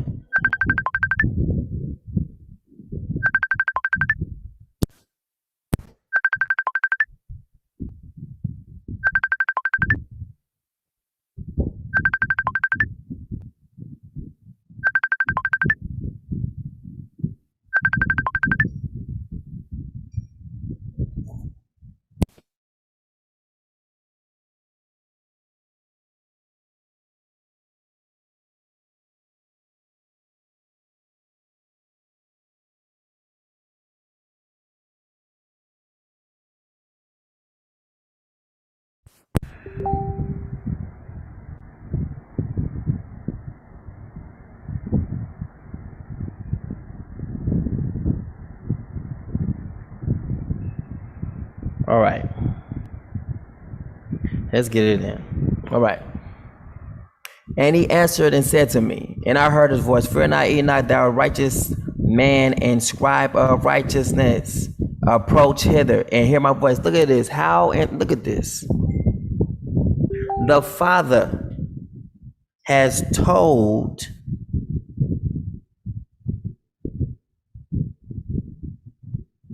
He's told him to approach.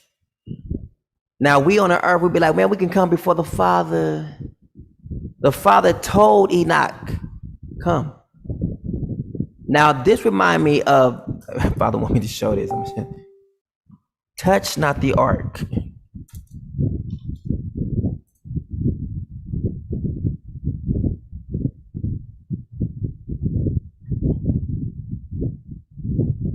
Has the Father changed?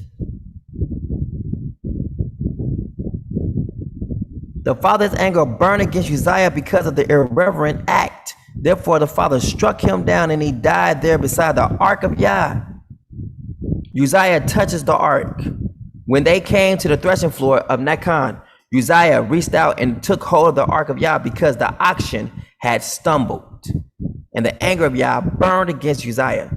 And Yah struck him down on the spot for his irreverence, and he died there beside the ark of Yah. Then David became angry because Yah had burst forth against Uzziah. So he named the place Perazuzah, as it is called to this day.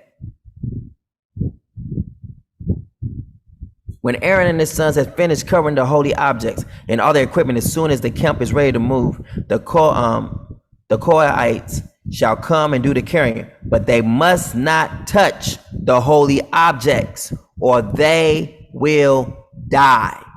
These are the transportation duties of the Kohathites regarding the tent of meeting.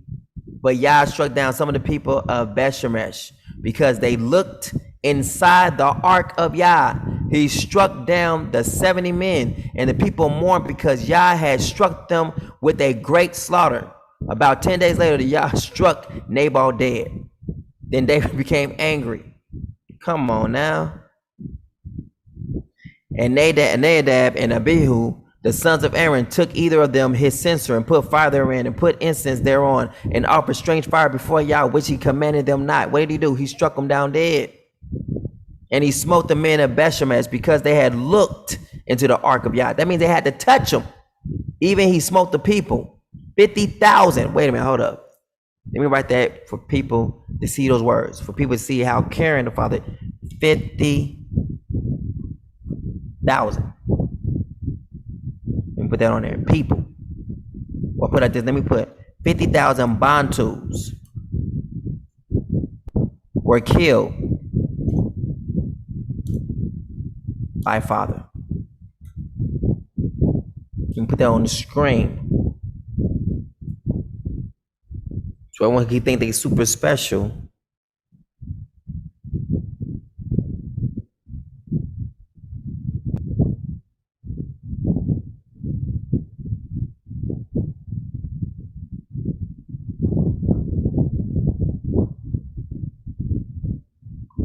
Man, I would never claim a position that's not mine. Ever.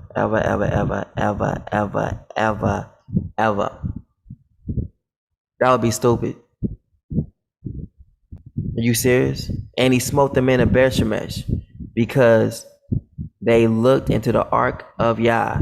Even he smote the people. He smote of the people 50,000 and 70 men. The people lamented because the Father had smitten many of the people with their great slaughter. He put his hand to the ark, and there he died before the Father.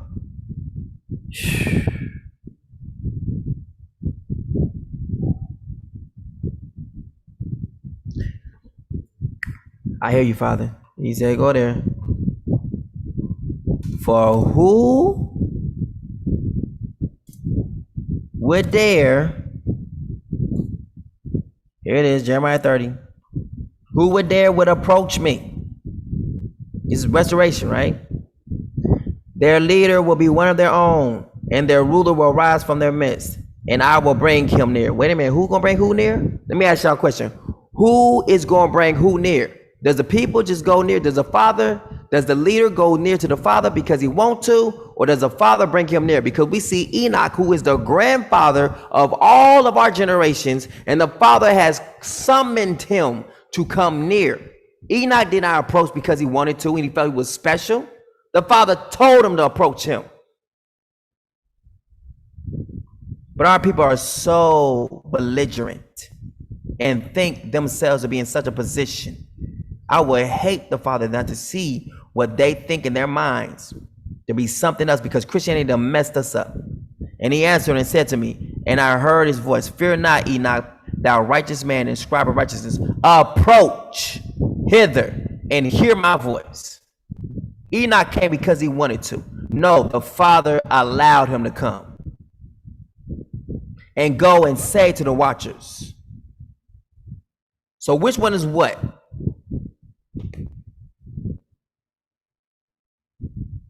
Does the father bring you near?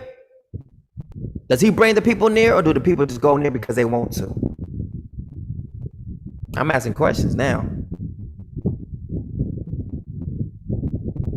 I need to know. I want to see how this is going to be when everybody get around the father and they think they self something, and the father says, all right, this is nothing. Enoch, who is the father, the literally great grandfather of us all, literally, is doing what? He is being asked aloud. He's telling him to come near. Please come near.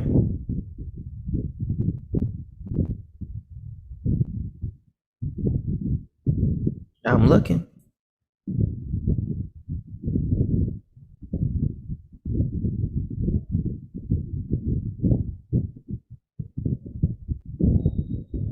So I'm trying to figure out, family, which one is it? Do we go near to him because we want to? Or do he invite us? Because I would not dare near go to Father if he ain't invited me. Seeing he done killed Uzziah for coming near, just touching him. He touched him. Hey, the ark is falling. Father, I don't care if the ark is touched. I said, do not touch me. Someone said, you have to be invited. What do the rest of y'all say? Y'all say you got to be invited, or do you just come near because you want to? Which one is it?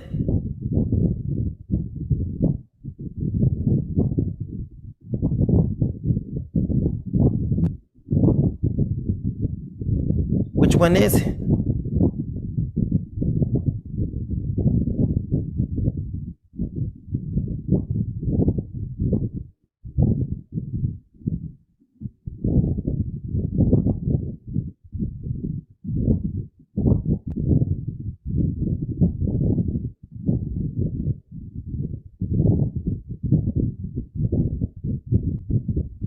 Trying to say Yashayahu is not alive right now. What in the world going on here?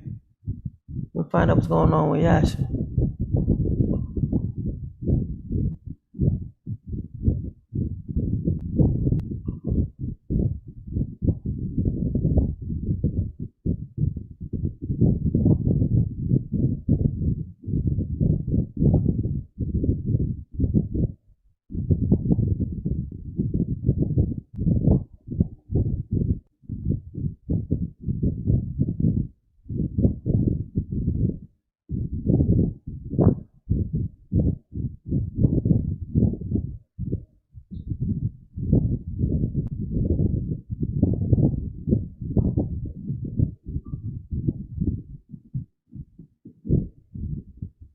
So see, you have to be invited. Hold on, what about this one?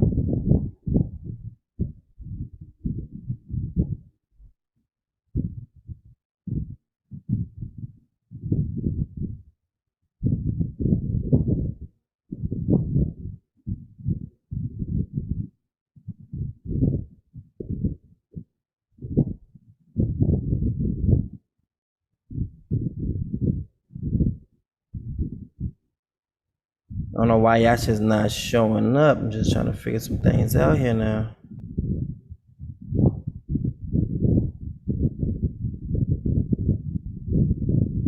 Anybody go to Yasha's page and see if it's live on here?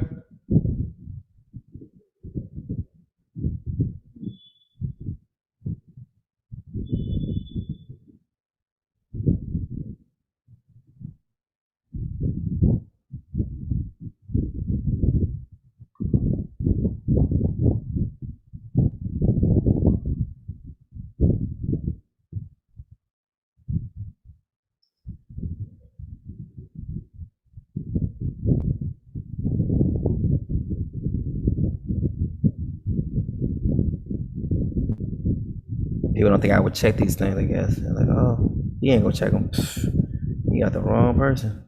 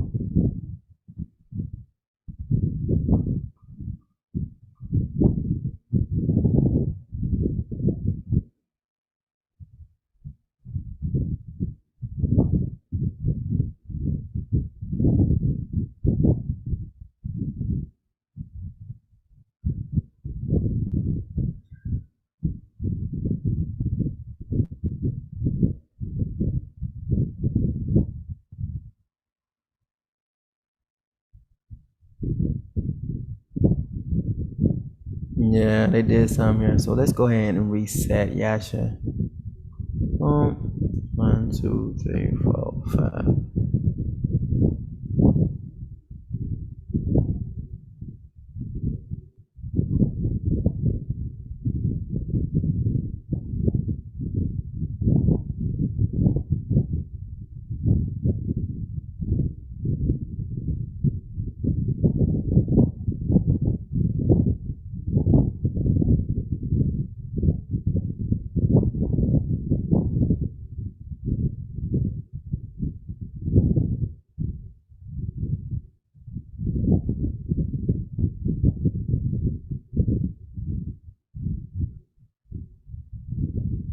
Now let me check out.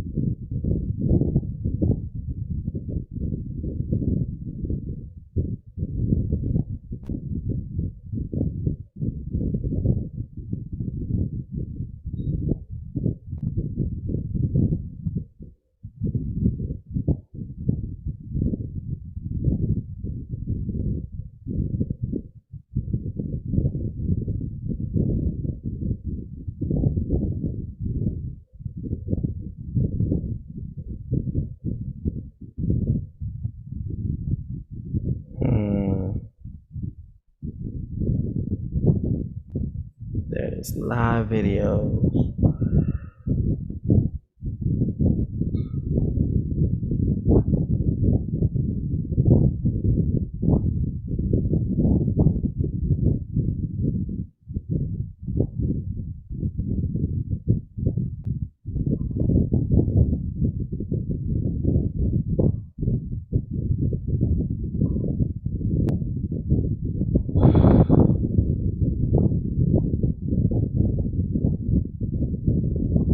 Like, why is Yasha not coming on?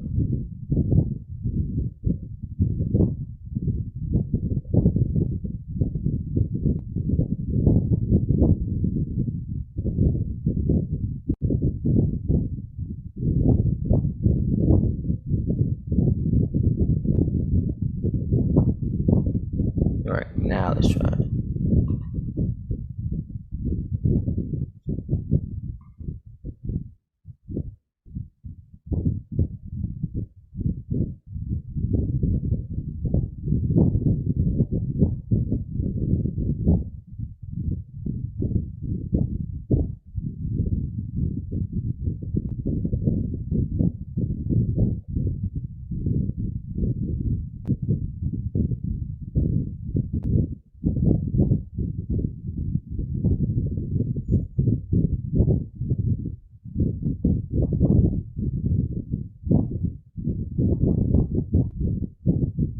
There it is. See, look. I know it was something.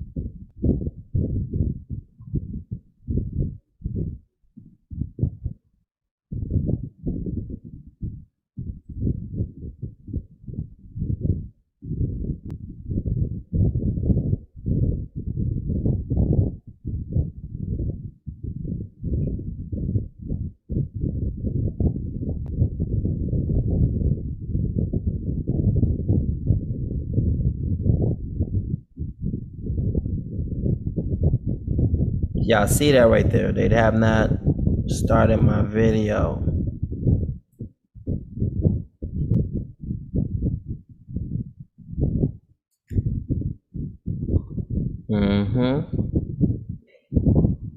So, y'all say that you get to approach the Father whenever you want to, or does he invite you?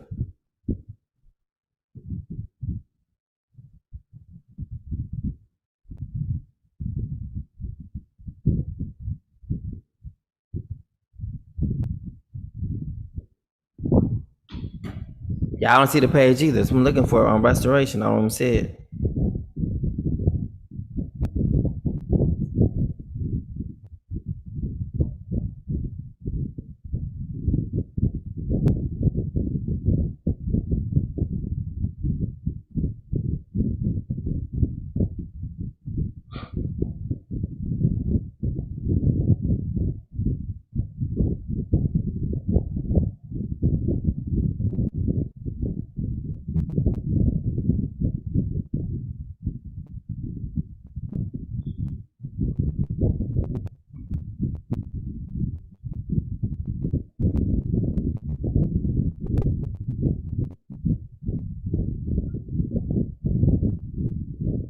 All right. So their leader will be one of their own, and their ruler will rise from their midst, and I will bring him near. Did it say I will bring them near? I'm gonna bring everybody near? Or did it say I'm gonna bring one person near? And he, or did it say they? Did it say she? Did it say all of them will approach me?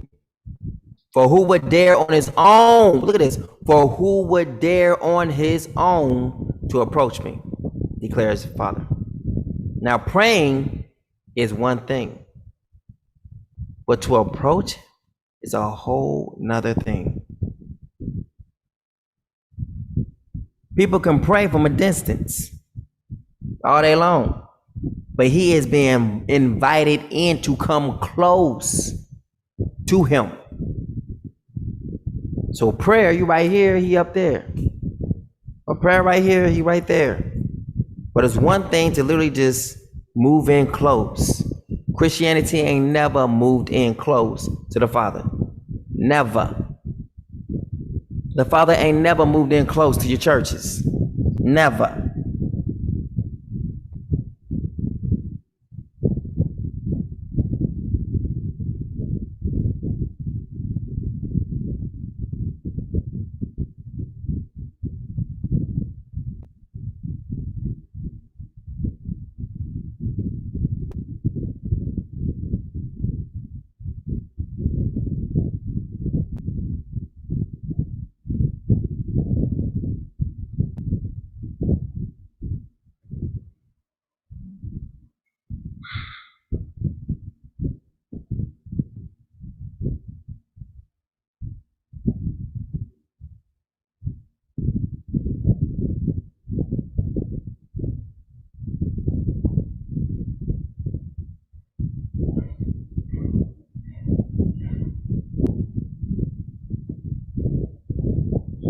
All right. And I will bring him there, and he will approach me. For who would dare on his own to approach me, declares Yah. And you will be my people, and I will be your Yah. Through what? This one leader. Do not come any closer, the Father said. Take off your sandals, for the place where you are standing is holy ground. Still, this is to one person. Then he said to Korah and all his followers, tomorrow morning the Father will reveal who belongs to him, owned by Yah, and who is holy, owned by Yah, and he will bring that person near to himself, owned by Yah. So the one who is after, who has the owned by Yah, who is the originator of owned by Yah, is the one he has brought close to himself, is right here in the scriptures. The Father will reveal who belongs to him, owned by Yah. The leader of owned by Yah is the one he has brought close to himself. It's right there in the scriptures. The one he chooses, he will bring near to himself.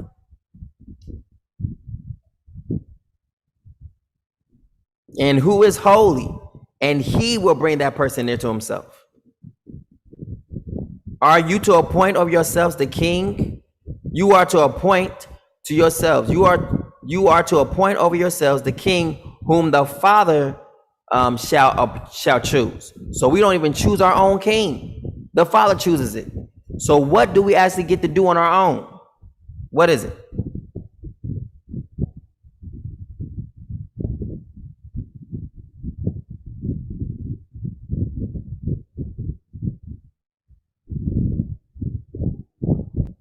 You are to appoint.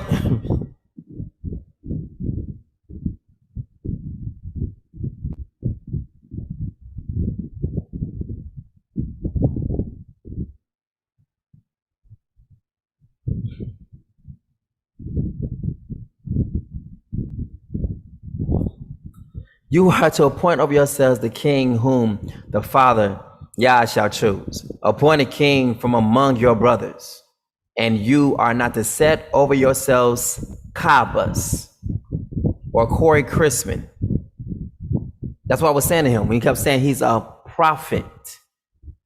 The word right here speaks against him being what he said he is. Because a prophet is set over you. Appoint a king from among your brothers. You are not to set over yourselves a foreigner who is not one of your brothers. Kabbas is not one of our brothers, meaning he does not have our skin color. And he will say like, oh, y'all on the skin color thing. Nope, we're on what the Father done said. We are not rebellious to not to set anyone who is foreigner or of white skin over us. Because the word says don't do it. But he would say, try to spin it some other kind of way. Why? Because he sees himself as something very important. When the scripture says, don't do that. So if we want to be against the Father, and we're going to say, hey, we're going to set Kabbas over us. Father be like, what? He does not accept Kabbas as being over us. So he does not accept Kabbas as being a prophet over any one of us either. That's the scriptures. That's the word.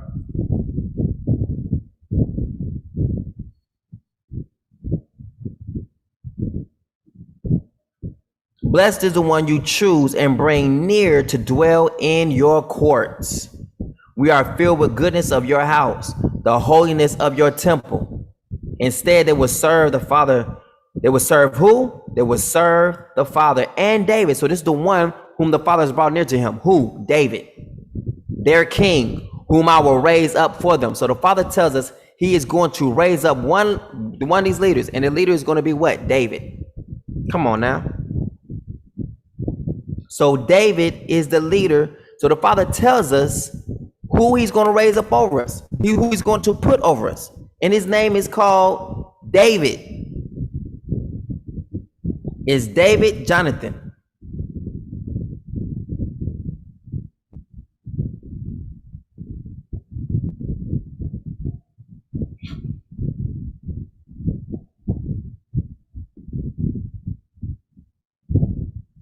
Don't mind me right now. I'm just laughing at a person right now who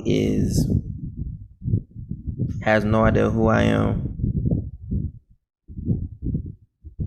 It's actually almost like with the Lions Den. I think I might have to go back into the ring just for a bout.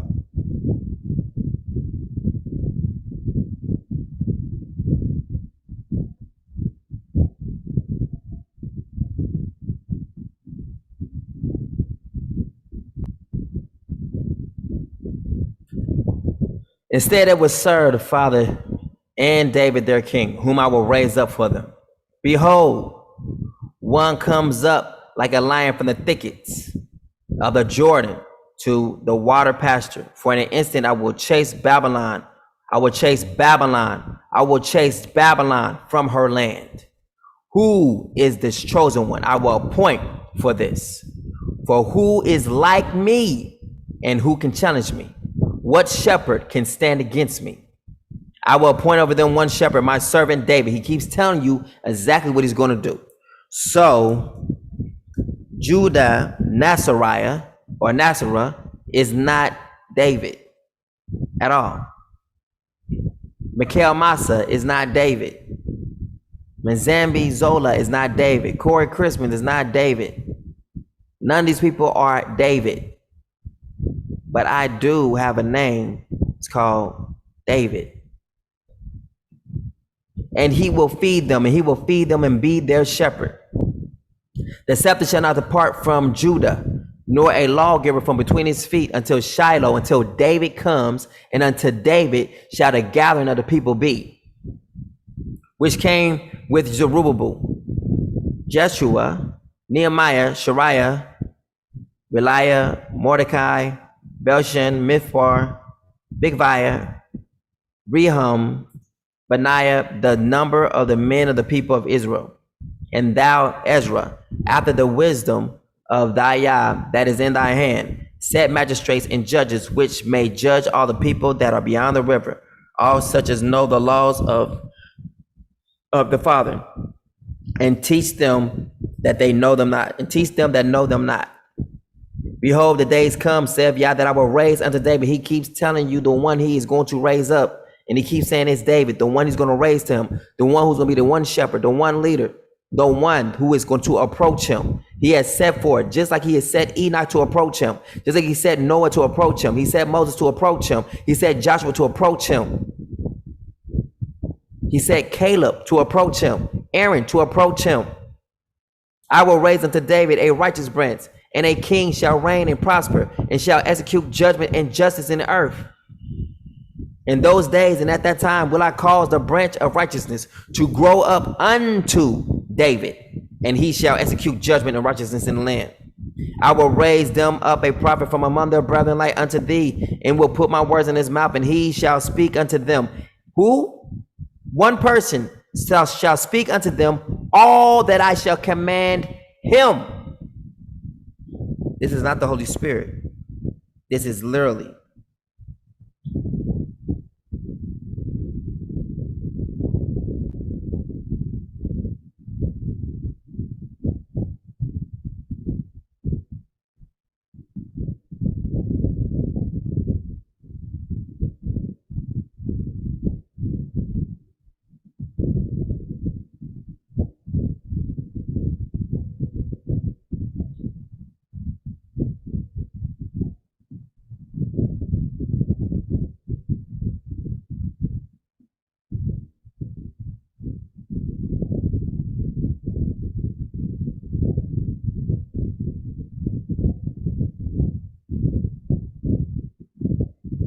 I will raise them up a prophet from among their brethren, like unto thee, and will put my words in his mouth, and he shall speak unto them all that I shall command him.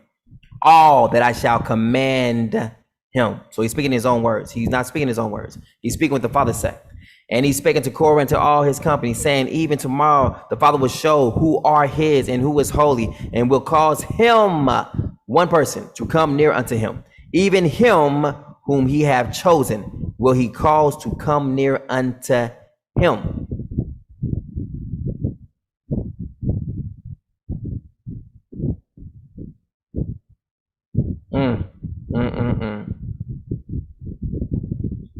Watch this. Who is this that cometh from Edom with dyed garments from Basra? What's the dyed garments? What is the dyed garments? Is they dyed garments like a tie-dye, or is it blood-stained garments?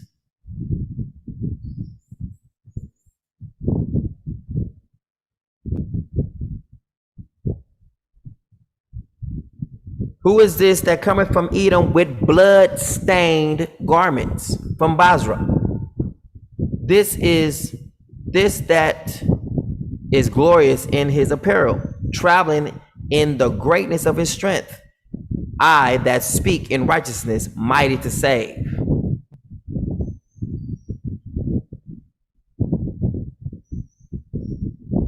And Abram answered and said, behold, now I have taken upon me to speak unto Yah, which am but dust and ashes. So the Father invited Abram to even speak before him. Oh, that I knew where I might find him, that I might come even to his seat. Who is he that hideth counsel without knowledge? Therefore have I uttered that I understood not, things too wonderful for me, which I knew not. All the people of old understood not to make themselves of any great importance to the Father. They knew to humble themselves, but our generation do not know to do that. We don't know to do that. We do not know when to humble ourselves. We don't know to do that. We give ourselves titles.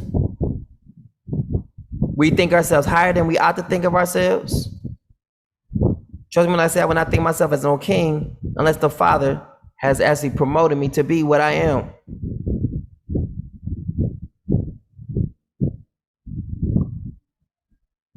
I just wouldn't do it. That's just stupidity. I'm asking for a beating to do that. You asking to be dealt with the Father to do that.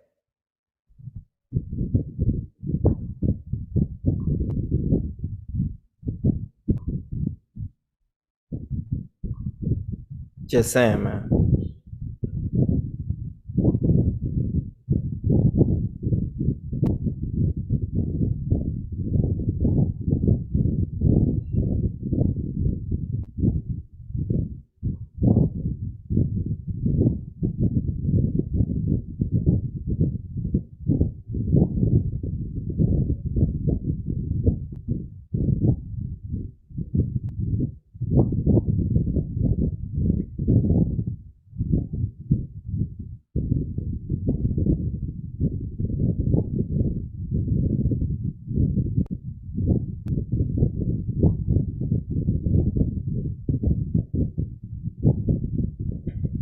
I love it. All right. So I've been going back and forth with the Lion's Den right now. Don't mind me right now, but I used to be in the Lion's Den and we used to go at it. So there is one now who is coming against those who are in Africa. Yashayahu. So this is Jeremiah Judah telling me, because I'm going at him, because this dude just posted something up here just so boastful, so I had to come out and say something. Number one, he put up this, and so it's getting me started. It's getting me started. So his name is Juza Nazareth, JJ 7000, trying to make me one West when I'm Torah Knights. Dude is running hardcore. Sonata called me to the HOK, or House of Consciousness champ, because everybody bowed down to me. House of Consciousness to me is boo-boo. I wouldn't want to be the champion of House of Consciousness. The same thing as you are literally the leader of eating from the tree of knowledge of good and evil, which is all the things you ain't supposed to do in the first place. Doesn't make sense to me. JJ 7000, why are you running from Christ. So he's calling himself Christ. Is Christ going to be king of Israel? You don't believe that yourself. You're running, and that's why I'm HOK, conscious community. It means he don't believe in the Bible really all the way, right? Conscious community and Lion's Den champion, triple crown. And so he said some things, so I had to say something back. I just it's in my nature to say something. You know, when people say stuff like that, you know. I was like, I don't run, and I didn't bow down. Christ just simply means anointed with oil. And then he comes at me, he's like, Yashayahu, oh word, what you trying to debate that at? You under JJ 7000? While I beat on you, I'ma talk trash to JJ 7000 for running. I was like, you are too funny. The gospel has been hidden from you in plain sight. Then he says, and the Torah hasn't been given to you at all. Amateur. Then I said, the Torah is a part of the gospel. Torah only means law. I put laughter. Then I say, what are you, some super bro? I put another laughter. Then I say, yes, do your research, buddy. It's real. So I know he probably came on my page trying to see who I am. Then I was like, he's like, yes. He said, no, I'm your Messiah and no Torah. You are a heathen and Yahweh will not listen to your prayers. And then I said, this is the Messiah, buddy. And I put up on by Yah. That's the whole banner. Then he comes at me, he said, Yahweh, what language is that? Laugh out loud. I said, Yeshaya. Isaiah is the name, but then Jeremiah comes at me and says, Judah says Mexican and Indians are a part of the 12 tribes, and he rejects any Israelite from Africa. I said, I'm in Africa right now, bub. What's good, family? At the narrow gate, bub, with the hands raised, bub. This guy's a cartoon. Then Jeremiah Judah said, this guy's a cartoon. So how you gonna come against me and I'm in the land of Africa? You still in the States. This is not a debate you really want. This is gonna be too much on your plate. I will literally chew you up and spit you out like the miscreant you are. Play with it if you want to. You will bring me back into the ring. For this, I will come back with a smile, beat your ass, and then come right back out to do this again.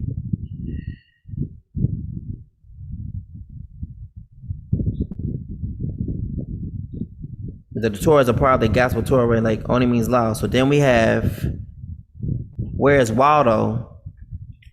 Hold on, I gotta show this dude right here. This dude is where's Waldo.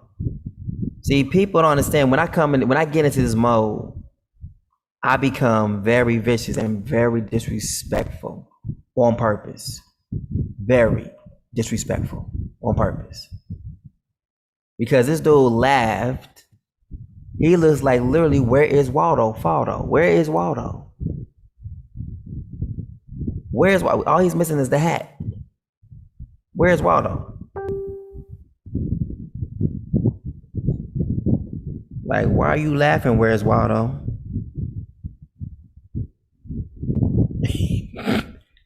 I'm about to come over here and hurt people's feelings. I'm about to be very insulting just on purpose. Because I don't care.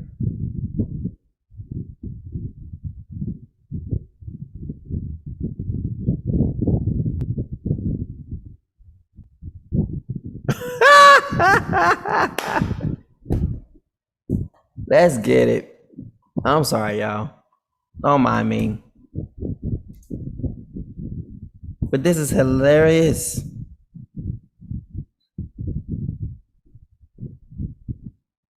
Let's bring it out. So y'all can see this funny stuff too. There he is. Judah Nastaras. You can see what's going on right here. It's about to take me back to my days.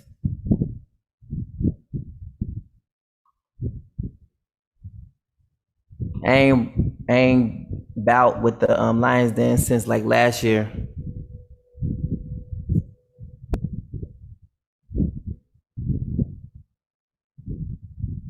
This dude is confused as hell.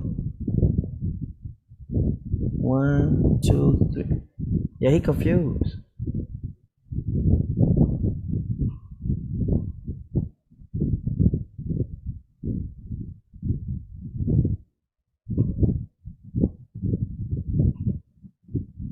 He is confused.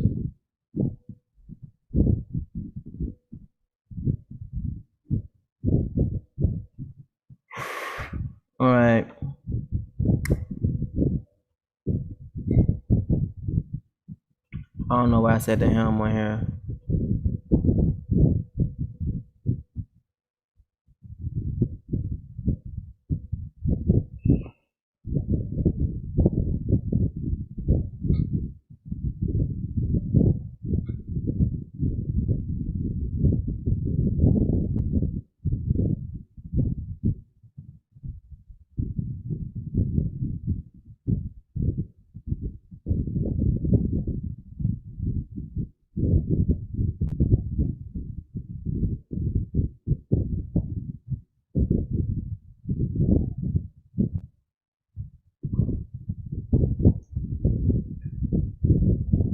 I was on Jeremiah's Judas post. I was on Judas post.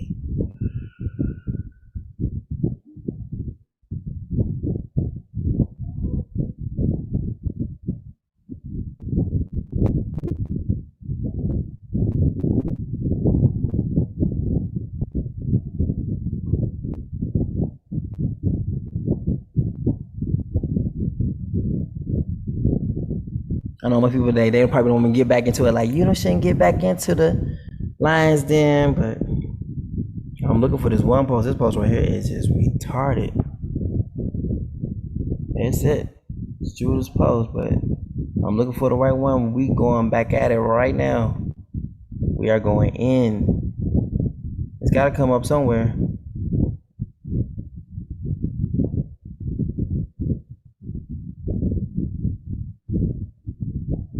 That's not it. Maybe I should share it on my page and then I'll be able to do it that way. Yeah, I'll share it on my page, I guess. But then he got to share it with friends though. Hold on, which one is this? Oh, Yasha. That's why I ain't gonna find it. I have to literally sign out of this one and sign to my other account. Don't mind me, y'all. I'm just Sabbath is almost over anyway. Well, Sabbath actually is over for the most part.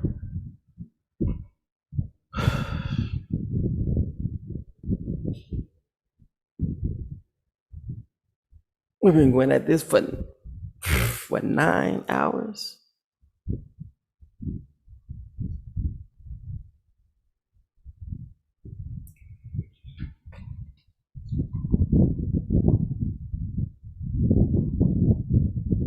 Those who see me like go to battle with Lions Den,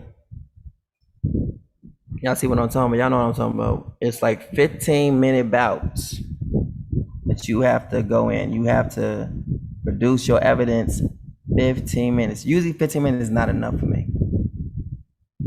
Like, it's not enough at all. Like, to say nothing. It's not enough.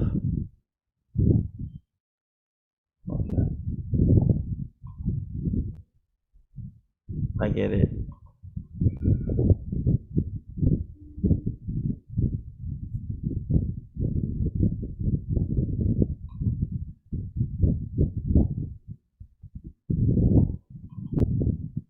No.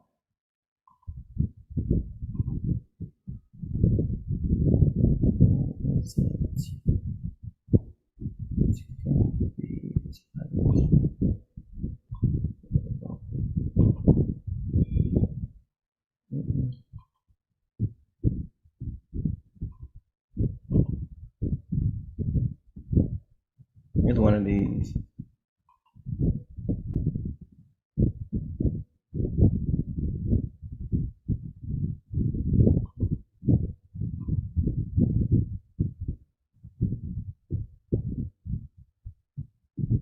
Wow.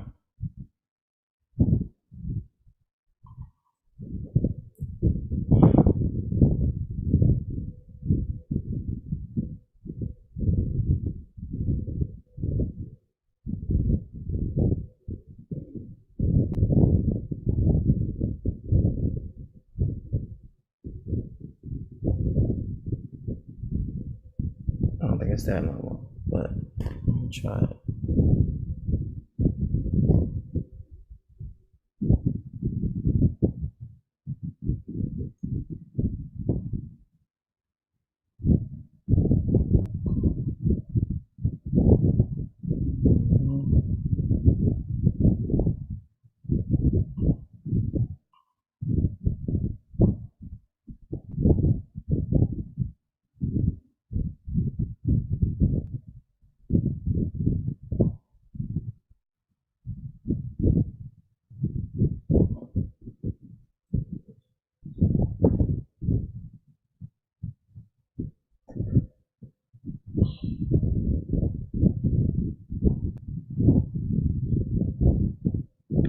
Now let's do it.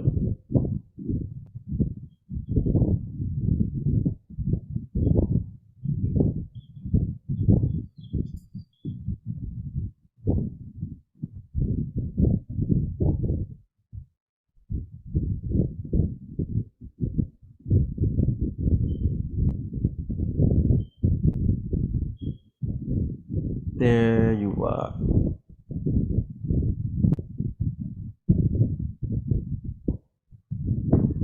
There we go.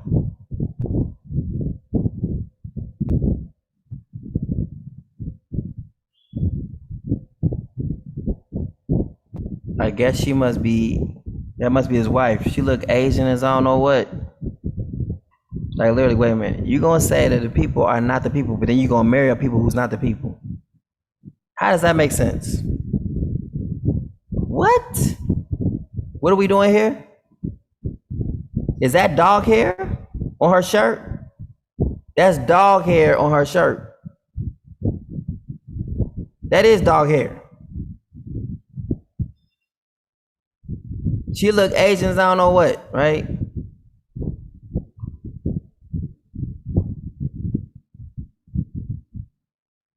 Shouts to my babe. Shalomi. It sound like baloney.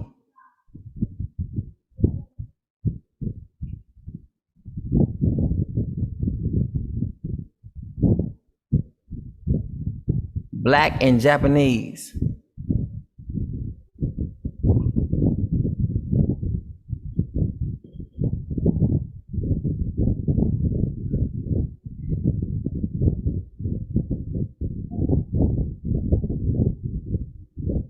I guess she look like a Siamese cat or something. All right, so we're gonna go back to that.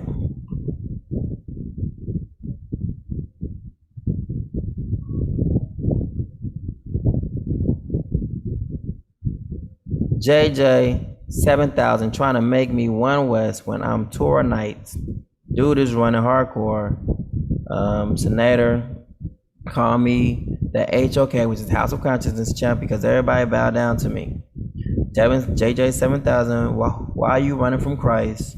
Is Christ going to be king of Israel? You don't believe that yourself. You're running, and that's why I'm HOK, Conscious Community and Lions Den champion, Triple Crown. Here I come. Number one, I don't run, and I didn't bow down. Christ just simply means anointed with oil.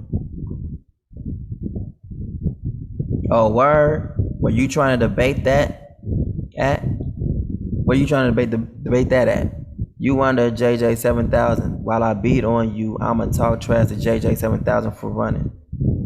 Now this is gonna be, what's his name? Waldo. Waldo's, there he is. That's Waldo. I'm gonna show you when you see him, you be like, oh my goodness.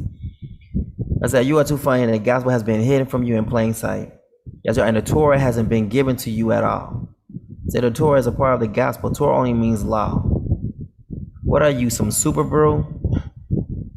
You know, it's like, yes, do your research, buddy. It's real, because he didn't say nothing for a while. It means I know you're probably on my page.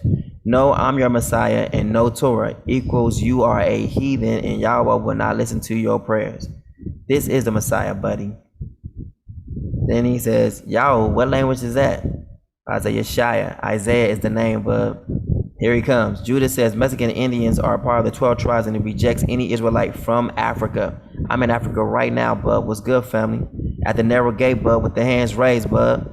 And then he come at this JJ 7000. Don't do that. Of course there are Israelites in Africa. I mean, who sold us, the so-called white man, and beheaded our ancestors they couldn't sell. That's why y'all running from the chimp. You gotta be stupid.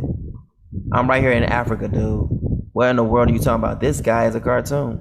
Now let's look at Waldo up in this mug, which is him. This dude, when you see him, you be like, what in the world happened? Like an accident happened. Now, look.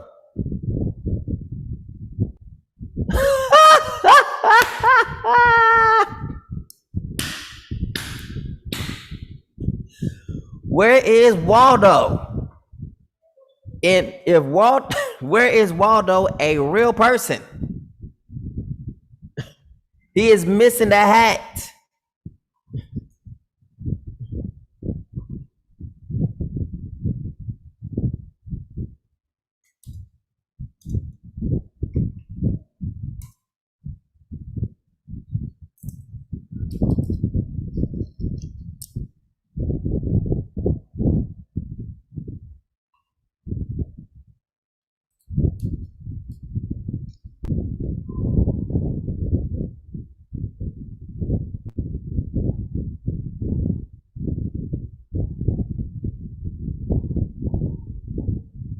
Let's go back to it.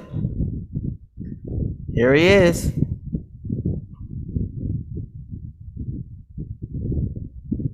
Where's Waldo in real life?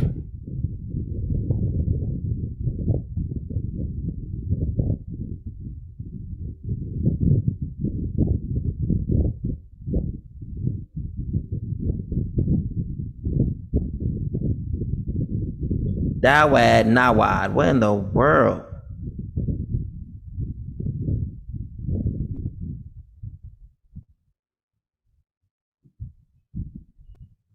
Man, these words be saying we can't talk. Dawad.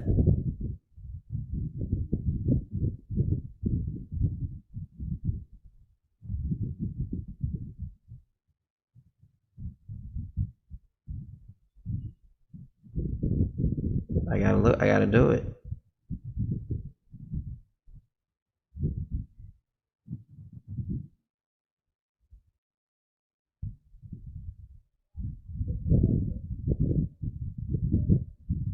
So since he wanna come on here, I'm gonna throw a haymaker at him in the process. Because this is what it's all about.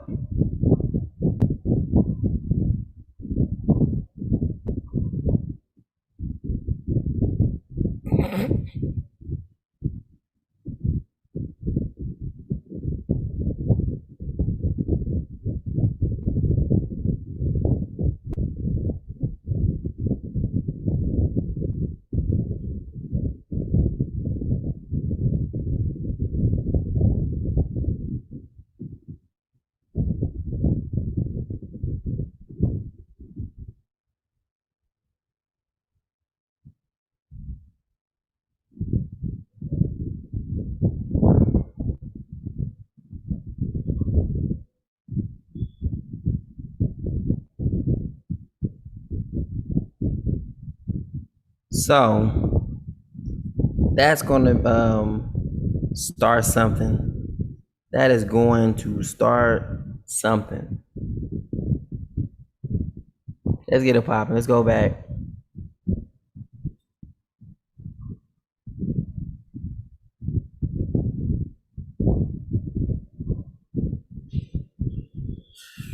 All right, back to our regularly scheduled program again. Let's go back to the Enoch.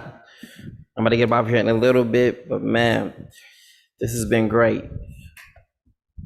I've literally spent the whole Sabbath online just teaching, right? Approach hither and hear my voice, and go say to the watchers of heaven who have sent thee to intercede for them, you should intercede for men and not for men and not men for you. Wherefore have you left the high, holy, and eternal heaven, and lain with women, and defiled yourselves with the daughters of men, and taken to yourselves wives, and done like the children of earth, and begotten giants as your sons? Though you were holy, spiritual living, the eternal life, you have defiled yourself with the blood of women, and have begotten children with the blood of flesh. And as the children of men have desired after flesh and blood, as those also do who die and perish. Therefore have I given them wives, also that they might impregnate them and begat children by them, and that thus nothing might be wanting to them on earth. Now watch this.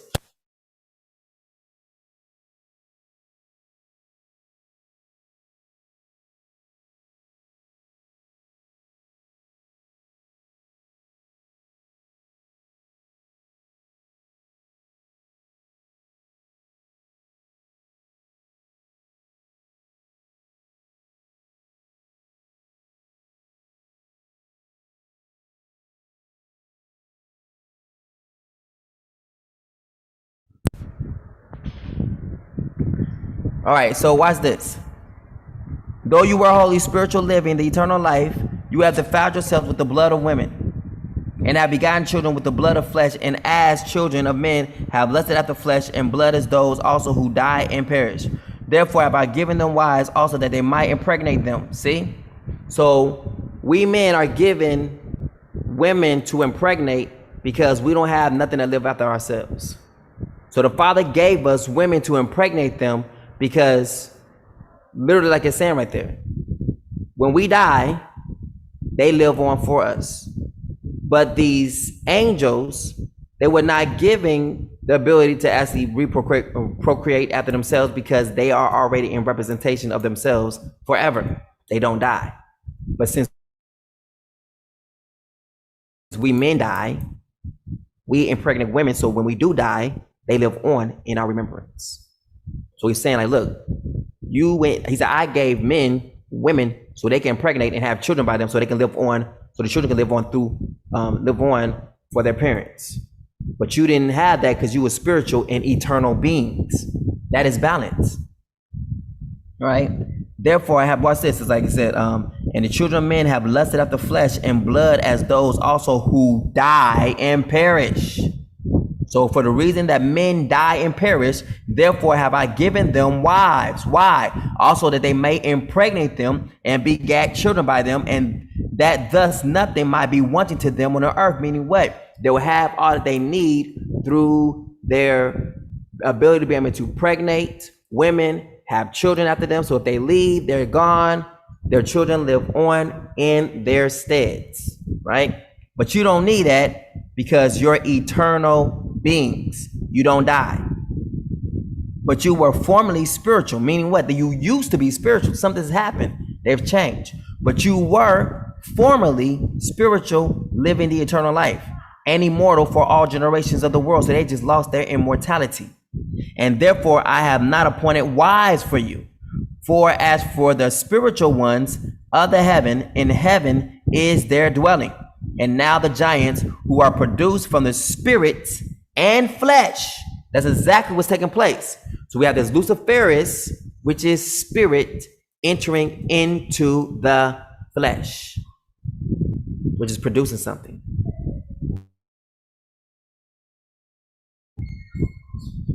Shall be called evil spirits upon the earth, and on the earth shall be their dwelling.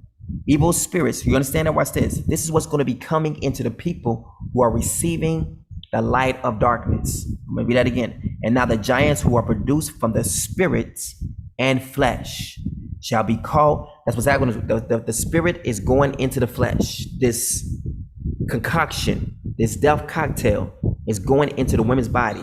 So when men impregnate them, that whatever is in them is going to, watch this, they're going to have control over that. So when a baby is produced, since they can be able to watch your body, that every single person who has been received this light of darkness, you're on a computer screen. And so the moment you didn't have sex, they just take and move some stuff from that seed and push it right straight into that egg. And flesh shall be called evil spirits upon the earth and on the earth. And now the giants who are produced from the spirits and flesh shall be called demons, or evil spirits upon the earth. And on the earth shall be their dwelling. Evil spirits have proceeded from their bodies. So these women have produced demons. That's powerful.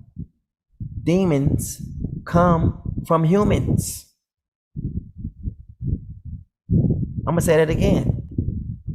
Demons come from humans. Humanity has produced demons.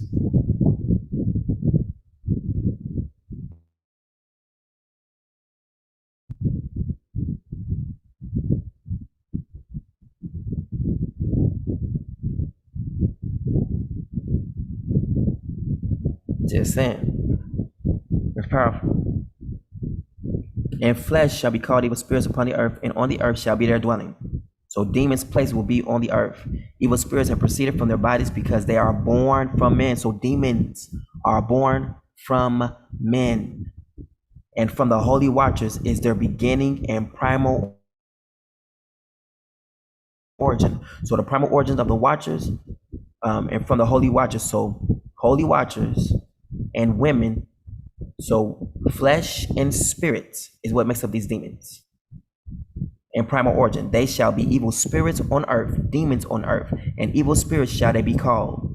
As for the spirits of heaven, in the heavens shall be their dwelling. But as for the spirits of the earth, which were born upon the earth, on the earth shall be their dwelling.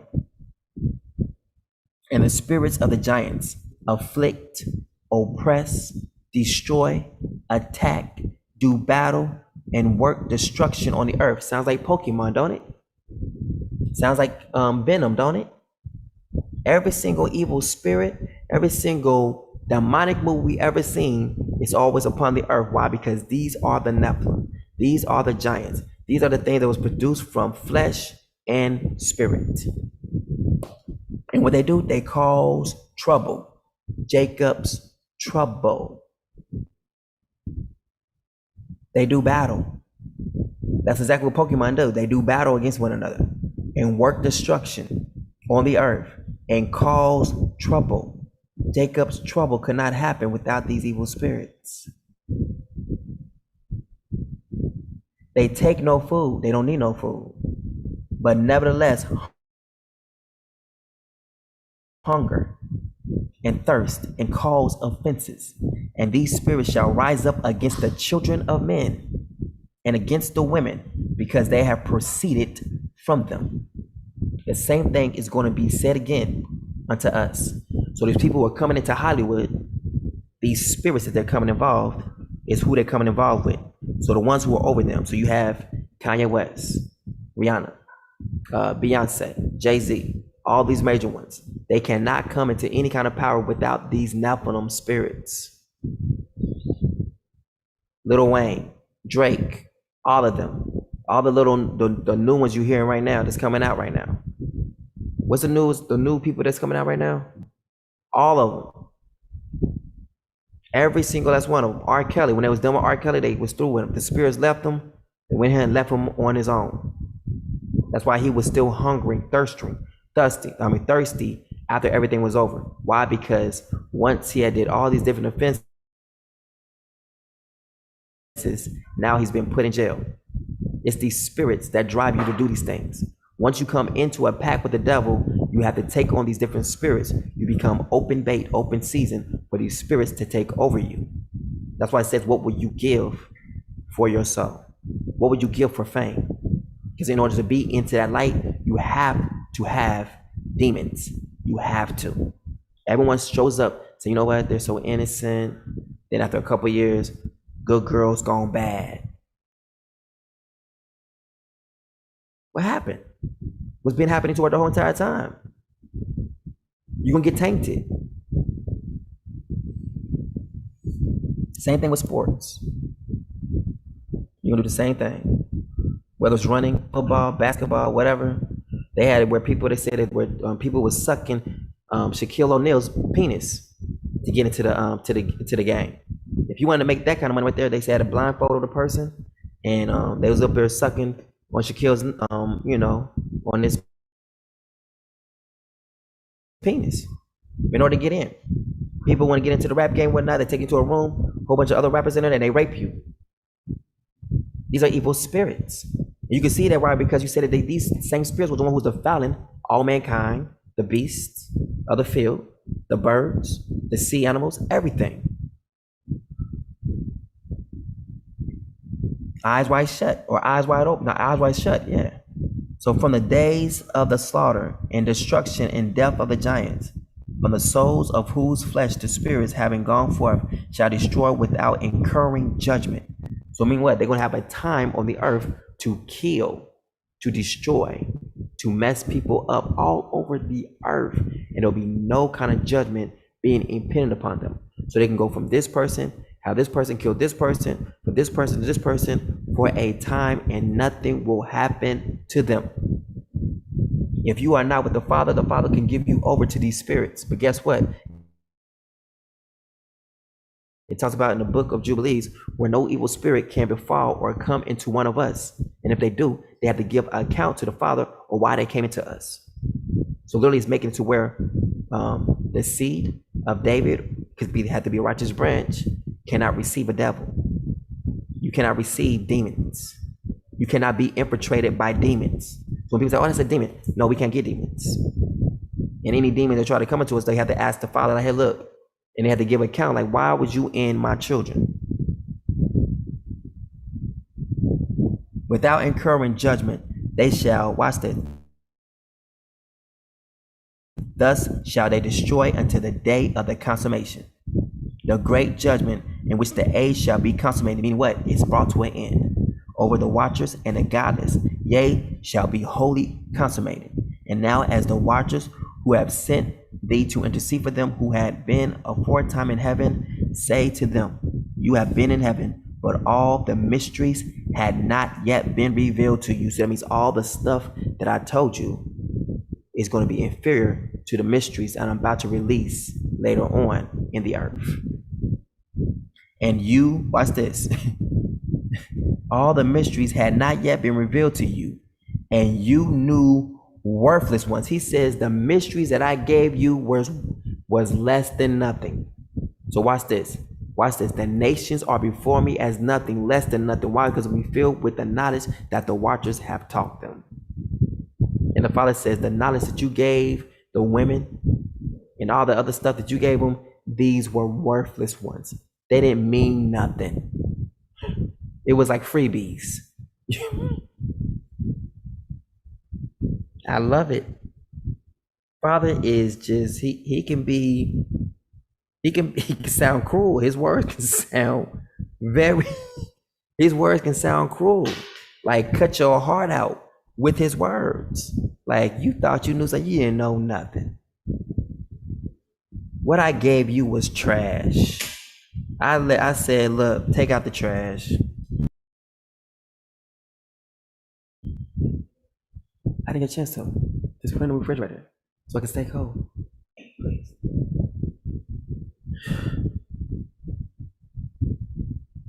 And you knew worthless ones, and these in the hardness of your hearts you have made, watch this, known to the women. You made known to the women worthless revelations. So watch this. Knowing how to put on makeup is worthless information. Knowing how to make swords is worthless information. Knowing about astrology is worthless information.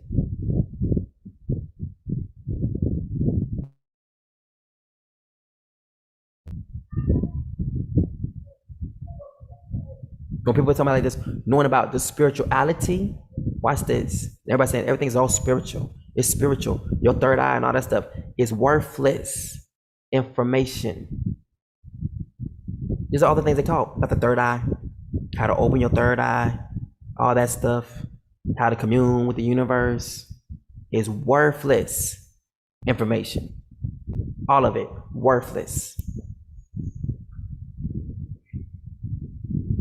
Known to the women, and through these mysteries, women and men work much evil on the earth. That's exactly what they're doing to this day. That's how they do their blood sacrifices. It's through this worthless information. Say to them, therefore, you have no peace.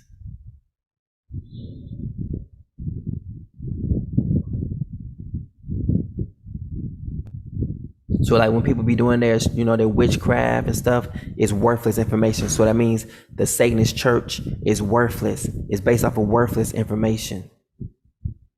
The music that you listen to, that's based off of them doing enchantments and stuff like that, all enchantments is worthless information. The information about yoga, worthless information. All this stuff about black spirituality, worthless information. The messages of the ancestors, worthless information. And they took and brought me to a place in which those who were there were like flaming fire. And when they wished, they appeared. Watch this. And when they wished, they appeared as me. Look at that. And they took and brought me to a place in which those who were there were like flaming fire, and when they wished, they appeared as men. And they brought me to the place of darkness, and to a mountain, the point of whose summit reached to heaven. And I saw the places of the luminaries, and the treasuries of the stars, and of the thunder, and in the utmost depths, where were a fiery bow and arrows, and their quiver, and a fiery sword, and all the lightnings.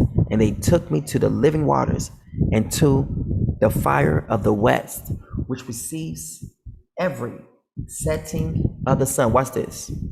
Which receives every setting of the sun. So the sun sets in the west. West Africa. Gambia is in the west. And every single time the sun comes over and it sets. For the fire of the west, which received the fire. I was like, go show that right there. Gambia is in West Africa.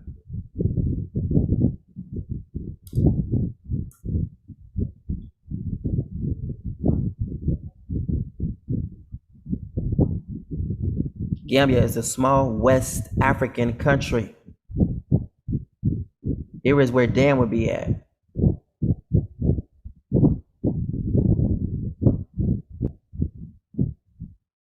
This Dakar could actually be Dan.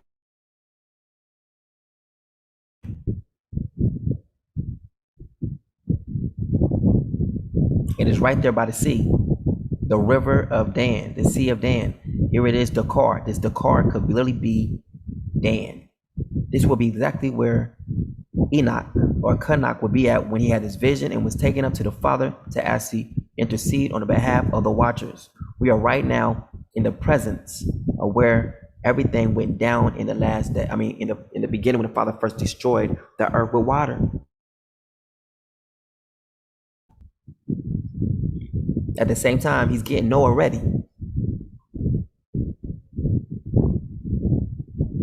Man. Thank you, Father.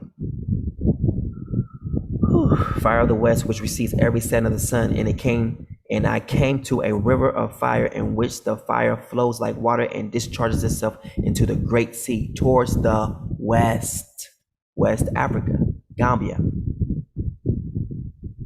I saw the great rivers and came to the great river and to the great darkness, and went to the place where no flesh walks.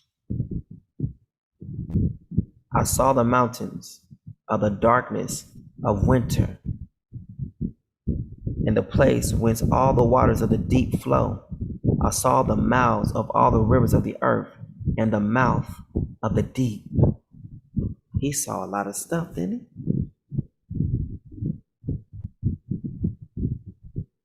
After this, I'm gonna be done, right? We're gonna close it off right here. Just remember where we at. I'm gonna bookmark it.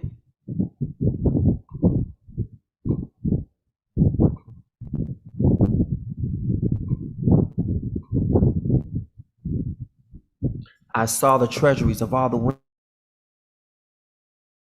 winds. I saw how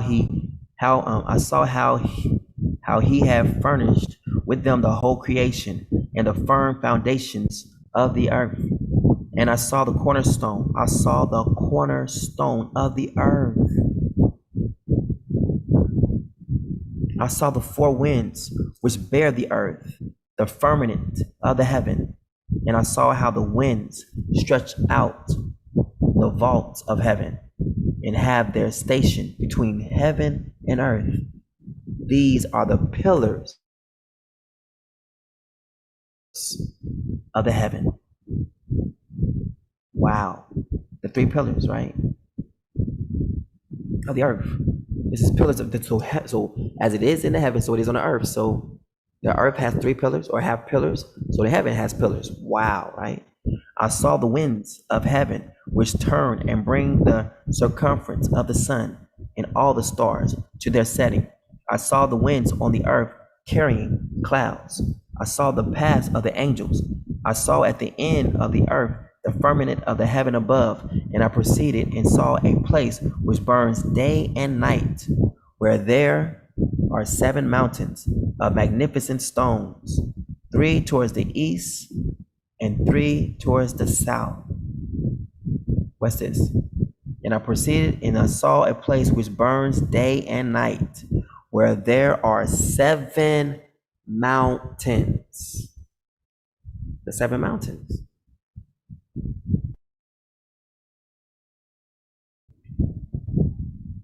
Of magnificent stones, 3 towards the east and 3 towards the south.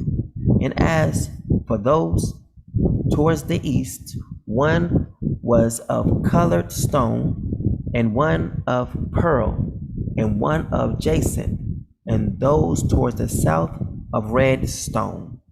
But the middle one reached to heaven like the throne of Yah. Wow, let's look up jacinth. These are mysteries for real. Like he's giving us like great detail. Like we can really find these things like today. That's how detailed it is.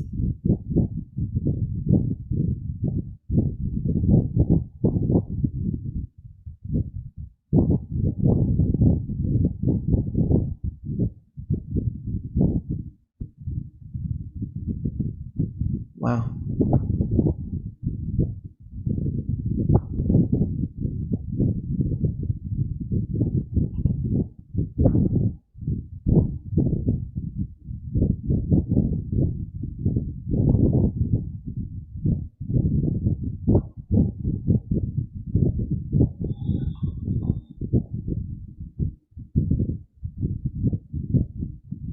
And those towards the south of the red stone, but the middle one, look at this, I love this, the middle one, the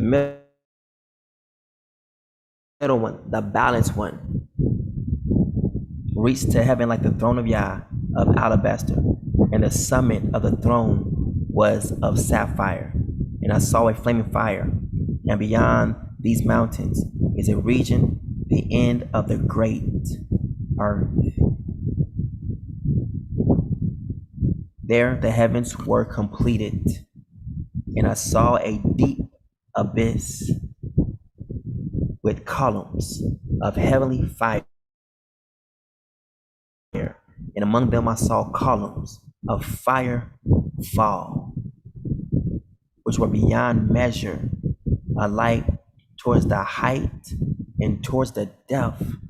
And beyond that abyss I saw a place which had no firmament of the heaven above, and no firmly founded earth beneath it. This is the bottomless pit, I think. There was no water upon it, and no birds, but it was a waste and horrible place. This is the place called the bottomless pit. This is it. It's the bottomless pit. Look what he says. Saw a place, and beyond the abyss, I saw a place which had no firmament of the heaven above, and no firmly founded earth beneath it. There was no water upon it, and no birds, but it was a waste and horrible place. I saw there 7 stars like great burning mountains, and to me, which I inquired regarding them, the angel said, this place is the end of heaven and earth. This has become a prison for the stars and the host of heaven, the bottomless pit. And the stars which roll over the fire are they which have transgressed the commandment of Yah in the beginning of their rising, because they did not come forth at their appointed times. Wow, can you imagine that? If a star don't show up in the sky the way it's supposed to, all right, to the abyss you go. They get punished too. So who do we think we are? That when the Father tells us to do something and then we don't do it, and we think we're not going to get punished for it. Oh, we have a choice. No, you don't. No, you don't. They thought they had a choice. This is the stars, man. Let me look at y'all. The Father punishes stars. They're supposed to come out and shine. Are you gonna come out and shine? Are you gonna show up to work today? Okay, you fired forever. To the abyss you go. You imagine that? Like there's like 2 stars not missing. There's 2 stars missing today. I don't know. Maybe they didn't show up to work. That same star that was there yesterday ain't here today. He said from the beginning, I bet you after they got punished, I bet you the star showed up. Is it my time to go to work? Hold on, it's my turn to go. I think I put this is my work schedule today. My work schedule. Yeah, my work schedule's right now. I'm going right now. I bet they ain't late. I bet they show up. Bling. Oh, there's a star right there. Man, that wasn't even there yesterday. They just showed up today. That's what's up. That is powerful. He punishes the stars. The stars get punished for not doing what they supposed to do. That is powerful. It said, because they transgressed the commandment of the Father in the beginning of their rising, because they did not come forth at their appointed times. And he was wroth with them and bound them till the time when their guilt should be consummated, even for 10,000 years. They can't come out. We get put into a corner for maybe an hour or two. They've been confined to this place for 10,000 years.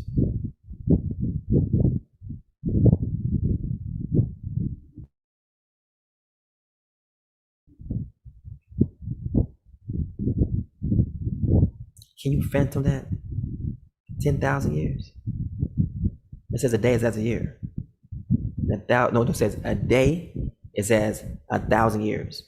And 1,000 years as a day. So literally 1,000 years makes up literally a day. They're there for 10,000 years. You imagine how long that is? I bet you will show up for working next time. I bet you when they come out, they're gonna be like, reporting for duty. Aye, sir.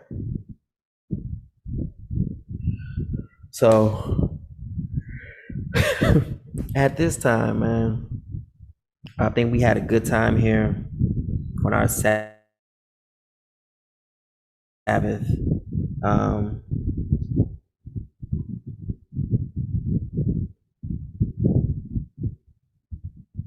I hope y'all had a good time here today.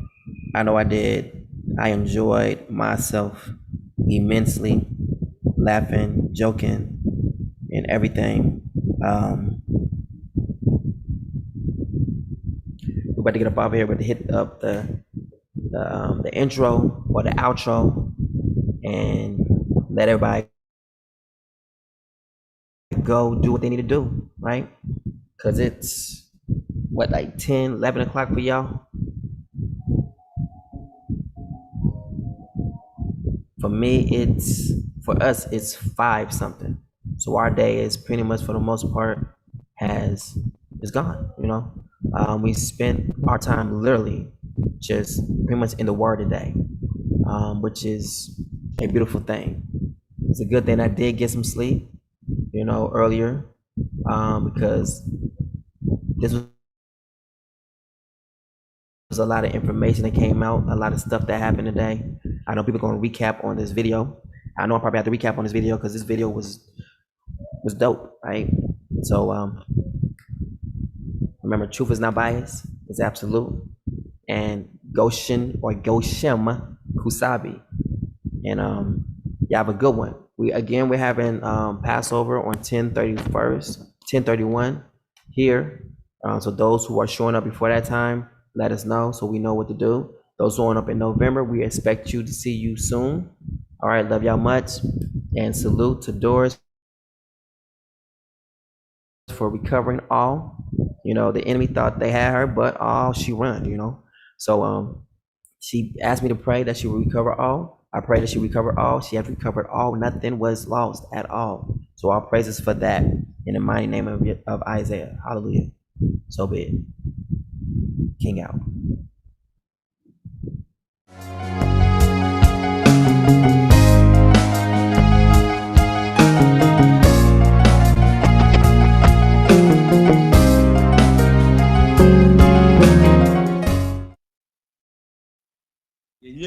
we are here at Truth Colors today, and today I blew my brother Yasha's mind, by telling him something that he didn't even know about. You see, the Father works in amazing ways. Yasha has had. See the background that I have right here? It has many colors. It's the Truth Colors background. So Yasha has had it since he started his YouTube channel. So me, in the process of doing reading my stuff and all that, I've read about the coat of many colors. The father, all the patriarchs in the Bible used to have that coat.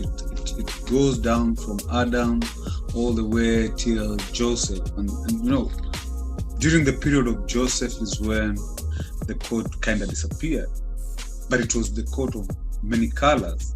The same thing is what my brother Yasha here has, Truth Colors. So you guys need to know that where all the colors for the truth are is where the Father dwells. This guy has the truth, and it's the bomb. If you guys are still double-minded, it's for your own doom. Check him out. Always listen to his words. The Father says you listen to what he tells you. You don't look at what he's doing. Listen to what he's telling you. If you follow the instructions, boom, you'll be saved. If you look at Adam and Eve, they didn't follow the instructions. The Father gave them the instructions. They went away from it. They did their own thing. They leaned onto their own understanding. But right now, he's speaking to all of us through Yasha. So we're supposed to listen to what Yasha is telling us. Truth Colors. That's where the truth is. The way, the truth, and the lie. Yeah, my boy. Appreciate it, fam. Appreciate it, fam. I do. All right. You gonna cut it? Yeah. All right, fam. CME family, thank you for subscribing and supporting my Patreon channel, where the truth is not biased. It's absolute. I dedicate this channel through Nzambi Zulu to the awakening of my people and discovering who they truly are, to bring out information and revelation that they may not see anywhere else. And as we embark on this journey together, feel free to shop with us. OBYU, featuring our brand, Goshen Black. You can also purchase New Truth music from me, your boy Heart of Psalms, aka Music, featuring Etana, Nzambi, JG, The Messenger, and other great artists on CD Baby and iTunes. It's time to awaken to the truth and power. Aren't you tired of being lied to? Truth speaks. Truth awakens. Truth colors.